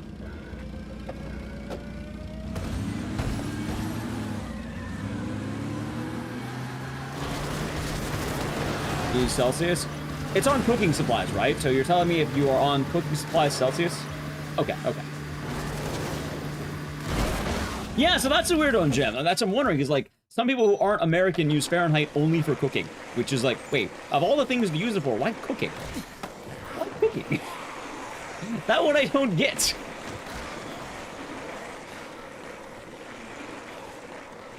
So I'm in full agreement here. I think food makes more sense in Celsius. Like, I know a lot of recipes use 350 degrees Fahrenheit, which, that's an awkward fucking number for food, right? That's a really awkward number to cook food at. Like, 200 would make a lot more sense. Like, you make it very hot. Like, 220? Yeah, no, that sounds more reasonable. 350 is fucking awkward. Canadian stoves are American. Okay, that would make sense there. Also, I need to get rid of the sun. Get out of your sun. Closed, huh? Chat, say goodbye to the sun. I'm blotting it out. You know of anything else he could be planning? No. Yeah. Nothing but the bombs. Interconnected economies. Okay, that makes a lot more sense then. He's got his computer. They're saying someone from New Zealand probably would never use Fahrenheit as a cooking measurement, but a lot of people in Canada do it because they're buying American hardware. Anyone who's buying American hardware is probably gonna have the Fahrenheit, so they get used to that.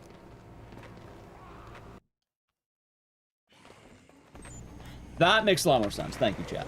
Anyway, with that thought, I need to play an ad. If you'd like to avoid the ad, sub to the channel, Prime Gaming. We're just waiting for Isabella. Ready? Edge. Also likes US shoe sizes. Alright, I'm not gonna lie to you, despite the memes, alright, chat, you can laugh. I have no idea what the fuck the American foot sizes mean. I have no idea what the British shoe sizes mean. I don't know jack shit about feet. At least when it comes to shoes. Oh, in general, I don't know jack shit about feet. I know chat likes to be, oh yeah, you're a foot man, but like, I don't actually know a whole lot about feet, chat. Oh, I'm chopping. Oh, we did good. And let's ask Kojima. No, he jerks off to them. He doesn't know the measurements. I don't know measurements. Like, I know what my shoes roughly are because I just wear shoes around that. No, I want to know why, like, why my feet are measured the way they are. Wait, I need the pipe. I would actually like to know that.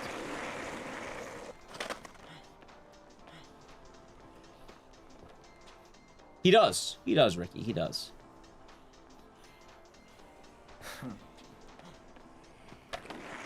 Feet? Well, people were saying that there's different... I didn't even know that there were specific units for measuring feet. Someone said the American shoe size is different than other regions, which... I did not know that. Which is news to me. Long ways or half... I don't know anything about shoes. I rarely buy them. I buy them, they fit. Also, Peter, how's it going?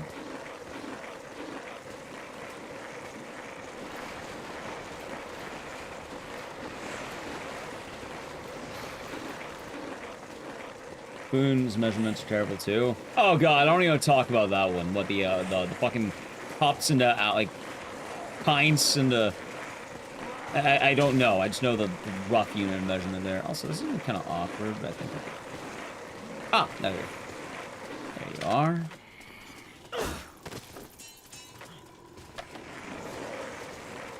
I'm glad you're liking it, though, Sandra. That being said, you know what? I want to name another based Imperial unit. And it's global. You can't talk shit about the pint. No one talks shit about pints. That's a global unit of measurement right there. Like, a pint is a great unit of measurement.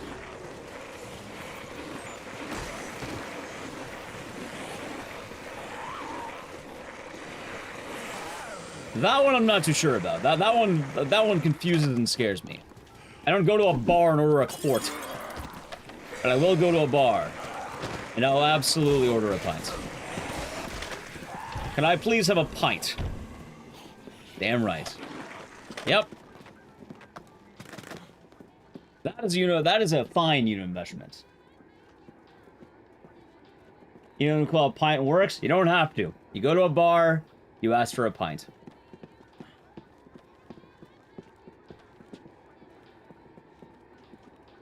Oh, so I fucked up a little bit here.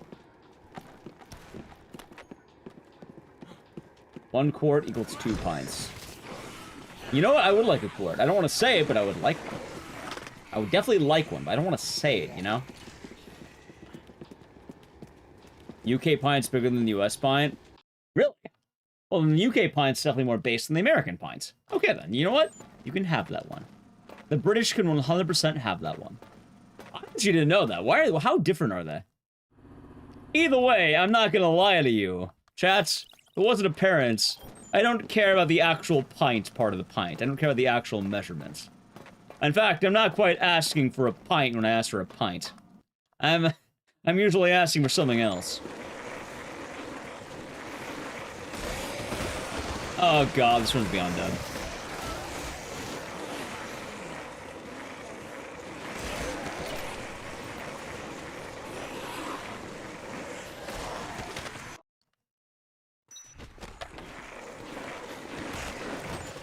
You said a PBR? I like PBR. Oh, I've never had Diet Dr. Pepper. Nautical mileage versus 1 unit of latitude.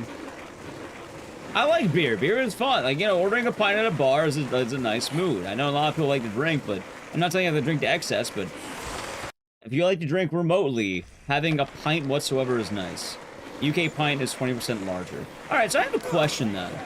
If I go to the bar and ask for a pint, are they giving me, like, a pint of measurement, or are they giving me a pint of drink measurement? Because I don't actually know how much they would give you in the US. Like, I don't know, are they giving you the British pint, like, as the drink, or are they giving you a pint as in the American pint, as in, like, a blank amount of a pint glass of beer? Right, but, like, is an American pint glass based off of the UK British pint, like, the classic if you order at a pub, or is it based on, like, the American unit of measurement, the imperial measurement?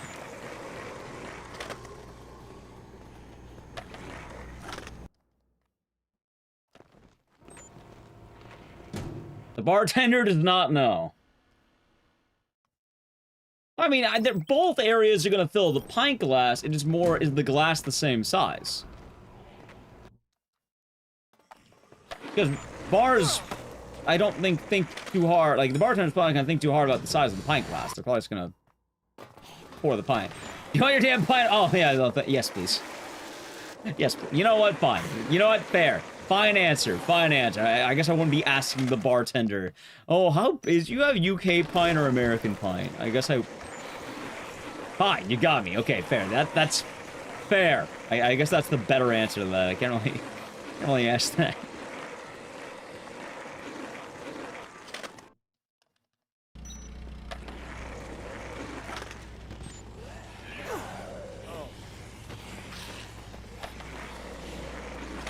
That being said, though, it's kind of funny because I know for a fact, like, I don't even think they call them pints anymore. I think you still ask for a pint, but, like, I think in the US, they actually changed it to dumb it down. Like, it's actually dumber.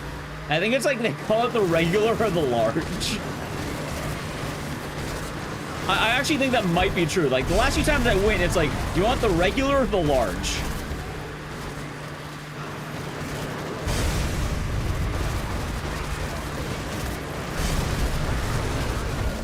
That's embarrassing. In fairness, I haven't been going to, like, many, like, premium establishments and buying alcohol. Yeah, it's like they have the tall and like they name it differently in bars nowadays. Chat, I think I'm very dead. All right, I let him have it. I knew it was gonna happen. I was like, I think the run might be dead. I think he got me. I think he got me. Fuck it, let's run it back. There's a whole couple. Oh yeah, of course. Ask for a venti of. Oh, some will answer. Others clear out. Gotcha. That's fun. Can I please have it supersized? Fair beer, free. After that, it's cold.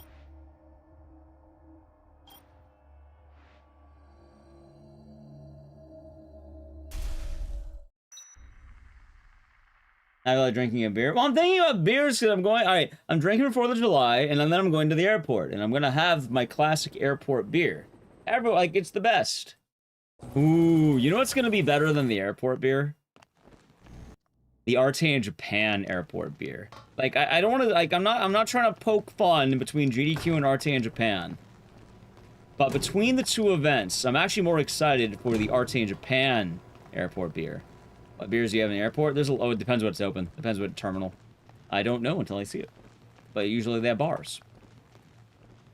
I don't know about you, chap, but those of you who have done international travel and domestic travel.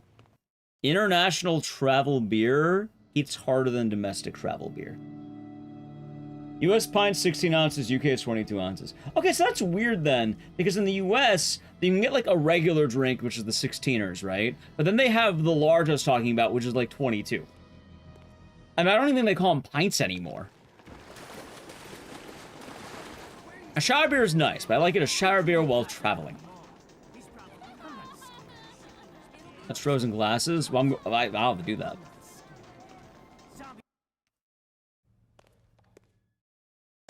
Gotcha.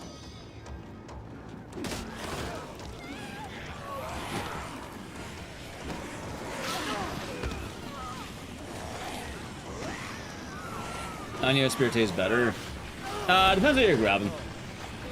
Anyway, chat, the answer to beer is always the same. Those of you wondering, oh, what's the best beer? Free. What about after that? Cold. What about after that? Available. Free, cold, available. After that, you can get picky. Why? What do you mean, why? Oh, wait, it's in the name. Free, cold, available.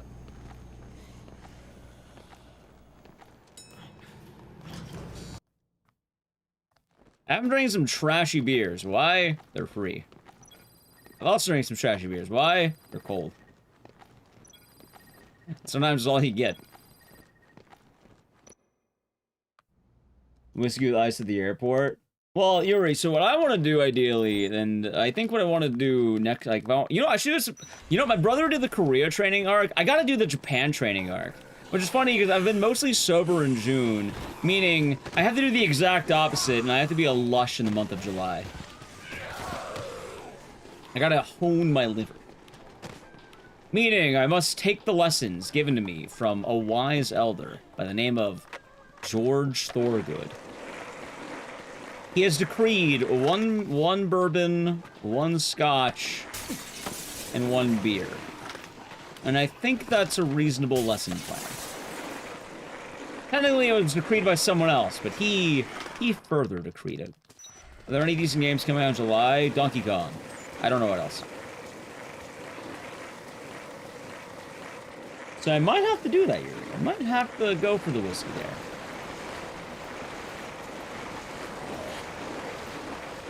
You got Das Boot coming up. John Lee Hooker, thank you. Thank you. Also decreed it.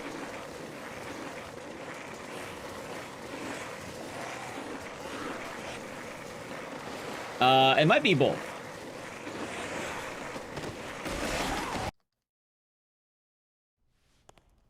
Sounds good. Sounds good. 2, 3, 4. Nice.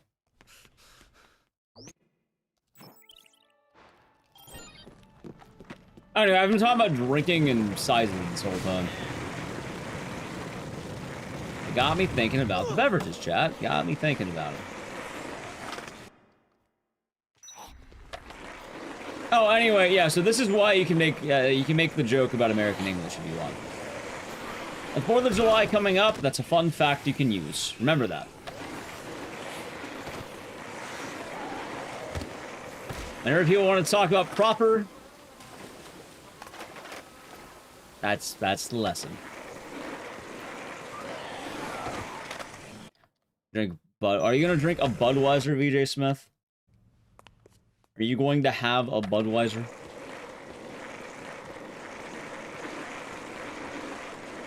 See, it's funny. None of you make fun of Budweiser, but I think I drink trashier stuff than Budweiser sometimes. Why? It's there. It's available. It's free.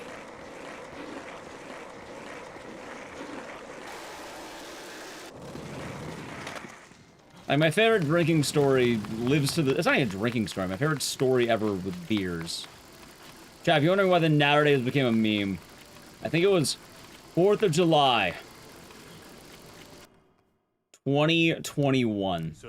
4th of July, 2021. I was having a nice time. I always take it off, and I'll have it, you know, it'll be a nice time again. Invited some friends, and it's like, hey, you know, guys, come over, bring some drinks, more food. It'll be a nice time. You know, I'll probably something like that again, too, with the friends. Last time I got blackout drunk, I don't remember. I don't know, though. It's been a while. Definitely been a while, because I haven't been drinking as much lately. You know, I invite them over. Right? I invite them over. I tell them, hey, bring some alcohol. And, like, you know, post-college guys. We be chilling. And before that, I mainly just, you know, I don't really think about too hard what I drink. I just kind of drink whatever's around. But usually the people around me, they're probably drinking regular shit. They're probably not drinking anything particular. And they come over, and they bring a case of Naturdays and Busch Lights. And for those who do not know, both of these are considered to be much more on the lower end of drinking. Natty Ice is considered trashy college beer, and Busch Light's also considered trashy college beer. You drink because usually you are trying to either save money or you can't afford anything else. One of the two. That being said, I'm like, guys, why are you drinking this? What is this? Because, you know, I've never seen anyone bring a pack. And they bring them. One, they tell me the Naturdays are cheaper than water, so it's actually better than drinking water. And then the Busch Lights, just because they like the Busch Lights. Anyway, PBR is weird because it shifted. It's still considered a little bit trashy, but it's also hit the highbrow point. PBR is primarily drinking by a lot of people now. It kind of pivoted over to hipsters for some reason. So depending on who's drinking it, can either be a hipster or it could be rather, quote unquote, let's say trashy. That fight. I thought this might be bad. Anyway, the whole point of this is they come over. Also, I got stock. Awesome. They come over. And, you know, normally whenever you bring alcohol to a place, you don't really take it home. Kind of leave it there. And no one in my house really likes to drink trashy beer entirely. So we had a fridge full of Busch Lights and a fridge full of Naturdays. And these fucking Naturdays were just taking up shelf space. I drank one. And you know what? It tasted like, imagine you combine piss and lemonade together. I think that was my reaction. Like, what the fuck is this? Why did you bring this? I asked him. I'm like, what the fuck? What is this shit?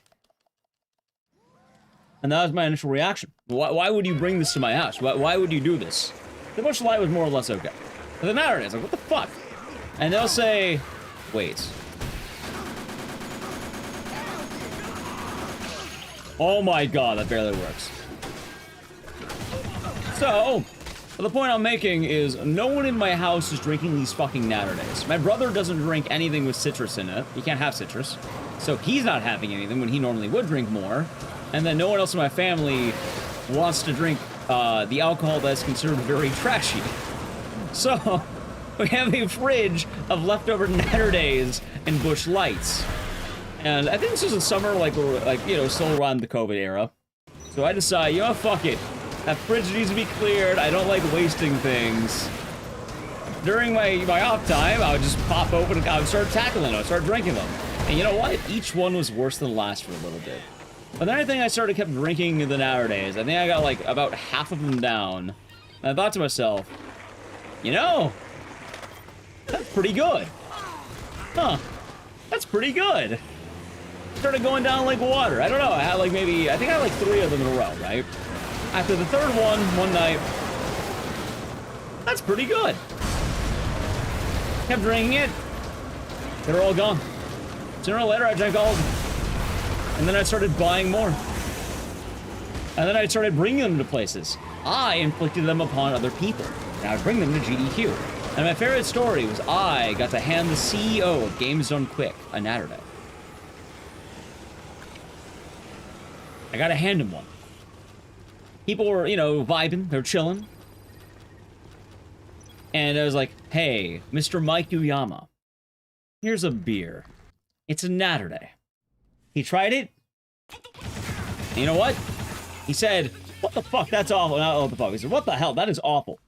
And then after that, I handed him another one, but a slightly different flavor. Something to follow. And I told him, this one's better. He opened it. He cracked a sip. For about, like, a good 20 seconds, he was making noises and thinking. Then, he told me that was the worst thing he ever drank. And then he said, please do not hand me any more.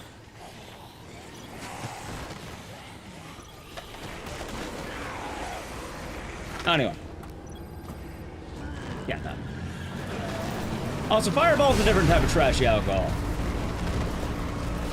No, he didn't tell me I'm fired. I ended up handing him an actual good beer at a future event, and he actually liked it a lot. Funny guy, I miss Mikey Yama. He's a good guy.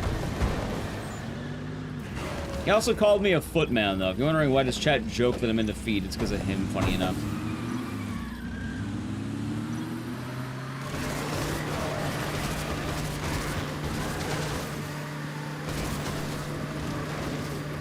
Now, imagine the CEO of Games Done Quick going up to you and say, hey, Ecdycis, I heard you were a foot guy. Or, you know, insert name here. I heard you're a foot guy. Sure. Yes, that's why. That's why chat jokes about it. Mike Uyama heard through the grapevine that apparently I'm a foot guy. No, it's because I managed jury in the Street Fighter tournament that year. I was busting out the jury. And now, yeah, I donated a local fraternity. Fuck that, I drank all of them. I drank all the beers, chat.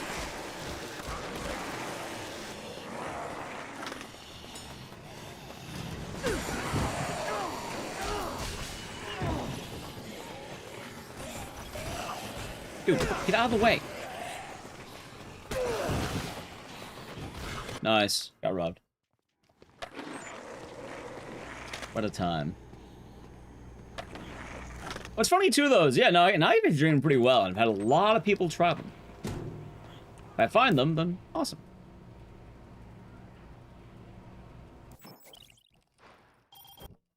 All those knives have in the same sense. If anything, I feel like my life's gone significantly uphill since then, funny enough, so I think they were right.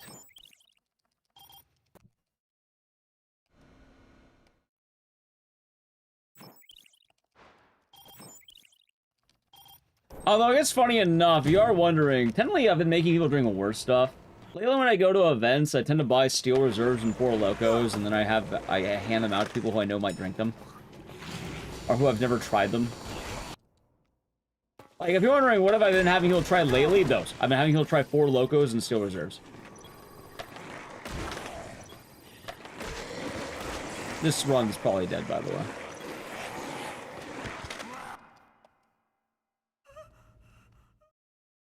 Can you imagine having a...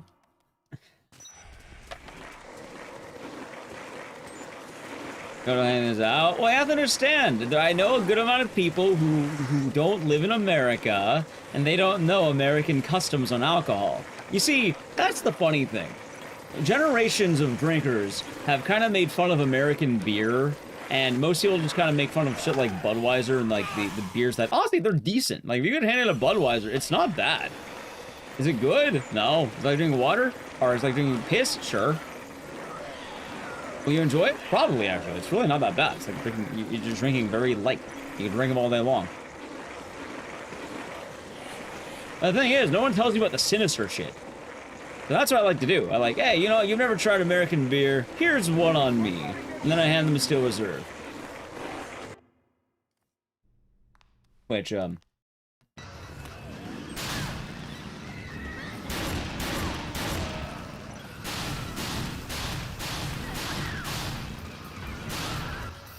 yeah. So crazy. Hey! It gets you drunk cheap. It does the job. Will I be damned? Yeah. Also, the funny part about quality is, like, usually if you want quality, just go to any hipster bar. I guarantee you'll find it. You guys gonna be Speedrun Dead Rising again? Yeah, I don't know the next time we're doing it, though. But I thought it'd be fun to whip out because of Haunting Ground. We'll continue this run as long as the board doesn't break. If not, then we're calling it.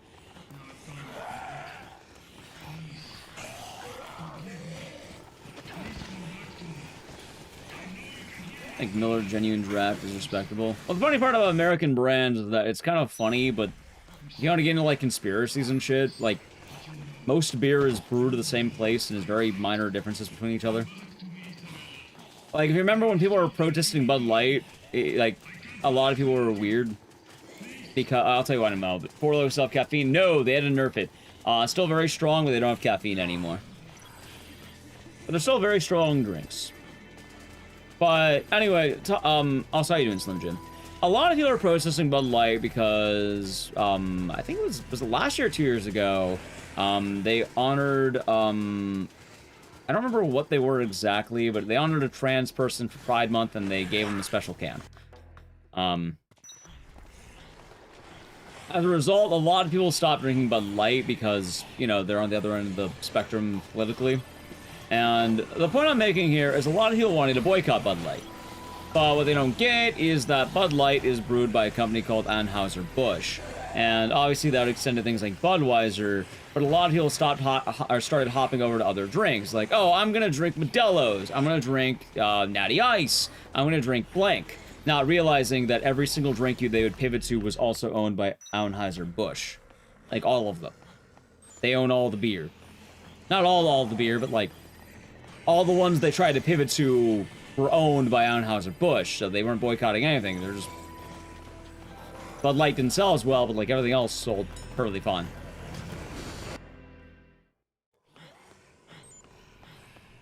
Like, we did a giant deep dive. In fact, I'll do it again. We're talking about beers. Here, let me, how do I spell Anheuser? Anheuser. Right, there you go. Who is that? Beers. Is she hurt? Yeah. Alright, let's see. From a quick Google search. Bud Light Orange, Bud Ice, Budweiser, Natural Light Naturdays, Bud Light Lime, Beck's, Corona, Michelob, Hoegaarden, Michelob Ultra, Stella, Busch, Black Crown, Goose Island, Leffe, What in the hell is going on here? Modelo. Anything to do with that announcement earlier? I don't know much more than you at this point, okay? But he shot her, I can tell you that. And just so you know... Yeah, hold on. Estrella, Kona Big Wave, Presidente, Landshark, Busch, Hoegaarden, Elysian Brewing, Devil's Backbone, Golden Road Brewing, Four Peaks Brewing, Karbach, Winwood, Vesa Sur, Wicked Weed Brewing, Cisco Brewery, Neutral, Hoop Tea, Rita's, and Cutwater. Fine. Yeah, no, it's a lot. It's a lot. Like, they own a lot. And a lot of the companies own a lot of different things. Yeah, well, it's not, I guess it's not monopoly, because, like, I think the company that owns, like, what, Coors owns a lot, too, and, like, a lot of them tend to get picked up pretty quickly. And by the way, I'm not judging you for drinking any of these of choice. In fact, I drink a lot of these. They're pretty damn good. And it's more the fact that if you're trying to boycott something and you're swapping from one and then just going to the other, you're not boycotting. Like, that's not a boycott at that point. Like, a lot of people specifically would go from Bud Light to, Modelo. But Modelo is owned by Anheuser-Busch. Like, it's not a boycott. It's the same thing, effectively.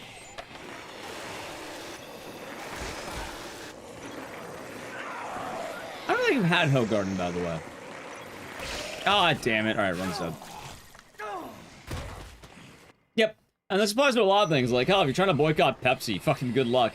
Like, look at all this. I hate Pepsi. Pepsi, I don't know. They killed Pepsi Man. I'm gonna boycott Pepsi. I'm gonna name something silly so we don't have to worry. Oh my god, he said something divisive. Pepsi, yeah, try boycott Pepsi. Let's see.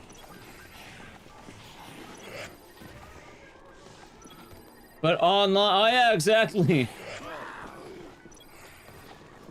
Pretty much, gang. See, like, that was the outrage, right? It's like, but Bud Light said, one, they gave one special beer can, two, and then they fire. Bud Light's been really weird, and I think that ultimately they did. But also keep it. We'll do what everybody said. Run like not gonna PB. We'll keep it going. It's weird, if only in the terms of things. They are in a very weird standstill, because a lot of people like to drink beer. A lot of people like drinking beer. A lot of those people have different opinions. For years, Bud Light would do the Pride stuff. Like, every Pride, they would sponsor, I don't remember what it was exactly. I guess it was parades where you can buy drinks, too. Like, they would be sponsors at Pride parades. I don't think they did it this year. But the point I'm making is Bud Light is struggling a lot because they kind of lost both sides. And it's kind of weird because if you play both sides, you're expecting to get an advantage, but they literally lost both sides. Obviously, they pissed off conservatives because conservatives react to... If a trans person exists, they're going to get pissed off half the time. And then they pissed off a lot, like, you know, the other side because... They pulled out of things like Pride events trying to win back conservatives, which they lost both sides. How do you lose both sides? How the fuck do you alienate everyone? They're not gonna get back one audience because they already get, you know, quote unquote, pander to the other audience. They're not gonna get back the other audience because they stopped helping them out. So, yeah, no, Bud Light's like more or less than pretty fucked. Which, I mean, at the end of the day, it was Bud Light. See, my argument is I didn't know so many fucking people drink Bud Light. I know it's all Anheuser-Busch, but, like, I'm not gonna lie, I didn't know so many people drank that specific iteration of a beer. Like, yeah, no, I don't even know the last time I had one.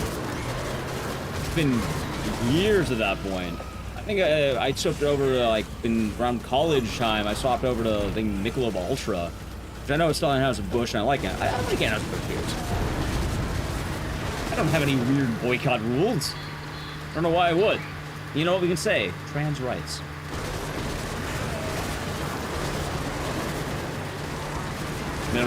Hey, maybe I'll pop open one. Maybe I'll celebrate the 4th of July early. I have a bunch of Sapporos in my room. Ah, yes, Bud Light Lime. What the fuck is Bud Light Lime? Was that a constant drink?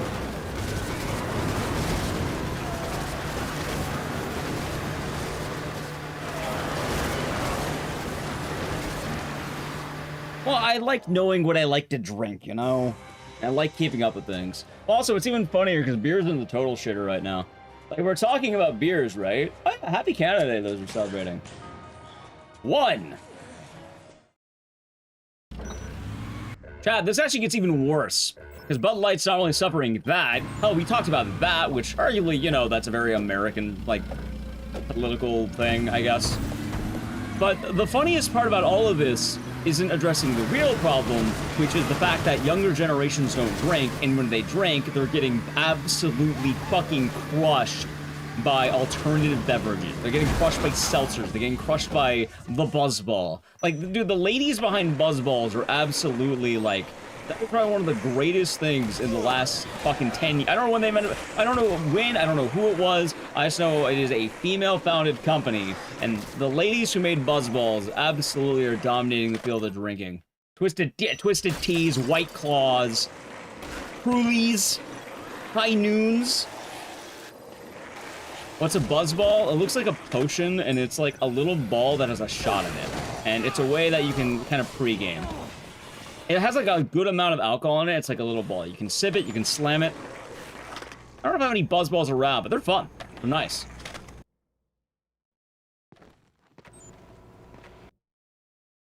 Mike's Hard Lemonade. Funny enough, I think the Mike's Hard stuff actually ended up getting a buff because things like White Claw seltzers ended up getting more popular. You don't like the buzzball? I mean, that's... Which one did you have? Which... You keep buying them. You know what? That's fair. Are people actually getting wasted on Zima? Else he could be planning. No.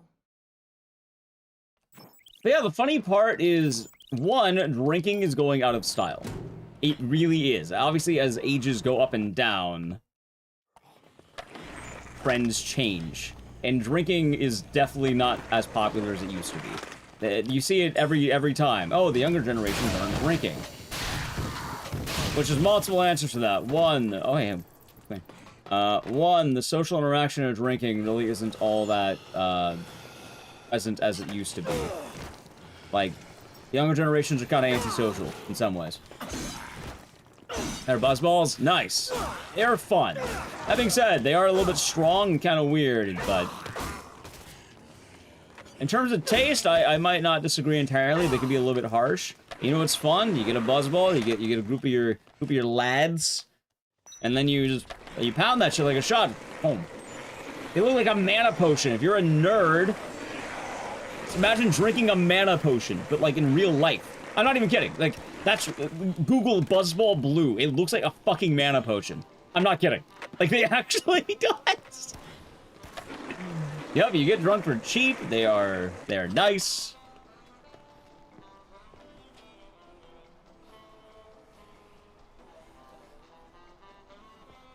Yeah, pressure the younger generation. The younger generation has their own share of flaws and vices. Younger generations are smoking like... Honestly, I'm pretty sure smoking is going to make a giant return. And... What's the word? Gambling. They're definitely not doing better. They're just doing different. Like, I talk about a lot, but smoking and... I just, like, gambling. No, Gen Z is fucked on those. Good luck out there. Don't lose the house.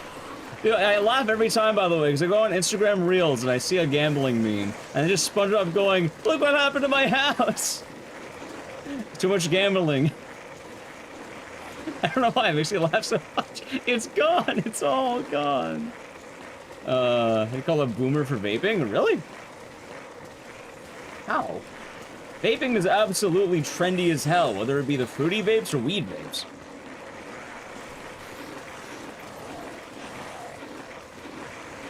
Yeah, dude, it is wild. Like, I remember, like, growing up, there's so much anti-smoking stuff, and just seeing... Also, Isabella, you good?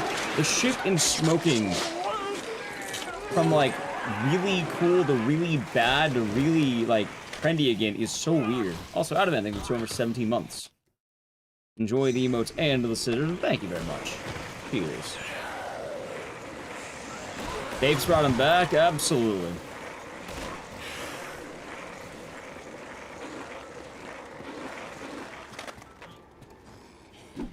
Ah, shit. Be fine, I think.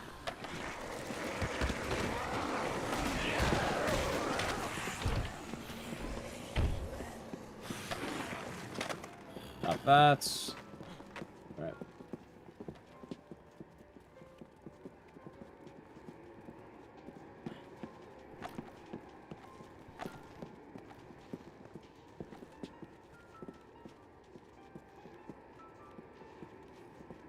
Same, Lars. Definitely same. Also, I think I actually got the strat here. I absolutely did. Nice.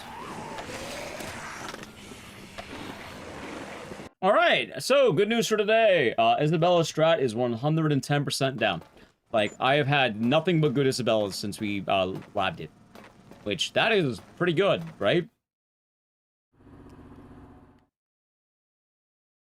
Yeah, no, gambling is getting really kind of, like, bad. Like, don't get me wrong. I like gambling. I like a game of blackjack. I like a game of Texas Hold'em. However, I feel it's a little bit different between you choosing it by your own volition and having it be a sponsor at every major event. Having it be sponsored by a lot of influencers, having it be online all the time. Like, yeah, no, it's very pushed. Like, very, very pushed.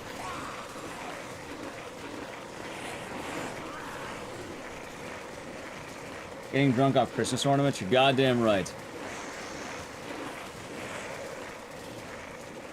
Ah, of course, Morgan. Of course, of course. Also, chat, I'm not anti-gambling. I like gambling. But I definitely think there's a weird step on how much it's advertised. And I can acknowledge that. It happens a lot in, like, what, DraftKings, sports betting, etc. Oh, I heard recently they were going to try to bring it to esports in a way.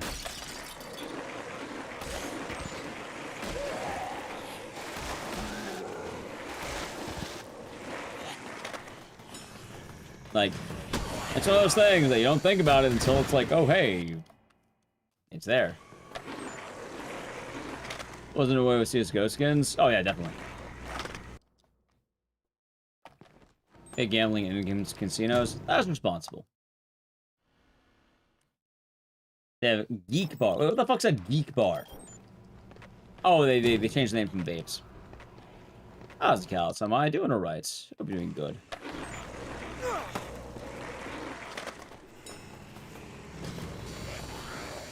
Damn it. Yeah, they are fun. But I feel like there's a very big difference between you seeking it out on your own and you watching something like baseball, and then you get an ad telling you, like, it's like the fucking meme, smoke, and like subliminal messaging, and they keep saying smoke.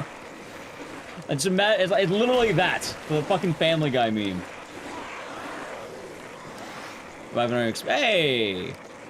Well, big cheers, Callus. You excited?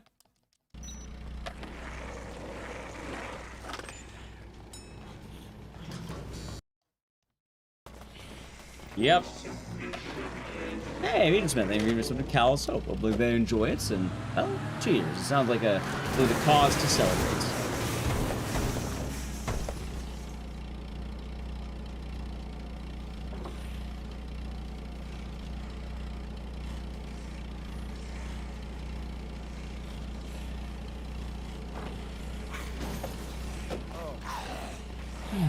I'm doing the rest by foot. I'm wishing all the best of that, Callus.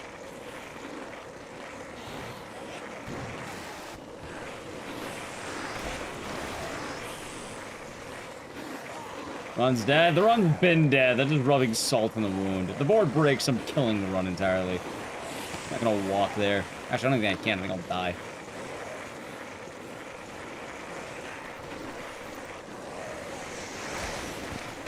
Alright, board's gonna break in a second here.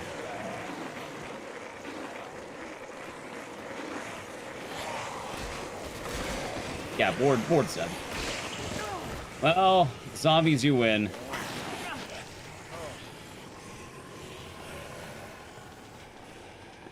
There it is. Even the board broke.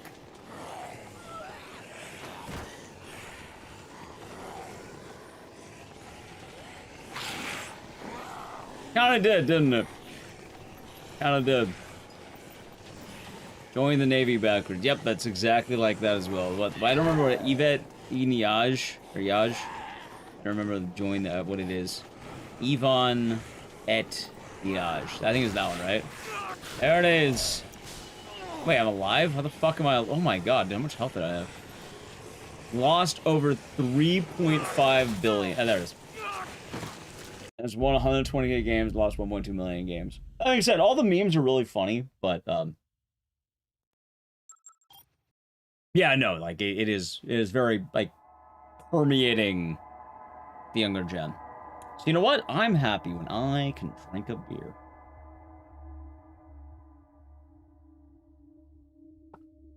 It's not that bad of a vice as long as you're not addicted. Well, I guess that's anything, but like of all the vices out there, it's definitely less bad than some. All right. Anyway, I'm gonna wrap it up for the day. Yeah, no, I got fucked by Dead Rising all day long. Next time I do Dead Rising, honestly, I think next time I do this game, I'll probably bundle it along with another game. I think it'll be better in every way. Like, good news and bad news. Good news. I genuinely got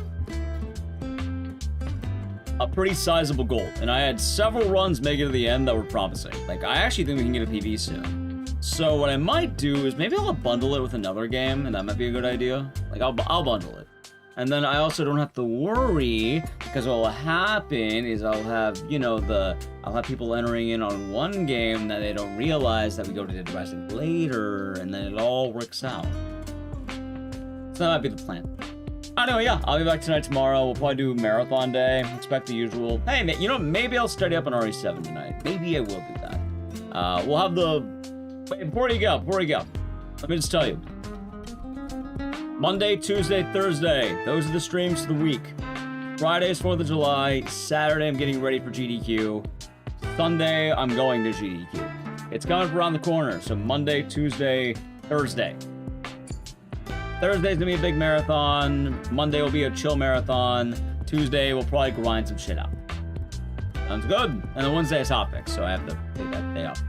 Anyway, thank you all for watching. Hope you all enjoyed the stream. If you're new, follow the channel, check out social media, and yeah, I'll be back then. Anyway, goodbye, YouTube chat. I hope you have a good rest of the day or night. Alrighty. Bye, YouTube. Good shot.